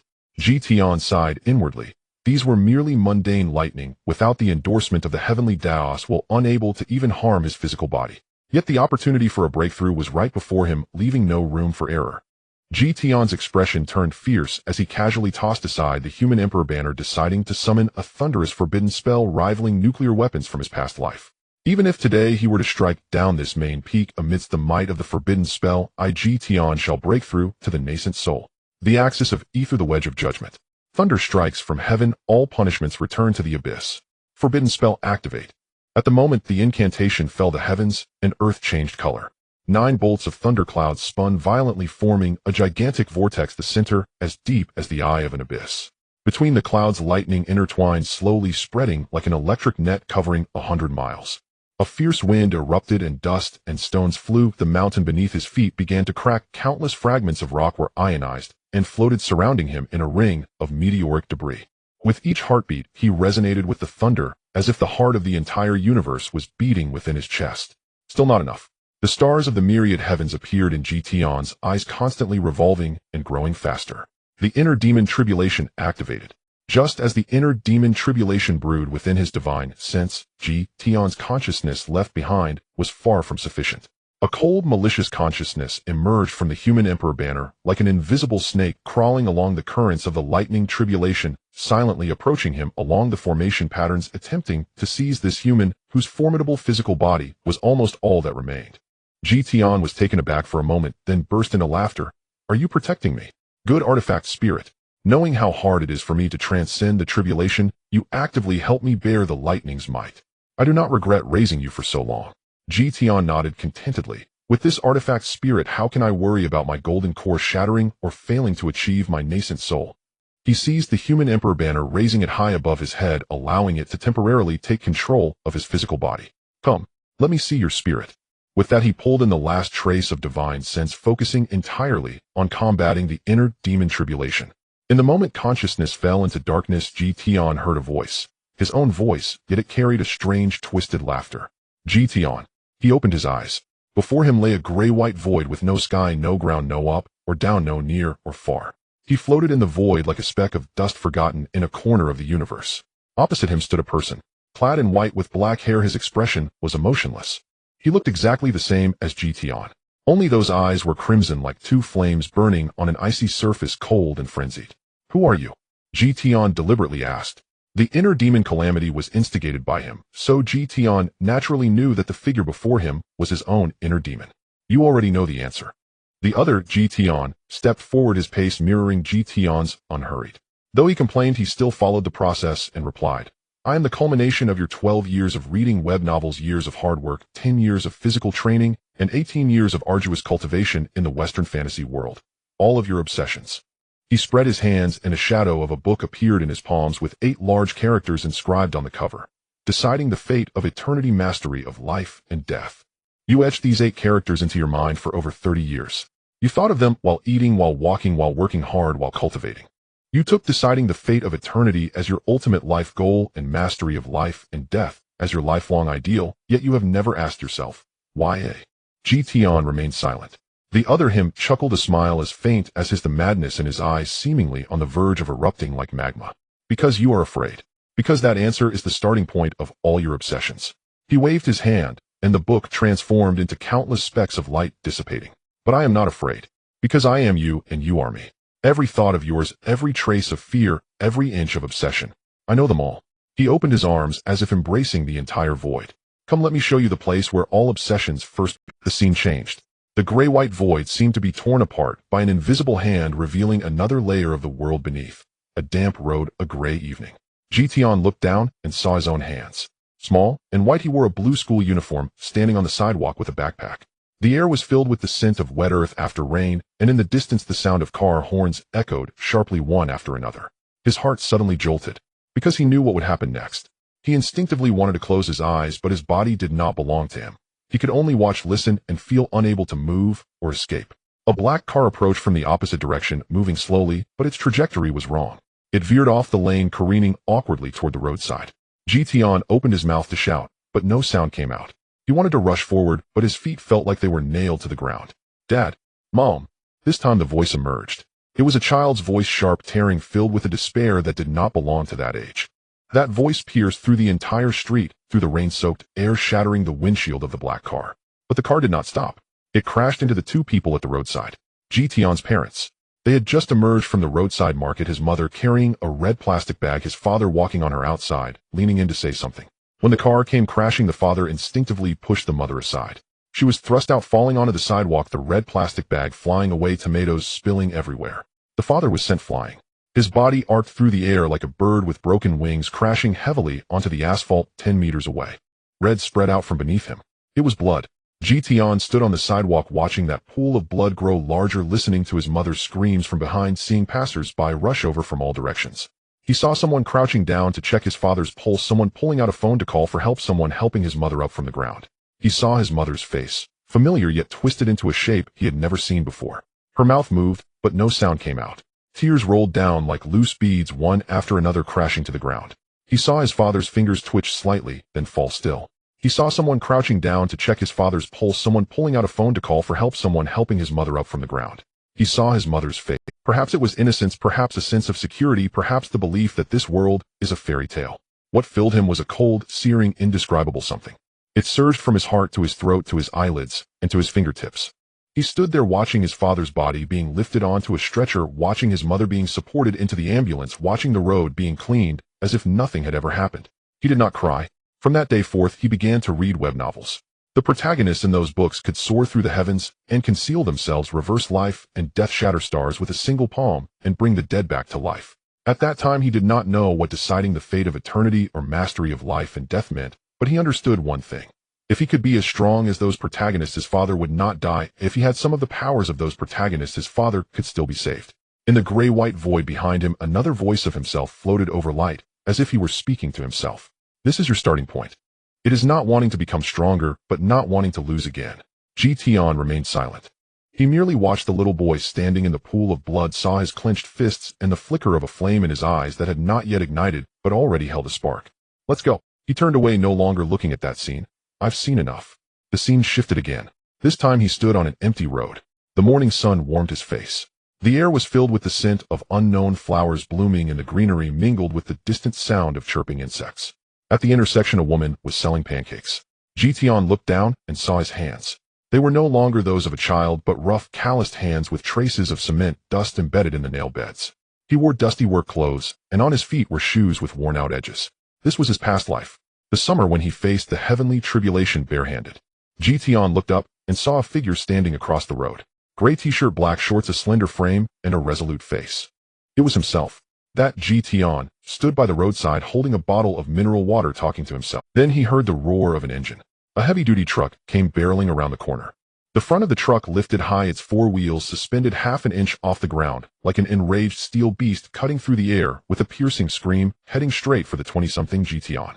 Tian stood on the other side of the road, watching the truck come closer, watching himself throw away the water bottle, take a stance, palms slowly pushing out, and even kick away a puffing kitten. He knew what would happen next, because that was himself.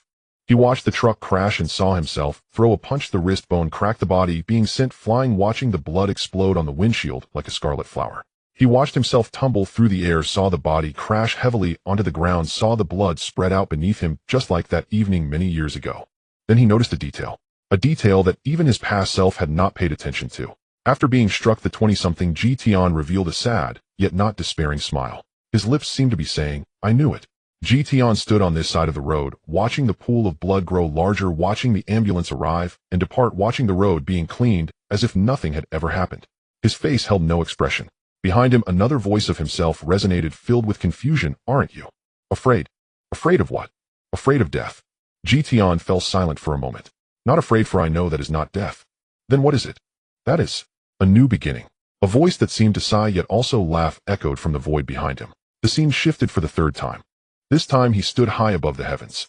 Beneath him lay vast mountains and rivers, cities, mountain ranges, rivers and forests. The entire world lay prostrate at his feet. Behind him stood countless figures, cultivators clad in white as snow, warriors adorned in gleaming gold armor, and mages draped in flowing silver robes. Everyone gazed up at him, their eyes filled with awe and fervor. Above his head a golden sun hung high, radiating blinding light. In the distance a rift opened in the void, piercing white light spilling forth from the fissure. That was the Ascension Gate. As long as he stepped inside, he could reach a higher realm and continue his quest for the Tao. Yet he did not move. Another version of himself stood beside him, no longer with crimson eyes, but with the same black as his own. Look, in this small world, this is supreme authority over all time. His voice was calm. All races submit, all realms unite. You are the sole ruler of this world. Everyone gazes up to you, everyone fears you, everyone needs you. He tilted his head to look at Tian, a slight smile curling at the corners of his mouth. And now you can leave. Ascend to a higher world and continue your path. Those who look up to you, they will remember your visage, they will sing your name, they will erect statues for you in temples, they will write poems about you in books. He paused, then mocked. And then what? 1,000 years later, 10,000 years later, no one will remember you. This world will have new heroes, new demon lords, new champions. The marks you leave will be worn away by time. The sect you establish will decline, will perish, will turn to ruins. The people you saved will die. Those enemies you have vanquished may even be reincarnated. He took a step forward, standing before Tian, staring deeply into his eyes. You have achieved supreme authority over all time. You can master fate and destruction, and then what? This world will still function without you. Your pursuit of the Tao ultimately boils down to nothing more than having everyone clear the way for you. What have you supreme over? What have you mastered about fate? Tian did not respond. He looked down at the faces gazing up at him staring, then he turned around facing away from the Ascension Gate. Supreme authority over all time, mastering fate and destruction, is more than just having everyone clear the way for me. He extended his hand, plucking the golden sun from above his head. The sun transformed into a sword in his grasp, a long sword of pure white, its body adorned with flowing golden patterns. It is also about ensuring that no one else needs to clear the way but me. He released his grip. The sword fell from the clouds, piercing through the layers of clouds through the sky and plunging into the earth. No one dared to retrieve it. Tian stepped forward, heading toward the Ascension Gate. He reached the door, paused, and did not enter. Whether this world has me or not, it will still operate. But because I existed, it has changed. He extended his hand, pressing against the door. That is enough. The door shattered. Not pushed open by him, but closed by his own hand. Dots of light scattered like fireflies, and the gray-white void reassembled. The other him stood opposite, his crimson eyes having transformed into a deep gray like flames that had burned too long, finally running out of fuel. You won't ascend. No rush. What about your Tao? My Tao is here. Tian pointed to the ground beneath him, not behind that ethereal gate. The other him fell silent for a long time. Suddenly he smiled.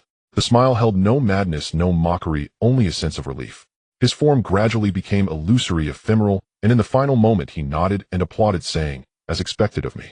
Then he transformed into countless specks of light, dissipating into the void. The gray-white void began to crack, piercing white light streaming from the fissures. Tian closed his eyes. His consciousness returned. The moment he opened his eyes, excruciating pain surged from every corner of his body. It was not the pain of the inner demon tribulation. It was the heavenly thunder. Heavenly thunder of the forbidden spell level struck relentlessly upon his flesh. Just the residual force turned the spirit of the Emperor's banner, which had temporarily taken over his body, to ash. Lightning poured down like a waterfall. Purple arcs of electricity danced madly across his body. His skin charred, cracked, and flaked away, only to regrow under the nurturing of newly awakened spiritual energy. Every breath felt like swallowing razor blades. Every heartbeat felt like a hammer striking within his chest. The golden core shattered. In the Dantian, that full and round golden core, its surface covered in golden patterns, had now fractured into countless shards resembling a shattered glass bead. The shards spun within the Dantian, interconnected by countless fine golden threads like a web being woven. In the center of the web curled a tiny figure. Vague, transparent, yet not fully formed. This nascent soul resembled his own appearance from childhood in his past life, but it was far stronger, as if it could alter everything in the world. Tian's charred lips cracked open, revealing the red flesh within. That smile was more grotesque than tears, yet the light in his eyes was bright. Almost done. He extended his hand, gripping the Emperor's banner that was inserted by his side. The soul imprint on the banner had dimmed by more than half, as nearly half of the myriad souls dissipated under the thunder's assault. This was caused by the death of the spirit. But if one looked closely, they would find a hint of golden light flowing from the banner's surface. That was the transformation of the Emperor's banner from death to rebirth. Tian raised his head, looking at the final and strongest bolt of lightning brewing in the sky. This bolt of lightning was as thick as a mountain, entirely black, yet its edges burned with white flames. It hung in the clouds as if gathering strength, yet also hesitating. Tian took a deep breath and stood up. His white robe had long turned to ash, and electricity danced across his charred body like startled snakes. "Come." He looked up and bellowed, his voice overpowering the thunder, shaking the mountain beneath his feet. The black heavenly tribulation descended with an immense force. Tian did not cast any spells to resist or soften the blow. Instead, he swung his fist at the great tribulation, just as he had in his past life. "Let me see how much weight this world's heavenly tribulation truly carries." Lightning engulfed him. Atop the mountain peak, a pillar of light shot into the sky, dyeing the entire expanse of heaven white. That radiance lasted for a long time. A long time. Then everything fell silent. The mountain peak had been erased by the forbidden spell of thunder, leaving behind a crater that made the entire mountain look more like a volcano. In the center of the crater was a small dirt mound. A bare-chested man pulled a cloak from the void and draped it over himself. He lifted his head, gazing at the clouds dissipating from the aftershocks of the thunder tribulation, and suddenly felt something in his heart softly reciting. Countless souls summon the dark clouds to gather as the thunder falls. The banner faces calamity. The forbidden spell is not enough to fulfill heaven's will, as inner demons suddenly arise, invading the foundation of the Tao. The golden core shatters and births the infant, as divine sense traverses the past and present. From now on, in this desolate hill, I hold the power of fate and extinction in my grasp. Nascent soul complete. As time passed to the moment of the tribulation, deep within the western ridge mountains, a red dragon lay dozing in its cave, its tail occasionally sweeping over the glittering stones in its lair. Suddenly, it opened its vertical pupils and abruptly lifted its head. In the sky, a pitch-black lightning bolt descended from the clouds, cleaving the mountain peak, while a blazing white light engulfed the entire horizon. What the hell? Which fool dares to cast forbidden spells in the mountains? The red dragon leaped into the air, its wings unfurling, stirring up a fierce wind. Even if this place is desolate and neglected, it is still a buffer zone between the human kingdom and the elven court. Aren't they afraid of retaliation from both sides? Even a body as robust as the red dragon would avoid the sharp edge of a forbidden spell, especially one renowned for its lethal might like the lightning-type forbidden spell. It stared in the direction of the lightning bolt, only a few dozen miles away, but the terrifying might still raised all its scales. What bad luck! Having lived for over 2,000 years, it was already prepared for such unexpected events, cursing as it took to the skies, casually grabbing a handful of treasures accumulated over the centuries, and flying away from the direction of the forbidden spell. Just a few days ago, I was attacked by a human and forced to take in a guest. My life was finally settling down, and now this mess comes up again. Gold cups, gemstones, and magical scrolls fell from its claws, causing it to gasp in pain, but it didn't look back. Further away, a team of heroes was hastening along the edge of the mountains. After the elven archers had rested, they secretly made their way to the front lines of the Demon King's army, preparing to avoid war through decapitation. Although there might have been better ways to prevent war, it was already too late. The Third Legion had already set out. The elven archer Legolas was the first to stop, looking up at the towering lightning bolt. Is that a forbidden spell? Mason's voice sounded somewhat distant. As a former excellent graduate of the Royal Capital's Magic Academy, and now a magic master, Mason was no stranger to the forbidden spells symbolizing the birth of great magic masters. Bruno tightened his grip on his giant sword. Is it the demon race? Or that dragon? Alex gazed at the lightning in the sky, gripping his sword tighter, pondering whether the holy sword in its awakened state could counter a forbidden spell. It should be possible. He had seen the documents about a predecessor hero ambushed 300 years ago in the Church's library. After being attacked, only the hero protected by the holy sword survived. He had nearly lost the ability to act, but managed to awaken the holy sword, slaying the ambushing demon squad that had planned to escape and exterminated all the magical creatures within 100 miles before falling. It wasn't until Anna's prayer sounded in his ears that the hero Alex withdrew his gaze and memories. No matter who it is, it has nothing to do with us. Let's keep moving. In the distant valley, the ambushed shadow guards also witnessed this scene. The leading shadow guard half knelt behind the bushes, gazing at the lightning bolt that dyed half the sky white, his pupils constricting. Red dragon, he murmured softly, his tone complex, to have the audacity to use forbidden spells in its own territory. What a fierce dragon. Unfortunately, it cannot be of use to His Majesty. The casting of a forbidden spell requires the full focus of the caster, but in direct combat the enemy usually won't give you the chance to chant. Only dragons can rely on their powerful bodies to withstand the assault and complete the chant. Therefore, this forbidden spell was most likely cast by that dragon. Luckily, the priest beside His Majesty had already foretold everything. As a personal guard, he also heard the conversation between the king and the priest. The red dragon is not to be feared. He lowered his body again and said to his subordinates, "Get ready. The Third Legion's magic division is arriving soon."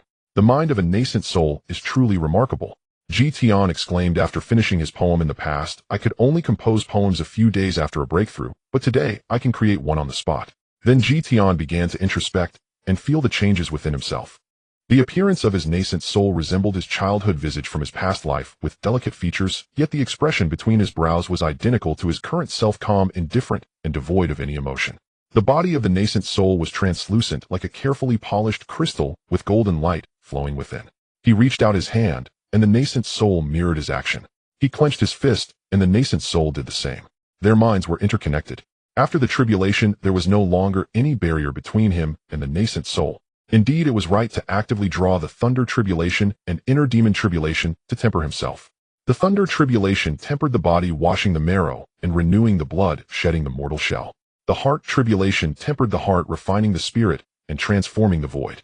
Only by integrating the utmost yang and the utmost yin of the thunder and heart tribulations could one achieve the beginning of the Tao and the foundation for eternal life.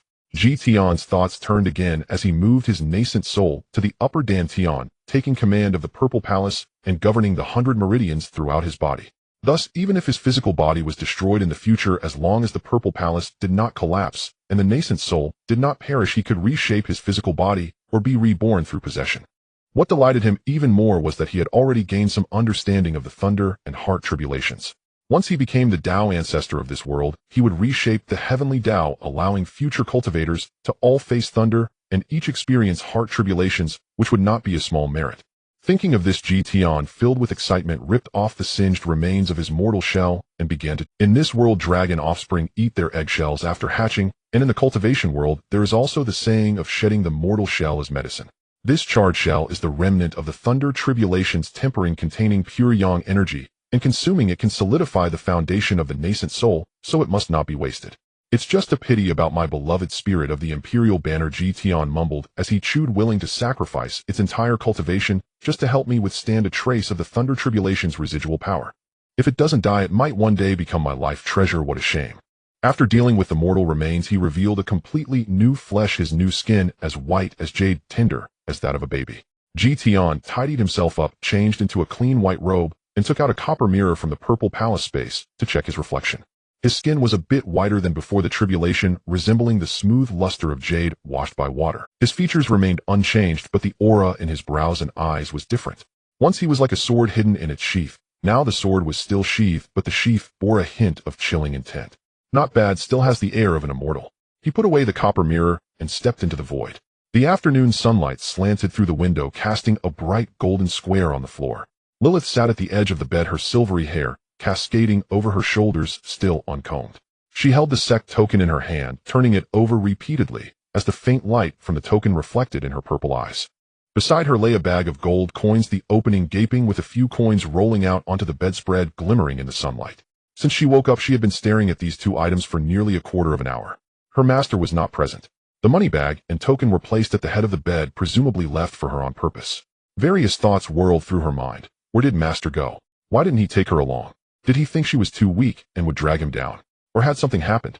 She couldn't help but recall the night her father had handed her the concealment ring, leading her away with the royal guards. Footsteps sounded outside. Lilith suddenly looked up, the token slipping from her hand and landing on the blanket with a muffled thud. The footsteps stopped at her door. Then the door was pushed open. Tian stood at the entrance, dressed in white, with an expressionless face that made him appear even paler and younger. Lilith opened her mouth, wanting to say something, but her throat felt as if it were blocked by something. Tian noticed that she seemed to want to say something, so he patiently waited. The two of them stared at each other for nearly a minute. Finally, Tian took the initiative to speak. I'm back. Lilith's tears welled up in her eyes. She hurriedly tried to wipe them with her sleeve, but it only made it worse. Finally, she simply stopped, lifted her head, and smiled as she spoke. Welcome back, master. Tian stared at her for 2 seconds, using his divine sense to repeatedly confirm that she was merely overwhelmed with joy and not suffering from any hysteria. He then nodded and walked into the room, sitting down in the chair opposite her. He did not voluntarily explain where he had been, nor did he ask her why she was crying. He simply sat there with an air of mastery, waiting for her to make an inquiry. Lilith sniffed, put away the token and coins, and then retrieved the branch that had accompanied her in battle the previous day, which had been broken and reattached, spinning it twice in her hand. Master, your skin has become fairer and your eyes brighter. This is a natural result of breaking through realms. In the future, when you break through and transcend tribulations, you will also appear younger and more perfect. Cultivating is about refining one's fate. The continuous process of surpassing oneself will naturally gravitate towards a more perfect form. Thus, every time Tian proactively invited lightning strikes, he became more handsome. You've become more talkative, no longer just saying, yes, or okay like before.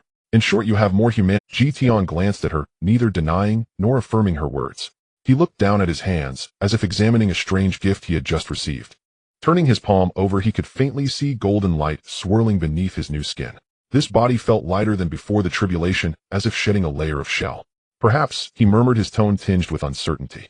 In truth, he too was feeling this change. Before transcending the tribulation, his heart was like a lake frozen over, smooth and hard, capable of reflecting everything, but unable to touch the warmth beneath. Now the ice had cracked and warm vapor seeped out from the fissures. He even began to care about how long Lilith had waited and the layer of unshed tears in her eyes. This had been absolutely impossible in the past. When he created the nascent soul, he imprinted upon it his childhood likeness and the memories he had intentionally forgotten, hoping to confront his true self. But now could it be that the nascent soul has given me humanity? This tiny newly born being is teaching me how to be human.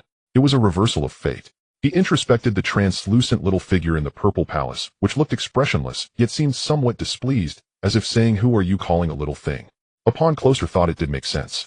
The most critical aspect of the Golden Core stage is to solidify the Tao heart, eliminating all distractions and pursuing clarity of thought, transforming obsessions and entanglements into the motivation for cultivation. During the establishment of the nascent soul, he actively created the inner demon tribulation, which was the ultimate interrogation of inner obsessions, emotional ties, and foundational Tao. One must confront everything and provide firm answers to transcend. Only by doing so can a solid foundation for the Tao heart be established, no longer needing to suppress emotions, and facing the 7 emotions and 6 desires, more openly transforming them into the nourishment for understanding the Tao, and nurturing the nascent soul, known as clarifying the mind to witness nature. True feelings do not violate the Tao. In many online novels, the old nascent soul monster often appears to have a vivid personality, acting freely, which likely follows this principle. Master, can I hit you once? Just once. Lilith's voice, emboldened, reached his ears.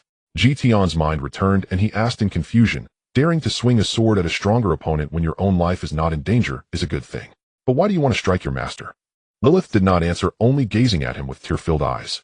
Tisk, what a bother. Tian slowly stood up, releasing the automatic counterattack of the Tai Su Fan Shinju, and spoke with a hint of helplessness. All right, I agree. Lilith grasped the broken branch tightly, her knuckles turning white. She raised her weapon high, but seeing that Master had no intention of dodging, she paused in midair for a long moment before gently lowering it. Her tears finally could not be held back, falling one by one onto the floor. Master. Her voice was very soft, as if suppressing her emotions. Do you know? When I woke up and saw the pouch and token, I thought you had left, that you no longer wanted me. She sniffled, her voice intermittent, like paper scattered by the wind. I thought you were like my father, leaving me behind, and would never return. Tian's lips moved slightly, but he said nothing. He recalled before, standing at the mountain summit watching the heavenly lightning strike down one after another, thinking, what if I die? At least leave a way out for my disciple. He thought he had arranged everything meticulously, but he did not realize that for Lilith, being left behind was the deepest wound of all. She feared being left behind once more. Lilith lowered her head, her silver hair cascading down to cover her face, her shoulders trembling like a stray cat drenched in rain. I originally wanted to hit you. To hit you for not taking me along, for going on adventures alone, for pretending nothing happened upon returning. She tightened her grip on the branch. But I couldn't bring myself to do it. You are the only one who would never abandon me. I fear that if I hit you, you'll run away. The branch slipped from her hand, falling to the ground with a muffled thud. She stood there, her hands hanging at her sides, clenching into fists, then relaxing, then tightening again. It was as if she did not know what to do with herself. Tian looked at her. He remembered before the tribulation when he had placed the pouch and token by her bedside, and she had been dreaming, a faint smile on her lips. He had not known that she would cry upon waking. He thought that leaving a way out was the best protection for her. He was wrong. He took a step forward. He reached out, gently stroking the top of her head. This gesture had almost always worked to comfort his eldest disciple, and he thought that comforting her would similarly be effective. However, Lilith's reaction far exceeded his expectations. She flung herself into his embrace, gripping the fabric of his robe tightly with both hands, burying her face in his chest, and began to cry uncontrollably. It was as if she was pouring out all the grievances, fears, and loneliness she had felt since the escape. Wow, Master, you scare me to death. Can you please not do this again? At least let me know. I don't want to be alone anymore. Tian's body stiffened for a moment. The hand that he had originally intended to push her away froze in midair, unsure of what to say. The nascent soul sat expressionlessly in the purple palace, yet there was a hint of amusement in its gaze. Finally he responded in a low voice, I promise you. Lilith cried, even harder, her tears and snot staining his chest, causing his newly changed white robe to crumple in an instant. Tian looked down at his freshly changed clean robe, then glanced at the silver-haired head buried in his embrace, crying to the point of breathlessness. Stop crying, I just changed clothes. Lilith cried, even louder. If you keep crying, there will be no more little cakes. Wow. Master, you are such a bad person. Tian looked down at the silver-white head in his arms, still sobbing, and suddenly felt that being a master was much more challenging than transcendence. Transcendence only required enduring heavenly lightning and facing inner demons, no matter how painful or difficult one could push through. However, as a master, he had to consider various mysterious behaviors of his disciple. He tried to recall how he had dealt with the other disciples when they cried. The eldest disciple, Shui Li, never cried. She would just beat up anyone who tried to make her cry. The second disciple, Ophelia, would cry, but only after consulting her own divination on when will I stop crying, and would stop precisely at the predicted time, never crying a second longer. The third disciple, Alice, was carefree and hardly ever cried except for once when her senior sister had beaten her to tears, after which she realized the profound truth of strength. The left fist deals higher damage, and the right fist deals even more damage. A commendable insight. The fourth disciple, Jenny, cried twice. The first was when their village was slaughtered. She didn't cry in front of anyone, but the next day her eyes were swollen. The second time was while practicing swordplay until her hands bled, and she still couldn't cut through a rock. She said nothing, just let the tears fall one by one. Tian said take a break, but she shook her head and continued to chop, so he had to secretly create a crack in the stone. The fifth disciple was an egg. It couldn't cry, but each time profound Tao principles were discussed, its shell would emit a soft glow. Tian thought that must be its way of expressing emotions. Lilith's way of crying was different from theirs. She was the type that cried without restraint, tears and snot all over her face, her voice squeezed out from her throat like a small animal whose tail had been stepped on. She wouldn't hide, it wouldn't control, it wouldn't gain insights while crying. She just cried. Tian thought that this way of crying was perhaps the most normal. But he wasn't good at handling normal situations. Just like now, after 2 sentences, she cried even more sorrowfully and held him even tighter. Tian could only stand there helplessly, allowing her to hold on until she finished crying. The twilight deepened, and the valley was filled with the damp scent of decaying leaves. The supply convoy of the 3rd Legion moved slowly along the dry riverbed.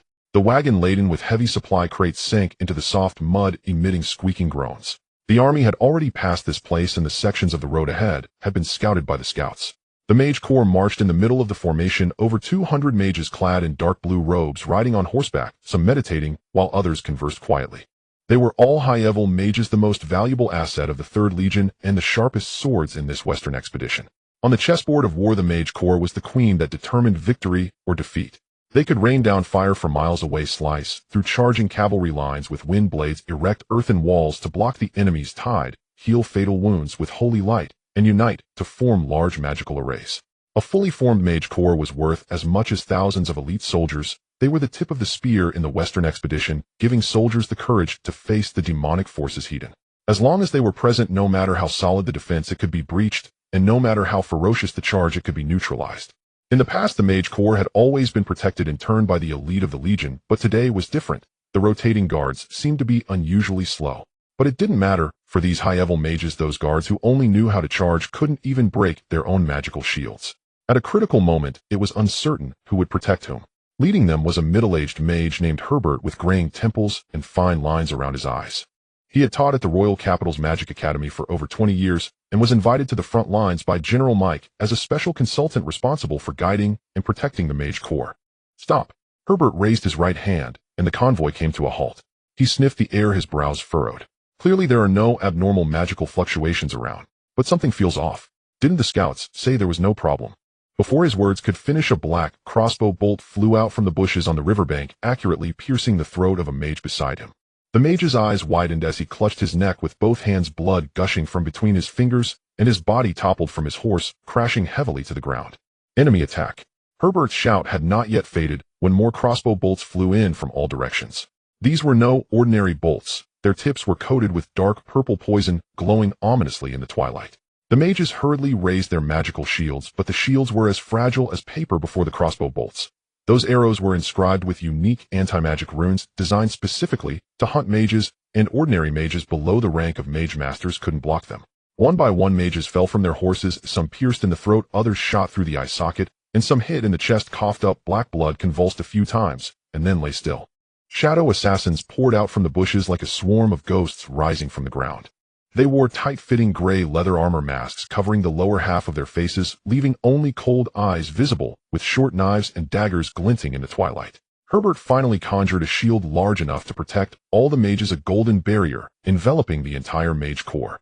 His hands trembled as he recited incantations, preparing to unleash a large magical counterattack. A shadow emerged silently from behind him, appearing at his back, knife in hand. The short knife pierced through the back of Herbert's neck, the blade tip emerging from his throat, directly severing the magical circuit. The incantation abruptly ceased. Herbert looked down at the bloodied knife tip, his lips moved as if to say something, but only a breathy sound escaped.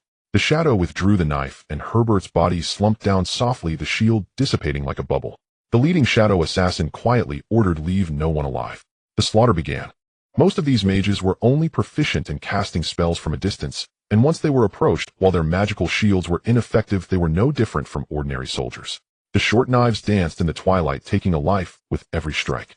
Some tried to escape, only to be shot through the heart with crossbow bolts. Some knelt down to beg for mercy, only to have their throats cut. Some lit signal flares, red flames shooting up to the sky, but distant waters could not quench immediate thirst.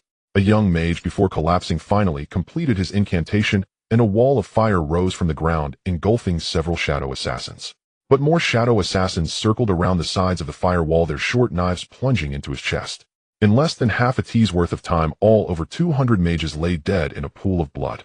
The soldiers of the supply convoy were not spared either, as the shadow assassins harvested their lives like cutting wheat. The leading shadow assassin stood amidst the pile of corpses, wiping the blood off his short knife.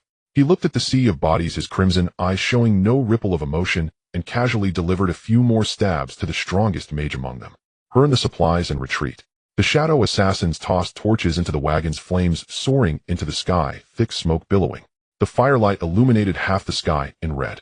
By the time the rotating guards and reinforcements arrived, the valley was left with nothing but charred remnants and a ground littered with corpses. The mage corps had been completely annihilated. The leading shadow assassin stood on a distant hillside, taking one last look at the burning valley before turning and disappearing into the night. His mission was complete. He was to report back to the Demon King. Yet on that scorched earth, a charred hand emerged from the pile of bodies, twitching slightly. It was the hand of the mage master Herbert. He had been stabbed, but was still not fully dead. The night wind blew across the wasteland, stirring up ashes and the scent of blood permeating the entire valley. In the distance, from the direction of the 3rd Legion's headquarters, the sound of horns rose and fell, signaling an urgent assembly. But it was all too late. "Little Alex, what is your dream?" The old village chief's voice was like the autumn wind, gentle yet dry. He sat beneath the crooked oak tree, his staff gently tapping the ground once after another, as if patting the earth's back. Fallen leaves drifted from the golden-tipped branches, lazily landing on the back of his hand. The little hero. No, back then he was just an ordinary child in the village, squatting on the ground watching ants. He looked up, shadows of leaves dancing in his eyes. To protect, he pondered seriously and finally answered innocently. "I want to protect everyone worth protecting." The old village chief was taken aback, almost dropping his staff.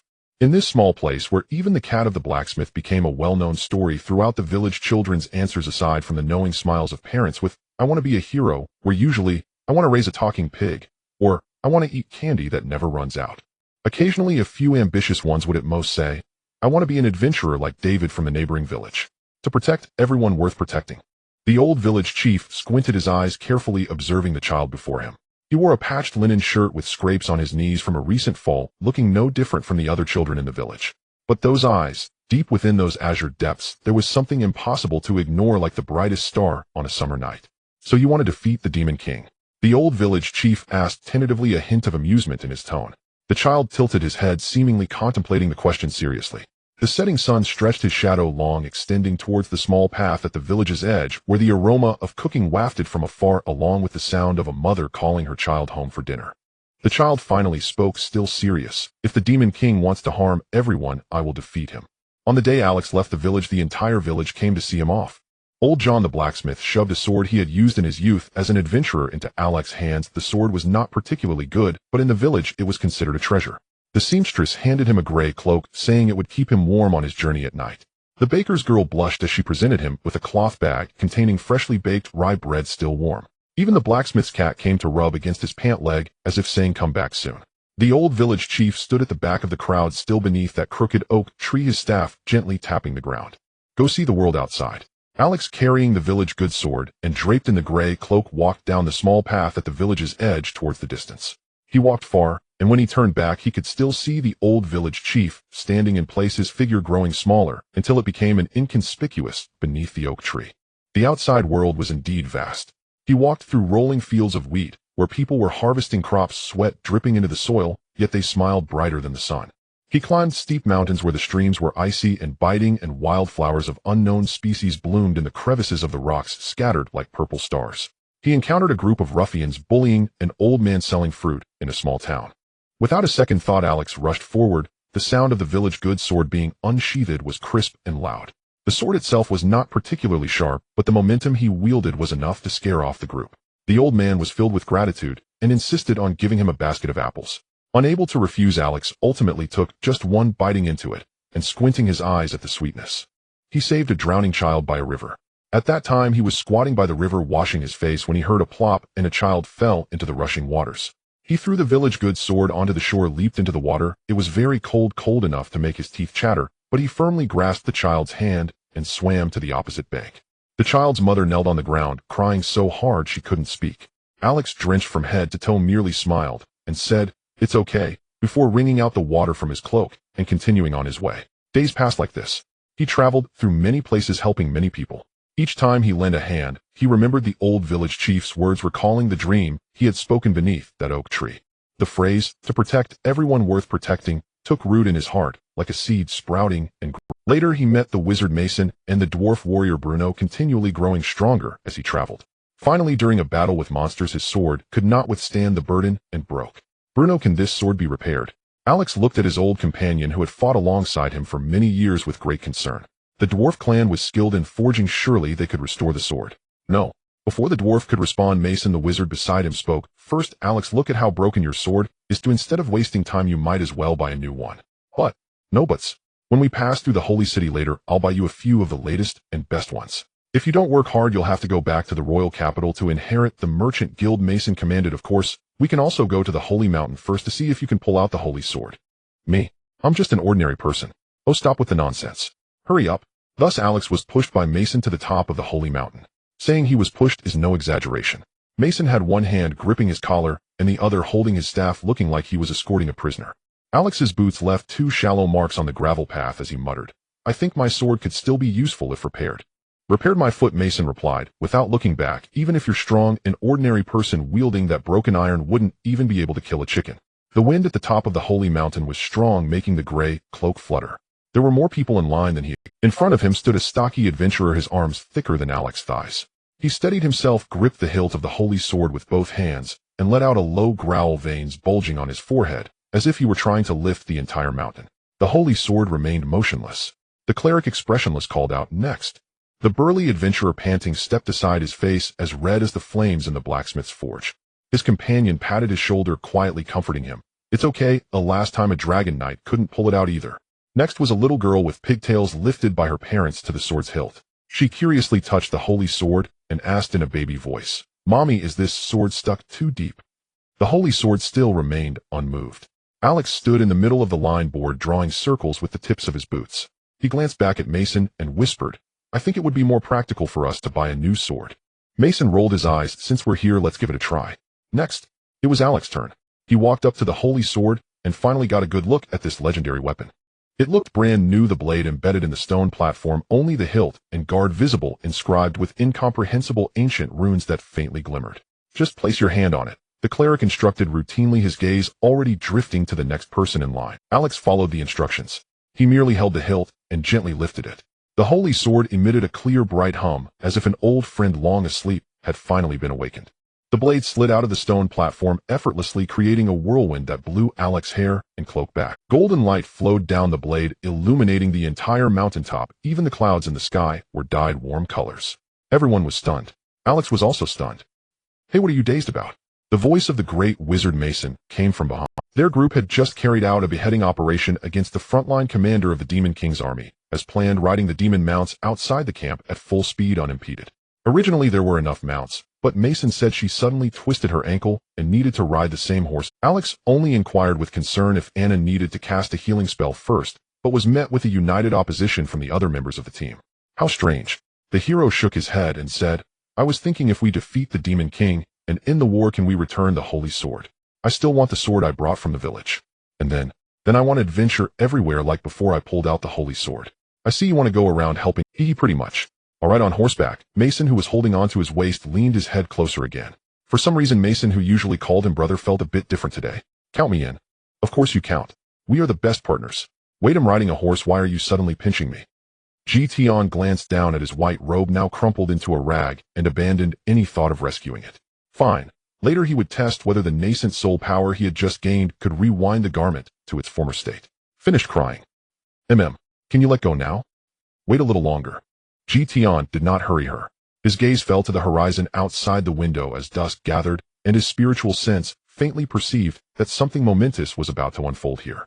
Of course, for one who had already stepped into what he half-jokingly called the duct tape phase, it posed no real threat. A pity. He had been too cautious in earlier days, leaving few enemies that could be settled on the spot. Upon entering the nascent soul, the so-called duct tape phase, besides the joy of drawing nearer to the Tao, there remained a lingering regret, a feeling like drawing a sword and peering about in bewilderment. After a long while, Lisi finally slid from his arms, lowering her head and wiping her face haphazardly with her sleeve. Her eyes were swollen and reddened like two small peaches, her nose flushed, and her face bore impressions. She would not look at Tian, staring only at her own toes as she said in a muffled voice, Masterware. Where did you go? To undergo the tribulation. Undergo the tribulation.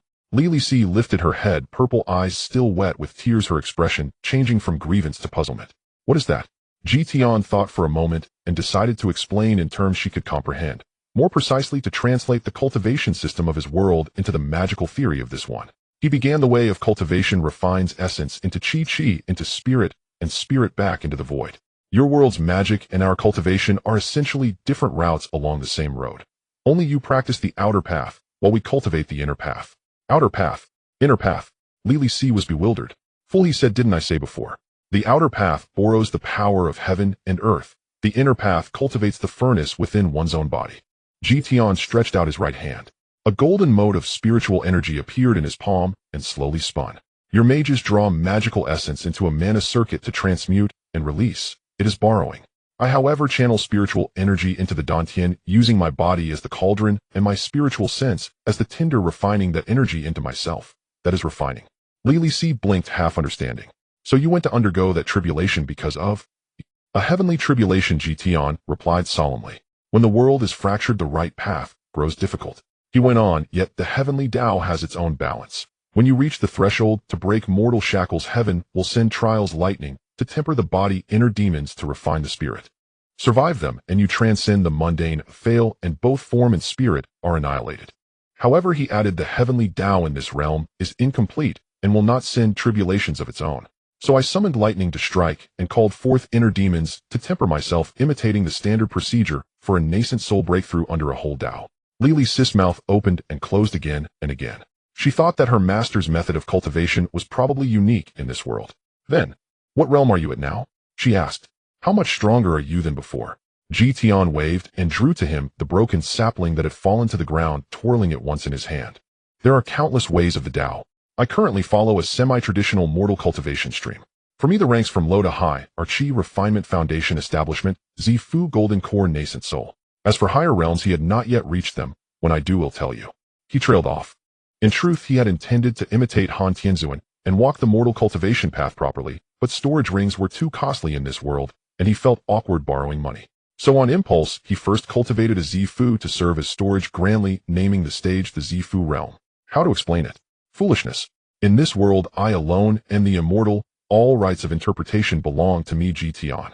When I reshape the heavenly Tao, this will be the orthodox way of cultivation for this realm. A faint golden light shimmered at his fingertips, and intricate runes rippled across the branch's surface. Qi refinement is roughly equivalent to your novice and intermediate mages. One can conjure a fireball or a water orb and barely guide the world's spiritual energy into the body. Foundation establishment corresponds to a grand mage. He continued, the most obvious sign is the ability to fly with the aid of artifacts. You rely on mana circuits. Flight consumes mana continuously, like scooping water with a cup to water a field, laborious and short-lived. We who follow the inner path ride the Qi itself, whose spiritual power flows without end. Lily C nodded repeatedly, though she could not tell if she fully understood. Zifu corresponds to a magister, he said. One can open a Zifu mind C within the body to use basic spatial abilities such as storage or short-range teleportation. Lily C suddenly looked up. Is that your little translocation technique? Something like that, he answered. But my minor translocation has been refined. It uses spiritual sense for precise positioning and spiritual energy to breach the boundary. It is more accurate and far-reaching than your spatial magic. Tian said this without changing color. Golden core should correspond to the great magus. After all, I once fought a dragon comparable to a mid-stage golden core. When a golden core forms, divine abilities awaken. One can cast her so-called forbidden spells alone and begin to touch the laws of heaven and earth. Early nascent soul, I imagine, corresponds to those legendary magisters. I wonder at my current level. How would a fight go? At his thought, the broken branch in his hand began to bud and sprout. In moments, it had grown into a sapling with no roots. What sort of power is this? Lily C asked, astonished. In this world, destruction was far easier than creation. Great magi could release forbidden spells, while creation, in the legends of the demons, was the prerogative of an all-knowing, all-powerful demon god. Strictly speaking, the sapling before them was an induced growth. With water, earth, and light, one could achieve a similar effect, but never so quickly. Tian stared at the sapling in surprise as well. He had not expected the life force of the nascent soul to be so useful, as if it were the first hint of some authority coming into being. It seemed the nascent soul stage in this world was stronger than he had imagined. At the nascent soul stage, the nascent soul seats itself in the Zifu. The spirit does not perish. Even if the body were destroyed, it could be remade. A lifespan increased dramatically beginning at 1,000 years after death. The nascent soul did not disperse. The corpse would transform into a sealing husk, and any ordinary person who touched it would die. He could feel that the life and death essences contained in a nascent soul would, after the Buddha's death, fall out of balance and form a cursed domain like the 5 declines of heaven and man, persisting until his resurrection. Lili C lowered her head and stared at the rootless sapling, her voice so small it was almost to herself. Master, now, can you still be called human? Tian glanced at her. He had never asked himself that question before. Before the tribulation, he sought power, the Tao, the desire to rule through immutable might. He treated himself as a weapon being forged, polished, quenched, hammered, solely to grow sharper. As for whether he still counted as human, it had not mattered. Some tales of cultivation claimed that at the highest depths one could transform beyond self or become mountains and seas for the sake of the Tao. What did it matter if one ceased to be human? But now it was different. He looked at his newly reborn, pale, jade-like fingers, felt the spiritual energy flowing within him warmer than ever before, and regarded the expressionless childlike figure sitting within the Zifu. I suppose so, he finally said, his voice carrying a thread of uncertainty. Only, it's not quite the same. In what way is it different? He paused. Before, I thought human was merely a shell. To grow stronger, I had to shatter that shell. Now, I have found that if the shell breaks, the thing inside is still human. Lilith raised her head, a thin layer of mist lingering in her purple eyes. She looked at him as if confirming. Tian thought for a moment and said, I will. His gaze fell on Lilith's face, on her swollen eyes, the tear stains on her nose, and the wrinkled white garment stained with tears and mucus. In the past, I thought that being human was a burden. Emotions were distractions, attachments were flaws. I only needed to remember that I was once human. On the path of the great Tao, everything that can be severed must be severed. He looked down at his hands. Later I realized that severing what cannot be severed would only harm oneself. Lilith remained silent. She just looked at him, quietly waiting for him to continue. In the nascent soul stage, one gains clarity of the heart and nature.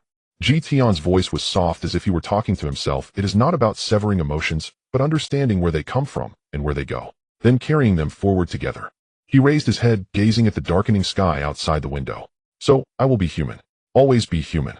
Lilith opened her mouth, wanting to ask something more. A very crisp gurgle sounded from her stomach.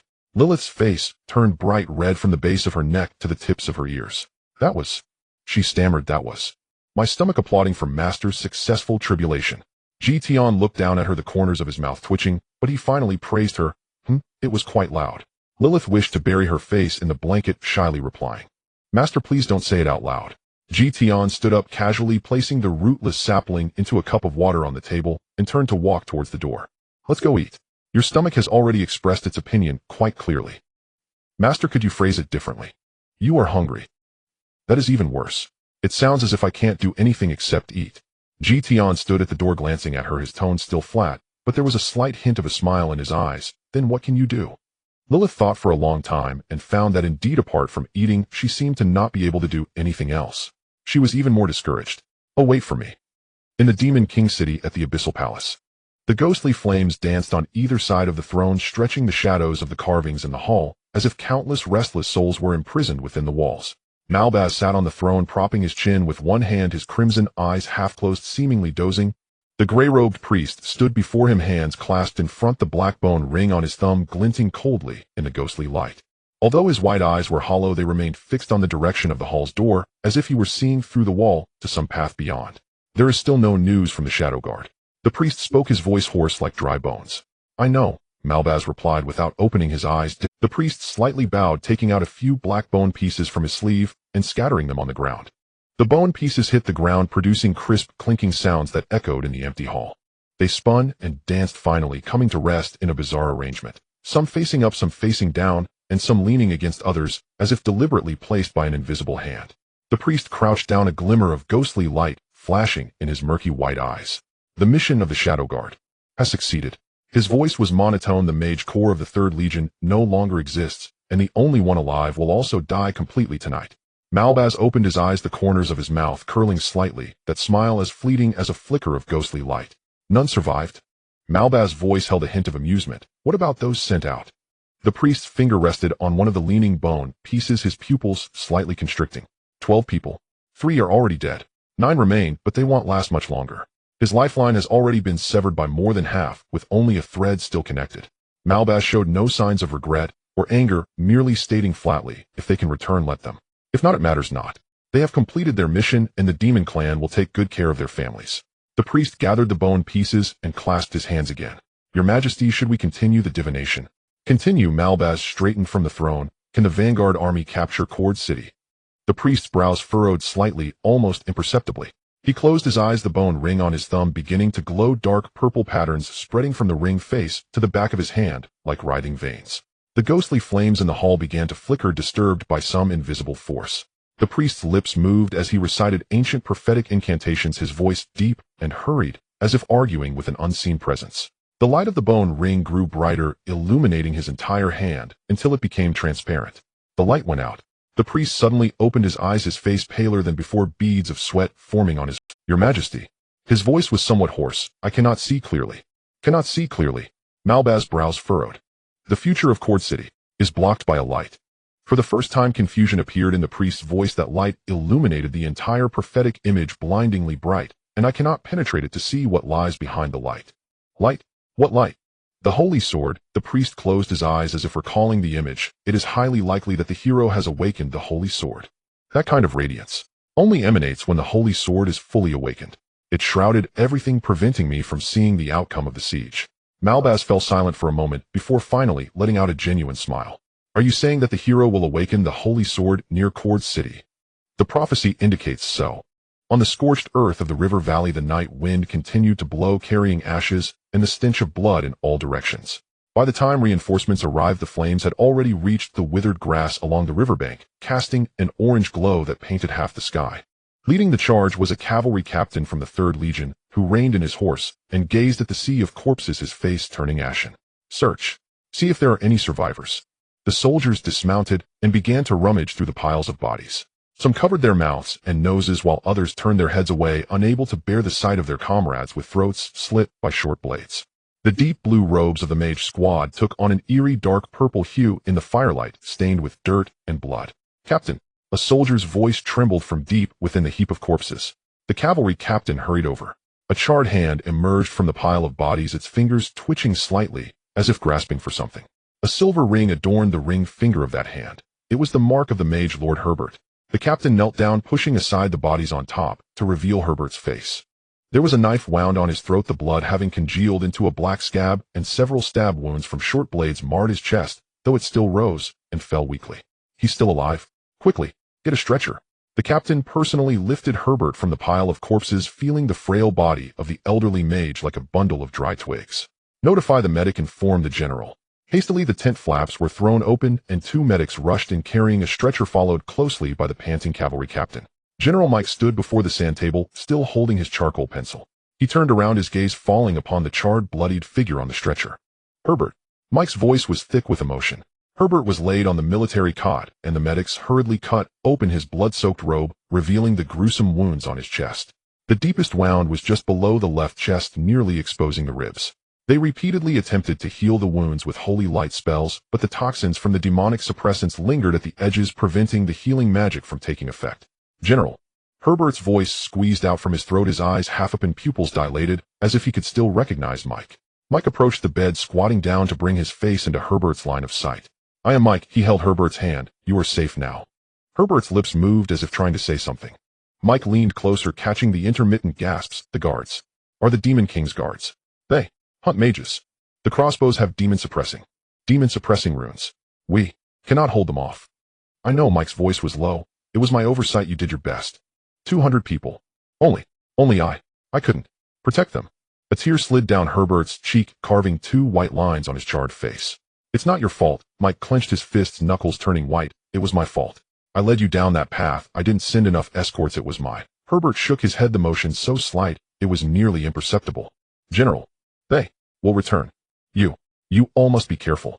The scouts may be compromised. Do not engage lightly. Do not let the remaining healing mages... Again. His voice grew weaker, like a lamp about to extinguish. I understand, Mike replied. You should rest. Herbert fell silent. His eyes slowly closed, the rise and fall of his chest becoming slower and shallower, eventually drifting into stillness. The holy light spell still flickered over his wounds, but it was no longer effective. The medics bowed their heads, ceasing their incantations. General Lord Herbert has passed away. Mike crouched by the bed motionless. His face was devoid of expression, but the hands that were so accustomed to wielding a sword were trembling slightly. No one in the tent dared to speak. After a long while, Mike closed. Herbert's eyes stood up and turned toward the sand. He stood before the sand table, gazing at the intermingling red and blue markers, watching the blue piece representing the 3rd Legion and the black piece representing the demon army's vanguard. Orderly, his voice regained its usual steadiness. Here, deliver the order to keep the news of the mage squad's destruction confidential and put the entire army on high alert. Arrange for an investigation of the mage squad scouts. Release only the trustworthy ones and expand the reconnaissance range to 20 miles. Double the sentries. He paused, then added, the remaining mages will be assigned to each battalion for dispersed protection. Understood. The orderly dashed out of the military tent. Mike remained where he was, gripping the blue piece that represented the mage squad, which glinted coldly in the candlelight. He recalled Herbert's words before he set out. General, if we can win this battle, I want to return to the academy to continue teaching. These children have great talents. I do not want them to die on the battlefield. Mike closed his eyes. I'm sorry, he whispered so softly that only he could hear. Outside the tent, the knight, at that moment he was still unaware that the news of the mage squad's destruction had already spread throughout the army by some ill-intentioned individuals. Further away in the demon camp, flames were burning. When the Shadow Guard leader charged into the camp with the last 8 of his men, the orc sentinels barely had time to raise the drawbridge.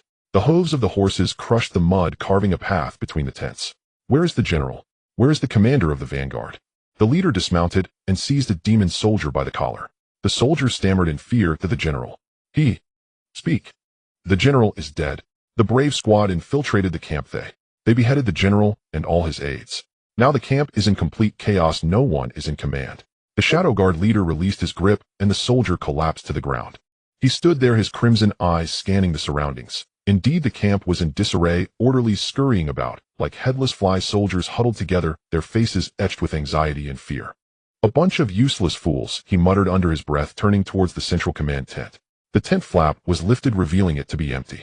The sand table still bore the scattered pieces representing troops' strength, the candlelight flickering in the night wind.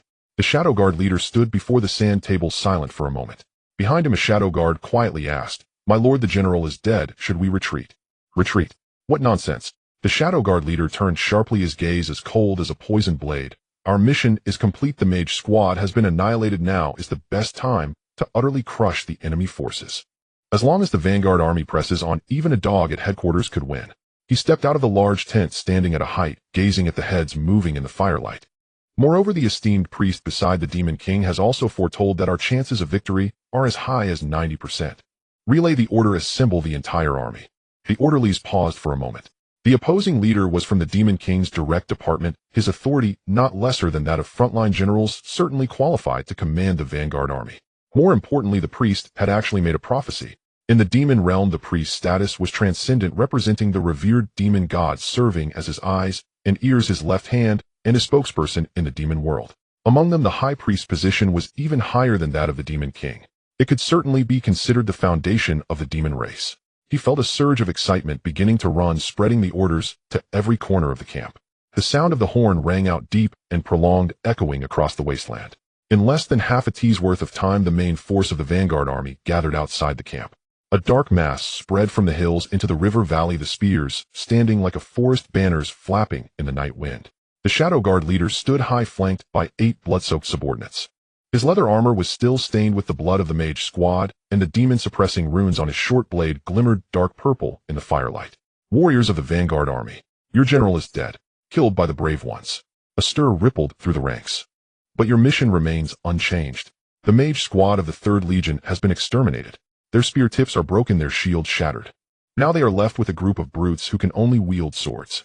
He drew his short blade, pointing the tip towards the direction of Cord City. The Demon King is watching you. The glory of the demon race calls upon you. Tonight, crush the 3rd Legion. Tomorrow, flatten Cord City. We must make humanity remember. The demon race is unstoppable. Crush the 3rd Legion. Flatten Cord City. The Shadow Guards shouted in unison behind him. Crush the 3rd Legion. Flatten Cord City. The soldiers of the vanguard army echoed the call. The sound rolled down from the hills like a flood, breaking through the dams, sweeping across the entire wasteland.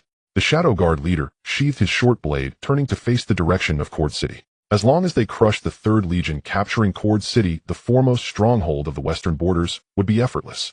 After that, they could conquer the world step by step as the king desired, establishing the demon race as the rulers of this world. All troops, advance. The horn sounded again, this time more urgent, more spirited. The vanguard army began to move, a black tide pouring down from the hills, rushing towards the 3rd Legion. The Shadow Guard leader rode on a demon steed, blending in among the midsection of the troops, his fingers resting on the hilt of his blade, crimson eyes fixated on the distant line of fire. With a 90% chance of victory, surely that failed 10% was due to the death of the vanguard commander, leaving no one to lead, and thus unable to press the troops forward. But that was of no concern. The Shadow Guards could take over command. They were the direct troops of the Demon King with the power and capability to do so. As for the potential danger, could Shadow Guards die in battle? Indeed, and the likelihood was not small. But so what? They were merely expendables. If they died, they died. The ideal of the demon race conquering the world was paramount. He believed in the priest's prophecy, trusted the king's remarkable strategy, and had faith in the future of the demon race. The heavy footsteps of the demon vanguard shattered the silence of the wasteland, kicking up a storm of dust, as if determined to crush everything in this world. The sound of the horn had yet to fade, and the vanguard of the frontline troops had already clashed with the sentinels of the 3rd Legion. The first to engage were the orc battle groups on the left flank. 300 orc warriors lined up in 3 rows, the front row holding iron shields taller than themselves, while the rear row hoisted double-bladed battle axes, marching in a discipline unexpected of their kind. They trod over the dried riverbed, crushing the charred, dead grass beneath their feet as the earth trembled under the weight of their heavy steps. The sentinels of the 3rd Legion could only manage to shoot a volley of arrows. The arrows struck the iron shields, producing a clattering sound akin to raindrops hitting a metal roof. A few arrows managed to slip through the gaps in the shields, piercing the shoulders or arms of the orcs, yet they did not utter a single sound, merely snapping the shafts and pushing forward. "Steady!" the sentinel captain shouted, drawing his sword, his voice trembling in the night wind. Before his words could finish, the front row of orc shields suddenly parted, revealing a narrow passage. From that passage a fire demon charged forth. It stood at least twice the height of a man, engulfed in blazing orange flames, its skin resembling cracked magma. With each step it took, scorching the earth into charred clumps. It wielded a massive sword forged from black iron and molten rock, the blade shimmering with a dark red glow. The captain's pupils constricted sharply. Scatter! But it was too late. The fire demon's giant sword swept through like a red-hot sickle, slicing through a field of wheat. 5 sentinels were bisected at the waist, their upper bodies flying away while their lower halves remained standing, the wounds charred and bloodless from the intense heat. The remaining soldiers finally broke down, dropping their weapons and fleeing. The orc battle group surged forth from behind the iron shields, the battle axes gleaming coldly in the moonlight, reaping the fleeing soldiers as if harvesting crops. In the center of the army, General Mike stood on a hastily constructed platform, gripping the long sword that had accompanied him for 30 years. His face bore no expression, but the knuckles of the hand holding the sword were turning white. Orderlies rushed in one after another, each bringing more bad news. "General, the first line of defense on the left flank has been breached. The orc battle group has crossed the riverbed. General, the right flank is under attack by the fire demon. 2 of the crossbows have been destroyed. General, the cavalry of the vanguard battalion is requesting support. They are surrounded by demonic archers." Mike said nothing, merely casting his gaze towards the battlefield. Under the moonlight, a black tide spilled down the hillside like a bursting dam, engulfing the 3rd Legion's defenses one after another. He saw his soldiers fleeing. In theory, as long as morale remained intact, even without the assistance of the mages, the soldiers of the 3rd Legion, who had faced the demon race multiple times, could still hold their ground against those naturally battle-hardened foes. But the problem was that the news of the Mage Corps annihilation had leaked before he could issue orders, seemingly by design, causing panic among the troops and resulting in a demoralized army. They had been betrayed by their own. The voice of the lieutenant rang out behind him. "General, we should retreat. If we continue fighting, the 3rd Legion will be lost." Mike rasped, "Orderly." "Yes. Sound the retreat. The entire army retreat towards Keld City. Leave the supplies behind, take the wounded, if possible those who cannot be carried." He paused. "Leave them behind, let them buy time for the retreat of the Legion." The lieutenant opened his mouth, wanting to say something, but seeing Mike's gaze, he swallowed his words. "Understood." The sound of the gong rang out on the battlefield, crisp and urgent, piercing through the sounds of battle screams and clashing weapons. The soldiers of the 3rd Legion heard this sound. Some sighed in relief and turned to flee. Some stood frozen, unsure of where to run. Others could no longer move and could only kneel on the ground, awaiting their fate. The pursuit by the demon race did not cease.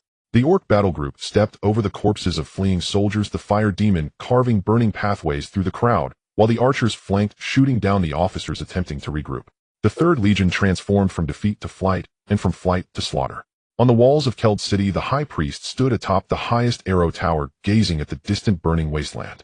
His silver hair flowed in the night wind, his robe fluttering. Behind him, an officer of the Knight Templar knelt on one. "High Priest, the 3rd Legion, has been defeated. I know. The hero squad has returned to the city should we let them. The high priest interrupted him. No need, the hero squad has already done their best, they need to recuperate. Tonight it is the military's battle. The officer was silent for a moment before asking, should we send troops to assist? The high priest hesitated. In the end he spoke, the main forces of the Knight Templar are not here, recklessly sending assistance might lead to the annihilation of the entire army. Close the city gates, raise the drawbridge, and do not allow anyone to enter the city. The officer suddenly looked up. High priest. There are still our men outside the city. If the demon race breaks in, Keld City cannot be held. The high priest's voice was eerily calm. Let the remnants of the 3rd Legion bypass the city and retreat eastward. We will provide them with long-range cover from the walls, but the city gates cannot be opened. The officer's lips trembled, but he still responded heavily, rising to run down the arrow tower. The high priest stood in place, watching the approaching flames in the distance. He closed his eyes, lips moving silently in prayer. May the holy light forgive us. On the wasteland, the fleeing soldiers surged eastward like a tide. No one was directing, no one was holding the rear. Everyone was desperately running towards the tightly closed city gates, towards the place that refused them entry. Behind them, the war drums of the demon race grew closer, close enough to hear the orcs' gasps, the fire demon's footsteps, and the hooves of the archers. An officer on horseback tried to rally the remaining troops. This way. Run this way. Don't crowd. A poisoned crossbow bolt flew from the darkness, striking him in the back of the neck. He fell from his horse, trampled beneath the crowd of fleeing soldiers, never to rise again. A young soldier was running when he suddenly stopped and looked back. He saw a fire demon not far behind him, flames trailing in the night wind. He opened his mouth to shout, but his throat felt as though something was choking it. The fire demon did not look at him. It simply walked past him, the ground shaking with its steps, the heat waves scorching his face. It walked on. The young soldier stood frozen in place, trembling all over, his pants soaked. He did not know if he was lucky or unfortunate. He merely stood there watching the burning wasteland, watching his comrades who could no longer run, watching the city that was growing ever more distant. On the city walls, torches blazed bright. Below the walls, the flames of battle raged. He was caught in between, uncertain of where to go. In the Adventurers Association on the 2nd floor of Keld City, Alex stood by the window, gazing at the distant flames that painted the sky red. His holy sword leaned against the table, the runes on the scabbard glowing faintly in the candlelight. Mason sat in a chair holding his staff, his face pale. They had just returned to Keld City and were preparing to rest when they learned that the 2 armies had suddenly clashed and the 3rd Legion was retreating. We have already assassinated the enemy commander. We have done our best. We are merely the heroes' squad, not an army of heroes, and cannot interfere in a war of this scale. She seemed to sense what the hero was thinking and offered comfort. Alex remained silent for a long moment before finally speaking, but I am a hero, I must do something. He recalled the things he had seen that year in the Church's archive. At that time he had just drawn the holy sword and was invited to the holy city for hero training. The training consisted mainly of etiquette, history, and the lineage of the demon race, which was tedious and monotonous. The only thing that piqued his interest was the row of bookshelves on the 2nd underground level of the archive. There were not many books on the shelves, each was bound in thick leather with the titles embossed in ancient script. The old priest leading the way said that these were the memoirs of past heroes, completely written by them, chronicling their true battles against the Demon King. Alex pulled out the first book, its cover inscribed with the 3rd hero Soren Redmond. He opened the first page, the handwriting messy, as if written in extreme fatigue. I liberated the holy sword. I knew the cost, yet I did it anyway. In that battle my magical power was drained and my memories began to blur. I could not recall my mother's face, forgot the name of my hometown, and nearly forgot my own name. But I do not regret it, for the Demon King is dead and the kingdom is saved. Now I sit in the room prepared for me by the church, pen in hand and paper before me, yet I do not know what to write. I know my end is near. The holy sword has consumed my life force as fuel, nearly burning it all away. I only wish to leave a few words behind for the heroes to come. Do not liberate the holy sword easily. But if that day comes, do not hesitate. For there are things that are more important than life itself. At that time Alex sighed deeply, placing the book back on the shelf and pulling out the second one. The 7th hero Cecilia von Habsburg. The handwriting was elegant, but the subsequent pages became messy and slanted, as if a person losing strength struggled to write their final words. I killed the Demon King, the holy sword shattered, I won. But my memory has turned blank since I turned 15. I do not remember how I became a hero, do not recall the faces of my comrades, do not remember why I wanted to be a hero. Yet they tell me I am a hero, that I saved the kingdom. Perhaps that is enough. I often have a dream where someone calls my name, their voice warm, yet I cannot see their face. I want to grasp that voice, but it drifts further away. Today I can no longer remember that dream. I am afraid. This line was scratched out, but I could still make out what it was trying to convey. Alex remembered standing in front of the bookshelf, gripping the book tightly, his knuckles turning white. He turned to the last page, which held only one sentence. But I am a hero, I do not regret. He closed the book and placed it back on the shelf. Then he pulled out the third, fourth, fifth. Each one was more or less similar. Liberating the holy sword, burning oneself, killing the demon king, being revered as a hero, and ultimately dying amidst flowers and the crowd. Some hadn't even completed their memoirs, containing only a few pages of fragments. Some even left no names, merely labeled on the cover as the hero. But nearly everyone ended with a similar phrase, "I do not regret." Alex returned those books to the shelf one by one, handing the key to the old priest. "I have finished reading." The old priest looked at him, his gaze filled with an indescribable emotion. "What you have seen here are the writings of heroes who have triumphed over the demon king. As for those who failed, are you not afraid?" Alex pondered for a moment before responding, "I am afraid, but what must come will come." Memories faded like a tide. Alex stood by the window, the distant flames casting a glow on his face, tinting his golden hair a dark red. He remained silent for a long time. He was thinking, what would happen if he did not go? He mentally played out the battle. The Third Legion had already collapsed, and the morale of the demon vanguard was high. The defenders within the city were insufficient, and the main forces of the Holy Knights and other legions were far away. The first possibility, the remnants of the Third Legion would fight to the death, and the defenders and adventurers would jointly hold the city. After tremendous sacrifices, they would hold out until reinforcements arrived. The city would be saved, but the ground would be littered with corpses, both demon and human. The second possibility, the city falls. The demon army rushes in, and the high priest opens the seal of the crown of the sage. The passive ability would turn all living beings in the vicinity into madmen in a very short time, leaving behind a desolate, silent wasteland shrouded in madness. The third possibility, the high priest shows mercy and does not unleash the crown of the sage. The demon army advances unimpeded, the western territories fall, and the next target of the demon king's forces is the capital. The war would continue, more people would die, and more cities would become ruins. Three possibilities, none of which he wished to see. Alex's fingers gently tapped the window frame slowly, as if weighing the burden of his life. He lowered his head, gazing at the holy sword at his waist. The runes on the sword sheath glimmered faintly in the candlelight, as if in slumber, or perhaps waiting. He knew the true power of the holy sword. Liberating the holy sword, burning oneself, to gain power capable of overwhelming all. The cost was memory's magical power, life force, and himself. Mason's voice came from behind, trembling slightly. "Alex, what are you thinking?" "I was thinking." He paused, thinking about how to end this. "End this. This is not something you can handle alone. The Third Legion still has forces. There are defenders on the walls. We still, not enough." Alex interrupted her, turning to look her in the eyes. "Mason, you know it's not enough." Mason opened her mouth to retort, but found she could not voice her argument. She knew it was not enough. From the moment the Third Legion collapsed, she understood it was not enough. "Then what do you want to do?" Her voice was somewhat hoarse. "Liberate the holy sword. The demon king is not here. Once liberated, you won't be able to stop, only burn everything away." Alex did not respond. Silence was the answer. Mason's eyes turned red.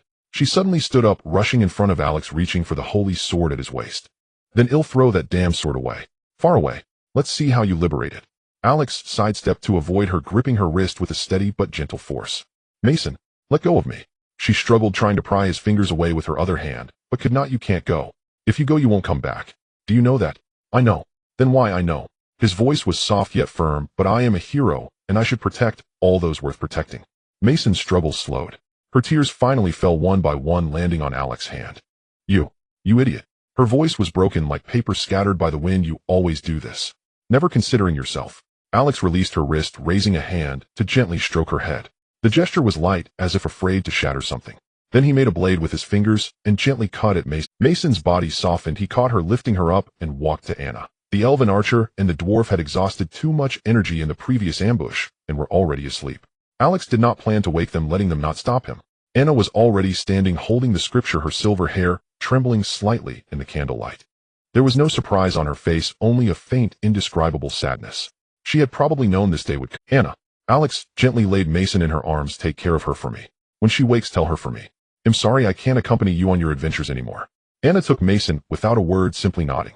Alex turned, walked to the table, and grasped the hilt of the runes on the sword sheath glimmered for a moment, as if in response to his resolve. He pushed open the door, the candlelight in the corridor flickering, stretching his shadow long. "Alex." Anna's voice came from behind, trembling slightly. "The holy light will guide you." He did not look back, slowly drawing the holy sword, its radiance brighter than usual, and still increasing. "I know, after all, I am a hero. This is my choice, a choice without regrets."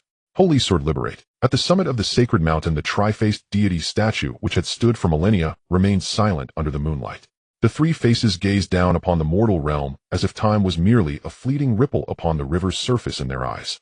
This night the ripples stirred once more. The stone eyelid of the compassionate visage on the far right trembled, slightly small fragments of stone peeling away from the corner of its eye and falling. The brow of the majestic visage in the center split open with a fine crack from which golden light seeped forth, as if it had been suppressed for too long. Once finding an outlet, it could no longer be contained, pouring out from the fissure and illuminating the entire summit of the sacred mountain. The compassionate visage on the far left merely raised a hand slowly, its stone finger pointing towards the west, the direction of Cord City. The moment the stone arm was lifted, the entire sacred mountain trembled. The accumulated snow at the mountain's peak collapsed, cascading down like a torrent of white, its roar echoing for hundreds of miles.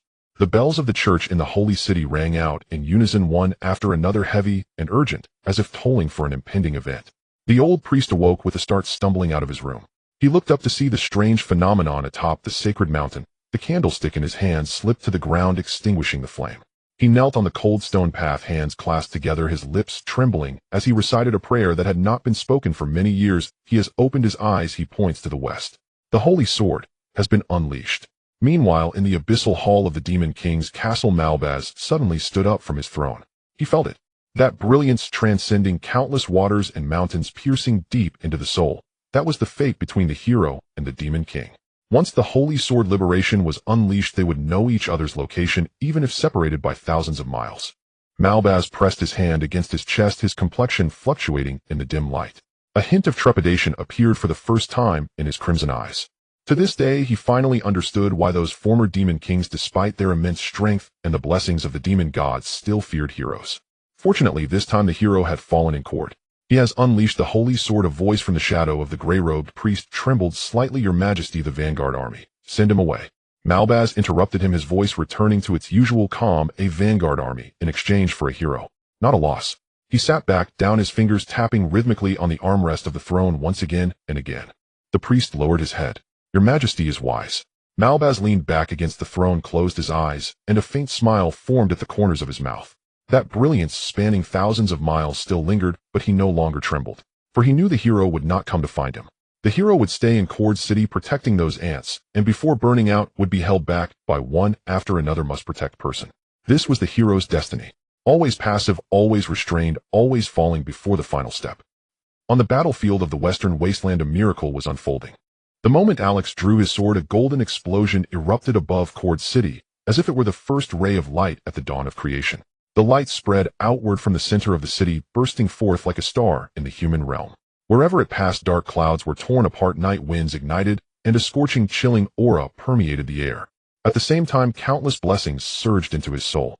Iron will, fatal strike, elemental affinity, holy blessing, linguistic comprehension, insight. The charge of the demon vanguard army came to an abrupt halt. The frontline soldiers of the Orc battalion halted, fear surging from their bloodlines, a primal shudder in the face of their natural enemies. The fire demons ceased their advance, their flames dimming and retracting before the holy light, as if an unseen hand were choking their throats, making even breathing difficult. The horses of the archers reared up, emitting sharp whinnies, some even throwing off their riders and turning to flee. The Shadow Guard leader sat astride, his face ashen. His short blade trembled violently in its sheath. The anti-demon runes on the blade seemed to be scorched by something, emitting a pungent, burnt smell. He looked up and saw a golden figure standing atop the city walls. His golden hair burned in the holy light, and his knight's armor appeared as a golden sacred vestment, the brilliance of the long sword in his hand shining brighter than all the stars in the sky combined. The hero, his voice squeezed out between his teeth, he actually liberated the holy sword. He can't possibly kill all of us demons. He was about to say something like he can't possibly wipe us all out when he suddenly realized he had greatly underestimated the might of the holy sword. Alex stood atop the city wall, sword in both hands, the tip pointing to the sky. The radiance of the holy sword enveloped him completely, his eyes, hair, and skin all glowed. He knew there would be a price for this. The holy sword was rapidly consuming his magical energy, and then his memories, his life force. Until death. Below the city, the demon army was a dark mass stretching from the wasteland to the skyline. Orcs, fire demons, archers, shadow guards. A multitude of tens of thousands, each harboring murderous intent. He saw the hatred in their eyes towards humanity, saw the burning city behind them, saw the 3rd Legion soldiers who could no longer run. Enough. No need for memories, no need for the past, not even for the future. He only needed this once. Alex raised the holy sword above his head, the golden patterns on the blade pulsing like veins. With each pulse, his complexion paled a shade, the energy in his magical circuit being gradually drained. Sorry, different races, different stances, your actions are not wrong in the eyes of the demon race. His voice was magnified by the holy light echoing across the wasteland, reaching every demon soldier's ears, and I too must eliminate you for everything I intend to protect. The holy sword fell, and the holy light surged skyward, transforming into a golden beam in the night sky, then exploded. Light poured down from above like a colossal sword forged of radiance, cleaving from the clouds to the earth, striking that tide of darkness. There was no sound. The light was faster than sound, faster than wind, faster than fear. It struck the center of the orc battalion, then spread out in all directions like ripples from a stone thrown into a lake. Dazzling, scorching, unstoppable. The demon soldiers scattered like the prophecy of the crown of sages foretold, fleeing from that beam of light. But it was futile. Iron shields melted, battle axes evaporated, armor was torn apart like paper. The orcs didn't even have time to scream. Their bodies turned to ashes in the holy light, leaving no shadow behind. The fire demons were the first to attempt escape. Their massive bodies were clumsy before the holy light, like stranded whales, flames, suppressed skin, cracked magma-like blood gushing from the fissures, only to evaporate in the holy light. They barely took 10 steps before the light caught up with them, one after another falling down, turning into charred remains. The archers fled in all directions, but the light was faster than the horses, faster than the arrows, faster than despair. They were caught by the light, consumed by it, becoming nothing along with their steeds. The Shadow Guard leader rode hard, desperately whipping his horse, but it had already reached its limits, frothing at the mouth, its legs giving way. He looked back for a moment. Behind him, the wasteland was being engulfed by the light at an unstoppable speed, leaving no plant alive in its wake. Even the soil was scorched into black, hard lumps. Impossible. He muttered, his voice trembling. How could a hero? How could one person? The light caught up with him. He only had time to see his hand become transparent in the light before losing all consciousness. The beam of light lasted a full 10 breaths. After 10 breaths, the wasteland fell silent. No sounds of battle, no screams, no drums of war, not even the sound of the wind. Only a charred, smoke-issuing expanse stretched from beneath the walls of Cord City to the skyline. Tens of thousands of demon vanguard soldiers. With one sword they turned to ash. The ashes scattered in the night wind like black snow, blanketing the city walls, falling into the city, covering the faces of every 3rd Legion soldier looking up. Only at this moment did the hero Alex realize that the timeline of Mason's prophecy was correct. The holy light could obscure prophecies and divination, so all she saw was the demons fleeing and falling. Alex closed his eyes, feeling the emptiness within him. His magical circuit was dried up, even his heartbeat slowed significantly. Fortunately, he could still survive for a while. Next, he just needed to hold on until reinforcements arrived. He opened his eyes, surveying everything around him. Outside the city walls, soldiers knelt on the ground, some praying, some crying, and others just staring blankly at the charred wasteland, unable to believe they were still alive. In the streets, citizens peered out from windows, watching the black ashes falling from the sky, some cheering, some At the entrance of the Adventurers Guild, a group of adventurers gathered, weapons in hand, ready to charge out of the city to fight to the death, only to discover that the enemy no longer existed. Alex's gaze swept through the crowd, landing on 2 figures. Ashes fell like auspicious snow in a bounteous year, drifting down from the night sky. The main street of Cord City was packed with people. Citizens, adventurers, and soldiers, just allowed into the city, all looked up, gazing at the sky illuminated by holy light, before reverting to silence. Some people knelt in prayer, others wept in despair, while some stood dazed as if their souls had been drawn from them. Lilith stood behind Tian, tiptoeing to peer into the crowd. Her eyes were still red, and her nose was also flushed, but at this moment confusion had replaced her earlier. Lilith didn't quite understand what had just happened. She had just finished her meal and was about to return to the inn for more sleep when she saw a blinding light explode from the city walls. Trembling as if she had encountered a formidable enemy, she was soon calmed by her master's wondrous spell. Then the sky began to rain dark ashes, and the air was filled with a charred scent, as if something had been burned to a crisp. Her voice was low, tinged with unease. Master, what did that hero do? The ashes landed on her cloak, and she brushed them off with some disdain, inching further behind Tian. He annihilated the demon army. Jishin's gaze fell upon the golden figure on the city wall, a hint of excitement in his tone. The power of this strike had already reached the threshold of the nascent soul realm. I truly wish to face him in battle. Lilith gasped in shock, instinctively gripping the hem of Jishin's clothing. She couldn't articulate her feelings, fear, unease, or some complex emotion she couldn't name. All she knew was that the golden light made her tremble instinctively, like a rabbit sensing an eagle's cry. Will he notice me while he's still glowing? He has already noticed you. Lilith's face turned pale. What? The hero stood on the city wall, observing 2 individuals who were distinctly different at a glance. One was a man in white, standing with his hands clasped behind his back, his robe gently fluttering in the night breeze, utterly pristine. This was abnormal amidst the ashes of the city. Alex remembered him, the great adventurer who called himself Li Feiyu. The other was a silver-haired girl in a gray cloak hiding behind him, revealing only her violet eyes cautiously peeking this way. Alex recognized her as well, the girl who could eat a lot, and followed Li Feiyu.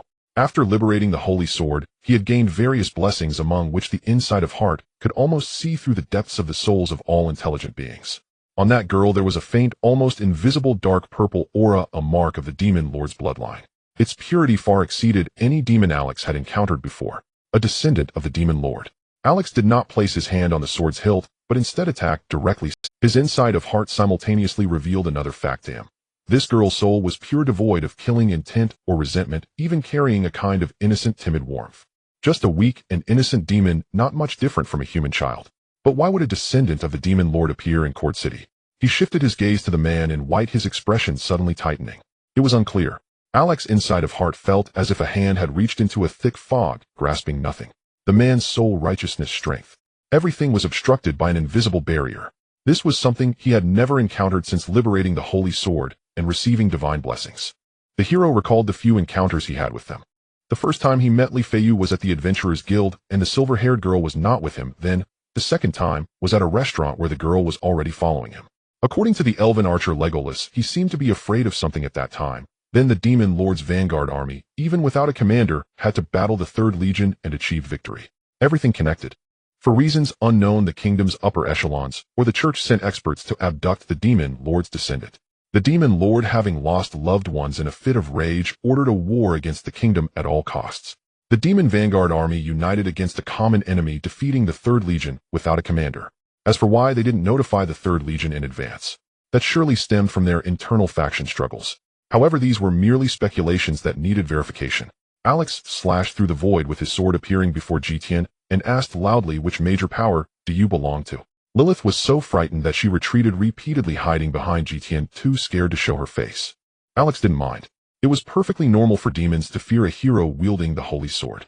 It has nothing. Tian originally wanted to say Wind Spirit Moon Shadow Sect, but unfortunately the sect was now obscure. If he mentioned it, and the other party replied, "What sect? I've never heard of such a major power," it would inevitably seem self-deprecating, so he had to respond this way. Alex's heart sank at his words. So brazen, he must have substantial backing. Could it really be the church or the kingdom's upper echelons? What do they intend to do? No. Perhaps the way the demon hid her aura was too unique, even fooling them. The hero still held out a glimmer of hope. "You should know her identity, right? Why are you bringing this girl with you?" To avoid suddenly provoking harm to the innocent, he refrained from directly calling. Tian raised an eyebrow, surprised that the hero could see through his aura concealment technique.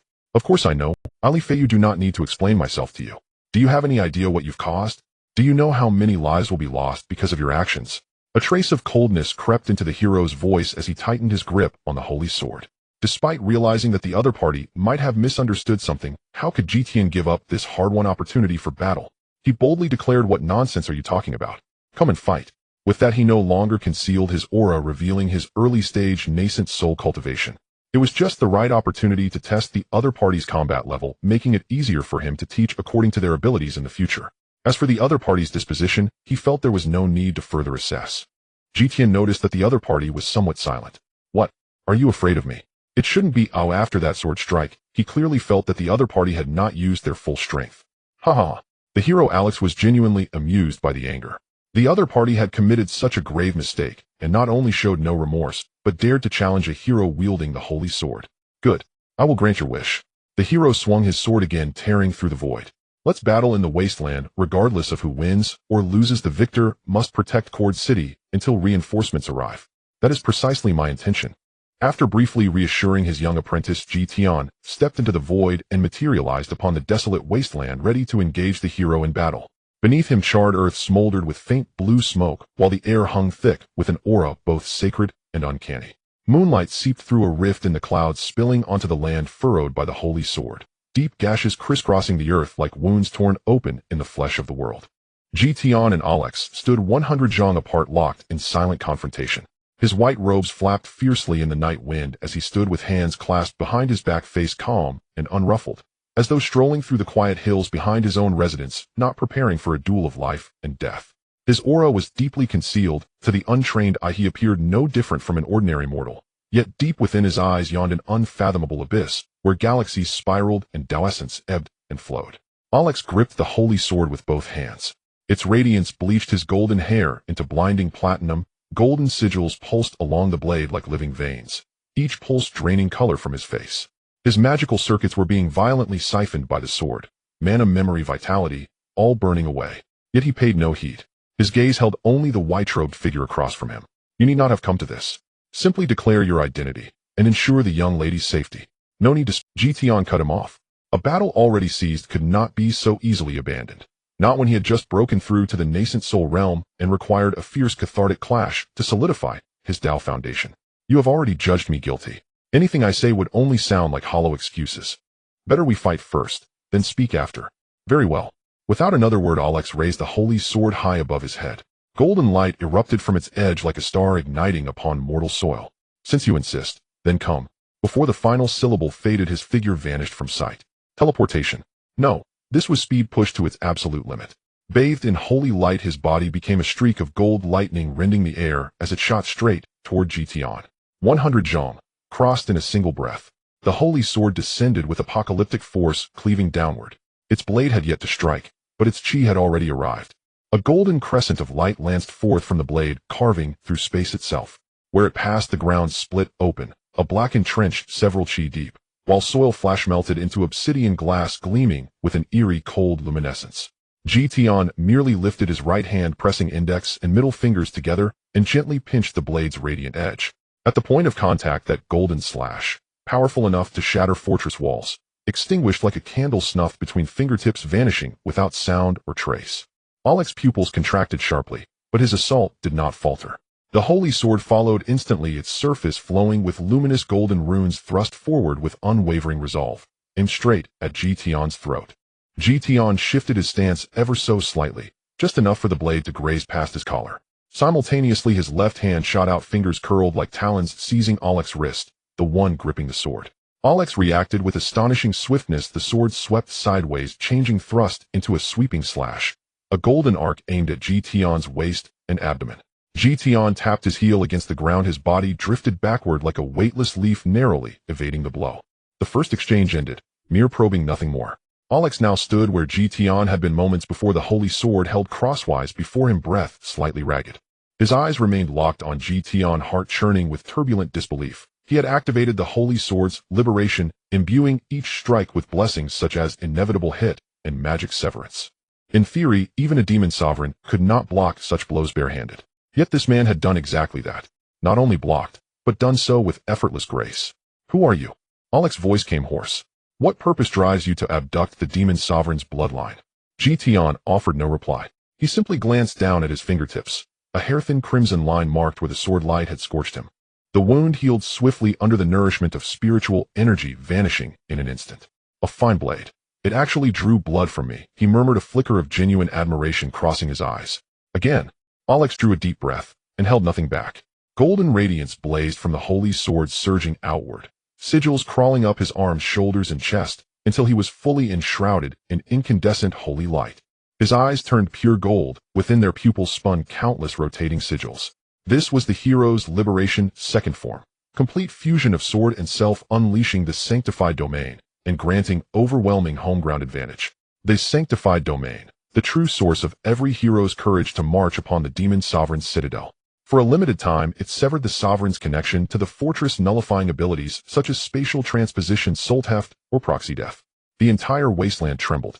Golden light rippled outward from Alex's feet, transforming scorched earth into dark red, vitrified glass. The air grew thick and searing. For the first time, Tian's brow stirred faintly. A domain-type ability. Intriguing. His form vanished once more, reappearing instantly from Tian's left flank. The holy sword lunged for his chest while his left hand gathered blazing holy light, poised to deliver a devastating holy light impact at close range. Tian seemed unable to evade, impaled cleanly by the blade, then hurled backward 100 meters by the impact, rolling to the ground in a lifeless heap. I held back, merely stripping you of resistance. Alex strode forward, sword in hand, stopping before Tian, who lay prostrate, arms trembling as he tried and failed to push himself upright. Speak now. Your origins. Your intent. To any outsider, it appeared Alex had subdued a reckless fool, some arrogant madman who dared challenge a hero in mere moments. But was that truly the case? A burst of applause rang out beside the hero, accompanied by a hearty laugh. Brilliant. Brilliant. Those 2 strikes alone could fell the red dragon of shielding, drawing power by burning essence, even one's very life source. That reeks of sword cultivator technique. An illusion. When did it begin? The hero staggered back in shock, assuming a defensive stance, then looked down at the fallen figure, only to find it had dissolved into scattered shards of stone. When Tian regarded him with mild regret. When precisely did you convince yourself I hadn't already deployed my nightmare art? Indeed, from the very first moment of combat, Tian had woven illusion around Alex. Those swirling galaxies within his gaze served not merely as aesthetic flourish, but as the opening gesture of a profound dream manipulation technique. Yet the moment Alex unleashed the sanctified domain, Tian realized his illusions would not endure long within its sanctified boundaries. So he feigned vulnerability, letting the illusory projection be struck and cast aside, granting himself the chance to study the domain firsthand. His divine sense flooded inward like tides surging into sacred waters. The flow path of holy light, the sequence of sigils, the precise nodes where the domain replaced natural cosmic law, all crystallized with perfect clarity within his spiritual awareness. Your sanctified domain is impressive. I presume it is the very key that has toppled demon sovereigns before. Alex remained silent, still stunned by the collapse of the illusion, yet his holy sword rose again, gleaming. Golden radiance detonated from the blade. The sanctified domain abruptly contracted, shrinking from the full expanse of the wasteland down to a Tinjong radius centered solely upon Alex. As it compressed, the density of holy light surged violently, filling the air with unbearable heat and suffocating pressure. Domain compression. Tian arched a brow, planning to close the distance and fight hand-to-hand. Alex gave no reply. His form vanished once more. This time, faster still. Ultimate speed amplified by holy light, combined with rule suppression inside the domain. He believed no being could withstand his blade under such conditions. A golden bolt tore across the night sky, aimed directly at Tian's brow. He neither flinched nor retreated. Instead, he took a single step forward and sealed his hands into a mudra. Domain unfold. As the voice fell, the sky above the wasteland shifted ominously. Tian's entire body radiated with spiritual light, and a nascent soul phantom slowly rose from his crown. The phantom was merely a height of 10 feet, yet it hung above him like a small sun of pure yang, radiating brilliant golden light and exuding an overwhelming pressure. Its face mirrored his own with indifferent brows and eyes, yet contained a chilling aloofness, as if it looked down upon all living beings. In the next instant, an invisible domain exploded outward from him, as its center sweeping across 100. The world suddenly froze, the wild winds ceased, the flowing clouds stood still, and even the fragments of stone flying in the air were held in place, as if the very air was tightly gripped by an overwhelming force. The surrounding space slightly distorted, the light dimmed, and this place had already formed its own realm. Within this domain, he was the world, he was the only one. Alex felt his magical power moving sluggishly like mud. The golden runes on his holy sword danced wildly, yet they felt as if gripped tightly by an invisible hand. His holy domain was compressed, shrinking from 10 feet to 5, then from 5 to 3, until it could barely cover his body. The radiance of the holy sword dimmed significantly within Tian's domain, like a fierce beast trapped in a cage, its fangs sharp, but unable to exert force. What is this? Alex's voice was somewhat hoarse, his pupils reflecting the figure clad in white, with a nascent soul phantom above. This is not magic, not holy light. What exactly are you? This is my domain. Tian initially intended to shout a name that sounded lofty as he activated it, but his mouth moved faster than his mind, and he simply exclaimed, "Domain unfold." Forget it, let's call this move Domain Unfold. Perhaps in the future I can catch my enemies off guard when they subconsciously anticipate the name of the domain. Evil thoughts gradually took shape in Tian's mind, yet he stepped forward unflinchingly, his pace slow, but rhythmic, each step resonating with the intervals of Alex's heartbeat, as if the entire world moved in sync with his steps. Tian raised his right hand, fingers grasping at the void. A long sword formed from condensed spiritual energy materialized in his palm, its blade translucent, like jade, flowing with golden Tao essence, and faintly revealing the movement of the starry river. Come, let me test your sword. Alex gritted his teeth, and the radiance of the holy sword exploded once more. Though his holy domain was suppressed, the power of the holy sword remained. This power represented the beliefs accumulated by countless brave souls, the embers left behind by innumerable burning spirits. Do not underestimate the bonds between heroes, you bastard. He moved. Golden lightning tore through the frozen space, the holy sword carrying a resolute, while thrusting straight toward Tian's chest. This time he did not hold back much. The power of liberation was nearly fully unleashed. Magic, physical strength, spiritual energy. Everything was burning except for the memories he could not forget. Tian sidestepped the spiritual sword, horizontally blocking. When the two swords clashed, only a deep humming sound was heard akin to two mountains colliding in the void. The golden holy light and white spiritual light intertwined, tore apart, and vanished. Centered on the two, a visible shockwave spread outward, carving another circular trench into the already ravaged wasteland. Alex was knocked back several steps, his grip fractured, blood trickling down the sword's handle. Yet he did not stop. The holy sword spun, changing a thrust into a sweeping slash aimed at Tian. Tian lightly tapped the ground with his toes, his figure floating like willow fluff, avoiding the strike, while the spiritual sword descended from above. Alex raised his sword to block the clash of spiritual energy and holy light erupting at the juncture of their blades, causing his knees to bend slightly, and the earth beneath him instantly turned to glass cracks spreading outward. 1 sword, 2 swords, 3 swords, 10 swords, 100 swords. In the wasteland, the two figures intertwined like lightning, colliding, separating, and then colliding again. Golden holy light and white spiritual light erupted into one blazing burst after another in the night sky, illuminating the entire wasteland. The 127th sword. Tian's spiritual sword clashed with Alex's holy sword once more. This time Alex did not retreat. He forcefully received the strike and even stepped forward. "You are strong." Alex's voice squeezed out between clenched teeth, a trickle of gold-red blood spilling from the corner of his mouth. "The mark of the backlash from the holy light. But you cannot stop me." "Stop me from what?" "Stop me from protecting everything I wish to protect." "What are you talking about?" A glimmer of resolve flashed in Alex's eyes, the light of the holy sword suddenly contracting, then exploding. It wasn't an explosion of sword energy, but a further combustion of liberation. He no longer merely burned his magic and physical strength, he began to burn his own memories. All of them. Tian's pupils contracted slightly. He saw Alex's golden hair losing its luster at a visible speed, transforming from brilliant gold to dull gray white. Fine lines began to appear at the corners of his eyes, his skin lost its firmness, and he seemed to age 10 years in an instant. More importantly, his gaze was changing. That steadfast, fervent light, which seemed capable of illuminating everything, was gradually dimming. "Can this also burn, eh?"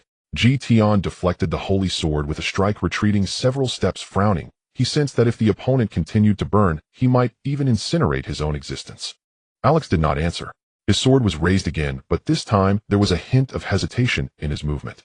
It was not fatigue, but rather his mind began to blank. He could not remember why he was standing here, did not recall who this person before him was, not even his own name. But his hand still held the sword, his body still fought. It was his Bodis instinct. Tian sheathed his sword, standing with his hands behind his back, slowly speaking. "That's enough." If the other truly ignited his own existence, he would probably be unable to save him. Alex's holy sword struck, but he did not evade. The blade landed on his shoulder with a dull thud, the golden holy light exploding around him, leaving only a shallow white mark. Tian raised his hand, gripping the blade of the holy sword. The blade was sharp, the holy light scorching, yet his palm remained unmoved. "I said enough." Alex was taken aback for a moment. In that instant, Tian's other hand shot out, delivering a strike similar to the martial ancestor's prisoning finger, crashing down on the body of the holy sword. Crack! A crisp sound of splitting rang out. The holy sword broke. The blade shattered in the middle, the upper half flying away and embedding itself into the distant earth. Golden light surged forth from the broken end like a torn blood vessel, flowing out wildly. Alex gazed down at the half-broken sword in his hand, his pupils contracting sharply, his lips trembling as he tried to say something, but only a hoarse sound escaped. Tian did not give him a chance to speak. He raised his hand, pressing it against Alex's chest, allowing spiritual energy to surge into his body like a tide, exploring and probing along the magical circuits. He saw it. Alex's magical circuits were already mostly dried up, with several areas even showing cracks, a backlash caused by the excessive extraction of the holy sword. More seriously, his sea of consciousness. The storage area of memories was being rapidly consumed by some force, like flames licking paper, its edges already curling, charred, and turning to ash. Fortunately, it could be saved, and the cost was not too great for him. Tian breathed a sigh of relief, his spiritual energy transforming into countless threads as fine as hair, wrapping around the burning fragments of memory, rescuing them from the flames, and carefully wrapping, securing, and returning them to their original place. Alex's body stiffened. He felt a warm power surge into his body, neither holy light nor magical power. It was a profound sensation he had never experienced before. The memories that were slipping away were gently cradled by an invisible hand and returned to him. He remembered the oak tree of the old village chief, the sword of the blacksmith, and the apple given to him by the old man on the roadside. He remembered Bruno's great sword on his prayers and Mason's smiling face. He remembered why he was standing here. "You?" Alex looked up at Tian, confusion filling his eyes. Why? Tian released the broken blade of the holy sword, taking a step back, his gaze landing upon Alex's face, as if he were gazing at a piece of raw jade. He let out a smile that came from the heart, filled with appreciation and comfort. How delightful. Brave one. Tian stood with his hands behind his back, silently manipulating a spell to summon the night wind, causing his white robes to flutter impressively, embodying the appearance of an enlightened being. After all, he was actively inviting someone to become his disciple, so he had to pay attention to his own image. Alex knelt half-heartedly on the charred ground, still gripping the broken sword in his hand, his gray-white hair visibly turning golden under the moonlight. His memories had returned and his magical circuits had been reforged, but the confusion in his heart swirled like ashes in the wilderness, flying aimlessly. He lifted his head, gazing at the figure in white before him, his voice hoarse as he spoke. Before answering your question, I have 4 questions. Feel free to ask. First, why do you want to abduct? Take away the offspring of the Demon King. After all, the other party had just saved his life, and there might have been some misunderstandings during their previous exchanges, so it would be inappropriate to speak harshly. Half a year ago, a change occurred in the Demon King's city, and the Demon King was replaced. She is the daughter of the former Demon King fleeing here, and ultimately became my disciple. I'm very sorry I misunderstood you, Alex said, shaken, not expecting that the Demon King had indeed been replaced. He stood up and bowed deeply, not questioning why the other had stated this before the battle began, for it was his own unfounded assumptions that misled him. He continued, second, how were you able to break the holy sword? As far as I know, the holy sword cannot be actively broken. At most it will shatter when the hero burns out, and even the Demon King cannot destroy it. Tian glanced down at the broken sword, the runes on its blade still faintly glowing like a dying heart, making its last struggle. Cannot be broken. Could it be that the Demon King herself is constrained by the holy sword, and that other beings capable of breaking the holy sword have no reason to do so? He chuckled lightly, extending his right hand, pinching the blade of the broken sword with 2 fingers, and with a gentle twist, another small fragment broke off, clattering to the ground. In the process of fighting you, I discovered that while the holy sword is indeed powerful, it is merely a vessel carrying certain powers. Its greatest strength lies in its holy light, which is a special attack against the demon race, but it is useless against me. Moreover, what you wield is merely the holy sword enhanced by the dual powers of faith and sacrifice. The technique I use to break the holy sword is a supreme martial art passed down and perfected by the martial ancestor. The superiority is evident. Alex clearly did not understand what the other was saying at the end. He just felt that the other party's expression was so confident that what they said must be true. After all, the other party clearly had the ability to break both him and the sword, but chose to save his life. Could he possibly be deceiving him?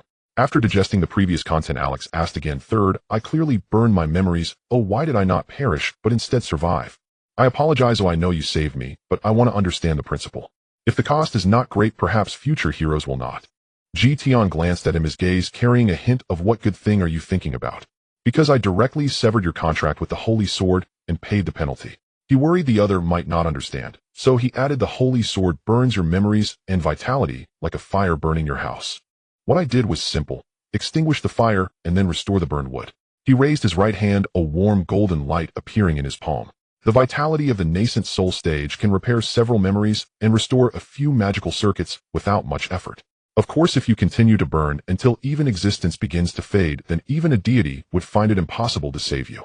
Alex lowered his head, looking at his hand. The crack in his palm had healed, and although his skin was still a bit pale, it was no longer in the state of old age it had been before. He clenched his fist, feeling the power slowly returning. One last question. He lifted his head, looking directly into Tian's eyes. Why do you want to take me as your disciple? The corners of Tian's mouth curled slightly. The fact that the other could ask this question likely meant he had already succeeded.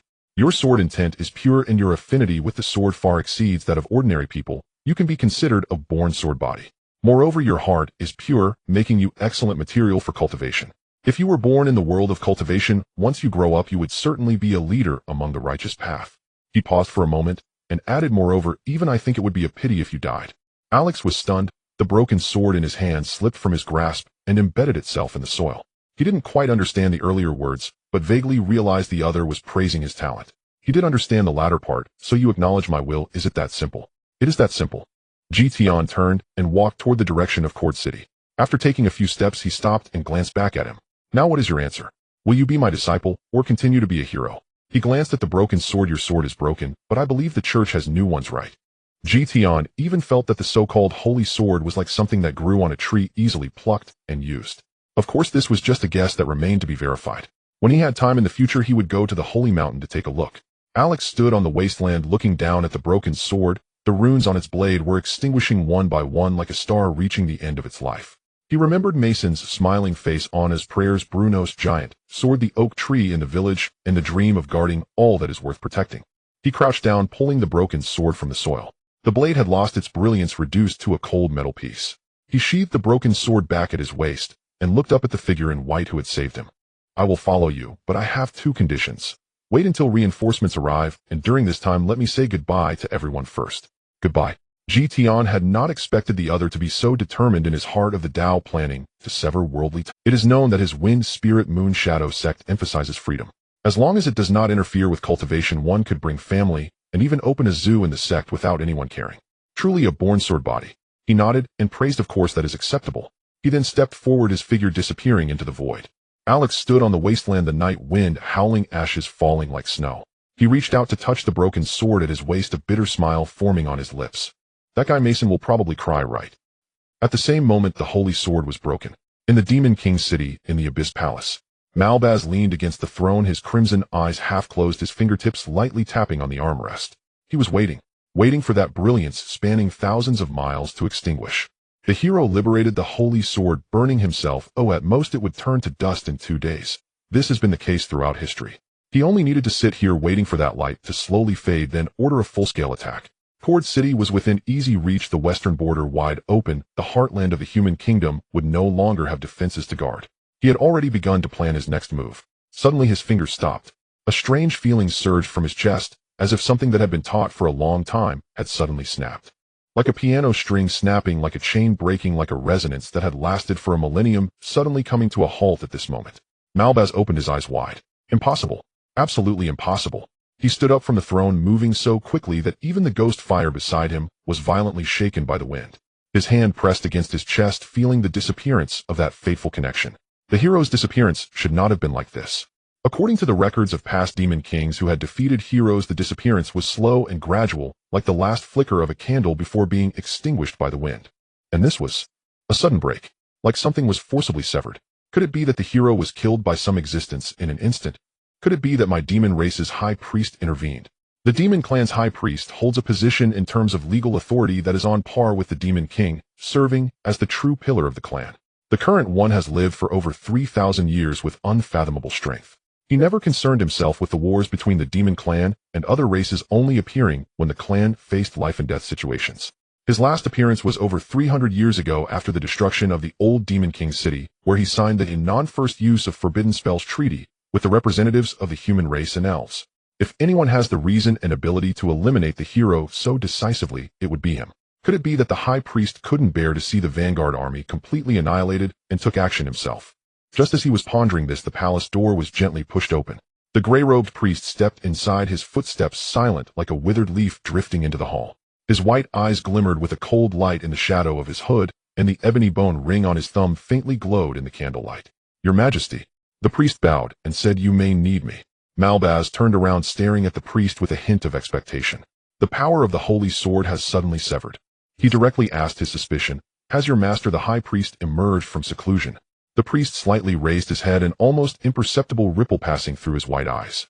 "Your Majesty, my master remains in the temple of the demon god in seclusion. He has been in seclusion for 100 years and has not concerned himself with the mundane affairs of the demon clan. Even significant matters like the changing of the demon king or the survival of heroes are not enough to rouse him. You should know this very well." Indeed, he knew it all too well, otherwise he wouldn't have dared to remove his elder brother from power 6 months ago. Malbaz's brow furrowed even tighter. Not the high priest. Then who could it be? Has the sage of the church gone mad? Or is it the high priest of the elven court plotting a betrayal? Divination. Malbaz sat back on his throne, resting his hands on the armrests, his fingertips tightening. "I want to know the current state of the holy sword and the hero. Indirect observation will suffice." The priest slightly bowed, taking a few pitch-black bone pieces from his sleeve. He crouched down and scattered the bone pieces on the ground. They clattered as they hit the ground, echoing through the hall. They spun and danced in a bizarre manner, like little people performing some kind of sacrificial dance. The priest's white eyes were fixed on those bone pieces, his lips moving as he recited an ancient prophetic incantation in a low and hurried voice. The light on the bone pieces grew increasingly bright. Then it suddenly extinguished. The priest's body stiffened slightly in surprise. He was unexpectedly able to easily see the holy sword, which had previously been impossible to observe directly. Your Majesty. His voice carried a hint of disbelief. The divination result shows that the holy sword is broken. It was forcibly severed by an external force. External force. What kind of external force? This is unclear. The priest lowered his head, staring at the dull bone pieces. The image is shrouded in a layer of mist, though I cannot penetrate it. The only thing I can confirm is that it is neither the power of the demon clan nor any known magical system of humanity. He paused and added, also, the hero is not dead. His lifeline is still intact, and it is even more stable than before. Malbaz's pupils abruptly contracted, his expression resembling that of someone who had seen a ghost. He isn't dead. The priest looked down, pretending not to see the emperor's loss of composure, and said no more. A long silence fell over the hall. The hero had transformed from a consumable into a reusable asset. Who could bear that? What if the other side draws a sword, uses it until it breaks, waits for the holy mountain to nurture a new holy sword, then draws it out and returns to fight again? The demon king would truly be in for a terrible time. No, they must have paid some price. It has to be so. Malbaz leaned wearily against the throne, closing his eyes for a while before saying, send out the order to suspend the offensive plan and reorganize the vanguard. Additionally, send someone to investigate if there have been any unusual people or events appearing in the Western Territory. Yes. The priest bowed and withdrew. When Tian returned to Colored City, ashes were still drifting in the air. He spotted a silver-white figure squatting on the steps at the entrance of the inn from a distance. Arms wrapped around knees, chin resting on her arms, her purple eyes fixed intently on the direction he had departed, unblinking. Tian approached her, but she did not move. I'm back. Lilith blinked as if waking from some standby state, abruptly standing up, but her legs had gone numb from squatting, and she tilted, accidentally falling toward her master. Master, you finally returned. That hero didn't do anything to you, right? I just saw flashes and explosions from the direction of the wasteland. It scared me to death. Why is there blood on you? Why is your clothing wrinkled again? No, you seem to have become more handsome again. As she fell, Tian used his spiritual energy to support her, then isolated their conversation to prevent it from leaking. Once she finished her barrage of questions, he slowly spoke. I found you a junior brother. Huh? Your junior brother, who will also be the 7th disciple of the Feng Ling Yuing sect. Lilith's mind began to race. Junior brother. There is actually someone who joined later than her. Then she wouldn't be the youngest anymore. Yay. Wait, that's not the point. Who is it? Is he really a boy? She leaned closer, suspiciously sniffing the scent on Tian. Did you pick him up in the city? Or is he a different breed of egg? It's a hero. Oh, a hero. Lilith nodded, then suddenly realized, her voice shooting up several octaves. Which hero are you talking about, master? Is it the one with golden hair, silver armor, carrying the holy sword, who slashed tens of thousands of demons to dust with a single strike? Is it the one who makes me want to shrink into an ant every time I see him? It's that's him. Also, I have already broken his holy sword. Lilith felt her soul leaving her body, probably reaching the state her master referred to as soul out of body. What does it mean that I, as the former princess of the demon clan, have a junior brother who is a hero? What is this? A new type of infiltration plan? No, clearly I came first, and he is the latecomer. But in the future, when the sect holds a grand meeting, I will sit in the 6th seat, and he will sit in the 7th. If he calls me senior sister, will I dare to respond? If I do respond, will a divine lightning bolt strike me? Also, does he know him from the demon clan? He must know. Master, you didn't tell him my identity, did you? Oh no, if I run into him in the sect in the future, should I take a detour? No, I should just dig a tunnel. Tian glanced at her and turned toward the inn. Lilith hurried after him, still mumbling, Master, wait for me. Also, should I prepare a gift for him when we meet? No, he is the junior brother. He should prepare a gift for me, right? Will he give me a fragment of the holy sword as a souvenir? I don't want that. That thing is a bane to me. Oh, master, why have you stopped? It's nothing. Tian shook his head, suddenly remembering that his newly accepted disciple no longer possessed the power of the holy sword and seemed unable to teleport into the city. Forget it, it's only dozens of miles away. I'll consider it training. At this moment, the hero was still on his way back. The candlelight in the cathedral flickered in the night wind, casting a dim and bright light upon the mural of the 3 saints on the dome.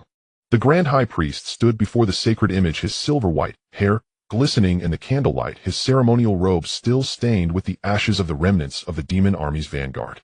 Behind him came the weary and heavy footsteps characteristic of the defeated. My lord, the officer from the 3rd Legion has arrived. The officer of the Holy Knights whispered his report. The grand high priest turned around. 3 figures stood before him, their military uniforms, charred armor, broken faces marked by soot and blood.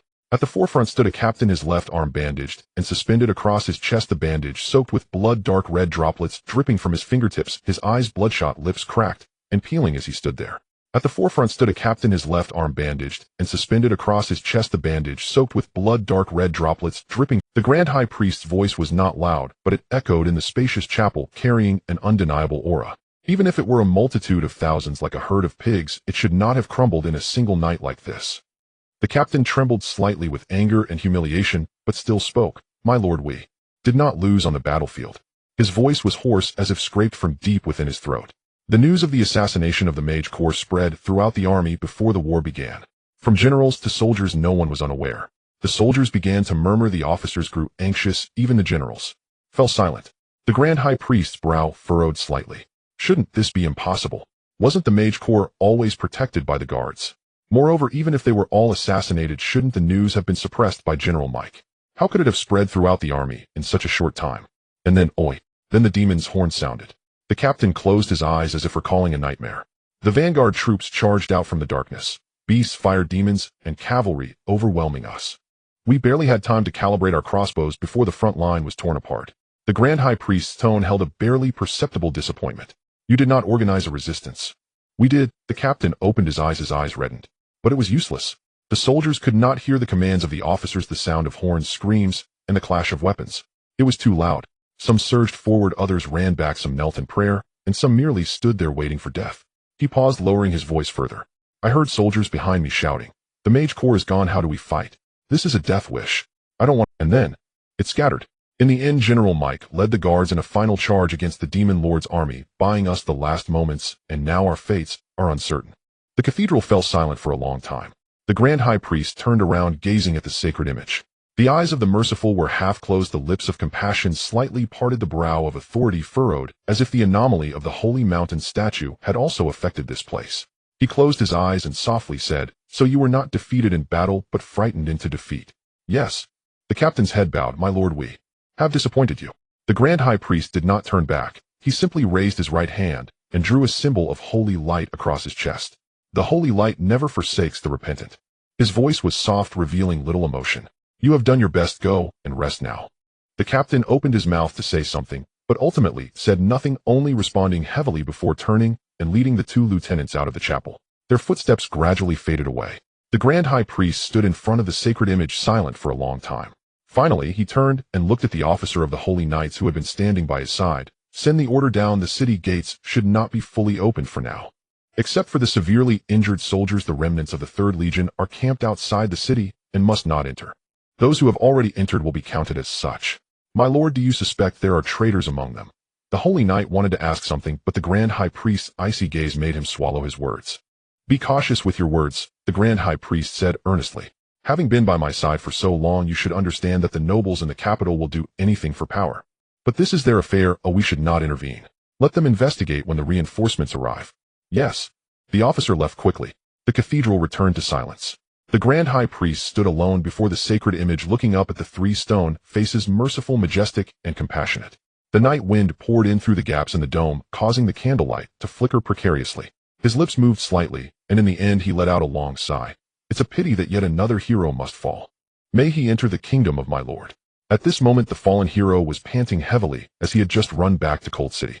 Fortunately, the storage ring had not been damaged in the battle, alleviating his burden. Otherwise who knows how long it would take to run dozens of kilometers in standard knight's silver armor. Alex tore off his tattered cloak, revealing a shirt soaked with sweat and ashes, with a broken sword hidden in the folds of the cloak wedged under his arm. The streets were sparsely populated, with only the occasional stumbling patrol soldier passing by, and no one noticed the dusty, disheveled blonde youth. He pushed open the side door of the Adventurers Guild. The stairwell was dim. On the 2nd floor, only one candle remained lit, casting a dim yellow light on the empty tables and chairs. The elven archer Legolas stood by the window, facing away from the stairs, holding the bowstring, but not drawing it. He had been awake for some time. The moment the holy sword liberation was drawn, the divine wave that swept across the entire city had pulled him abruptly from his slumber. He rushed downstairs, but all he saw was a golden beam of light shooting up from the city wall, and then everything fell silent. He did not know where to go. Mason had fainted, Anna was taking care of her, and Bruno was still sound asleep, while he could only stand there staring out at the scorched wasteland, repeatedly contemplating the meaning of that light. The holy sword liberation, the hero burned out. This was what he had read in ancient texts of the Elven royal court. The end for each generation's hero who could not kill the demon lord was nothing less than this. Footsteps approached from behind, very light, but not unnoticed by elven ears. Legolas did not turn around, simply coldly stating, "If you are here to deliver hot water, just place it on the table." "I am not here to deliver water." The voice, undeniably Legolas' body suddenly stiffened, his eyes widening. He slowly turned his head. Golden hair, blue eyes, a white shirt, a broken sword hanging at his waist, the scabbard nowhere to be found. He was smiling and greeting him. It was Alex. He was still alive. Legolas gave his companion a thorough once-over, confirming that he was indeed his good partner before speaking. You are still alive. The elf's character was such that no matter how intense his emotions were, he always spoke in declarative sentences. Alex smiled, walked to the table, poured himself a glass of water, and drank it down in one go. Yes, I am alive. I'm sorry for worrying everyone. How did your sword break? Alex fell silent for a moment, his fingers subconsciously touching the broken surface of the sword at his waist, disbelief still evident in his tone. It was broken by someone with bare hands. Legolas' hawk-like pupils slightly constricted. You should stay away from that existence. Alex chuckled. I'm afraid that's not possible. Oh, I need to go with him. Without waiting for further questions, he patted the elf on the shoulder. Once Mason wakes up, he'll explain everything. Legolas remained silent for a few seconds, then stepped aside. As you wish. Alex withdrew his hand and walked down the corridor. After taking a few steps, he heard the elf's voice behind him. As long as you're alive. Alex paused momentarily, waved his hand, and continued on. Anna heard the footsteps, looked up, and saw someone standing at the door. The holy book in her hand snapped shut with a loud sound, breaking the quietness of the room. She stood up, the chair scraping lightly against the floor. Her voice was somewhat astonished. Alex. You are... Yes, I am alive. Alex walked in, squatting down beside Mason's bed, looking at the pale face. How is she? Anna took a deep breath, trying to calm herself. Her emotional fluctuations are too intense. She will need some time to wake up. I've already cast the holy light spell on her, and there are no major issues. But you... Alex stood up, turned to look at Anna. I'm fine. Anna, I need you to do me a favor. What favor? Once Mason wakes up, please take care of her for a while. Anna was taken aback. Aren't you going to take care of her yourself? I need to leave for a while. I don't know how long it will be, but it might be soon, or it might be a long time. Anna's eyes widened slightly. She seemed to want to ask more, but seeing Alex's serious expression, which indicated he was not joking, she said, Mason will be very sad. I know. If you know, then. It's precisely because I know that I have to ask you. She needs someone to be with her, and you are better at comforting her than I am. Anna opened her mouth, then simply nodded. Then will you come back? I will. Alex walked to the window, gazing at the faint glow on the horizon about to brighten. I promised her that we would go on adventures together. I will not go back on my word. Anna said nothing more, just hugged the holy book and sat quietly. The candlelight flickered behind her, casting her shadow on the wall like an angel in prayer. When dawn broke, Mason woke up. She opened her eyes and saw the familiar ceiling. Then she smelled the aroma of toasted bread mixed with the bitterness of coffee wafting from the corridor. She tilted her head and saw Alex sitting in a chair beside the bed, holding a cup of hot milk, stirring it with a small spoon, which made a soft clinking sound against the cup's wall. You? Mason's voice was hoarse, unlike her own. She propped herself on her arms, trying to sit up, but her arms weakened, and she fell back down. Alex set the milk down, reached out to support her shoulder, and helped her lean against the pillow. Then he handed over the milk. Drink this first. Mason took the cup, holding it with both hands, feeling the warmth from the ceramic. She did not drink, but stared at the milky liquid surface, remaining silent for a long time. Finally, she spoke, her voice carrying a joy of survival and recovery. You are still alive. Did you not have the liberation holy sword? I did liberate it, but the holy sword broke in the end. Mason looked up at him. Her eyes were red and swollen, tears welling up in her eyes, but at this moment her gaze held a seriousness that Alex had never seen before. Who broke it? A very strong person. You couldn't defeat him. I couldn't defeat him. Mason lowered her head, staring at the milk in the cup as if processing the information. What happened next?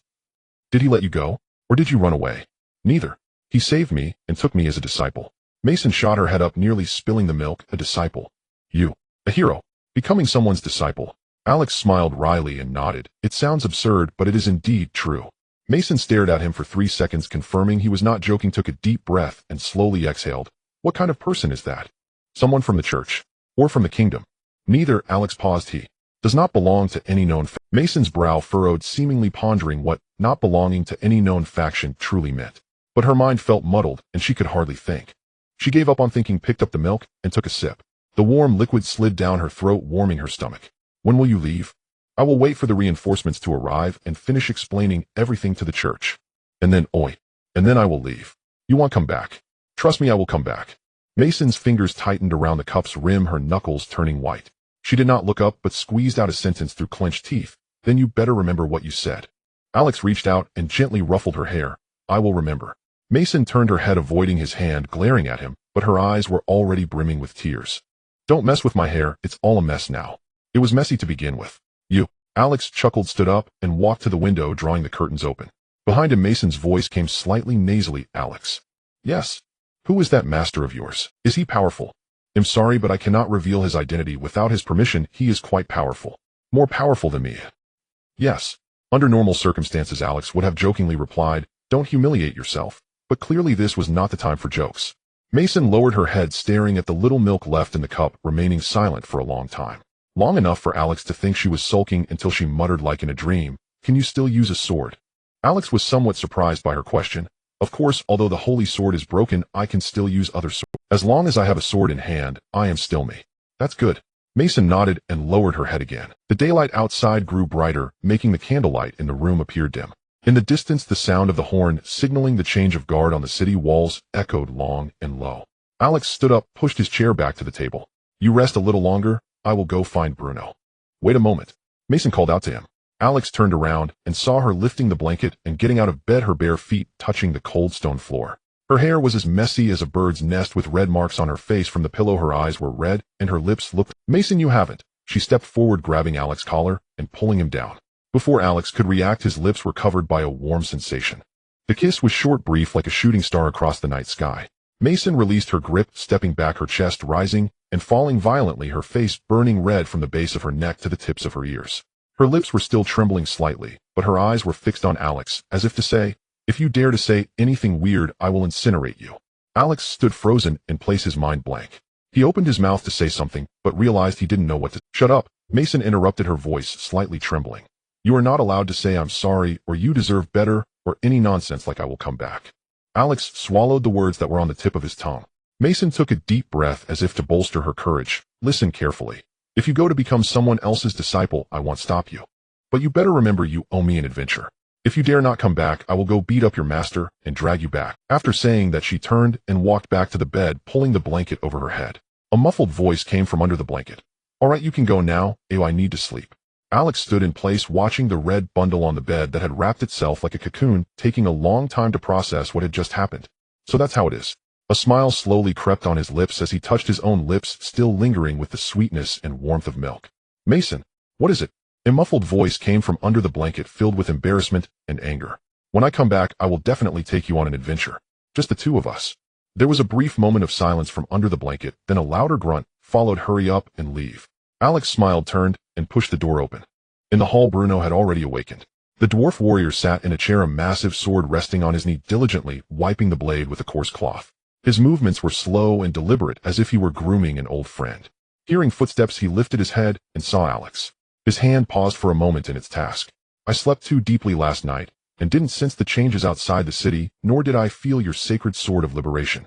If I had woken up, perhaps we could have fought side by side, and you wouldn't have. Alex noticed a hint of guilt in the usually bold dwarf warrior's tone, and quickly reassured him. It's fine, it's fine. Look, I'm still alive and well. Bruno lowered his head, using the sword wiping to mask his emotions.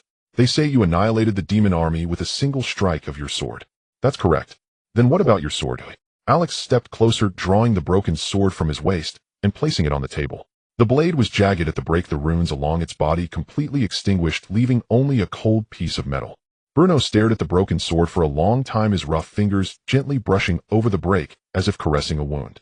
It broke quite evenly. He finally confirmed it wasn't broken by brute force. Someone found the weakest point on the blade, and then it was like snapping a cookie. Alex's eyelids twitched. He recalled the moment when Tian pinched the blade between his fingers and gently snapped it, causing shards to cascade down. About that, he increasingly felt that the person he had taken as a disciple possessed unfathomable strength. Bruno pushed the broken sword back towards Alex. It can be repaired, but it won't be the same sword anymore. No need to repair it. Alex sheathed the broken sword back at his waist. It has already fulfilled its mission. Bruno nodded, not probing further. The dwarves held a simpler understanding of mission than humans. Tools once used up should retire without regret. Are you leaving? Yes, but I need to wait 2 more days for the reinforcements to arrive. Bruno paused for a moment, then shouldered the massive sword and stood up. Then I won't see you off. Dwarves are not good at farewells.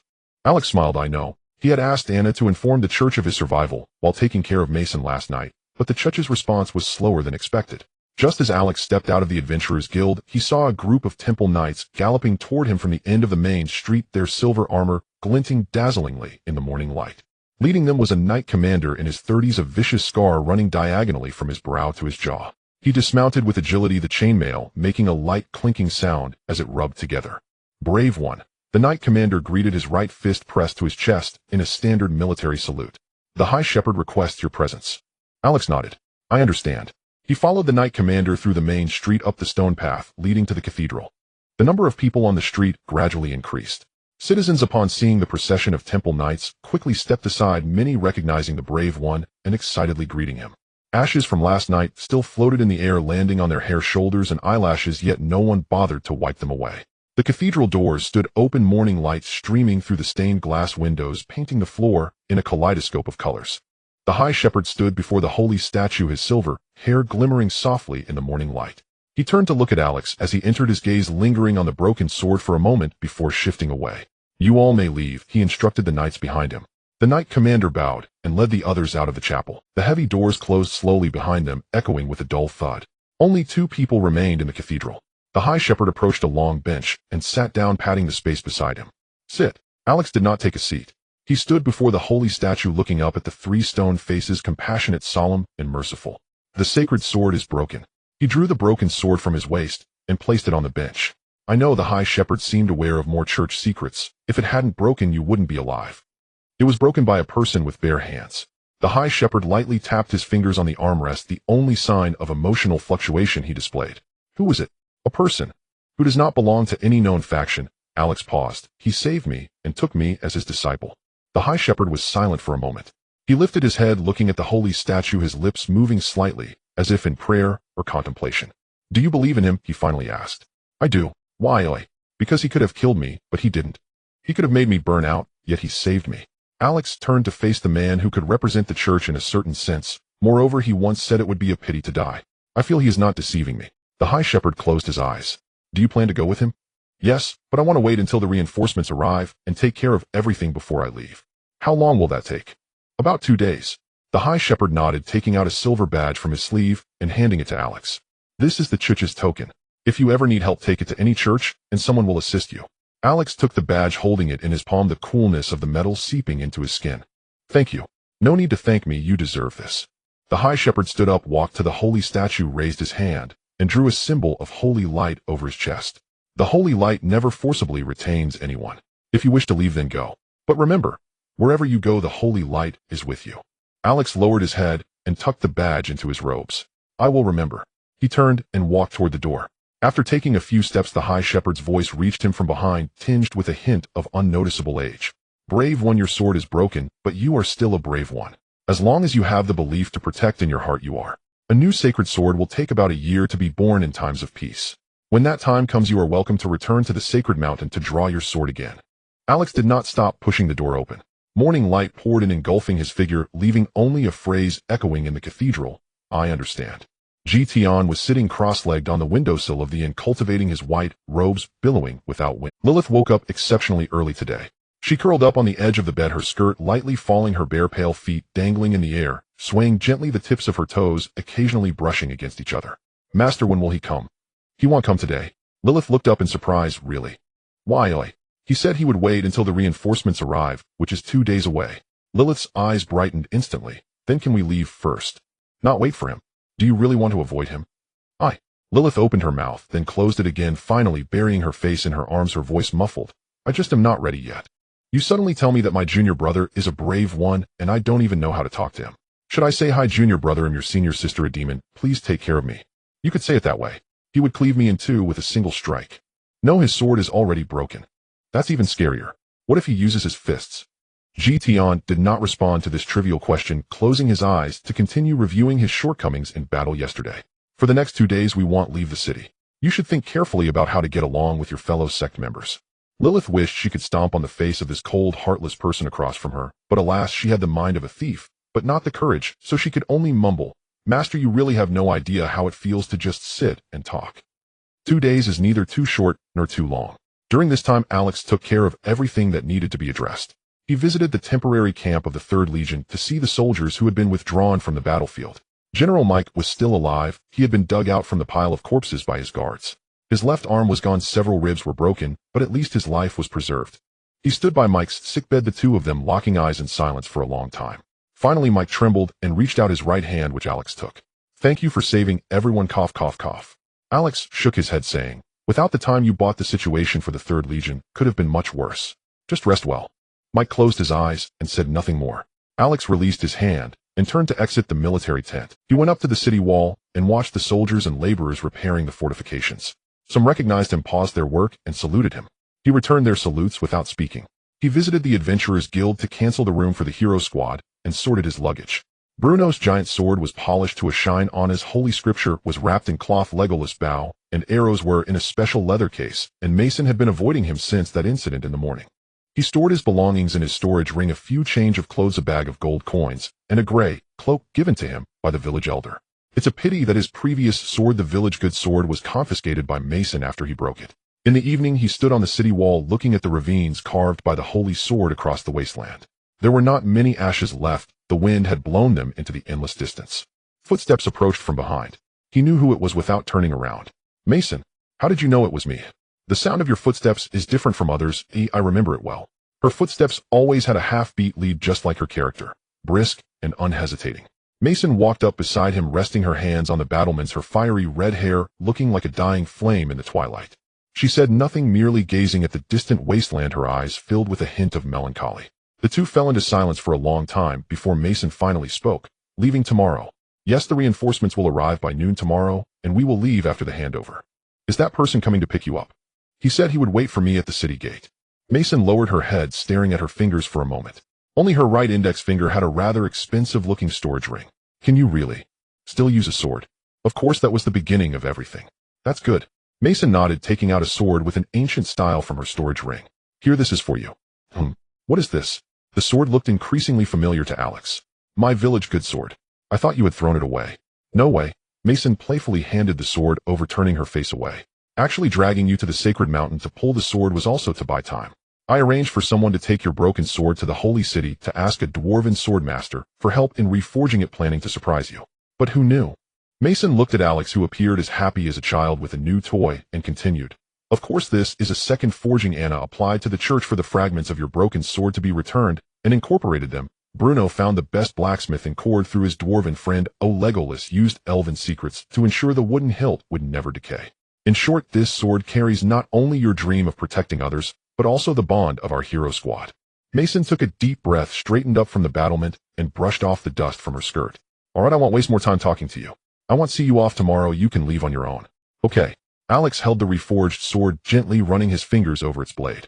The broken part had been fused into a delicate golden pattern, resembling a healing scar, glimmering softly in the twilight. When he looked up again, Mason had already taken a few steps away. Mason. She stopped and turned back with a hint of anticipation in her eyes, asking, what is it? Alex, you wanted to say so much. Thank you. Remember this sword. Remember every word I have said. Wanted to say, wait for me to return. I won't make you wait too long. Wanted to say. Some words had been hidden for a long time, since the first time he met her by the river outside a small town, where she was grilling fish with her staff, turning them into charred husks, and confidently claiming, this is charcoal grilled flavor. But the words got stuck in his throat, and somehow took a turn. Have you eaten? Huh. The twilight cast a layer of orange light on her face, her bright red eyes widening. In surprise, her lips slightly parted, confirming whether she was hearing things. You called me just to ask this? Yes. No. She had nothing more to say to this fool in front of her voice carrying a hint of nasal tone she wasn't even aware of. I haven't eaten since morning. I'm full of anger. Alex's heart felt like it was gently tugged by something. He hung the reforged sword at his waist, trying to keep his voice as steady as usual. I invite you to eat before you leave. Mason turned her head, quickly wiping her eyes with her sleeve before turning back, her chin slightly raised. I want to eat golden acorns, the most expensive ones. Order a whole table and take leftovers if there's any. All right. And I want to drink their hidden wine, the most expensive bottle. All right. I want to eat you poor to the point where you are deeply in debt, where your new teacher won't want to pay off your debts for you, and you'll be expelled from your sect, having to rely on me to support you. Sorry, that's not going to happen. You idiot. In the corner of the Golden Acorn restaurant, Lilith was poking the last small cake on her plate with a fork, her purple eyes fixed on the sunken cream dessert, seemingly making some significant decision. Master, do you think if I eat this it will make me seem like a big eater? You already are a big eater. Lilith pouted but still stuffed the cake into her mouth, protesting indistinctly. I'm in my growth period. I need nutrition. Tian held a cup of tea that had long gone cold, listening to his disciple continue to argue while his gaze drifted towards the window. His divine sense had already captured the two approaching figures, one with golden hair, the other with fiery red long hair, walking towards this direction along the main street. Tian's divine sense gently swept around the two. Alex's aura was much steadier than 2 days ago. Both his magical and life forces had fully recovered. Mason's aura, however, was in a different state. Her heartbeat was considerably faster than normal, and her breathing was somewhat unsteady. The restaurant door swung open, and the wind chime jingled. Alex walked in briefly, scanning the hall, his gaze lingering on the table in the corner. He spotted Tian nodded slightly, and then casually led Mason to a window-side seat. After Mason sat down, her gaze flitted across the menu, clearly distracted. She occasionally glanced at Alex, only to quickly look away, her fingers unconsciously tracing circles on the edge of the menu. With extraordinary wisdom, Tian raised his teacup, concealing the faintest hint of a smile at the corner of his mouth. Yes, he could see the nature of the relationship between the two sitting across from him. He used his divine sense to communicate, his voice resonating directly in Alex's mind. That red-haired one, who is she to you? Alex's body slightly stiffened, but quickly returned to normal. He took a sip of water, silently reciting in his heart, just a teammate. I will say goodbye to her. He feared that his newly recognized master would choose to help him because he could not sever his ties, doing something to harm Mason. He had seen some cult organizations doing this during his travels across the continent. Not just that. Tian's tone was firm, having seen through everything. The way she looks at you and the way you look at her is different. Also, my Wind Spirit Moon Shadow sect is a reputable sect, not a cult. Alex originally wanted to say, all cults think they are righteous, but realizing that the other party could read his mind, he hurriedly retracted his thoughts. You can bring her along. Tian's voice was calm, yet it sounded like celestial music to Alex's ears. The Wind Spirit Moon Shadow sect does not prohibit romantic relationships as long as they do not affect cultivation. Oh, Alex exclaimed in shock. At this moment, only one thought remained in the heart of this former hero. I should have been told earlier. What do you mean by Tian frowned. You didn't ask back then either, and besides, saying goodbye to everyone was your own suggestion. Anyway, the person across from you is about to speak. Mason's voice, laced with worry, came from across the way. Alex, what's wrong? You suddenly went just now, and then started spacing out. Is it the after effects of the Liberation Holy Sword? Alex snapped back to reality, looking into Mason's concerned, fiery red eyes, and felt a mix of amusement and disbelief. It's not the after effects, it's my master. He just told me something in a very special way. What did he say? Mason frowned slightly, instinctively feeling that the so-called master who had taken Alex away was not a good person. Alex decided to tell the truth, he said. The Wind Spirit Moon Shadow sect does not prohibit relationships as long as they do not interfere with cultivation, so you can come with me. He suppressed his inner joy, trying to keep his tone calm. Mason was momentarily stunned. She stared at Alex's face, as if confirming whether he was joking or not. 1 second, 2 seconds, 3 seconds. Her face suddenly flushed bright red from the base of her neck all the way to the tips of her ears, even redder than, You idiot. She suddenly stood up, knocking her chair over with a loud crash, startling several nearby tables of customers. Why didn't you ask sooner? I'm sorry. Alex instinctively touched his nose. I forgot to ask. Hey, why are you taking out your wand? Mason had drawn out a wand inlaid with a large ruby from her waist, pointing the tip at Alex with orange-red light flickering between the wand. You idiot. You've made me suffer these past 2 days. Calm down, Mason. This is a restaurant. I don't hurt anyone else. Even now, you're still thinking about others. Don't underestimate the control of an outstanding graduate from the Royal College of Magic over magic. With that, the tip of the wand exploded into a blazing fireball the size of a head, instantly illuminating the entire corner as the fireball whizzed toward Alex's chest. Alex, knowing he was in the wrong, did not dodge. He was pushed back half a foot along with his chair, his shirt singed in patches, but his skin only bore a red mark, clearly indicating that Mason had held back. Nearby tables of diners looked over. A waiter froze in place, unsure whether to step forward. Mason had already stood up, wand still aimed at Alex, her eyes slightly red. Do you know how I've been these past 2 days? I thought you were going to become a hermit and that I would never see you again, only for you to tell me. You just forgot to ask. Alex looked down at the singed mark on his chest, raised his hand to pat off the ash, and sincerely replied, It was my fault. I will remember next time. Mason raised her wand again. You want a next time? Alex quickly corrected himself. There won't be a next time. Mason glared at him for several seconds and finally huffed, putting away her wand and sitting back down, turning her head away from him. But Alex noticed that the fingers gripping the wand were still slightly trembling. Are we still ordering? Yes. The most expensive. Master, those two are so awkward. Seeing the hero and his teammate come in, Lilith quietly hid behind Tian, peeking out to observe them, immediately recognizing their relationship, then foolishly chuckled. But I love watching this. Tian rarely nodded. I also love watching this. The next day at noon, as the flag of the First Legion appeared on the horizon, a low horn sounded from the walls of Court City.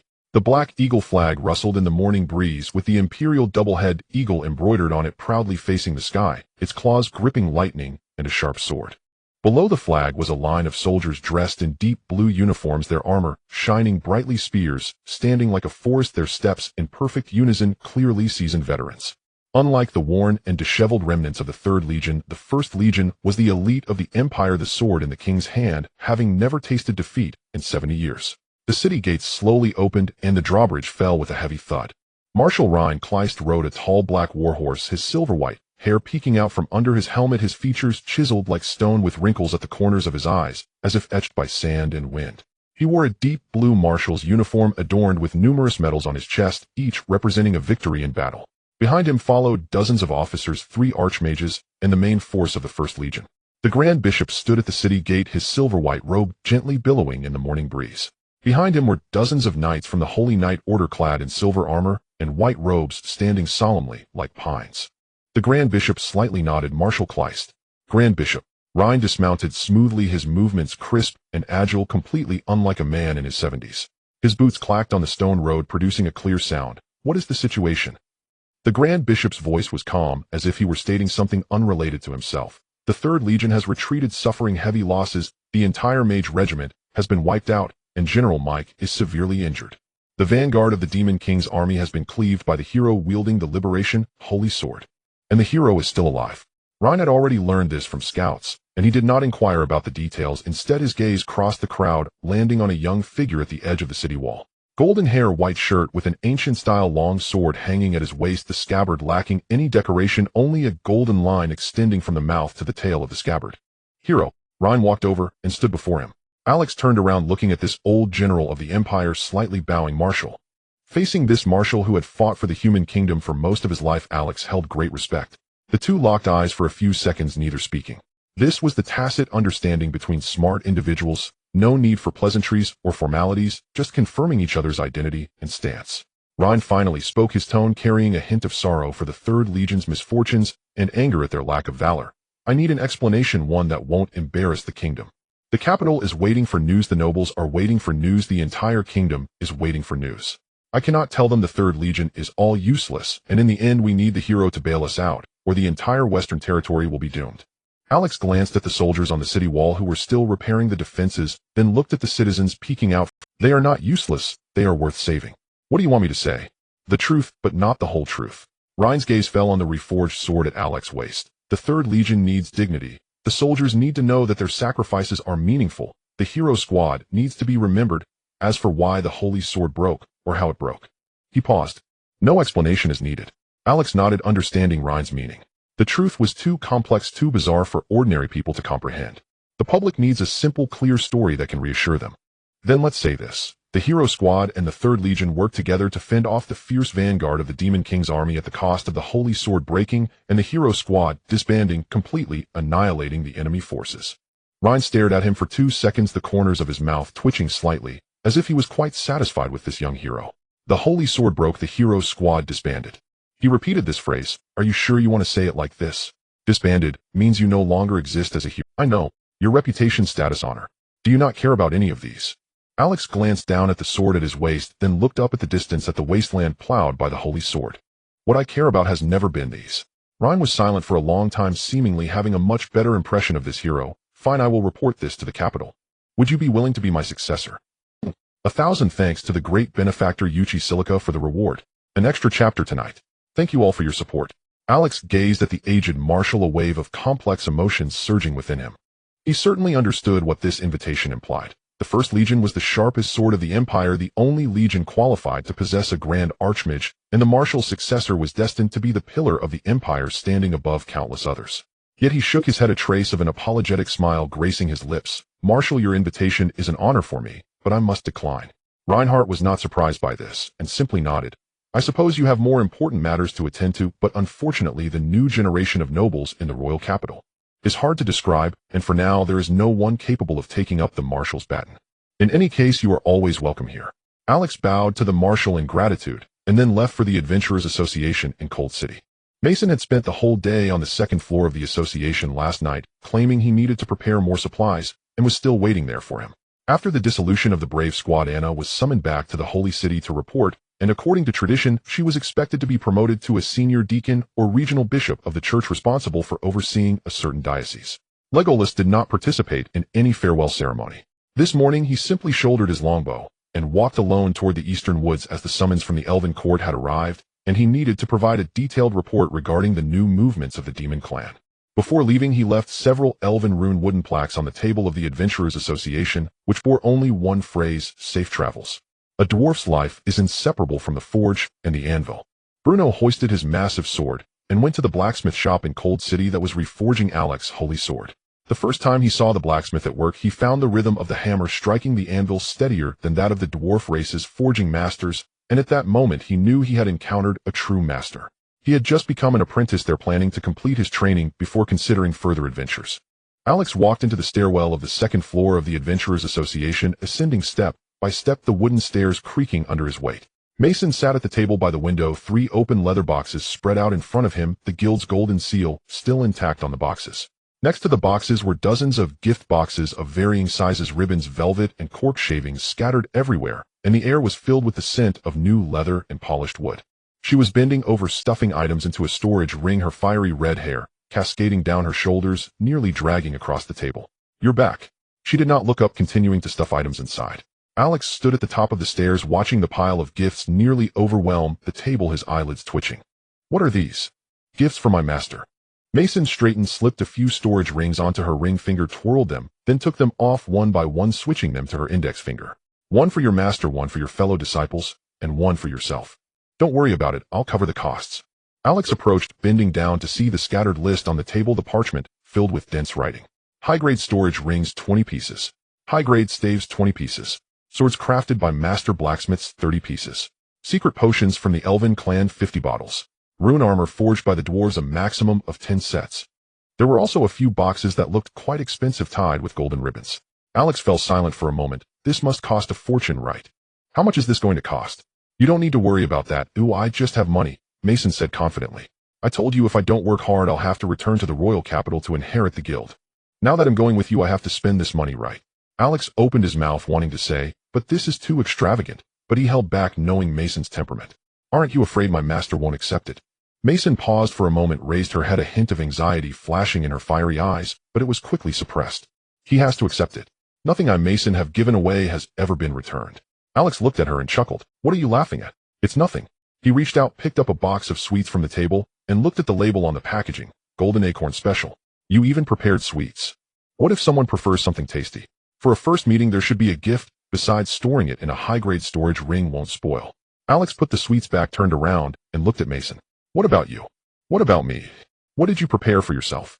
Mason froze for a moment, looking down at her empty fingers, then glancing at the already distributed gifts on it. It seemed that indeed nothing was left for herself. She frowned. "I don't need anything." Alex pulled out a small cloth pouch from his pocket and placed it in front of her. The pouch was small, tied with a simple hemp string. "What is this?" "Open it and see." Mason untied the hemp string and found a hairpin resting inside. It was silver, the pinhead shaped like a blooming rose with a tiny ruby embedded in the petals, glowing softly in the candlelight. It was not a precious item, nor was it of top-notch craftsmanship, but it was elegant.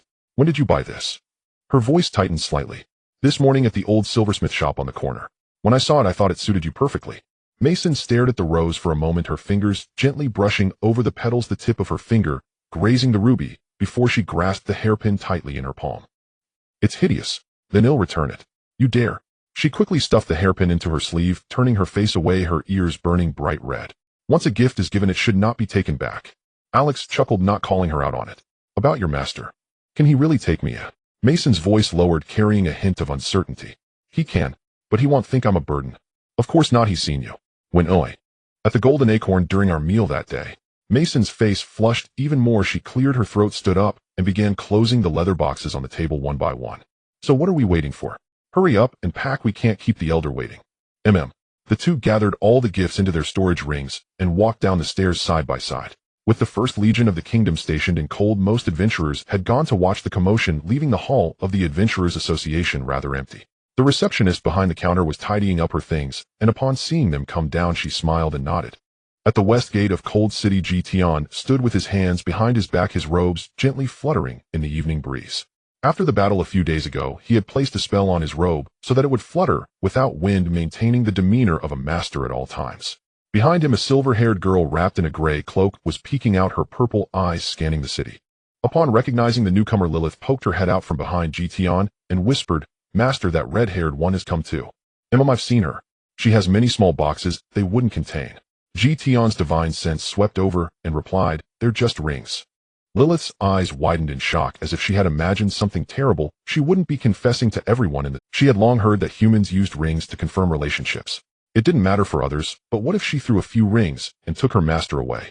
After all, her master was so innocent. What if he got tricked by a bad woman? Though she had already seen that the woman had her heart set on someone else. But what if? No, I must prevent this from happening. She straightened up behind Tian, puffed out her chest, trying to look more imposing. With a slight stumble, rationality regained its hold over Lilith's intellect, and she decided to refrain from any actions, opting to remain unchanged in the face of uncertainty. Tian's gaze passed over Alex, landing on the red-haired woman behind him, who was clutching several small boxes. Mason was swept by that calm gaze. Although he recognized it belonged to the self-proclaimed Li Feiyu and frank adventurer, he instinctively straightened his back. She had encountered many prominent figures, whether they were nobles from the royal capital, archbishops from the diocese, or deans of magic academies. None had a gaze like this one, neither imposing nor heavy, yet instinctively intimidating. "Senior." Mason tried to make her voice sound steadier, inadvertently using honorifics. "This is a small token of our meeting, not a formality." As she spoke, she piled the small boxes at her feet. Tian glanced down at the heap and raised an eyebrow, asking, "Storage rings?" "Yes," Mason quickly explained. "These contain gifts for you and your fellow disciples. The rings themselves are part of the gifts. The Royal Capital Magic Academy produces only a limited number each year, each with a registration number, and they cannot be stored in another ring, so they can only be brought this way." Tian nodded. He was already aware of the rules regarding storage items in this world, no nesting, which seemed quite reasonable. He casually picked up a ring and probed it with his divine sense. The space inside was not large, roughly 10 zhang on each side, with a somewhat peculiar structure that he could not immediately discern. The only certainty was that the space within this ring was far less stable than his own Zifu storage. "Made by the Royal Capital Magic Academy?" he inquired. "Yes, all rings on the market are uniformly crafted by the Academy, each bearing a magical mark that cannot be replicated." Mason paused. "If you find it insufficient, I can still..." "It's enough," Tian replied, returning the ring and letting his gaze rest on Mason's face. "Your intentions are appreciated." Mason hurriedly waved her hand, saying, No, it's the least we could do." Lilith peeked out from behind Tian, her purple eyes darting curiously. She stared at the rings, then back at Mason, whispering, "With so many rings, she wouldn't really want to take Master away, would she?" Tian glanced at her, and she immediately fell silent, retreating. "Are you all ready?" Alex stepped forward, the reforged sword hanging at his waist with no luggage in sight. All their belongings were stored in the storage ring. He glanced at Mason beside him, saw her had no objections, and then nodded. "We are ready." "Then let's depart." Tian pointed to the rift in the void amidst Mason's astonished gaze, preparing to head to the western mountain range first to retrieve the dragon that had been behaving strangely of late. Since that day, it was frightened away by the forbidden spell. It had been roaming nearby, presumably waiting for Tian to come for it. The red dragon lay in its cave, preparing to pack up and move out. In recent days, its mood could only be described by 5 words: utterly unlucky. The cause of this was a group of oblivious demonkin. On that day, several demonkin intruded upon its territory, clutching a black scaly piece, claiming it was the reverse scale of the holy dragon, and sought its assistance in battle. At the time, it was in a good mood, and simply swatted them away, refusing to reduce them to ashes on the spot. This was the most regrettable decision of its life. Not long after swatting away the demonkin, a human in white appeared before it. The look in that person's eyes still made its scales tense as it recalled the moment. It felt as if it were in a market knocking on a watermelon for a long while, only to hear a sound, and then ask, "Is this melon guaranteed to be ripe?" It became furious at that moment. Then it was beaten. Its proud dragon scales crumpled before that person's fists, and the stars summoned by its dragon language magic were crushed effortlessly like a fragile egg. Having lived for 2,000 years, it experienced despair for the first time. Even more despairing was that after beating it, that person calmly invited it to join his so-called sect. It responded, "The dragon race will never be enslaved," to which the person immediately changed his tune, saying, "Then just be a guest elder." It surprisingly found this human quite reasonable. This was the second most regrettable decision of its life. Just 2 days after establishing the guest elder arrangement, the mountain erupted.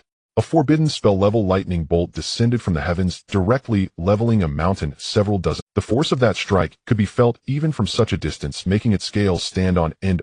Without a second thought, it grabbed a handful of treasures and fled. After flying several dozen, it looked back to see that the lightning was still striking. It shrank its neck and continued to fly.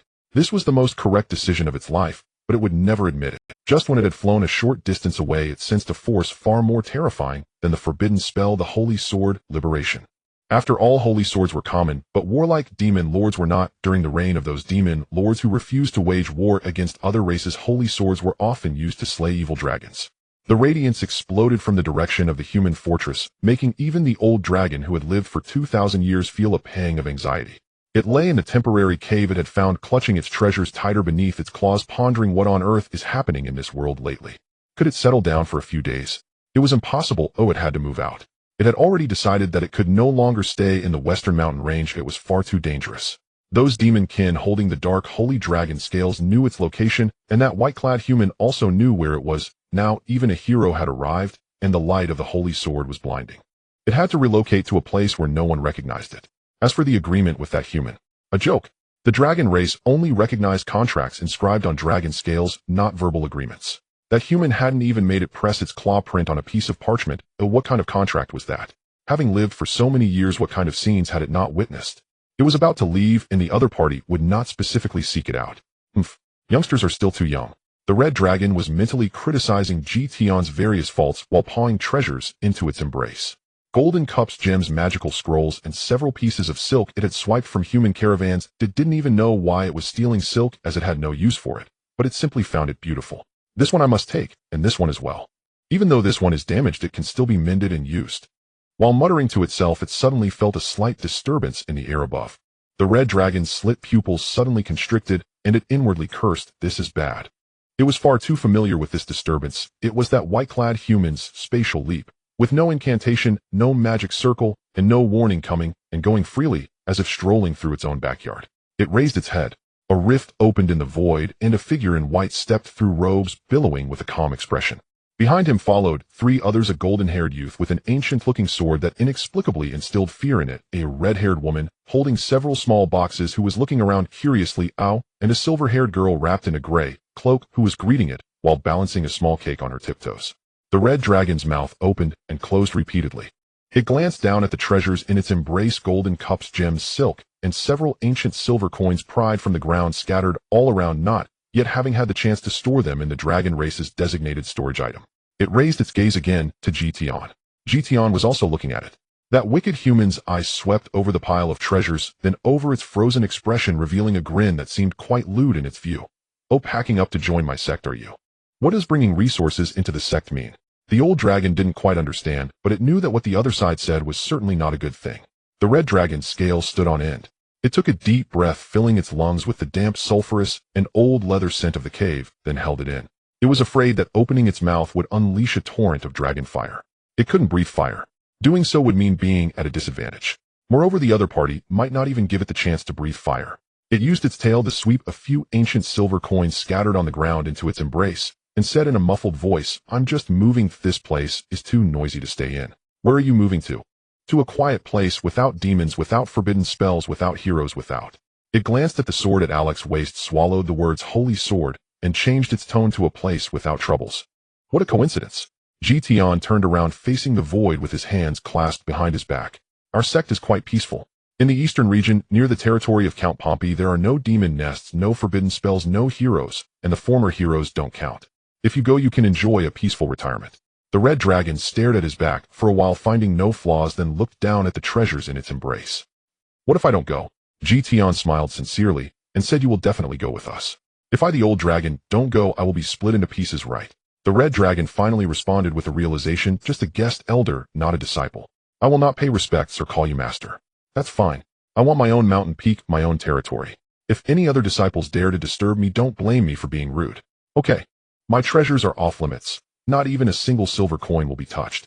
"You're confused, old dragon," Tian said with a pained heart. "Those treasures of yours are of no use just sitting there. They could serve as the foundation of our sect. When I become prosperous in the future, you can tell your dragon friends I invested in a god."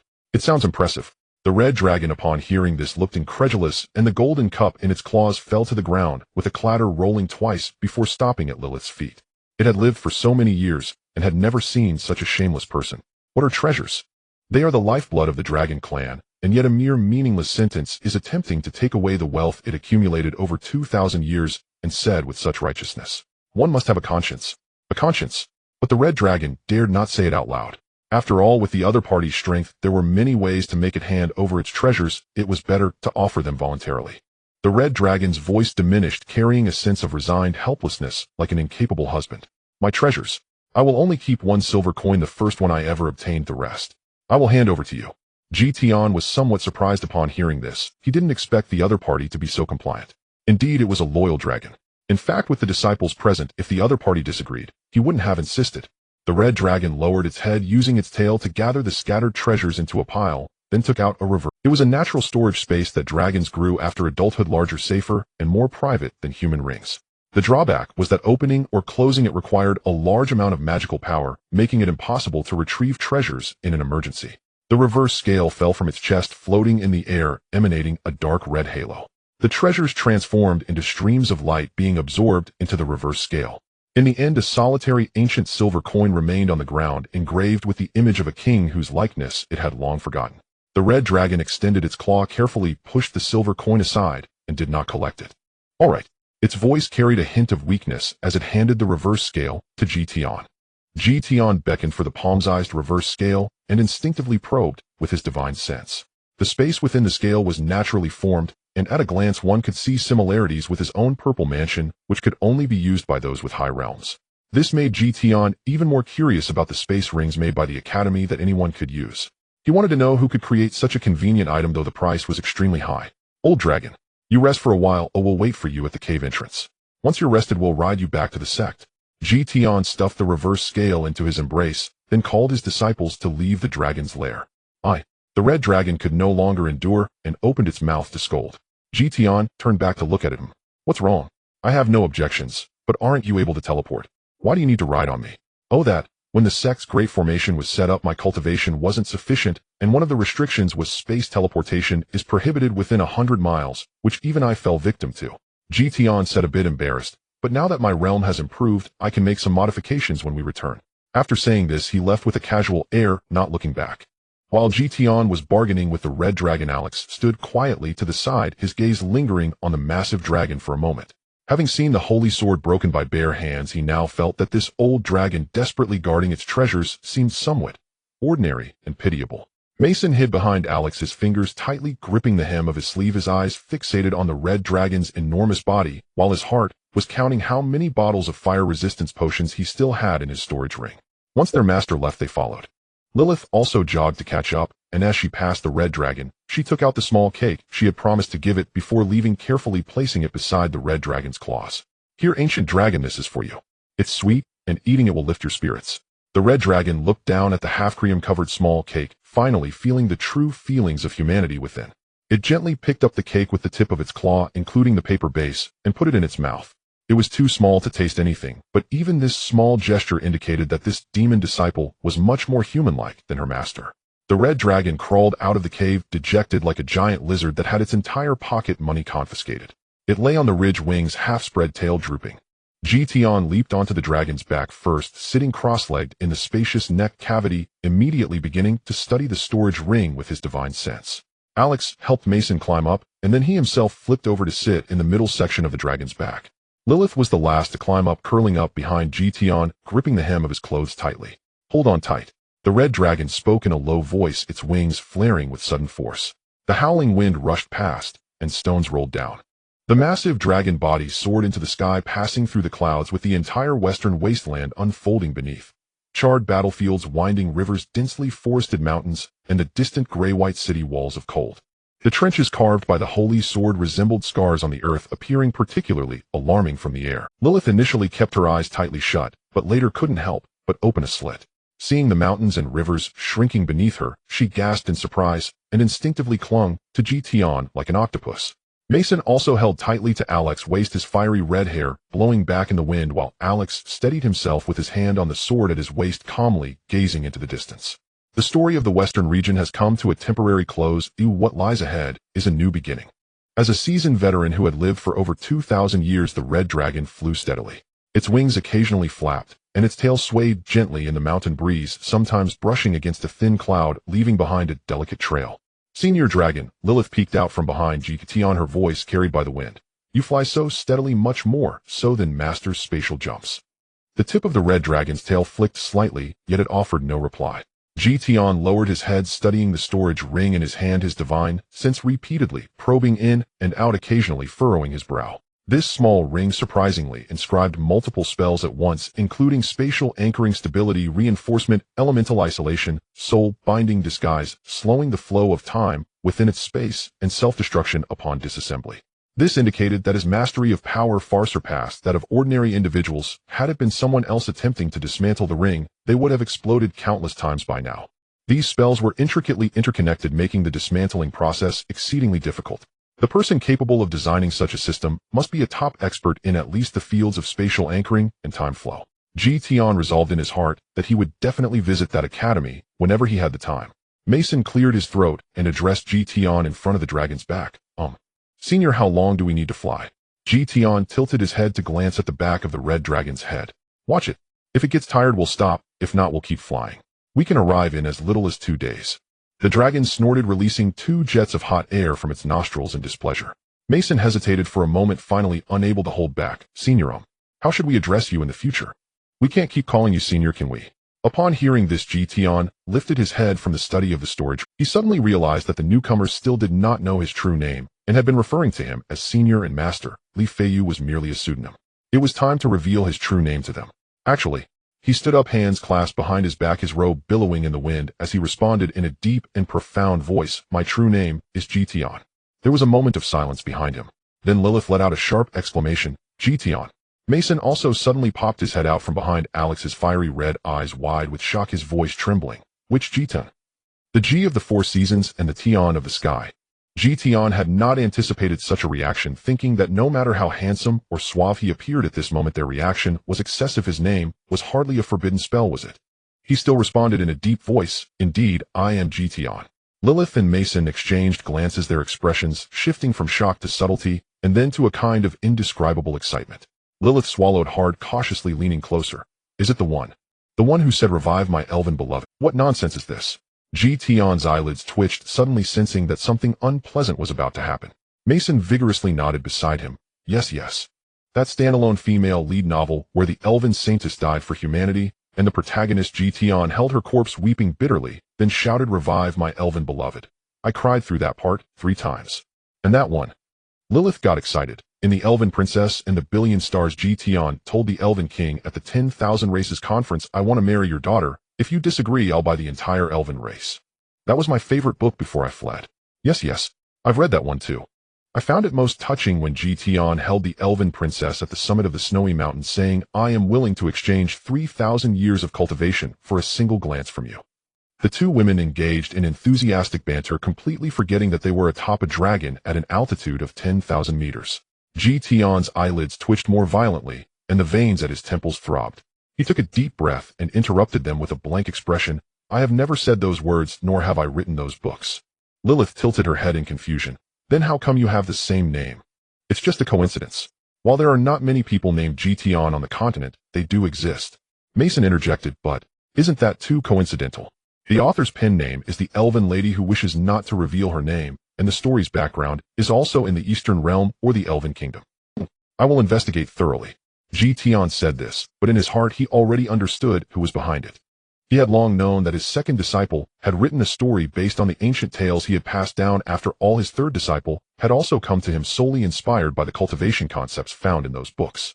At that time he had not paid much attention, as this could promote the concept of cultivation in this world while allowing Ophelia to earn some pocket money. Why not? However, he never expected that just a few years later she would switch to writing romance novels, especially with him as the protagonist. All these events coalesced into Tian's clenched teeth as he muttered, Ophelia. He decided that upon returning to the sect, the first thing he would do was confiscate all of his second disciple's writing tools. No, first he would burn her drafts. No, wait. First he would see what kind of character she had made of him before deciding how to punish her. Achoo! The evening breeze brushed past, causing eyelashes to flutter, and a light, delicate sneeze escaped from the lips of a half-elf who preferred to remain unnamed. Beneath her silver-white, frost-like short hair was a pair of ice-blue eyes that seemed capable of seeing into the hearts of others, with her half-elven pointed ears hidden among her hair. She had a slender waist and a graceful figure, currently holding a pot of tea. The tea smoke curled up, spilling from the pot spout, sketching a faint white line in the dusk. Ophelia gently set the teapot back on the stove, her silver short hair cascading down to her ears, and those pointed ears slightly reddened in the warmth. Alice peeked her head halfway through the door, dew from the evening still clinging to her hair. "Second sister, you just sneezed. You wouldn't be catching a cold, would you?" Ophelia turned around, her ice blue eyes calmly glancing at her, gently saying, "Half-elves do not catch colds, did you? Why aren't you cultivating in the back mountain at this hour, and what do you want from me?" Alice chuckled, pulling out a scroll of parchment from behind her, densely filled with writing. "This is a new manuscript, sister. Take a look for me. This time it's from the female lead's perspective, and Tian is the antagonist, ultimately moved by the female lead's deep affection, crying in her embrace for a long time. I won't read it. Please, second sister, this is my one-time request in a lifetime." Ophelia initially intended to say, "This is your 17th one-time request," but seeing Alice's pitiful expression, she softened her heart and accepted the manuscript. She recalled when she initially wrote her long cultivation work, pouring nearly 1,000,000 words onto the page, but the cost of paper and ink was exorbitant, resulting in only a single book, which ended up lonely in Alice's hands. Later she discovered that long works were too expensive and no one was willing to buy them, leading her to consider putting. It was Alice's persistent nagging that led her to provide plot ideas and promise that short romance would definitely be popular. The only request being to change the protagonist's name to Tian, under the pretense of spreading his name to the world, which is why she reluctantly switched genres. These books later indeed gained popularity in all places except the Eastern Realm. As for why they didn't explode in the Eastern Realm, that is naturally due to Alice's father, the Duke of the Eastern Realm, forbidding it. He considered it merciful to allow these books to be printed in the Eastern Realm. He would never agree to the circulation of a writer's books, which could lead his daughter to cultivate that kind of immortal path in his territory. But this was fine too. Ophelia sighed, flipping to the first page. "Achoo. Second sister, you must have caught it." "I haven't." Ophelia also felt something was strange and decided to do some divination after sending her. Ophelia flipped to the last page of the manuscript, gently closed it, and paused, her fingertips on the cover where the characters Tian were inscribed. The writing is exquisite and the plot is touching. She evaluated honestly. "It's just what?" Alice leaned closer, her face full of anticipation. Ophelia raised her gaze to her, a hint of subtle guilt flickering in her icy blue eyes. "Have you ever thought about changing the protagonist's name?" Alice was taken aback. "Change the name? Why? Tian is such a nice name, both imposing and ethereal. Readers love it." Ophelia pondered, her words cautiously. What if Master himself saw it?" Alice blinked, then laughed. "How could that be? Master resides in the East and never reads romance novels. Our book isn't sold in the East, so he won't see it. Besides, even if he did see it, he possesses a broad mind devoted to the Tao. Oh, how could he hold it against us?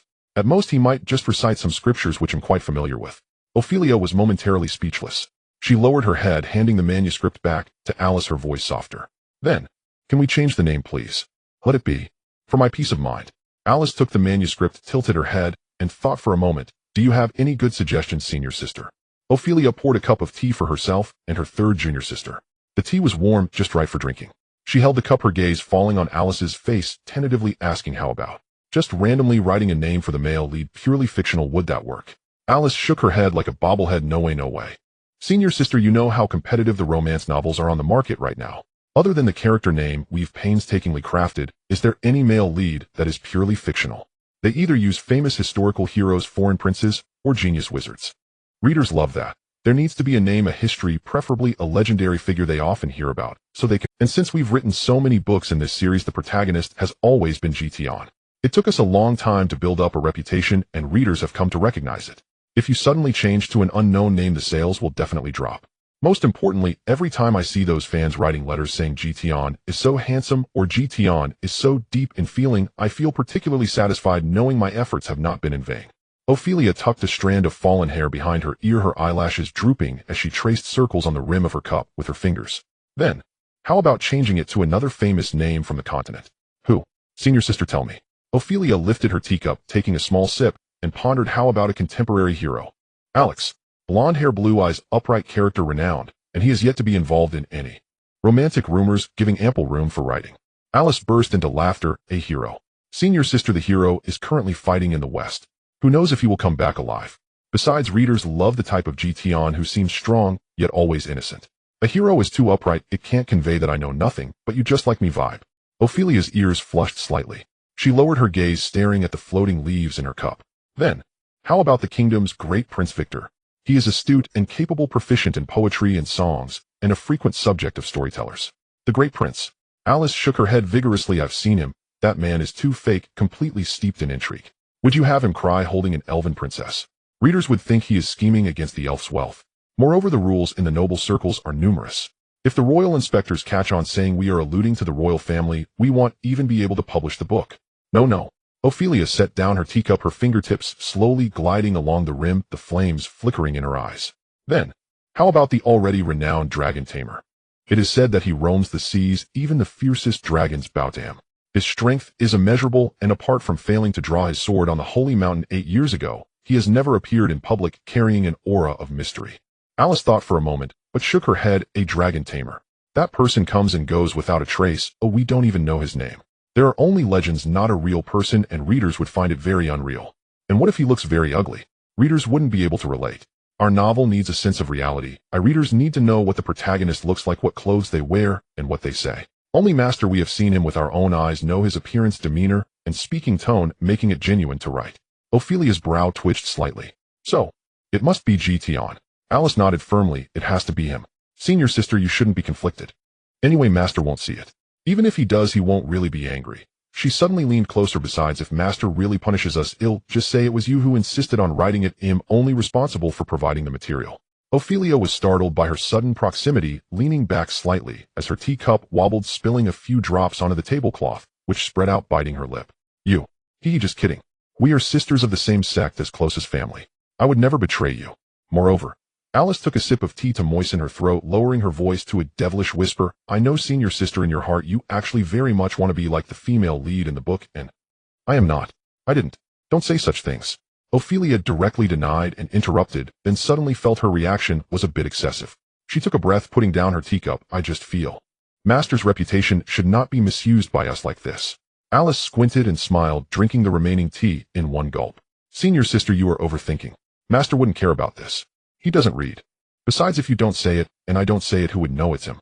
Outside the window, the last hint of twilight sank into the mountains, and the first star twinkled in the sky.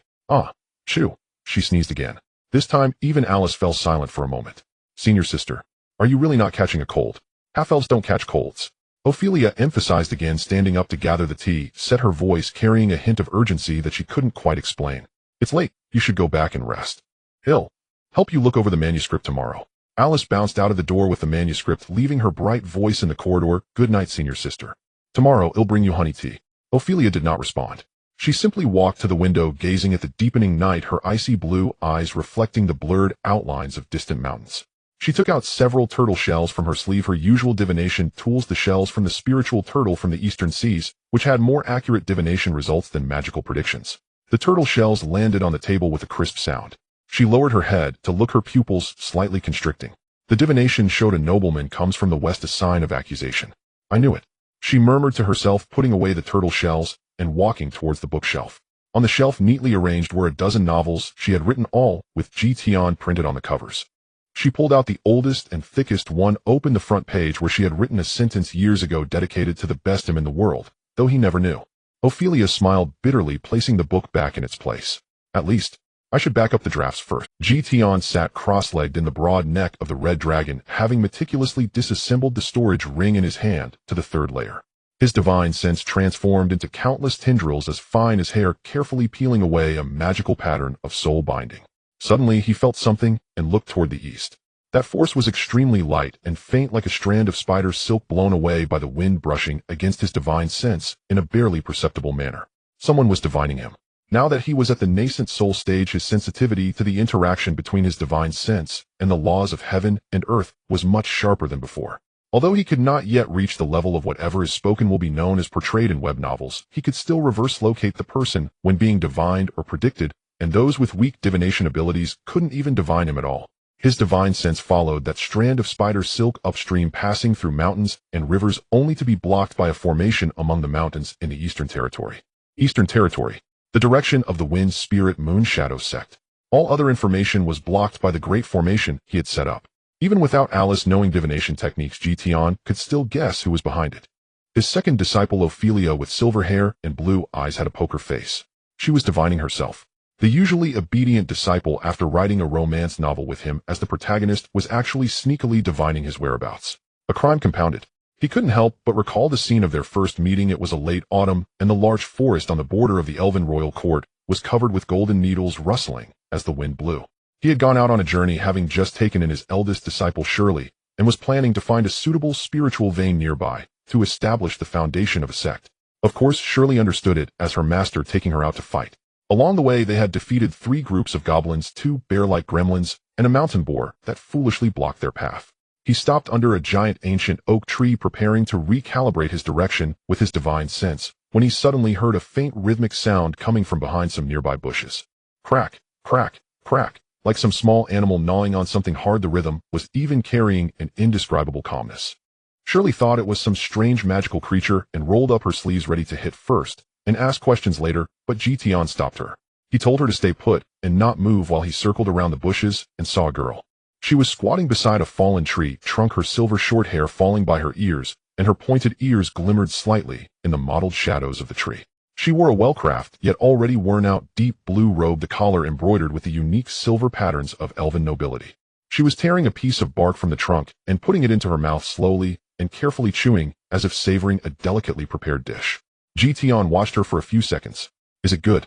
The girl looked up, her ice blue eyes calmly meeting his gaze without any sign of panic or embarrassment. She simply swallowed the bark in her mouth and replied slowly, "The inner bark of a birch tree has a better texture than that of an oak." "How long have you been hungry?" 3 days. She paused. "Maybe 4 days. I can't remember clearly. I got lost." Tian nodded, his gaze sweeping over her. Her magical circuit was shriveled, her mental power exhausted, and her body was at its limit. Even in such a starving state, her posture remained upright, her tone calm, and even the rhythm of chewing the bark was not disrupted in the slightest by his presence. He found this Halfel's personality quite interesting at that time. "What is your name?" "Ophelia, no surname." She lowered her eyelashes. "My mother was human and has passed away. My father is an elven noble, but he does not like me and thinks I am a shame." "So you ran away from home?" "Yes." "Where to?" "I don't know." Ophelia raised her head, her ice blue eyes reflecting the light filtering through the gaps in the ancient oak canopy. "Anywhere is fine, and wherever I go has infinite futures." After hearing this, Tian called her a typical web novel protagonist. "Then do you plan to seek revenge on your father in the future?" Ophelia shook her head. "He just doesn't like me and thinks I am a burden. He hasn't treated me poorly in general, and this time, he also tacitly approved of my leaving. If I must say, he has been kind to me." While she was not the type of protagonist he was familiar with, Tian extended his hand and offered her a piece of dry food. Ophelia did not take it, and instead tore another piece of bark from the trunk, putting it in her mouth and slowly chewing. "I am not a beggar." Her voice was soft yet stubborn. Tian placed the dry food on the tree stump beside her. "I know. This is an investment, a cause and effect, and you will have to repay it in the future." Ophelia's actions paused for a moment, a hint of confusion flashing in her ice blue eyes. "Investment? Cause and effect? Yes." Tian stood up, brushing off the fallen leaves from his robe. "I plan to establish a sect, and am currently recruiting. If you really have nowhere to go, you can come with me first. Room and board included, but once you learn some skills, you will have to help me with work." Ophelia stared at him without blinking for a long while, as if confirming whether this person was trustworthy. Then she stood up. Having squatted for too long, her legs had gone numb, and she swayed slightly before steadying herself by holding onto the tree. She walked to the edge of the tree stump, picked up the piece of dry food, broke off a small piece to put in her mouth, chewed a couple of times, and frowned slightly hard. Tian replied seriously, "It's dry food, of course it's hard." He would never tell her that this was a failed product of his alchemical attempts at making a pill to suppress hunger, essentially a malformed pill. Ophelia said nothing more, carefully stowing away the remaining dry food in her clothes, silently following Tian's footsteps. Later she became Tian's second disciple, arguably the most worry-free one, whose divination abilities were even astonishing to him. Her only flaw was that she rarely called him master. He didn't mind this, thinking it was just the nature of elven blood. Until now, that seemingly obedient disciple had actually been led astray, daring to write about him. He recalled the romantic novel plotlines that those 2 women had been reciting on the dragon's back earlier, suppressing the inexplicable irritation in his chest as he patted the side of the red dragon's neck. "Old dragon, speed up." The red dragon, who had been enjoying the glide with its eyes closed, nearly choked from this pat, snorting out 2 puffs of black smoke. "What's wrong now?" Its voice carried a hint of impatience. Something came up. Tian's tone was flat, but the red dragon sensed the undeniable firmness in his words. "What could be so urgent? Didn't you say you wanted to study the ring, improve the formation, and—" "Speed up." The red dragon swallowed the rest of its words, flapping its wings vigorously. The howling wind surged, and its body shot forward like an arrow. The airflow on the dragon's back became suddenly turbulent. Lilith was so windblown that she couldn't speak, only clinging tightly to Tian's waist, her silver hair flying wildly behind her like a flag. Mason quickly tightened his hold on Alex and shouted, "Senior, what's going on?" "Nothing." Tian's voice was intermittently carried by the wind to everyone's ears. "One of my disciples at the sect misses me. I'm going back to check on her." The wings of the red dragon drew two arcs in the night wind while the mountains of the eastern region unfurled like ink wash under the moonlight. "We've arrived." Tian stood up, his robe clinging tightly to his body in the high-altitude airflow. He pointed below to a valley shrouded in mist. "Their Feng Lingyuing sect." Alex followed the direction of the finger and looked down where the outlines of several stone peaks faintly emerged through the clouds and mist, shimmering with spiritual light almost imperceptible. Once Tian performed a spell to unveil the hidden formation, a cluster of buildings could be seen in the valley, not large in scale, with green tiles and white walls nestled among ancient pines and cypress trees. Mason also leaned out, surprised. "There's a formation. I can't sense any magical fluctuations inside at all." "That's natural. It's the protective grand formation. I personally arranged the primordial 5 elements formation. Based on the spiritual energy of heaven and earth, the 5 elements generate each other, creating a self-sustaining cycle. To outsiders, it merely appears as a desolate mountain."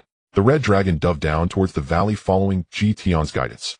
In the instant they passed through the cloud layer, an invisible film of light brushed over the dragon's body, as if passing through a layer of warm water. Inside and outside the formation, 2 worlds.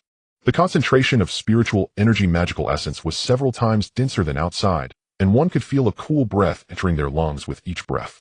A clear stream flowed gently down the mountainside, bordered by spiritual herbs transplanted by Tian from various places, glistening under the moonlight.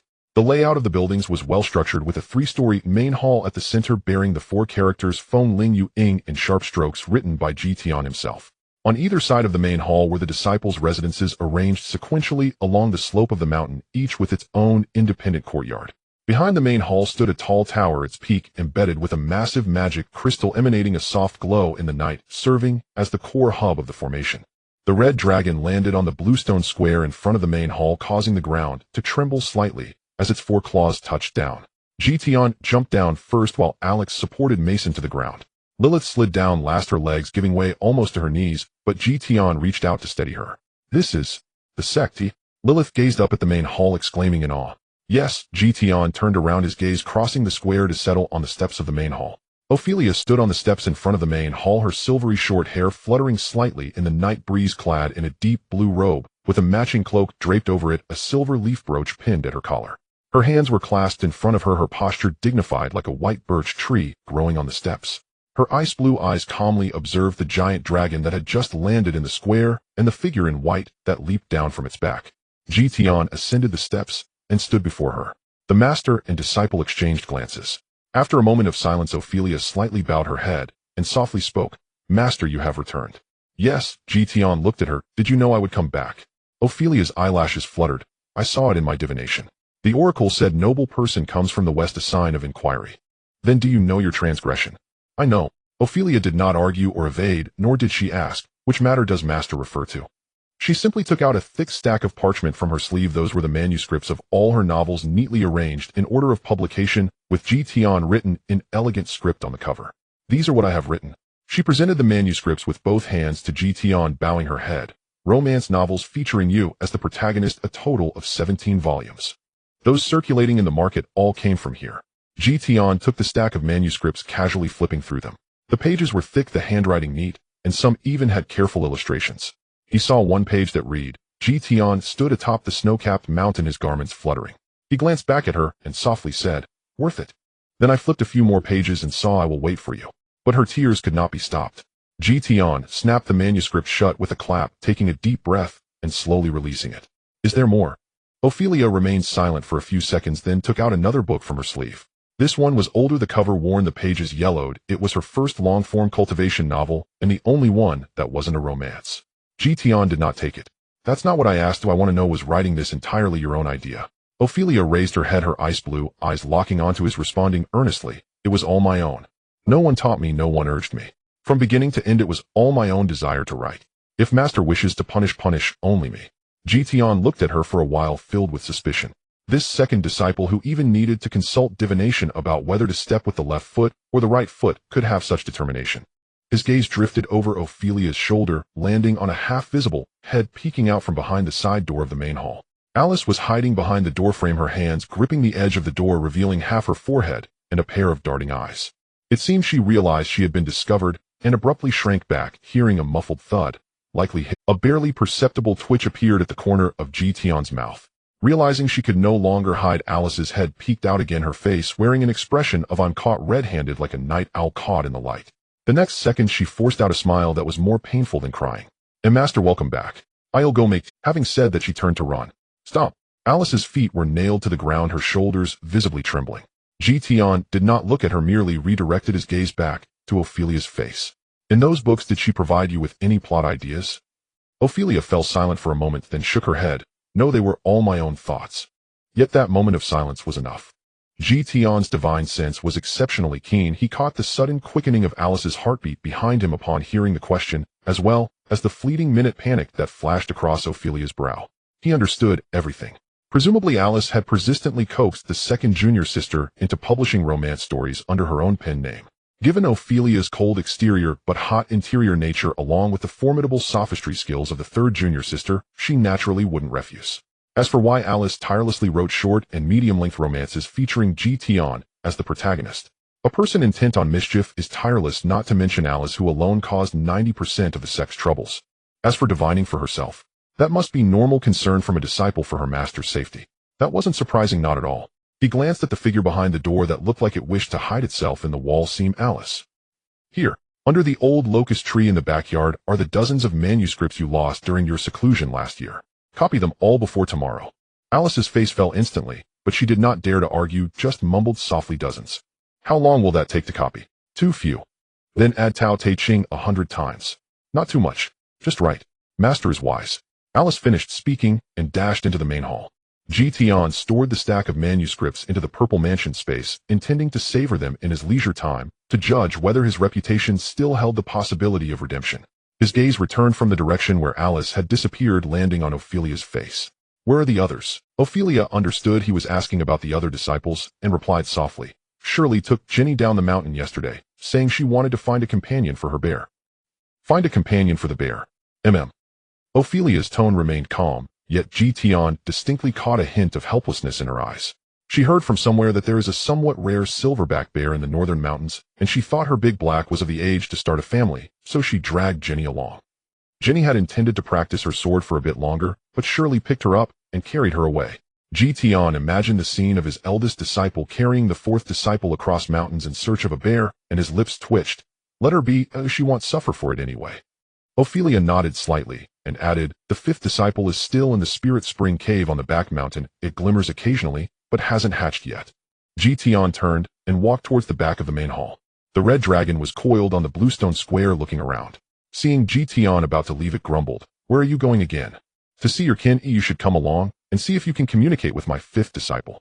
The red dragon exhaled 2 jets of hot air from its nostrils, reluctantly stood up, and its foreclaws thudded against the stone slab. Tian turned back and said, "Ophelia, you take your junior brothers and sisters to tour the sect first." Alex and Mason, who had been on the dragon's back, had already dismounted and were standing by, looking around at the buildings. Upon hearing this, they followed their second senior sister as she walked away. Lilith still felt a bit fearful of the seventh junior brother's sword and did not follow her second senior sister. She tugged at Tian's sleeve and asked softly, "Master, is my junior brother or junior sister really in the Spirit Spring Cave?" The Spirit Spring Cave is located on the mountainside behind the main hall, with a stone staircase winding upwards, flanked by various The Spirit Spring Cave is located on the mountainside behind the main hall, with a stone staircase winding upwards, flanked by various mushrooms that Tian had transplanted using his divine powers. Moonlight spilled onto the leaves, shimmering with a silvery glow. The cave entrance was covered by a thin layer of light membrane, a nurturing array set by Tian that could gather spiritual energy while maintaining constant temperature and humidity. Tian raised his hand to brush aside the light membrane and stepped into the cave first. The cave was not dim. Several luminous stones embedded in the walls cast a soft glow, illuminating the entire cave like a tranquil chamber. In the center of the cave was a natural stone platform topped with a thick layer of spiritual grass, on which lay the dragon egg was about the height of an adult dwarf, its surface a deep green color covered with intricate silver patterns, lying quietly there, occasionally flickering as if it were breathing. Tian approached the edge of the stone platform, looking down at the egg and back. The silver patterns on the eggshell flickered twice before falling silent. The red dragon squeezed into the cave behind him, its massive body blocking most of the entrance. It stretched out its neck, staring at the egg for a long while, exhaling 2 jets of sulphurous hot air. It does indeed have the aura of a dragon egg, and it's quite a bit larger than the one I hatched from. How strange. Do you usually keep it like this? Yes, Tian replied. After discovering this egg, I nurtured it with magical essence, spiritual energy, allowing it to listen to the Tao all day. Logically, it should have been convinced by my profound techniques and hatched by now, but it has not come out for 3 years. Have you ever been a dragon? The red dragon tilted its head to look at him, disdain evident in its vertical pupils. Some things are not as simple as you think. Tian raised an eyebrow. He had indeed never been a dragon, otherwise he wouldn't be asking the red dragon how to hatch eggs. I would like to hear more. Hatching a dragon egg is not dependent on the amount of magical essence or what Tao it listens to. The red dragon snorted, sweeping its tail against the cave wall, knocking off a few small stones. The young of my dragon clan can come out whenever they want. You just need to create an environment suitable for natural hatching. Tian fell silent for a moment, his gaze returning to the egg, the patterns on the shell flickering again, as if in agreement with the elder dragon's words. Then what should I do? Wait, the red dragon replied succinctly. You're not its father, so why worry? It calls me master. It doesn't even have a mouth, how can it call you? The red dragon scoffed. Our dragon clan has its own rhythm, you don't need to worry about it. When the time comes, it will naturally hatch. Instead of urging it, you should adjust the array at the entrance, raising the temperature by 0.5 degree and lowering the humidity by 10%. The blue patterns on its shell indicate it leans towards the fire element. Too much moisture is uncomfortable for it. Tian did not expect this honest dragon to be knowledgeable, so he immediately walked to the entrance to begin adjusting the parameters of the array. The red dragon lay beside him, its vertical pupils half closed, occasionally offering pointers. Move this small array 0.5 inch to the right, brighten that rune a bit. Yes, that's the one. Don't force it with magical power, follow the patterns on it. Lilith squatted by the stone platform, gently poking the eggshell with her fingertip. The silver patterns on the eggshell flickered as if being tickled.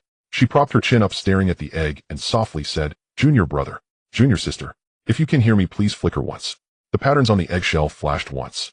Lilith's eyes brightened, and she leaned in closer. Flicker again. It flashed again. Can you understand what? Do you know I'm your 5th senior sister? Can you hatch faster? If you do, as long as you call me senior sister, I'll take you out to enjoy delicious food. The silver patterns on the eggshell flashed 3 times, then went completely dark. The red dragon exhaled a puff of smoke from its nostrils. It's annoyed. Lilith pouted, stood up, brushed off the dust from her skirt, and said indignantly, It hasn't even hatched yet, and already has such a temper. What will happen later? Ophelia led Alex and Mason through the side door of the main hall, entering a long corridor paved with bluestone. Climbing on the corridor pillars were unknown vines with delicate purple flowers gently drooping under the moonlight. This side is the disciples' quarters, the east side is the senior sisters' courtyard, and the west side has a few empty rooms for the junior brothers and sisters to choose from themselves. Mason followed behind her, but his gaze remained fixed on Ophelia's back. The moonlight outlined her slender waist and the slightly exposed contours of her pointed ears, her silvery short hair gently swaying at her neck with each step, giving a first impression that was even more striking than Anna from the hero squad. Senior sister? Mason suddenly spoke. Ophelia stopped, turned her head to look at him, her ice blue eyes sparkling under the moonlight resembling glass. You are so beautiful, Mason sincerely praised, gentle and serene. If you were outside, you would surely captivate a whole crowd. No wonder the sect leader likes you so much. Ophelia's eyelashes fluttered, and a barely noticeable smile appeared at the corners of her mouth. Thank you, but junior sister is also very beautiful, with such rare fiery red hair. Mason instinctively touched the tips of her hair and chuckled. They'll take that as a compliment from senior sister. Mason leaned in a little closer, finally revealing her true intention. Ophelia, senior sister, do you have any new manuscripts of those books you wrote? Can I have a sneak peek? No, Ophelia replied calmly, yet Mason noticed the tips of her ears looked a touch flushed in the moonlight, uncertain whether it was merely the lighting. Let me just take a peek. Please keep walking. Ophelia walked ahead. After a few steps, sensing his disappointment, she softened and said slowly, if you want to see new stories, you can always ask your 3rd senior sister. She has more ideas than I do, and most of those twists were hers. Mason shook off his gloom, suddenly enlightened, and clapped his hands. I knew it. Senior sister, the scenes you write are sometimes unbearably tender, and sometimes so cruel they wound the heart. One person could never invent so many variations alone. So it was the sisters collaborating.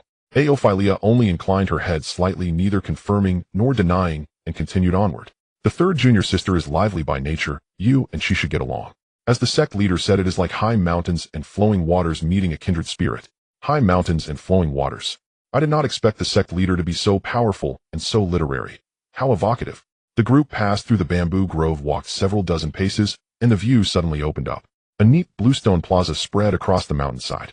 Stakes were set around its perimeter with archery targets. Weapon racks displayed every sort of arm, from long swords to short knives, from spears to meteor hammers. Training ground, Aophilia explained.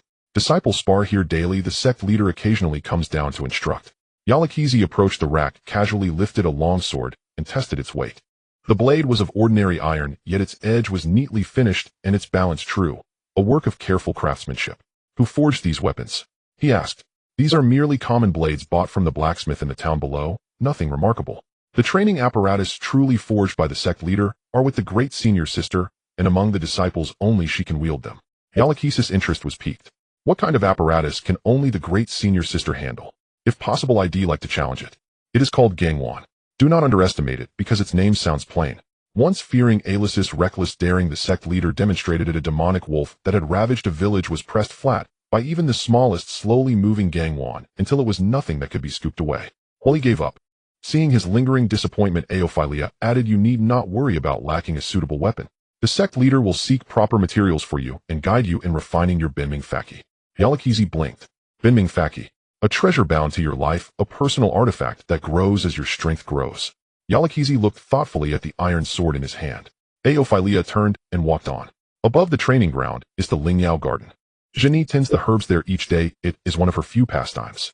She only goes occasionally, but she goes for the mushrooms beside the garden. Mushrooms. The sect leader transplanted them from various places, hoping to cultivate a primary ingredient for producing a perfect foundation-establishing pill, but so far he has not succeeded. Shuali thought the mushrooms tasty and tried one. Oh, she said it was good. Alisai followed suit and ate them as well, then did not leave her bed for 3 days. Mei-sun pictured the scene and resolved to keep his distance from those mushrooms. They passed through a bluestone corridor, and Aophilia stopped before a 2-story pavilion.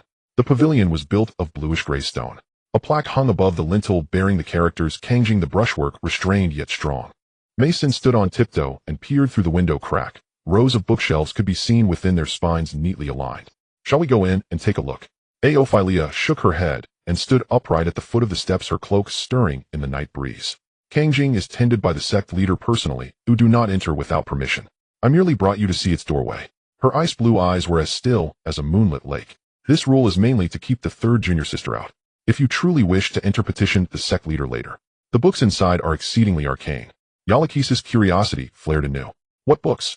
Most are cultivation arts and treatises the sect leader compiled himself. Aophilia paused and added, but they bear other people's names. Mei-sun blinked, thinking he had misheard. Other people's names? Why? The sect leader says those arts were not wholly his original creations. Once atop the mountain watching clouds for 7 days, he dreamed of an old Taoist who imparted inner teachings. Upon waking, he remembered 70% and filled in the remaining 30 himself. Thus the treatise on the foundations of the 5 elements is signed by Wuming Daoshi, the nameless Taoist. There is also the Sword Heart Clarity Manual signed by Jinshin. It is said the sect leader sat beneath a waterfall for 3 days and, listening to the water's music, transcribed what he heard. Mei-sun listened raptly and stepped forward. Does the sect leader have works he assigned himself? There are a few, but very few. Aophilia considered. The Foundations of Fengling Yueying sect is one he wrote by hand and left unsigned. He says he is not yet at the realm to leave his name. The night wind passed, and the wind chimes at Kangjing's eaves rang with a crisp note. Aophilia drew back her gaze and turned to another stone path. The Gongfeng Tang is this way. The path was short, flanked by evergreens. Moonlight broke the branches' shadows into fragments upon the blue stone.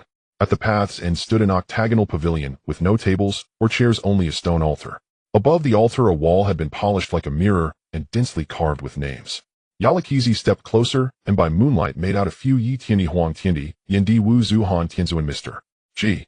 Small characters beside them they could not decipher, though each stroke was vigorous. What are these? He asked hesitantly. This is the Gongfeng Tang. Aophilia's voice sounded especially clear on the night breeze. The sect leader says these are the predecessors who guided him along his path. Some appear in books, some in dreams, some only in legend. He does not worship gods or nobles, only those who showed him the way. Yalakizi did not ask further, he simply committed the names to memory. Mei-sun leaned before the altar and found a few fresh wild fruits and a small bundle of nameless wildflowers neatly arranged. Who placed these here? The 4th junior sister. After her morning exercises, she comes to clean the Gongfeng Tang and offers wildflowers and fruits. Aophilia's lips curved in a faint smile. She says we should thank those predecessors for paving the way for the sect leader and for seeking the Tao for all under heaven. The night wind passed through the pavilion, making the names on the stone wall seem to shimmer faintly. Let's go, Ophelia said, turning her cloak, traced a graceful arc in the breeze. There are many more places to see. The sect leader specifically instructed to show you all the safe areas. As for those that contain formations that will wait until you formally join. Next I will find rooms for you to stay in. Very well. Yalakizi cast one last glance at the wall, gave a slight bow, and followed her. Ophelia led them back to the area for disciples' quarters, stopping in front of a row of empty houses on the west side. These courtyards have been uninhabited for a long time, but the protective formations are maintained daily. Junior brothers and sisters can each choose a room. Bedding and utensils are in the storeroom in the east wing, so feel free to take what you need. Mason walked into the courtyard looking around and pushed open the nearest door. Inside it was small and simply furnished a wooden bed, a writing desk, and a chair. On the windowsill sat a small celadon vase with a few unknown dried flowers exuding a faint fragrance of herbs, which became increasingly pleasing to the eye. She turned back and tugged at Alex's sleeve, saying, "Let's stay here." Alex had no objections, only glancing at Ophelia saying, "Thank you, senior sister." "No need for excessive courtesy," Ophelia replied, turning around and pointing to another door next door. "That room is a bit bigger. If you wish to stay together, you may also take a look." Mason's face flushed slightly as she released Alex's sleeve and stammered, Who wants to live with him?" Ophelia non-committally nodded. "The hot water for washing up will be automatically delivered through the formation every morning. Meals can be taken in the dining hall on the west side. The ingredients are self-serve, and you have to cook for yourselves. If you find anything lacking, you can come to me, or wait until the sect master is free to report it to him." "Cooking for ourselves?" Mason was taken aback. "Is there no chef?" "There used to be." Ophelia continued in a calm tone. "The third junior sister volunteered to be the cook for a month, burned the kitchen 3 times, and had the dining hall's roof repaired twice. The sect master said that from now on whoever wants to eat must cook for themselves." Alex couldn't help but chuckle. Mason frowned then. "What do you eat, senior sister?" "I've entered fasting, so I don't need to eat." Although Mason didn't understand what fasting meant, she believed that one cannot go without food for even a day, so she decided to get up early tomorrow to see what ingredients could be used in the dining hall. After settling in, Ophelia took them to recognize the locations of the dining hall, storeroom, and washroom, then bid them farewell. "It's getting late, you should rest first. The sect master should summon everyone tomorrow morning for the formal initiation ceremony." The two replied in unison, "Thank you, senior sister." Ophelia nodded slightly, turned, and disappeared into the moonlight as the night wind blew through, leaving only the sound of wind chimes ringing softly. "Mason, did you notice?" Alex hesitated in wording. "The second junior sister, when addressing the master, has used sect master instead of master except for the first time." Mason, who was studying the dried flowers by the windowsill, did not lift her head. "It's just a form of address. It doesn't mean anything. But all the other disciples call him master." Mason raised her head, her fiery red eyes blinking in the moonlight. "Why do you observe every detail as if you were still on the battlefield?" She stood up, dusted off her skirt. "Maybe she has her own habits. Why do you care what she calls him? After all, we are all in the same sect." Alex fell silent for a moment, then nodded. "True. It is." Mason stretched lazily. "Compared to that, I want to chat with the third junior sister more." "Chat about what?" "About books." The second junior sister said most of those plot points were created by the third junior sister. How many good stories must be in her head? I need to ask her if she has any new drafts or insider information. Like when the next book will be out, whether the protagonist will change, whether the ending will be sweet or tragic. Alex looked at Mason's eager expression and smiled helplessly. "Did you not say you wanted to rest early?" "Rest can happen anytime, but opportunities to chat with a living romance master are rare." Mason had already stepped outside. "You sleep first, they'll be back soon." Alex did not stop her, but reminded, "Don't stay out too late. We have the initiation ceremony tomorrow." Mason followed the route from memory, passing through the stone corridor, rounding the main hall, and turning twice in the eastern disciples' quarters, finally stopping in front of a gate covered in wisteria. The gate was half open, with warm yellow light spilling out. Just as she was about to knock, she suddenly heard a muffled thud from inside, as if something had fallen to the ground, followed by a series of hurried incantations. "Fire come, no water come, also not right." Mason pushed the door open and saw a girl with a high ponytail, a few dry leaves stuck in her hair, sitting cross-legged on the ground, a large sheet of rice paper spread out before her, which was charred and mixed with ink and burn marks, emitting a strange odor. The girl was holding a brush in the air, and the tip was emitting green smoke. In her left hand, she was gripping a piece of talisman paper with the runes flickering, clearly indicating that the spell had gone awry. "Third junior sister," Mason tentatively called out.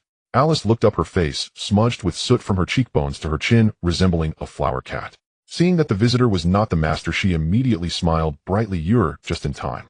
Quick, help me see where this copying secret method went wrong.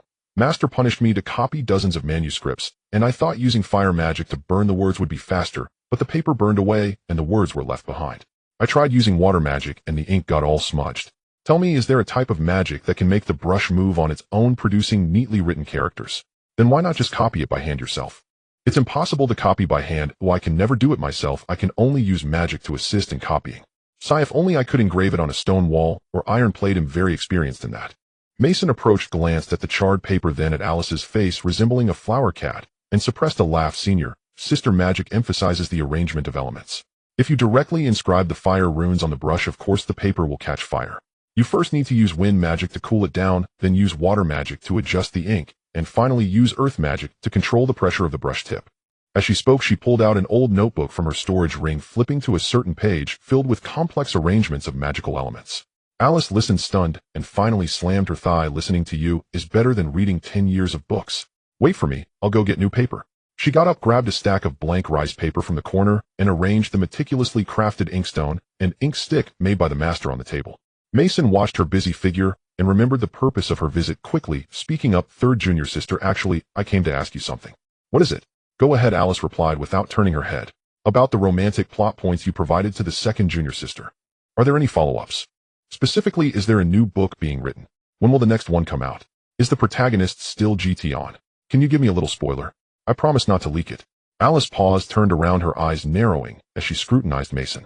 Mason felt a bit uneasy under her gaze and instinctively shrank back. What's wrong? What type do you like? Alice suddenly asked. What? Romantic literature. Do you prefer sweet? First tragic, then sweet. First sweet, then tragic. Or sweet and tragic intertwined? Is the female protagonist gentle or lively?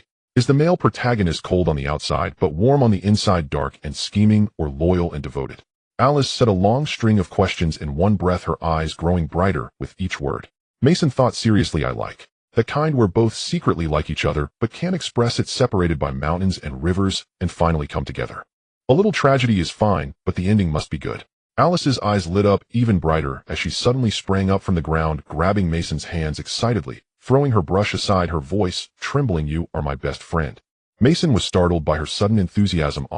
Alice and Mason hit it off instantly, engaging in lively discussions that ranged from romantic novels to magical theories, then from magical theories to sect gossip, and finally from sect gossip to culinary delights. Mason firmly believed that cooking is also a form of magic, while Alice maintained that setting the kitchen on fire is a rite of passage for every exceptional fire mage. The two sat facing each other amidst the charred marks and ink stains on the floor, occasionally bursting into laughter and at other times whispering conspiratorially, oblivious to the world around them. It wasn't until the sky outside brightened with the dawn light and the distant sparrows started chirping that they realized the stack of white papers remained untouched and the fire-starting pen had long rolled into some corner. Oh no! Alice suddenly sprang up, gazing at the morning light outside, her face turning pale. My transcriptions. Dozens of manuscripts. My master. Mason was momentarily taken aback, but she quickly patted Alice's shoulder confidently, saying, Don't worry, I'll help you. Isn't it just about making the pen move on its own? I figured out the sequence of the runes last night. You focus on controlling the heat, and I'll carve the runes. Together we can write everything neatly. Alice's eyes lit up as she hugged Mason tightly. You are the angel sent by heaven to save me. Just as they rolled up their sleeves ready to dive into the task, they heard a slow, measured sound of footsteps outside, followed by two gentle knocks on the door. Third junior sister, master asked me to deliver a message. Ophelia's voice came through the door, calm and composed. It's the hour of the snake. Gather in front of the main hall for the entrance ceremony. Don't be late. Alice breathed a sigh of relief. They still had time. She glanced at the messy room and then at Mason. The two exchanged smiles and hurried to clean up the aftermath. At the hour of the snake's sunlight bathed the stone square.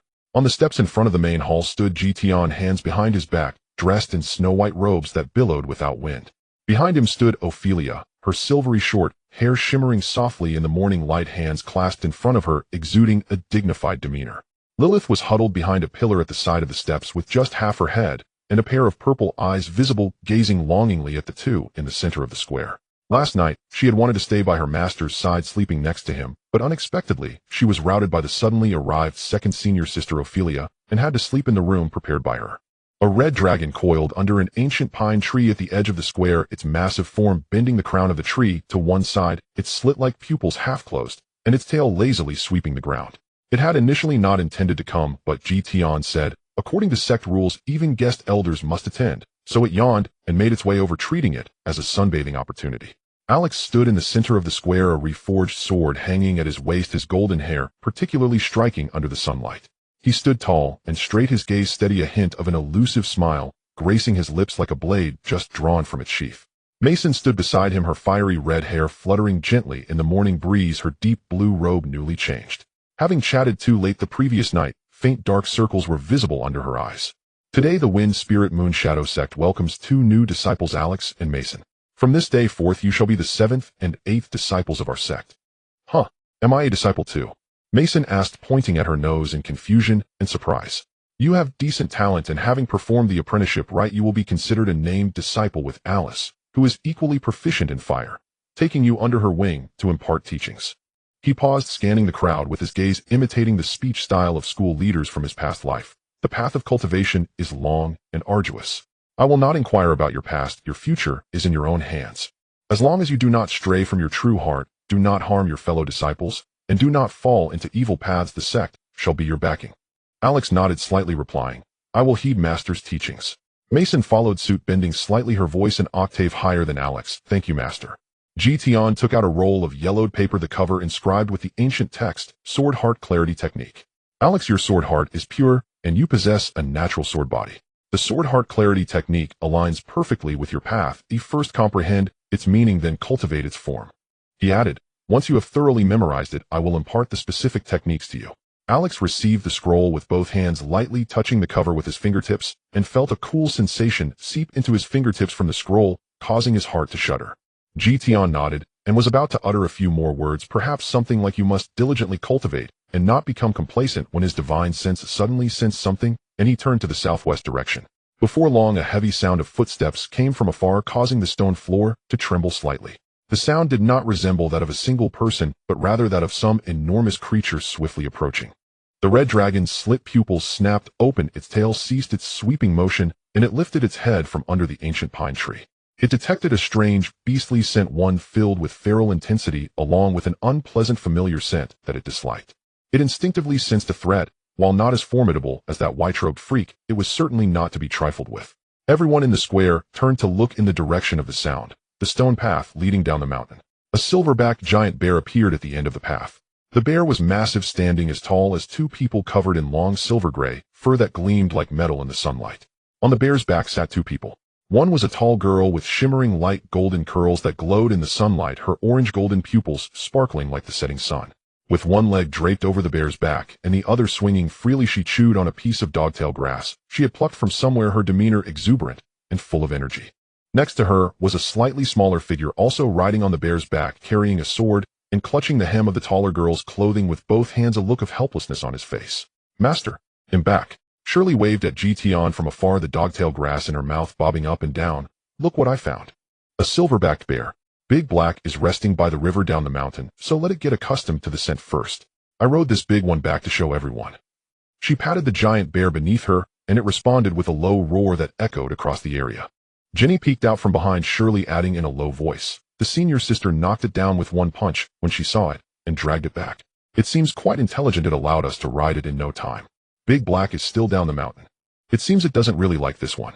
Shirley chuckled. They're both bears who a good fight will make them familiar.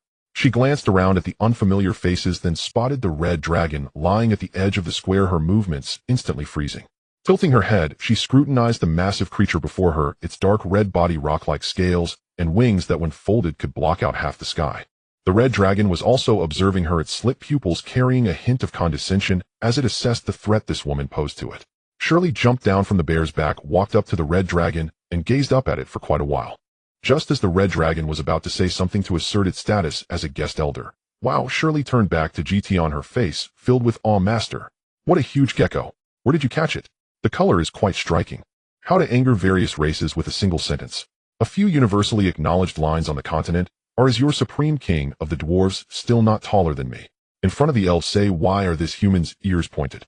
And in front of the dragons say, what a big lizard gecko. The vertical pupils of the red dragon suddenly narrowed into thin slits, and a unique tremor echoed from its throat, signaling the fury of its kind. It had lived for over 2,000 years. The last one who dared to call it a gecko was 300 years ago, and even the trees on its grave had turned to timber. Little girl, say that again. The red dragon's voice squeezed out from between its teeth, the sulphurous hot breath spraying onto Sherry's face. Sherry tilted her head back, her orange-golden eyes unwaveringly meeting the dragon's vertical pupils. Instead of being afraid, she reached out to pat the dragon's nose as if petting a large dog. The dragon's nostrils twitched. The color is indeed beautiful dark red with a sheen. Where did my master find you? I want to catch one too. You. Sherry, don't be rude. Tian's voice interrupted the red dragon's temper. It is a red dragon, a guest elder of our sect, having lived for 2,000 years older than all of us combined. Sherry responded with an O, retracting her hand, but she couldn't help muttering guest elder. So it's the kind that doesn't work and just eats for free. The red dragon snorted out 2 plumes of black smoke, about to retort. When Tian spoke again, it is responsible for guarding the sect and will take action if enemies attack. So isn't that just watching the gate? Sherry suddenly realized, turning to Jenny, our sect also has a gatekeeper, and Jenny slid down from the bear's back, steadying herself before releasing Sherry's clothing and deeply bowed to the red dragon. Greetings, Elder Dragon. I am Jenny, the junior sister. Please don't take her straightforward words to heart. The red dragon stared at Jenny for 2 seconds, then glanced at Sherry, finally shifting its gaze back to Tian, deciding to endure for now. Oh, a great dragon does not hold grudges against small people. However, its gaze toward Tian clearly said there are hardly any normal people in your sect. Tian ignored its look, walking down the steps to approach the silver-backed giant bear. The bear, which had been imposing just moments ago, took a step back and lowered its head for some unknown reason as Tian approached. What is its name? It hasn't been named yet. Sherry scratched her head. I was thinking of letting Dahe decide what to call it. Bears don't need names. They do. Dahe even told me last time that the female bear he once fell in love with was named Hua Hua, and he remembered it. Tian decided not to dwell on this matter further. He turned around, facing the crowd in the square with various expressions, and cleared his throat. Since everyone is here, let me introduce you formally. He first teleported Lily, who had been watching from the sidelines. This is your 6th junior sister, Lilith, from the demon clan, daughter of the former demon king, kind-hearted, and currently learning breath control techniques. Please take care of her, and do not bully her. Sherry sized up the silver-haired girl who had shrunk behind their master after being teleported, causing Lilith to shudder, making her appear even smaller. Demon clan. Sherry tilted her head. She looks no different from a human. Little junior sister, don't be afraid. He'll protect you from now on. Lilith peered out from behind Tian, her voice as faint as a mosquito's buzz. Thank you, senior sister. Ignoring Lilith's shy and reproachful gaze, Tian pointed to Alex and Mason. This is your 7th junior brother, Alex, a former hero and the previous wielder of the Holy Sword. The one next to him is Mason, a registered disciple, a top student from the Royal Capital Magic Academy, and a fire magic master. Former hero. Sherry's eyes lit up as she approached Alex, scrutinizing him from head to toe. Can you fight? Alex politely replied, well, I can. Sherry's orange-golden pupils shone even brighter as she grabbed Alex's wrist. Come on, let's go to the training ground and spar. Senior sister Alex struggled to steady himself. How about another day? I just officially joined today, and Alright, then tomorrow. They'll bring Dahe too. He recently learned how to kick back. Alex glanced at the giant bear lying on the ground, which was taller than a person, and his mouth twitched slightly. Tian did not stop Sherry's challenge and shifted his gaze toward the red dragon. This is the guest elder red dragon. What's your name? The red dragon huffed. I have no name, nor do I need one. In reality, it had a true name as a dragon, but such matters concerning its life could never be disclosed. Then we'll call you Old Dragon. Tian casually said. The red dragon opened its mouth, glanced at Tian's unyielding expression, and closed its mouth again. Finally, Tian pointed at Sherry and Jenny, addressing the 3 and the dragon. You've all met Ophelia and Alice last night, so I won't introduce them again. This is your senior sister, Sherry, lively and cheerful. This is your 4th senior sister, Jenny, diligent and dedicated, practicing swordsmanship daily. If you have any cultivation questions, you can ask her. Sherry laughed heartily with her hands on her hips, while Jenny's face turned slightly red as she lowered her head. Tian looked around. All right, get to know each other. Ophelia, you take the junior brothers and sisters to the scripture pavilion to select basic techniques. Sherry, settle your bear, but don't let it run around. Old Dragon, feel free. Sherry did not leave. She stood still, her orange-golden eyes fixed on the dark red giant dragon that was about to turn away, slowly curling her lips into a smile. Master said feel free, so I want to spar now. She raised her chin toward the red dragon. Guest elder, can you accompany me for a couple of moves? The red dragon was taken aback. It was the first time someone had upgraded it from gecko to gatekeeper, and now to sparring. This time it did not refuse. After all, it was quite willing to teach a lesson to this disrespectful girl in front of it. Are you sure? The red dragon stood up from under the ancient pine, spreading its massive wings, casting a shadow that enveloped half the square. My claws are bigger than your head. Sherry looked up at the massive dragon that obscured the sun, grinning widely. Perfect, this will be fun. She turned to Tian to seek his approval. Tian also thought it would be good to give the red dragon a lesson, teaching it what humility means, and nodded. Just a friendly match, but don't destroy the square. Sherry cheered and rolled up her sleeves as she walked toward the red dragon. The red dragon looked down at the human girl who was hardly bigger than its claws, thinking to itself, at least she is a disciple of the sect, and the abnormal large apprentice of mine. It wouldn't be good to truly hurt her. I'll just let her have a couple of moves, and sweep her away with my tail, letting her know who is the real dragon here. It also remembered the sense of threat it felt when it first encountered her. Since she was a disciple of Tian, she would likely possess various mystical spells, so it decided to use dragon language magic to raise its own magical resistance to the maximum. Come on, little girl. I'll give you 3 moves. If you lose, don't blame me for bullying you. Sherry stood firm in front of it, taking a horse stance, inhaling deeply and pulling back her right arm.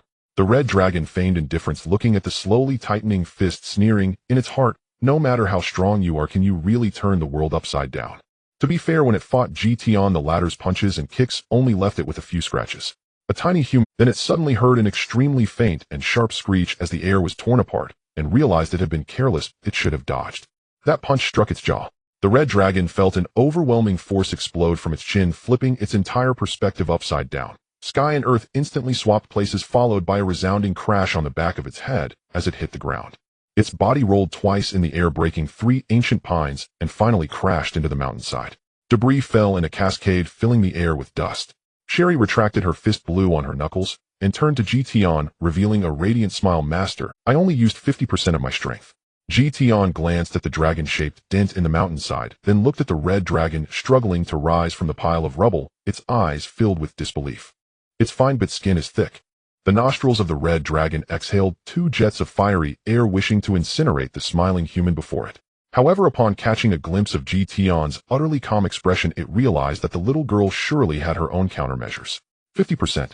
It abandoned the idea of unleashing its dragon flames, squeezing out those 2 words from its throat, the tone somewhat subdued. Yes, Shirley nodded, counting on her fingers. My master said that when fighting, one shouldn't always go all out. One must first test the waters and leave a margin. You are a guest elder. How could I start with all my strength? It exclaimed, feeling greatly insulted. Is this what you call leaving a line? You nearly sent me away. Being defeated by Tian was purely a matter of overwhelming strength, something it could accept. However, being crushed in the area of physical prowess, where the dragon race took pride, by a human girl was truly embarrassing. The punch from the opponent made it feel for the first time in its many years that its scales might not be thick enough.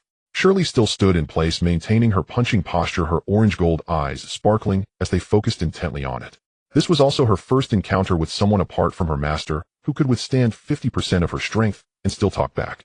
Elder, guess this is just the first move. How about we continue? The red dragon glanced at the dragon-shaped dent in the mountainside, then at Shirley's fist that hadn't even turned red, suddenly feeling that her full-strength punch might really be able to kill it. It shouldn't be like this, right? It had only been living in the Shieling Mountains for a few decades. Oh, were the young people outside this fierce? Little girl, you have quite a bit of strength. Its voice was hoarse, yet carried an intentionally suppressed calmness. But hasn't your elder taught you to be polite? Then came a series of convoluted remarks like, young people lack martial ethics. I did not fully defend myself. And the weather today is affecting my performance, which made Tian chuckle. Shirley tilted her head, pondered seriously for a moment, then shook her head. I don't know, my master didn't teach me. The red dragon exhaled a plume of black smoke, clearly infuriated. Seeing that the purpose of intimidating the opponent had been achieved, Tian spoke up. Surely that's enough. Today is the day for new disciples to join. Do not go overboard. Let's schedule a time later for the old dragon to properly train with you. Upon hearing this, Shirley's eyes brightened even more. Really? Can it be tomorrow? The red dragon stiffened slightly, choosing to feign ignorance. Alex stood at the edge of the square, witnessing this unequal sparring, the entire time his hand unconsciously resting on the hilt of his sword. Mason leaned towards him, lowering his voice. Are you going to fight her tomorrow? Alex paused for a moment. I suppose Are you crazy? Once you promise, you can't go back on your word. I believe the senior sister will hold back. Alex looked at Shirley's back, his tone carrying a hint of an indescribable anticipation. Moreover, being able to spar with a strong opponent is indeed a fortunate event. Mason rolled his eyes, but said no more. Tian clapped his hands, drawing everyone's attention back. All right, the excitement is over. Everyone should get back to what they were doing. Ophelia, take the junior brothers and sisters to select their skills. Shirley, straighten that tree over there. Your bear can be settled by Genie. He paused and added, old dragon, come with me for a moment. The red dragon, unwilling to respond to Shirley's challenge, remained silent and hurriedly flapped its wings, following Tian to the rear of the main hall. Genie went up to the silver-backed giant bear and gently patted its front leg. You can come with me to the back mountain first. There's a clearing where you can stay for now. The hay is still down the mountain. I will bring it up to find you later. The bear let out a low growl and surprisingly followed her. Shirley hadn't moved yet. She stood there, arms crossed, her orange-gold eyes still fixed on the red dragon, muttering softly, "It can still fly, though how rare." The red dragon pretended not to hear. Lilith followed the second senior sister, whispering to the third senior sister, "Alice, third senior sister, has the senior sister always been this fierce?" Alice waved her hand as she walked. "You'll get used to it. Last time a young dragon accidentally wandered into the sect, and the senior sister knocked it out with a single punch, dragging it to the back mountain as a laborer for a month before it ran away." Lilith fell silent upon hearing this, secretly thinking the senior sister is truly extraordinary. The Qingstone Square gradually quieted down. The red dragon followed Tian, passing through the side door of the main hall and walking along a stone path leading to the mountainside. "Why did you summon me?" Its voice was muffled, still carrying a hint of lingering resentment. Tian did not turn back, but took out the reverse scale from his white robe, turning it in his hand. "I have kept your treasure safe. The sect is not wealthy right now, but once it develops in the future, I will return it to you with interest." The red dragon paused its wings. "What do you mean by with interest?" "It means more than what you originally had." The red dragon fell silent. It stared at the back of Tian's head for a long time, trying to find traces of a liar on that expressionless face, but finding nothing. Instead, it detected a seriousness in Tian's tone that it was not quite accustomed to. "How much more?" "It depends on the sect's development.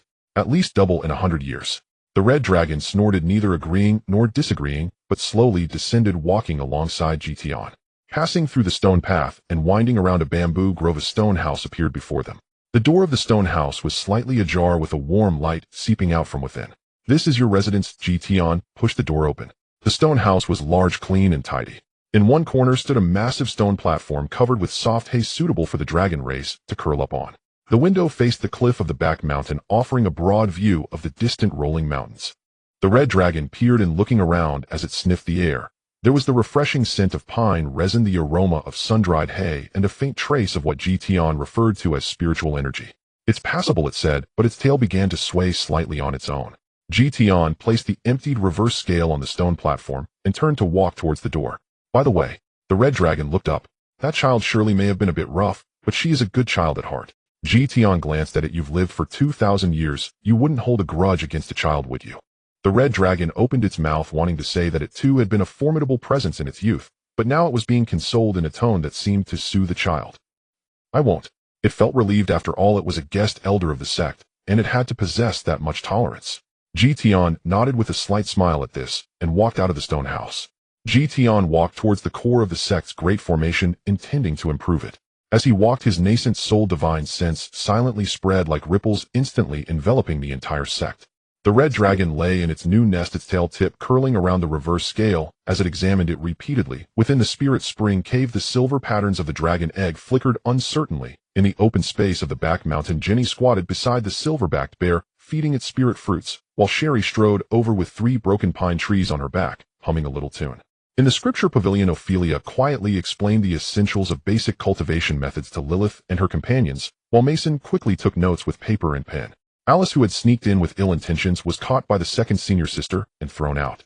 Feeling the vibrant vitality and the realm of all things competing to thrive within the sect, Tian nodded in satisfaction. At the same time, he stepped onto the stone platform at the core of the great formation, and the array patterns beneath his feet shimmered momentarily like water waves before returning to silence. This mixed Yuan 5 elements formation was set up during his mid-golden core stage based on the spiritual energy of heaven and earth, with the 5 elements generating each other, forming a cycle. In this world, it could be considered a top-tier protective formation. However, from his current perspective as a nascent soul, every aspect had its rough edges. The runes were engraved too shallowly, the distribution of chi nodes was uneven, and most critically, various non-intelligent restrictions had inadvertently trapped him as well. Tian shook his head and sighed. "Back then, I was still too young, and I considered too few things.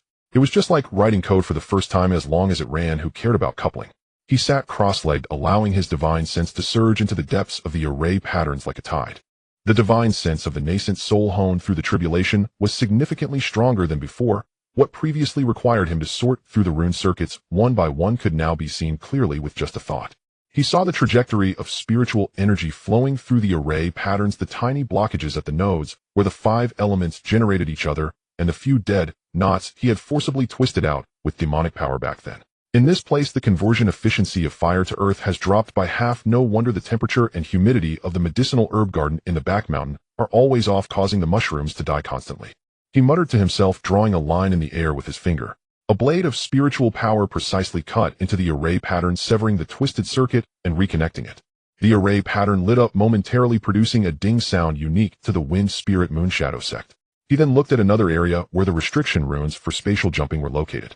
The idea was good, preventing external enemies from teleporting in, but in practice it often restricted himself and ultimately fell short.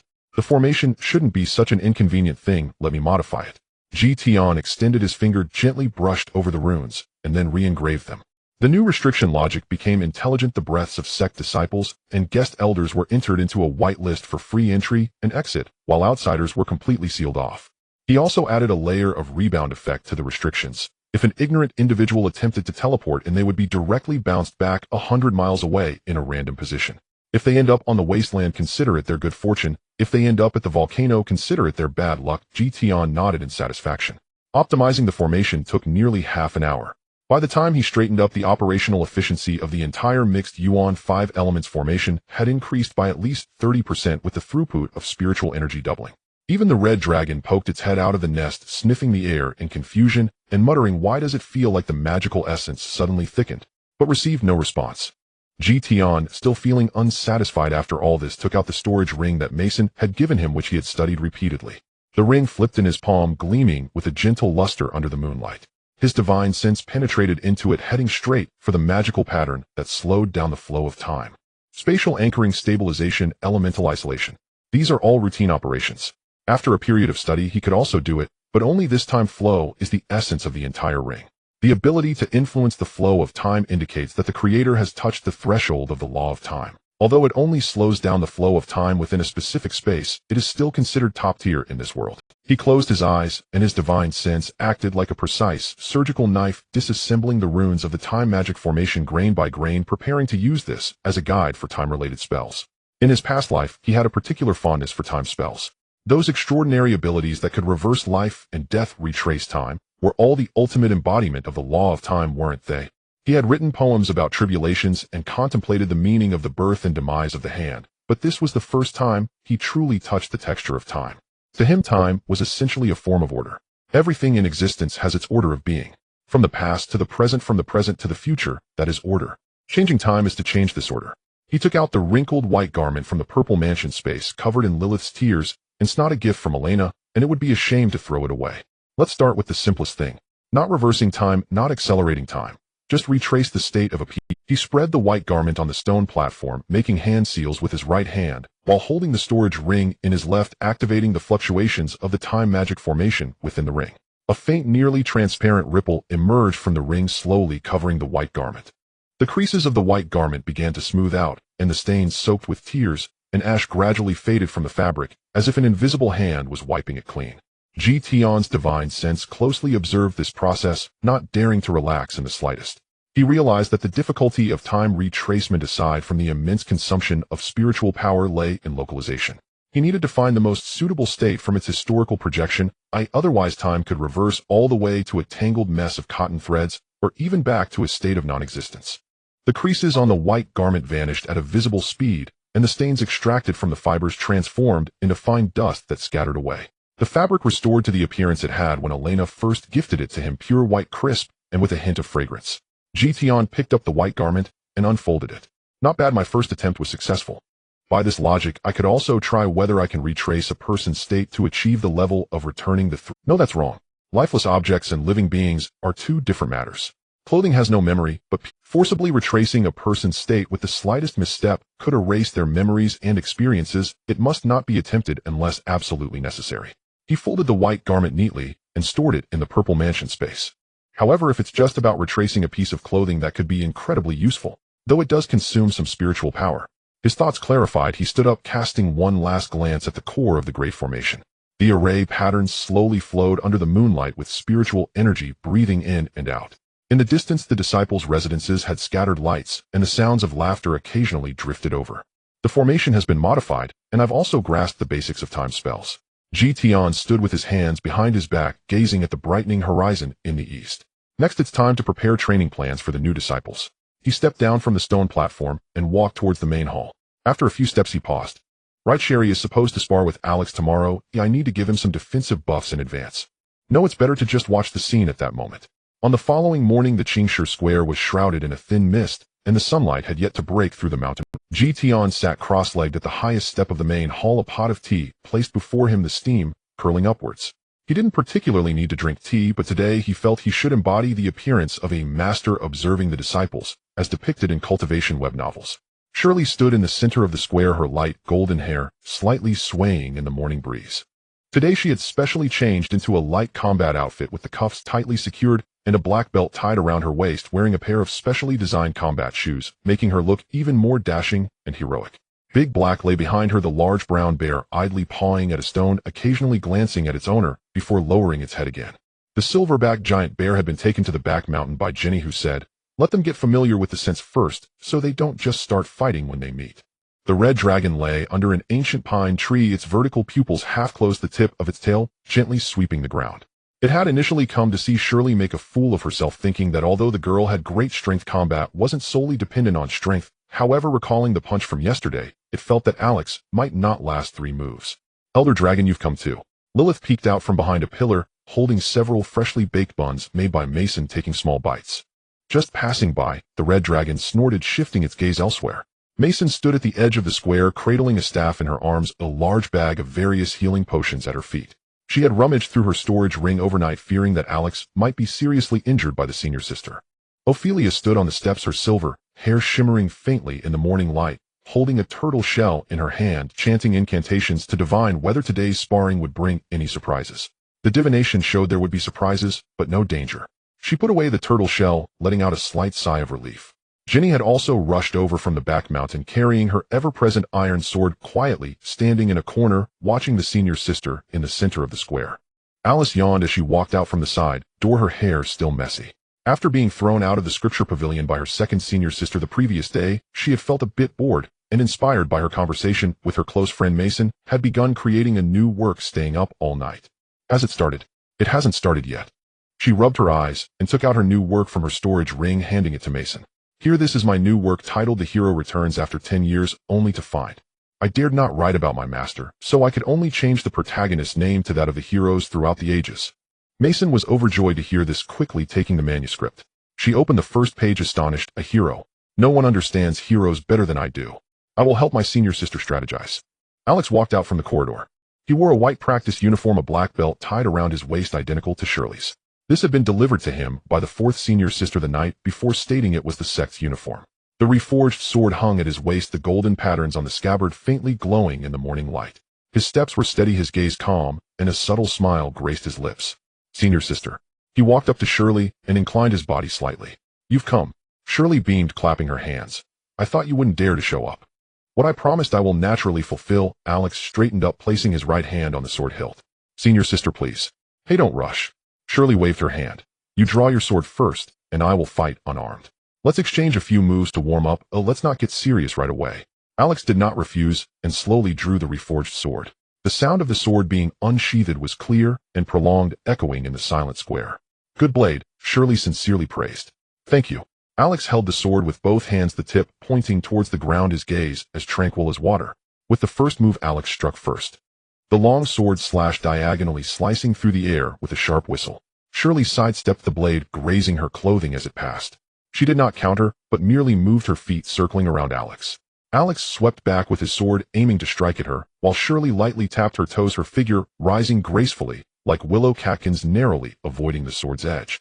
For several moves, she was merely dodging, occasionally using the edge of her palm to block the sword's spine, dissipating its force.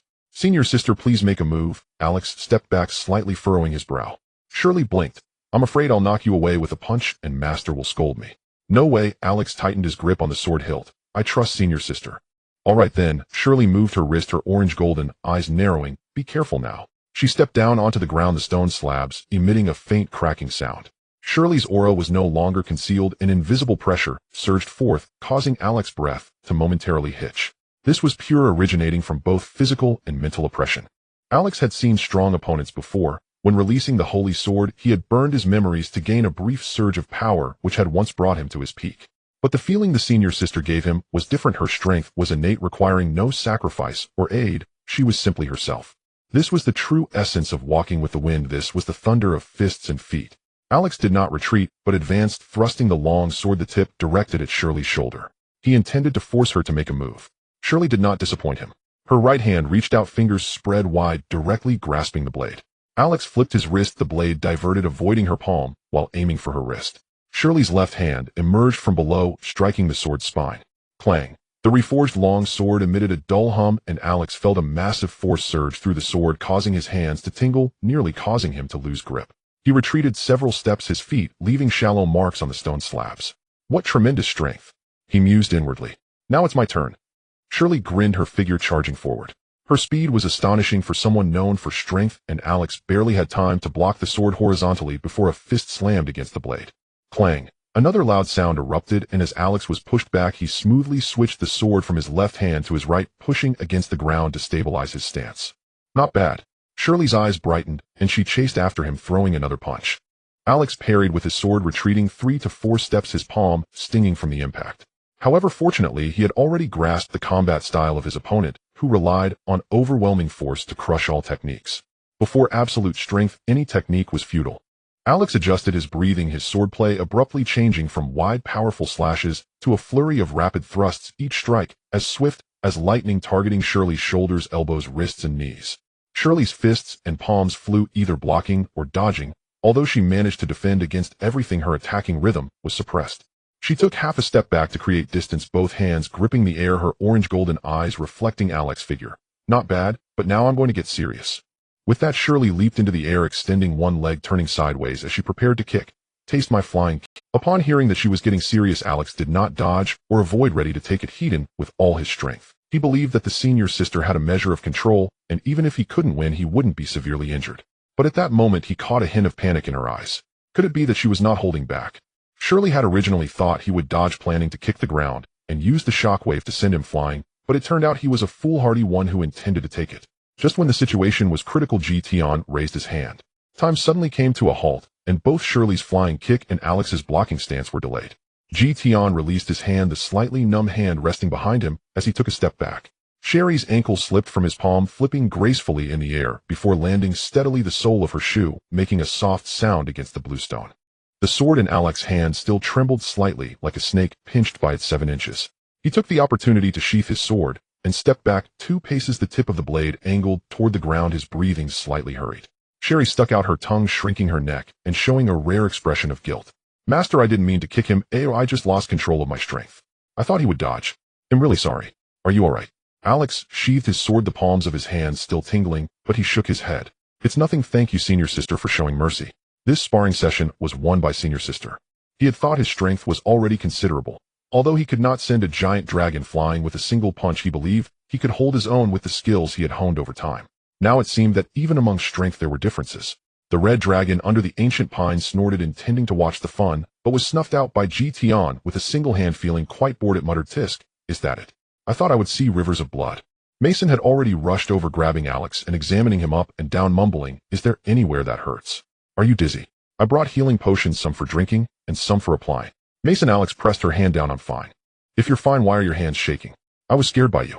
Mason glared at him, pulling out a bottle of potion from her pack and stuffing it into his hand. "Drink this, it replenishes chi and blood. You look as pale as paper." Alex did not refuse and tilted his head back to drink the potion. Lilith poked her head out from the edge of the square, having finished her small bread, her fingertips still smeared with cream. She had been so nervous watching that she barely dared to breathe until Tian made his move. "Senior sister is so amazing. And so is 7th junior brother. Our sect's disciples are truly impressive." Alice leaned closer to her, agreeing, "Of course. Every one of our sect is talented and speaks so well. It's worth my severing earthly ties to come here to cultivate." Tian flew back up to the high steps, picked up the cup of tea that had not yet cooled, took a sip, and then set it down. "Today's sparring session ends here. Alex, you did well. Not backing down in the face of a strong opponent is a fundamental quality of a swordsman, but you must also pay attention to your own safety during sparring." "Sherry, yes. Your strength is not meant to intimidate your junior brothers. In the next sparring session, keep it within limits. If you can't control your strength again, I will punish you to chop wood on the back mountain for a month." Sherry shrank her neck, muttering softly, "There isn't enough firewood on the back mountain for me to chop for even half a morning. Then you can dig up more and replant it."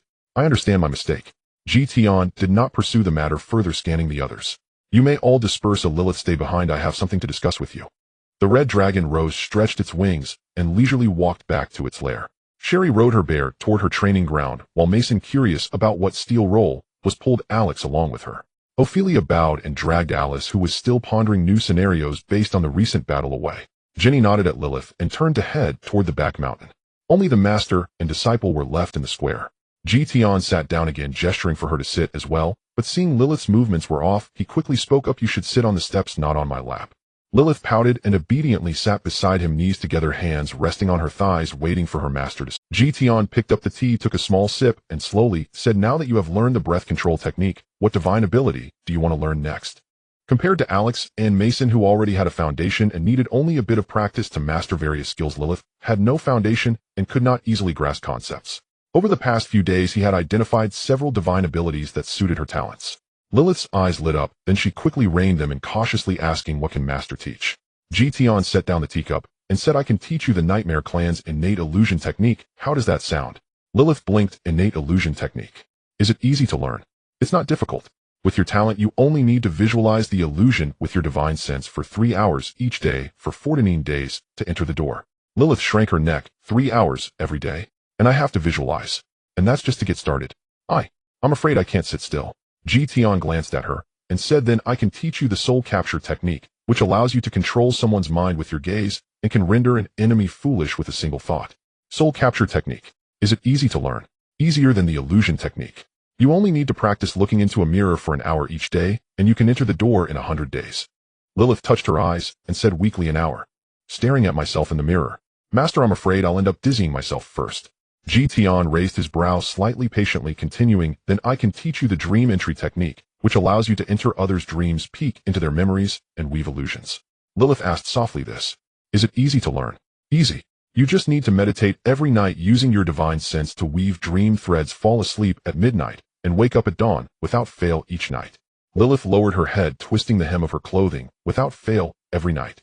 "Master, I don't sleep soundly. Oh, what if I wake up halfway through the dream?" "I can teach you the substitute technique, which allows you to use a puppet you've refined in advance to take your place in a life-threatening situation." Lilith's eyes brightened momentarily. "That sounds amazing. Is it easy to learn?" "You only need to nourish the puppet with your own blood for 3 years. During this time, you cannot stop supplying it, cannot part with it, and cannot." 3 years. Lilith shook her head like a rattle drum. "No way, no way. I couldn't even keep a flower alive for 3 months in Demon King City." Tian fell silent for a moment and stood up. Lilith thought her master was angry and hurriedly hugged his arm. "Master, don't be mad. I'll learn the illusion technique." "No need." Tian looked down at her, his gaze holding a knowing expression. "Since you fear hardship, fear exhaustion, fear not being able to sit still, fear not sleeping well, and fear not being able to keep things alive, then I will teach you a technique that is neither hard nor tiring, does not require meditation, does not involve staring, does not keep you up late, and does not involve nurturing puppets." Lilith was taken aback, her face full of expectation. "There's really such a good thing?" "Of course there is." Tian extended a finger. "The lying flat Tao, where you lie down every day, without moving, without thinking, without cultivating, and without practicing. When I achieve the Tao years later, I will ensure you all attain longevity and vision." Lilith's smile froze on her face. "Master, are you scolding me?" "You caught on." Tian withdrew his finger and turned to walk toward the main hall. "That's rare." What he said was indeed the truth. There has always been a saying that when one person attains the Tao, even the chickens and dogs ascend to heaven, but he could not say it outright, as it would not be conducive to the disciples' hard work. Lilith jogged to catch up. "Master. I'll learn the illusion technique. 3 hours is fine. I can sit still?" Really. If I can't sit still, I'll tie myself to the chair." Tian did not stop his steps. "Tomorrow at sunrise outside the spiritual spring cave on the back mountain. Do not be late." Disciple obeys. Lilith followed behind, muttering softly, "What time is sunrise again? I remember second sister mentioned it." "Never mind, I'll ask then." During the days of teaching Lilith visualization, Tian deeply understood what it meant to play the lute to a cow. No, at least a cow wouldn't fall asleep while meditating. On the first day, at the hour of the rabbit outside the spirit spring cave, the morning mist had yet to dissipate. Lilith sat cross-legged on the mat, hands resting on her knees, eyes closed, with her 5 hearts directed towards the heavens. Her posture was indeed proper, but before half a cup of tea had passed, her head began to nod like a chick pecking at grains, her body swaying awkwardly, and finally, with a thud, she collapsed onto the mat, a glimmer of drool hanging at the corner of her mouth. Tian expressionlessly lifted her up and set her right. In response to her request, he used his spiritual power to condense a fine needle, suspending it 3 inches above her head, so that any drowsiness would prick her. On the second day, Lilith arrived with dark circles under her eyes. This time, she didn't fall asleep, but mumbled something, her eyelids fluttering wildly, as if she were arguing with something invisible. When Tian asked her what she was visualizing, she said, "I am thinking of a small cake. No, I am thinking about what should be in the illusion." Tian fell silent for a moment, and changed the day's teaching from visualization to calming the mind. On the third day, Lilith finally managed to sit quietly for an entire hour. With her eyes closed and breathing elongated, a hint of entering tranquility truly emerged between her brows. Tian did not disturb her, and merely kept watch beside her for an entire morning. On the fourth day, fifth day, sixth day, Lilith's progress was visibly apparent. She began to actively see the illusions within her spiritual sense, initially just vague light spots, which gradually took shape, forming mountains, rivers, and starry skies, even constructing specific scenes within the illusion. On the morning of the seventh day, Tian stood outside the spirit spring cave, watching Lilith prepare her mat and sit cross-legged.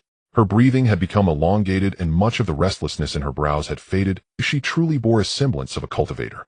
He placed a bamboo strip recording the introductory heart method on the stone platform beside her and turned to leave. "Remember, 3 hours every day without interruption." Lilith suddenly opened her eyes. "Aren't you going to stay with me? When I accompany you, you are always distracted. Moreover, I have my own matters to attend to." "Oh." Tian did not look back and instantly teleported to the entrance of the sect's scripture repository. Inside, Alice's wails could be heard. "Second senior sister, I really didn't peek at the forbidden books. I just passed by. Passing by triggers 3 prohibitions."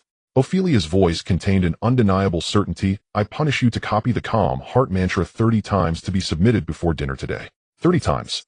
"My hand will break." "Then use your foot." Alice's wails grew louder. The two stopped their actions and slightly bowed as Tian entered. "Sectmaster." "Master, I didn't do anything wrong." Tian ignored Alice's excuses and walked straight to the writing desk, summoning a roll of blank bamboo strips, unfolding it, and dipping his brush in ink. As the brush fell, the characters flowed like clouds in water, and in a moment, it was filled to the brim. "I will be going on a long trip. It will last 3 to 5 days at the shortest, and half a month at the longest." Tian handed a token to Ophelia. "This is the main control token for the sect's formation. In case of emergency, a drop of blood will activate all defenses." Ophelia raised her head, a faint ripple flickering in her ice blue eyes. "Master, you are going out." Tian, hands clasped behind his back, walked towards the door, gazing at the distant mountains. "Yes, I am going to the eastern region." He did not mention who he was going to see, but Ophelia had already guessed. Upon exiting the scripture repository, his divine sense expanded, and he saw Sherry teaching the silver-backed giant bear wrestling in the training ground. The bear wore a look of utter despair, while the hay squatted nearby, listlessly pawing at a stone, occasionally glancing at its master before burying its head in its paws. Chuckling softly, he shook his head, and his figure flickered again. In the dining hall, Mason was busy tying an apron at the stove. Recently, she had become obsessed with improving the sect's meals, pulling out various ingredients brought from Cold City from her storage ring, creating different variations for breakfast each day. Alex was sitting at the dining table in front of him, a steaming bowl of oatmeal and a plate of fried eggs, quietly eating. "Senior." Mason, with keen eyes, spotted Tian approaching and quickly leaned out. "Would you like some? I made honey pancakes today, just out of the oven." Tian waved his hand. "No need, Alex looks much better than a few days ago." Alex smiled as he looked up. "Thanks to me." Tian rolled up the bamboo strip and handed it over. "This is your cultivation plan for the next 3 months. The sword heart clarity technique focuses on using intention to control the sword, emphasizing the word clarity, so do not be greedy for speed." Mason, with keen eyes, spotted Tian approaching and quickly leaned out. "Would you like some? I made honey pancakes." Alex received the bamboo strip with both hands and glanced down at it. The handwriting was neat with clear organization, even detailing the tasks for the hours of the rat and the hour of the noon. "Thank you, Master. No need for such formalities." Tian turned to Mason. "I have entrusted your assignments to your third senior sister. Although that child is often a bit disorganized, she has genuine talent in the fire path. I hope you keep an eye on her and prevent her from setting the mountains on fire again." "Understood." Tian passed through the dining hall and exited through the side door, walking along the bluestone path towards the back mountain, where Jenny was bent over weeding in the spirit herb garden. Tian stood at a distance, watching for a moment before turning and teleporting deep into the back mountain to a low stone house, the lair of the red dragon. "Old dragon." The red dragon lifted its head from the pile of hay beside it. Lay several chewed-up magic crystals. It had recently discovered that the magic crystals Tian left behind were much purer than those outside, so it shamelessly asked, "Are there any more?" Tian casually tossed it a bag, and it chewed a few pieces daily as a snack. At that moment, it was chewing on a piece and muttered indistinctly, "What now?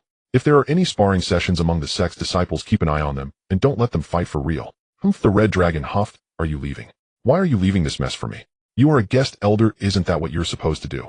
The red dragon opened its mouth to retort, but found itself at a loss for words. After all, it didn't truly understand what being a guest elder entailed, ultimately suffering from a lack of cultural knowledge. But speaking of which, does human civilization evolve this quickly? It had specifically studied various cultures of It grumbled, come back early, each of your disciples is more trouble than the last. Also, just to be clear, if your eldest disciple loses his temper, in the first to run. Understood, rest assured I have said it before, Sherry is a good child. Tian exited the stone house, standing at the cliff's edge of the back mountain, gazing at the eastern horizon. In the eastern region, within the territory of Viscount Pompeii, that is state that person. He stroked the white robe that had been restored by the flow of time in his purple mansion space, neatly folded, still carrying a faint scent of soap. The dried flower bookmarks sent by Elena were tucked into his insights on cultivating the nascent soul stage. He had not yet replied, and did not need to. If there was anything he wished to say, he would come. Tian stepped forward, his figure disappearing into the void. In the eastern region, in the territory of Count Pompey, a manor stood. The sun bathed the gray stone walls in a warm golden hue, and flowers bloomed in the corners, cascading down like a golden waterfall. Elena leaned against the window, her light golden hair loosely tied up with a few strands cascading down by her ears. The deep blue home dress hugged her slender figure, exuding tranquility and grace. At that moment she held a book that was only half-read in her hands, yet her gaze fell upon the crooked old oak tree outside the window. The traces left by the spring thunderstorm were still visible, and new buds had already sprouted from the cracks, a striking tender green. A maid's voice sounded from outside the door. "Miss, a letter has just arrived from the capital. It is from the Count." The maid entered the room, placed the letter down, and added, "The kitchen said the new tea has arrived this year. Would you like me to brew a pot for you?" "Yes." The maid responded with a bow and left the study. The sound of her footsteps faded away. Elena closed the book, placing it on her lap, her fingertips gently caressing the gilded lettering on the cover. She did not open the letter from the capital, but continued to gaze at the old oak tree until the maid returned with a tea tray, gently placing a white porcelain teapot and a teacup on the small table, before quietly retreating. The tea smoke curled upwards, carrying the unique, bitter fragrance of the new tea. Finally, Elena withdrew her gaze, picked up the letter, broke the wax seal, and pulled out the letter paper. The letter paper was thick with dark golden patterns along the edges. The handwriting was neat and formal, each stroke appearing to be meticulously crafted. She unfolded the letter and began to read from the beginning. "My daughter Elena, to see your handwriting is to see. Recently the capital has undergone sudden changes. Prime Minister William was impeached in the council by the faction led by Count Augustus of the northern border, and he officially resigned 2 days ago, moving his family back to the southern territory. Unless unexpected circumstances arise, he will not return to the capital for the next 10 years. Count Augustus has been appointed by His Majesty the King to succeed William as Prime Minister. Unlike William's smooth demeanor, this man is known for his iron-fisted approach and decisive actions. The officials who were once aligned with William have been demoted or dismissed, leading to a complete upheaval in the political landscape. Those noble families who previously sought marriage alliances have now fallen silent. With William's downfall, his nephew is preoccupied with his own troubles, and the cardinal of the church has also been reassigned to the southern diocese. You need not worry about forced marriages for the time being. Your father, having navigated the intricacies of the capital for many years, can finally let you breathe a little easier. However, there is one matter that you must decide for yourself. You must have heard about the disbanding of the hero team. The Holy Sword has shattered, the heroes have retreated, causing a stir throughout the capital. The capital's Magic Academy has announced that it will openly recruit all wizards under the age of 25 from across the continent, regardless of their background. Those who pass the examination will be admitted to the academy for further studies. Most importantly, the academy, the church, and the kingdom jointly declared the top academic performer among this year's students will have the legal qualification to become a Grand Magus, free from the constraints of any forces. This is a once-in-a-lifetime opportunity, as well as the result of various forces negotiating their interests. Your father knows that your ambitions lie elsewhere, and that you have shown little interest in such formalities since childhood. However, your extraordinary talent has even earned praise from the director of the capital's Magic Academy. If you are willing, this may be a path that does not rely on marriage or others for support, and it could also elevate the family further. Enclosed is the invitation from the capital's Magic Academy, personally signed by the academy's director. Your father will not decide for you whether to go or not, is up to you to consider. Regardless of your choice, your father will support you. P.S. The dried flower bookmarks you asked someone to bring back last time have been passed on to your mother, and she is very pleased. If that crooked tree cannot hold on any longer, just chop it down. Don't keep sitting up there. Father. As of today, under the letter there was indeed a gilded invitation card with the cover inscribed in ancient magical script reading, "Inner Academy of the Capital's Magic Academy." Upon opening, it revealed a neatly written invitation sincerely inviting Elena von Pompey to attend the entrance examination for the inner academy before the school year starts. Elena folded the letter and placed it on the table. She picked up the teacup and took a sip. The new tea was slightly bitter but had a sweet aftertaste. It was unclear how much time had passed when a sudden gust of wind outside blew the petals into a swirling dance. She raised her head to see a figure in white step out from the void, his robes billowing, his features unchanged. Elena's pupils constricted sharply, her fingers instinctively tightening around the teacup. Only when that figure stood still outside the window, the tea smoke obscuring his silhouette, did she finally see his face. Tian. Her voice was somewhat airy, and the teacup in her hand shook, spilling a few drops of tea onto her hand, which she forgot to wipe off, simply staring at him in a daze. The first thing he said was, "I received the cloak you sent. However, at my current level, I no longer need extra." Elena was taken aback for a moment, then slowly curled her lips into a smile. "Then why have you come back?" Tian tilted his head to glance at the crooked old oak tree, just to check on that crooked tree. "It hasn't fallen yet." After Tian said this, he actually walked around the window to the tree, reaching out to touch the blackened crack on the trunk, then looked up at the newly sprouted green buds. "How long are you going to watch?" Elena's voice floated from the window, carrying a hint of a smile that she herself was unaware of. "Until I see when it falls. Then take your time, I'll go brew you a cup of tea." Elena stood up, placing the book on the windowsill and adjusting her skirt. She took a couple of steps toward the door, then paused without turning back. Tian, welcome home." Tian actually wanted to say, "This is not home," but the atmosphere was already set, and it would not be wise to provoke her. Elena pushed open the door, steadied herself in the corridor, burying her surprise deep within, and then stepped down the stairs. The tea needed to be freshly brewed. The pot the maid had brought earlier had already gone cold. She personally took the tea leaves, warmed the teapot with hot water, added the leaves, poured in hot water, and watched the leaves slowly unfurl and float in the water. This series of actions was already second nature to her, but today she felt somewhat clumsy, flustered, and her heart raced. Only when the tea fragrance stabilized did she steady the tea tray, standing outside the door for a moment to ensure her expression had returned to calm before pushing the door open. Tian was no longer outside the window. Elena entered the study and saw him sitting on the chair next to the bookshelf, flipping through the geography of the Western region that she had previously left on the windowsill. The page he was on was precisely the chapter about the Western Mountain Range. "You mentioned in your last letter that there are dragons in that mountain." Tian turned a page, speaking in a neutral tone. "I have been there, and indeed there are." Elena placed the tea tray on the table and sat down opposite him, pouring herself a cup of tea. "And then I gave that dragon a good beating, and now it is a guest elder in my sect." Elena's hand holding the teacup paused for a moment as she looked up at him. "When did you learn to boast?" Tian lifted his head from the pages, glancing at her. Elena saw a rare expression in his eyes, something akin to grievance. He was actually being serious. She stifled a laugh and extended the teacup toward him. "All right, then I believe you. Drink the tea while it is hot. It has just been brewed." Tian took the teacup, but did not drink, merely holding it in his hand, feeling the warmth of the ceramic. Elena also lifted her teacup and took a sip. The fragrance of the tea spread between her lips and teeth, slightly bitter with a sweet aftertaste. She pushed the letter paper toward him. "My father writes that the capital's magic academy will have open recruitment, and the top performer can directly become a grand magus, free from the constraints of any forces." Tian set the book down, quickly scanning the letter paper, his gaze lingering for a moment on the phrases, "regardless of background, regardless of status," and "grand magus." He gently placed the letter back on the table, pondering. "This is a rare opportunity. Are you tempted?" Elena did not answer immediately, instead tracing the edge of the teacup for a long time before responding. "I need to think about it." "So do you want me to go?" After Elena asked that question, the study fell silent for a moment. The tea smoke curled up, rising and dispersed. Tian did not answer immediately. He simply lifted his teacup, looking down at the floating leaves in the cup. The tea had cooled somewhat, and after taking a sip, he set it down. "Do you want me to go?" This question seemed to grant him the choice, yet she already had a tendency in her heart. If she truly didn't want to go, she wouldn't have pushed the letter over or asked him. She was just looking for a reason to make up her mind. Tian raised his head, looking into her eyes. "What are you afraid of?" Elena did not avoid his gaze. After a moment of silence, she slowly spoke. "I'm afraid that if I go, I won't be able to come back. Do you know why I have always refused to learn your so-called cultivation method?" Tian did not press further. His gaze fell on the phrase in the letter, "legally become a grand mage," waiting for her to continue. Elena placed her teacup on the coffee table and began to explain the complexities of top-tier combat power. On the continent, the hierarchy of mages is not just a division of strength, it is also a political bargaining chip.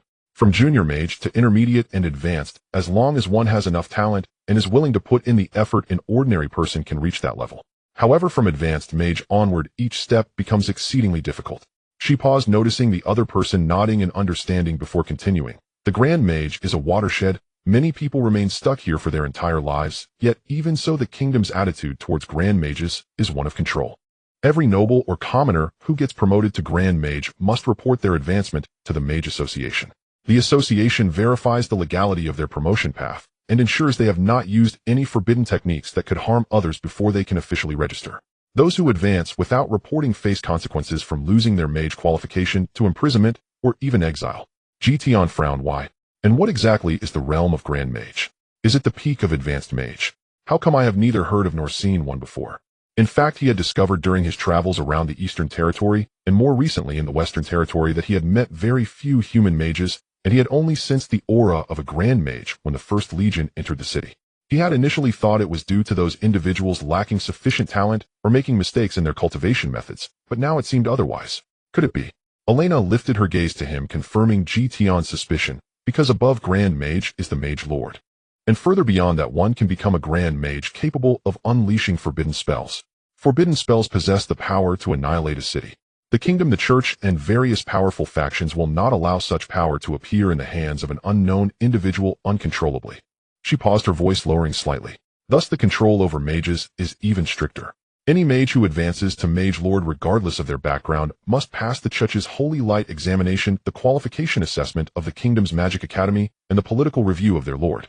3 hurdles, none of which can be omitted. Furthermore, the number of Mage Lord advancement slots is limited each year. When I was in the capital, I heard of a case. A small noble from the Northern Territory with decent talent broke through to Mage Lord before turning 30. He did not report it because his father had a grudge against the local Mage Association and feared being blocked. What happened next? On the night of his promotion, members of the Mage Association arrived accompanied by a deacon from the church, and they disabled his magical pathways on the spot. That small noble later went mad, his title was revoked, his territory confiscated, and his family fell from grace overnight. This is also the main reason I haven't cultivated according to your method. I suspect the Mage Association conducts secret periodic reviews on known individuals with high talent to prevent them from illegally advancing before aligning with some major power. But that shouldn't be the case, right? Why didn't I encounter any reviews during my cultivation? Oh right, I wasn't cultivating according to the traditional mage sect of this world, and I also used formations to conceal my strength during each promotion. Tian then asked, what about Grand Mages? If someone can obtain Grand Mage strength or higher through special means, what then? Could they possibly be stripped of their powers as well? If the kingdom and the church truly had the ability to do so, he would have to reassess the foundations of those major powers. Elena's lips curled into a bitter smile. Grand Mages are individuals from another world. There are no more than 20 Grand Mages registered in the entire kingdom. Each one is a strategic level deterrent, holding a status comparable to that of a legion commander or archbishop. If a commoner were to be promoted to Grand Mage, the king would personally grant them the title of count, bestowing lands, or even a duke title. The church would also confer honorary clerical positions. No one would scrutinize them, and no one would dare to control them. She looked out the window at the old crooked oak tree. That's why it is said that the top performer among the current Magic Academy students can be legally granted the title of Grand Mage without being constrained by any faction. This is essentially a gamble. All factions want to recruit the top magical genius, but they also constrain one another, not wanting to allow the other to monopolize. The final compromise resulted in this quota. She withdrew her gaze, looking at Tian. By now the tea smoke had already dissipated. William has fallen and Augustus has taken power. His style is more rigid and harder to predict. Tian had remained silent, simply listening quietly. He recalled how he had been in the village completely ignorant, not even knowing how many types of magic existed. It was Elena who taught him to read, showed him fundamentals of magic theory, and explained the rules of this world. Now she was revealing to him another layer of rules, higher and more brutal rules. So you want to go? Elena did not deny it as she was about to explain something, when Tian continued, then I will accompany you. She lifted her head, looking at Tian, her gray-blue eyes reflecting the daylight outside. You will accompany me. In what capacity? As the sect master? Or as a tenant of my family? As you wish. Tian downed the now completely cold tea. After all, you have the final say. Elena turned her face away, her ears turning red, and after a long while she managed to squeeze out 2 words. Rascal. Tian stood up without changing his expression, walking to the window to gaze at the old oak tree. When do we depart? My father said we just need to arrive before the school starts. It will take half a month at best, and a month at worst on the way. There is still time to prepare. Elena also stood up, putting away the letter and invitation, placing them in the drawer of the desk. But I need to write a reply to my father first to inform him of my decision. Tian nodded. What do you need me to do? You don't need to do anything. Elena walked to his side, tilting her head to look at him. Just being here with me is enough. Outside, a gentle breeze blew and golden petals fluttered down from the walls. All right. The setting sun slanted through the window, casting a warm orange hue over the bookshelves and furniture in the study. Elena sat in the study writing a reply. The sunlight streamed in at an angle, outlining her profile with a soft golden edge as the pen glided across the paper, leaving behind elegant, unhurried characters. After finishing the last character, Elena folded the letter neatly, placed it into an envelope, and sealed it with wax. She pressed her finger against the seal momentarily to ensure it was secure before setting it aside. She rose and walked to the window, pushing it open wider. The evening breeze, carrying the scent of flowers, flowed in, dispersing the lingering aroma of tea in the room. What do you want for dinner? Anything. Elena turned around, leaning against the window frame with her arms crossed, a hint of helplessness in her gray-blue eyes as she smiled. You always say anything. Last time when you were at the manor I suggested fish, and you said anything, but the chef made it, and you didn't touch it. That's when I realized you don't like fish. Tian fell silent for a moment. That time coincided with my first attempt at fasting. Elena raised an eyebrow. Fasting? Is that your no need to eat cultivation? Are you fasting now? She actually wanted to ask, why didn't you mention it back? But then she thought better of it, realizing that given his personality he would likely respond with something like, you never asked. So you can eat normally then? Yes. Then what do you want to eat? Tian thought for a moment. Anything. Elena shot him a glare and turned towards the door. I'll go inform the kitchen. You. Forget it, do whatever you like, just don't mess up my study. The footsteps gradually faded down the corridor. Tian stood in place, glancing around the study. There were several more rows of books on the shelves than the last time he visited, mostly on magical theory, continental history, and an introduction to Elvish. The pot of asparagus fern on the windowsill had grown considerably, its delicate leaves swaying gently in the evening breeze. The drawer of the desk was half open, revealing a corner of a letter, Elena's unfinished reply. He walked over and gently closed the drawer to prevent the envelope from being blown away, inadvertently catching sight of a piece of parchment pressed down on the corner of the desk, densely filled with writing in Elena's elegant hand. He shouldn't be looking, but his gaze was drawn to the first few words. Entry Guide to the Wind Spirit Moon Shadow Sect Draft. The content was extensive and categorized. From how to reach the sect and what items to prepare to the sect's rules, daily routines, and cultivation course arrangements. Even details like whether the dining hall's food suits your taste and whether to bring your own bedding were noted. There were signs of corrections, with some passages crossed out and rewritten, and arrows marking notes that said, to be verified. Tian gently placed the parchment back in its place, maintaining a neutral expression, but his fingers lingered on the edge of the desk for a moment. When did she write this? Since she wrote it, why did she keep declining his invitations? He recalled how she always refused his offers to teach her cultivation in various ways. Now it seemed she must have been afraid of dragging him down, worried that his sect hidden in the mountains would attract the attention of other forces. Of course, back then Elena didn't even know her own strength. He turned and left the study. The kitchen was on the first floor of the main building, and as Tian walked through the corridor, he encountered a maid carrying a stack of clean napkins. The maid bowed her head in greeting, and he nodded slightly, continuing on. As he approached the kitchen door, he heard the sound of a knife hitting the cutting board and the faint clinking of utensils. He didn't go inside, but his divine sense sensed that she was cooking. The sizzling sound of ingredients hitting the hot oil, Elena murmuring to herself, I added too much salt, the clatter of bowls and dishes. About half an hour later, Elena emerged with a tray that held 2 bowls of rice, a plate of stir-fried vegetables, a bowl of mushroom soup, and a plate of not-so-perfect-looking braised pork. She paused when she saw Tian standing at the door. How long have you been standing here? Just arrived. Liar. Elena walked past him. Let's go to the dining room, it's smoky here. Come and taste my cooking. For some reason, she just wanted to cook for Tian, perhaps to prove that she was no longer the young lady who only... The dining room was small, with a square table and 2 chairs. They sat facing each other, the light warming the colors of the dishes on the table.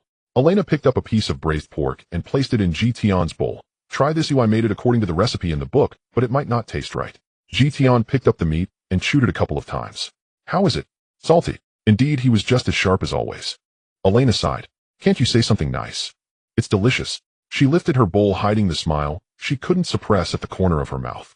After finishing dinner, night had fully fallen, and Tian helped clear the dishes, but Elena shooed him out of the kitchen. You're the guest, I'll let someone else handle this. Tian wanted to say, I'm not a guest, but felt something was off and held his tongue. After dinner, the two took a walk along the small path behind the manor. The moonlight was bright, and the old crooked oak tree stood in the night like a giant umbrella, its newly sprouted branches swaying gently in the evening breeze. Elena asked, what are your plans for tomorrow? None. Then will you help me prepare some things needed for the journey to the Sure. And... She paused. I want to visit your sect. Tian turned his head to look at her. Elena didn't avoid his gaze. Her eyes shone brightly in the moonlight like 2 pools of autumn water rippled by the wind. You've taken on several disciples. I have to see what kind of people they are. What if you turn the sect into a chaotic mess? She turned her face away.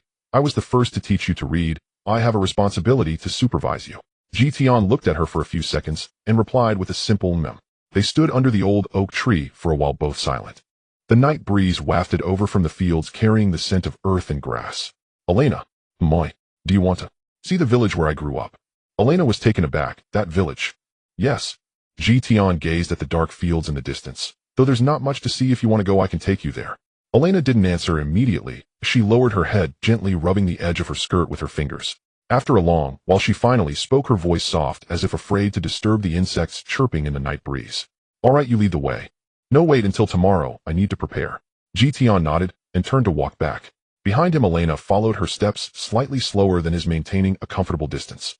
The moonlight cast their shadows on the ground close together, almost indistinguishable from one another. Under the old locust tree at the village entrance, several elderly men were chatting idly. Old John knocked the pipe against the sole of his shoe, refilled it with tobacco, and squinted as he said, "Isn't it strange? My old yellow dog is almost 20 years old, has lost all its teeth, yet it can still chase rabbits up and down the hills." That's right, Aunt Martha from the tailor's house chimed in. My old cat is nearly 15, its fur is still shiny, and just last month it caught a mouse and flaunted it in the yard for half the day. The elderly men nodded in agreement, and the conversation gradually shifted from cats and dogs to people. The old village head tapped his cane, his murky eyes filled with a hint of confusion. Come to think of it, no one in the village has been ill these past few years. In the past, during seasonal changes, there would always be some coughs, but these last few years, not even a headache. In my nearly 70 years of life, this is the first time I've seen such a situation. In the past, during seasonal changes, there would always be some coughs, but these last few years, not even a headache. In my nearly 70 years of life, this is the first time I've... A middle-aged man interjected. The priest we hired for a hefty fee said he's never seen anyone recover so quickly. Someone else nodded. And the crops in the fields, the harvest has been better each year. Same seed, same land, yet the yield has doubled. The elderly men exchanged bewildered glances, unable to explain the phenomenon. Old John leisurely remarked, regardless of the reasons, it's still a good thing. Perhaps some benevolent figure passing by has taken it upon themselves to protect our village in secret. What kind of great figure would that be? Our little village is so poor that it rings hollow. Who would even glance our way? The old village head raised his head, his murky gaze fixed on the dirt road at the village entrance, suddenly squinting. Hey, look over there. Is that a knight coming? Everyone turned to look, and in the distance a cloud of dust was rising as a tall black steed galloped along the dirt road, carrying a figure clad in silver-white knightly armor. The armor glimmered under the sunlight, and a long sword hung at the knight's waist, its sheath looking ancient. The knight was tall and imposing, clearly not an ordinary person. Whose knight is this? How could he come to our impoverished place? Someone murmured. As the knight drew closer, old John suddenly widened his eyes, nearly dropping his pipe. Isn't that the son of old Jack next door? Tian. Upon closer inspection, everyone realized it was indeed him. Though dressed in knight's armor, that face and figure were unmistakably that of the boy from Jack's family, who returned every year on the day of Holy Awakening. Goodness, this kid has been at the Lord's Manor for a few years, and has actually become a knight. Tian dismounted, holding the reins, and nodded slightly to greet everyone. Behind him followed a white horse on which sat a young woman. The young woman wore deep blue riding attire, her light golden hair shining in the sunlight. Her features were exquisite and her demeanor exuded tranquility. She was clearly a noble lady. The elderly men exchanged glances, and old John stammered, Tian, who is this? My friend, Tian replied succinctly, extending his hand toward the girl on the horse. Elena pressed her lips together, extended her hand to him, and gracefully leaped off the horse, landing steadily on the ground. She adjusted her collar and smiled politely at the elderly men. The old village head came to his senses, repeatedly saying, Good, hurry home, your parents have been talking about you for a long time. You returned earlier this year than usual. Tian led the two horses, taking Elena deeper into the village. Behind them, the murmurs of the elderly men started up again, but in lower tones. Jack's family must have struck gold. Their son has become a knight, and even brought back a noble lady. That girl is truly beautiful, just like someone from a painting. Do you think these strange happenings in our village over the past few years might have something to do with Tian? That kid has always been special. Don't guess recklessly. Old John knocked the ash out of his pipe, watching Tian's figure fade into the distance, chuckling, whatever it is, it's a good thing. Tian's home was not large, made of earthen walls and gray tiles kept neatly. The chicken coop and sheepfold in the corner of the yard had been reinforced with new wooden boards, and the thatch on the roof had been replaced with more durable reeds. All of which Tian had done during his annual visits. Old Jack was squatting in the yard chopping firewood. Hearing footsteps, he looked up stunned for a moment, then stood up nearly losing grip on the axe in his hands. "Dad," Tian said, releasing the reins and stepping forward. He opened his mouth, his gaze shifting from his son in knight's armor to the girl with light golden hair behind him. His expression changed from surprise to confusion, then to a kind of flustered nervousness. Who is this? Tian stepped aside slightly. "Her name is Elena. I brought her." Elena stepped forward slightly, bowing, her voice gentle. "Hello, Uncle. I apologize for the sudden visit. I hope it's not too much trouble." Old Jack wiped his hands on his apron in a fluster, his lips quivering, and after a long pause he managed to squeeze out, "No trouble. Please come in and sit. Wife, Tian is back." And he brought a guest. From inside came a flurry of hurried footsteps. Tian's mother peeked her head out from the door, wearing a faded apron that had been washed many times, her hands still dusted with flour, clearly in the midst of kneading dough. Upon seeing her son, her eyes lit up, and when she spotted the girl behind him, her eyes sparkled even more. "Oh dear, this child, you didn't even let us know you were coming back." She hurried to greet them, rubbing her hands on her apron before grabbing Elena's arm and sizing her up. "What a lovely girl. Come in, it's chilly outside." "Old man, don't just stand there, go boil some water and brew some tea." Old Jack responded with a quick, "Aye," and turned to rush to the kitchen. Elena was being pulled inside by Tian's mother, glancing back at Tian with a hint of helplessness. Elena took out an exquisite wooden box from her storage ring and presented it with both hands to Tian's mother, her light golden hair cascading slightly over her shoulders, accentuating her delicate and fair features. "Auntie, this is the tea that my father sent from the capital last month. It's nothing precious, please have a taste." Unfortunately, Tian did not allow her to bring those obviously valuable items, saying that it might worsen neighborhood relations. Elena found it hard to believe that with Tian's current abilities any such situation would be resolved, but seeing his firm expression made it difficult to counter him, so she could only bring the tea with a wide price range. Tian's mother was taken aback. The ring flashed slightly and produced an item. She had never seen anything so magical before and wondered what her son had experienced over the years. However, in front of the girl, she felt it inappropriate to speak up or ask too much, so she focused her gaze on Elena. The girl had gentle and unassuming features, her smile perfectly curving at the corners of her mouth, and her gray blue eyes were as clear as a mountain stream, while her deep blue riding outfit fit her body, perfectly accentuating her slim waist and graceful curves. She took the wooden box, her fingers tracing the engraved patterns on its surface, feeling delighted inside, yet she still had to be polite, saying, "Oh dear, you shouldn't have brought a gift. How old are you this year? How are your parents?" Elena lowered her eyes and spoke gently. "I'm 19. My father works in the capital and my mother is with him. Everything at home is well. Thank you for your concern, Auntie." She spoke the truth, just omitting that she was the daughter of the Lord here. After all, for Tian's parents, the Lord here was much more authoritative than "my father works in the capital," and mentioning it might create a gap. Tian's mother grew increasingly pleased, taking her hand and leading her to a chair. "All right, you must be tired from the journey. Sit down and rest. I'll go prepare something delicious for you." Elena was pressed into the chair by Tian's mother before she could even say, "No need to trouble yourself," and the latter hurriedly rushed into the kitchen, the clattering of pots and pans immediately following.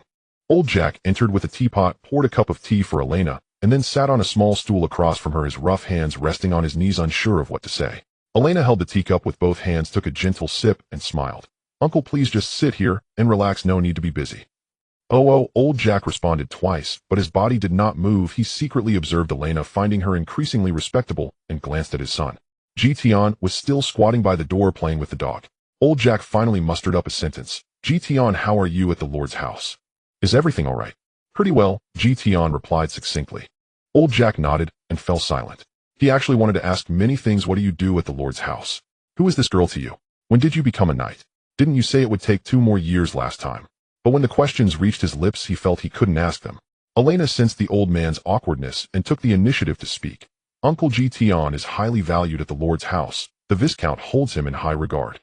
This time he could accompany me back, because he specifically took leave." Before coming, Tian had informed her that he had always returned to visit under the more acceptable title of apprentice knight for his parents. Old Jack's eyes lit up and the wrinkles on his face relaxed as he repeatedly said, That's good. This child has never caused us worry since he was little." "Well," he paused, then asked cautiously, "And you, young lady, who are you?" Elena smiled slightly. "I'm a friend of Tian. We have a good relationship. I happened to pass by this time and wanted to see where he grew up." The sound of burning firewood crackled from the kitchen and a rich aroma wafted out. Tian's mother brought out a large plate of steaming chicken and then turned back to bring out rye bread and a big pot of thick soup made with various vegetables and grains. "There isn't much good stuff at home, so please don't mind." She arranged the dishes and then served Elena a bowl of soup. The four of them sat around the table, old Jack at the head, Tian's mother beside him, and Tian sitting across. Tian's mother piled a lot of meat onto Alina's plate, saying, "Try this, it's made from our own raised rooster, much better than the ones bought."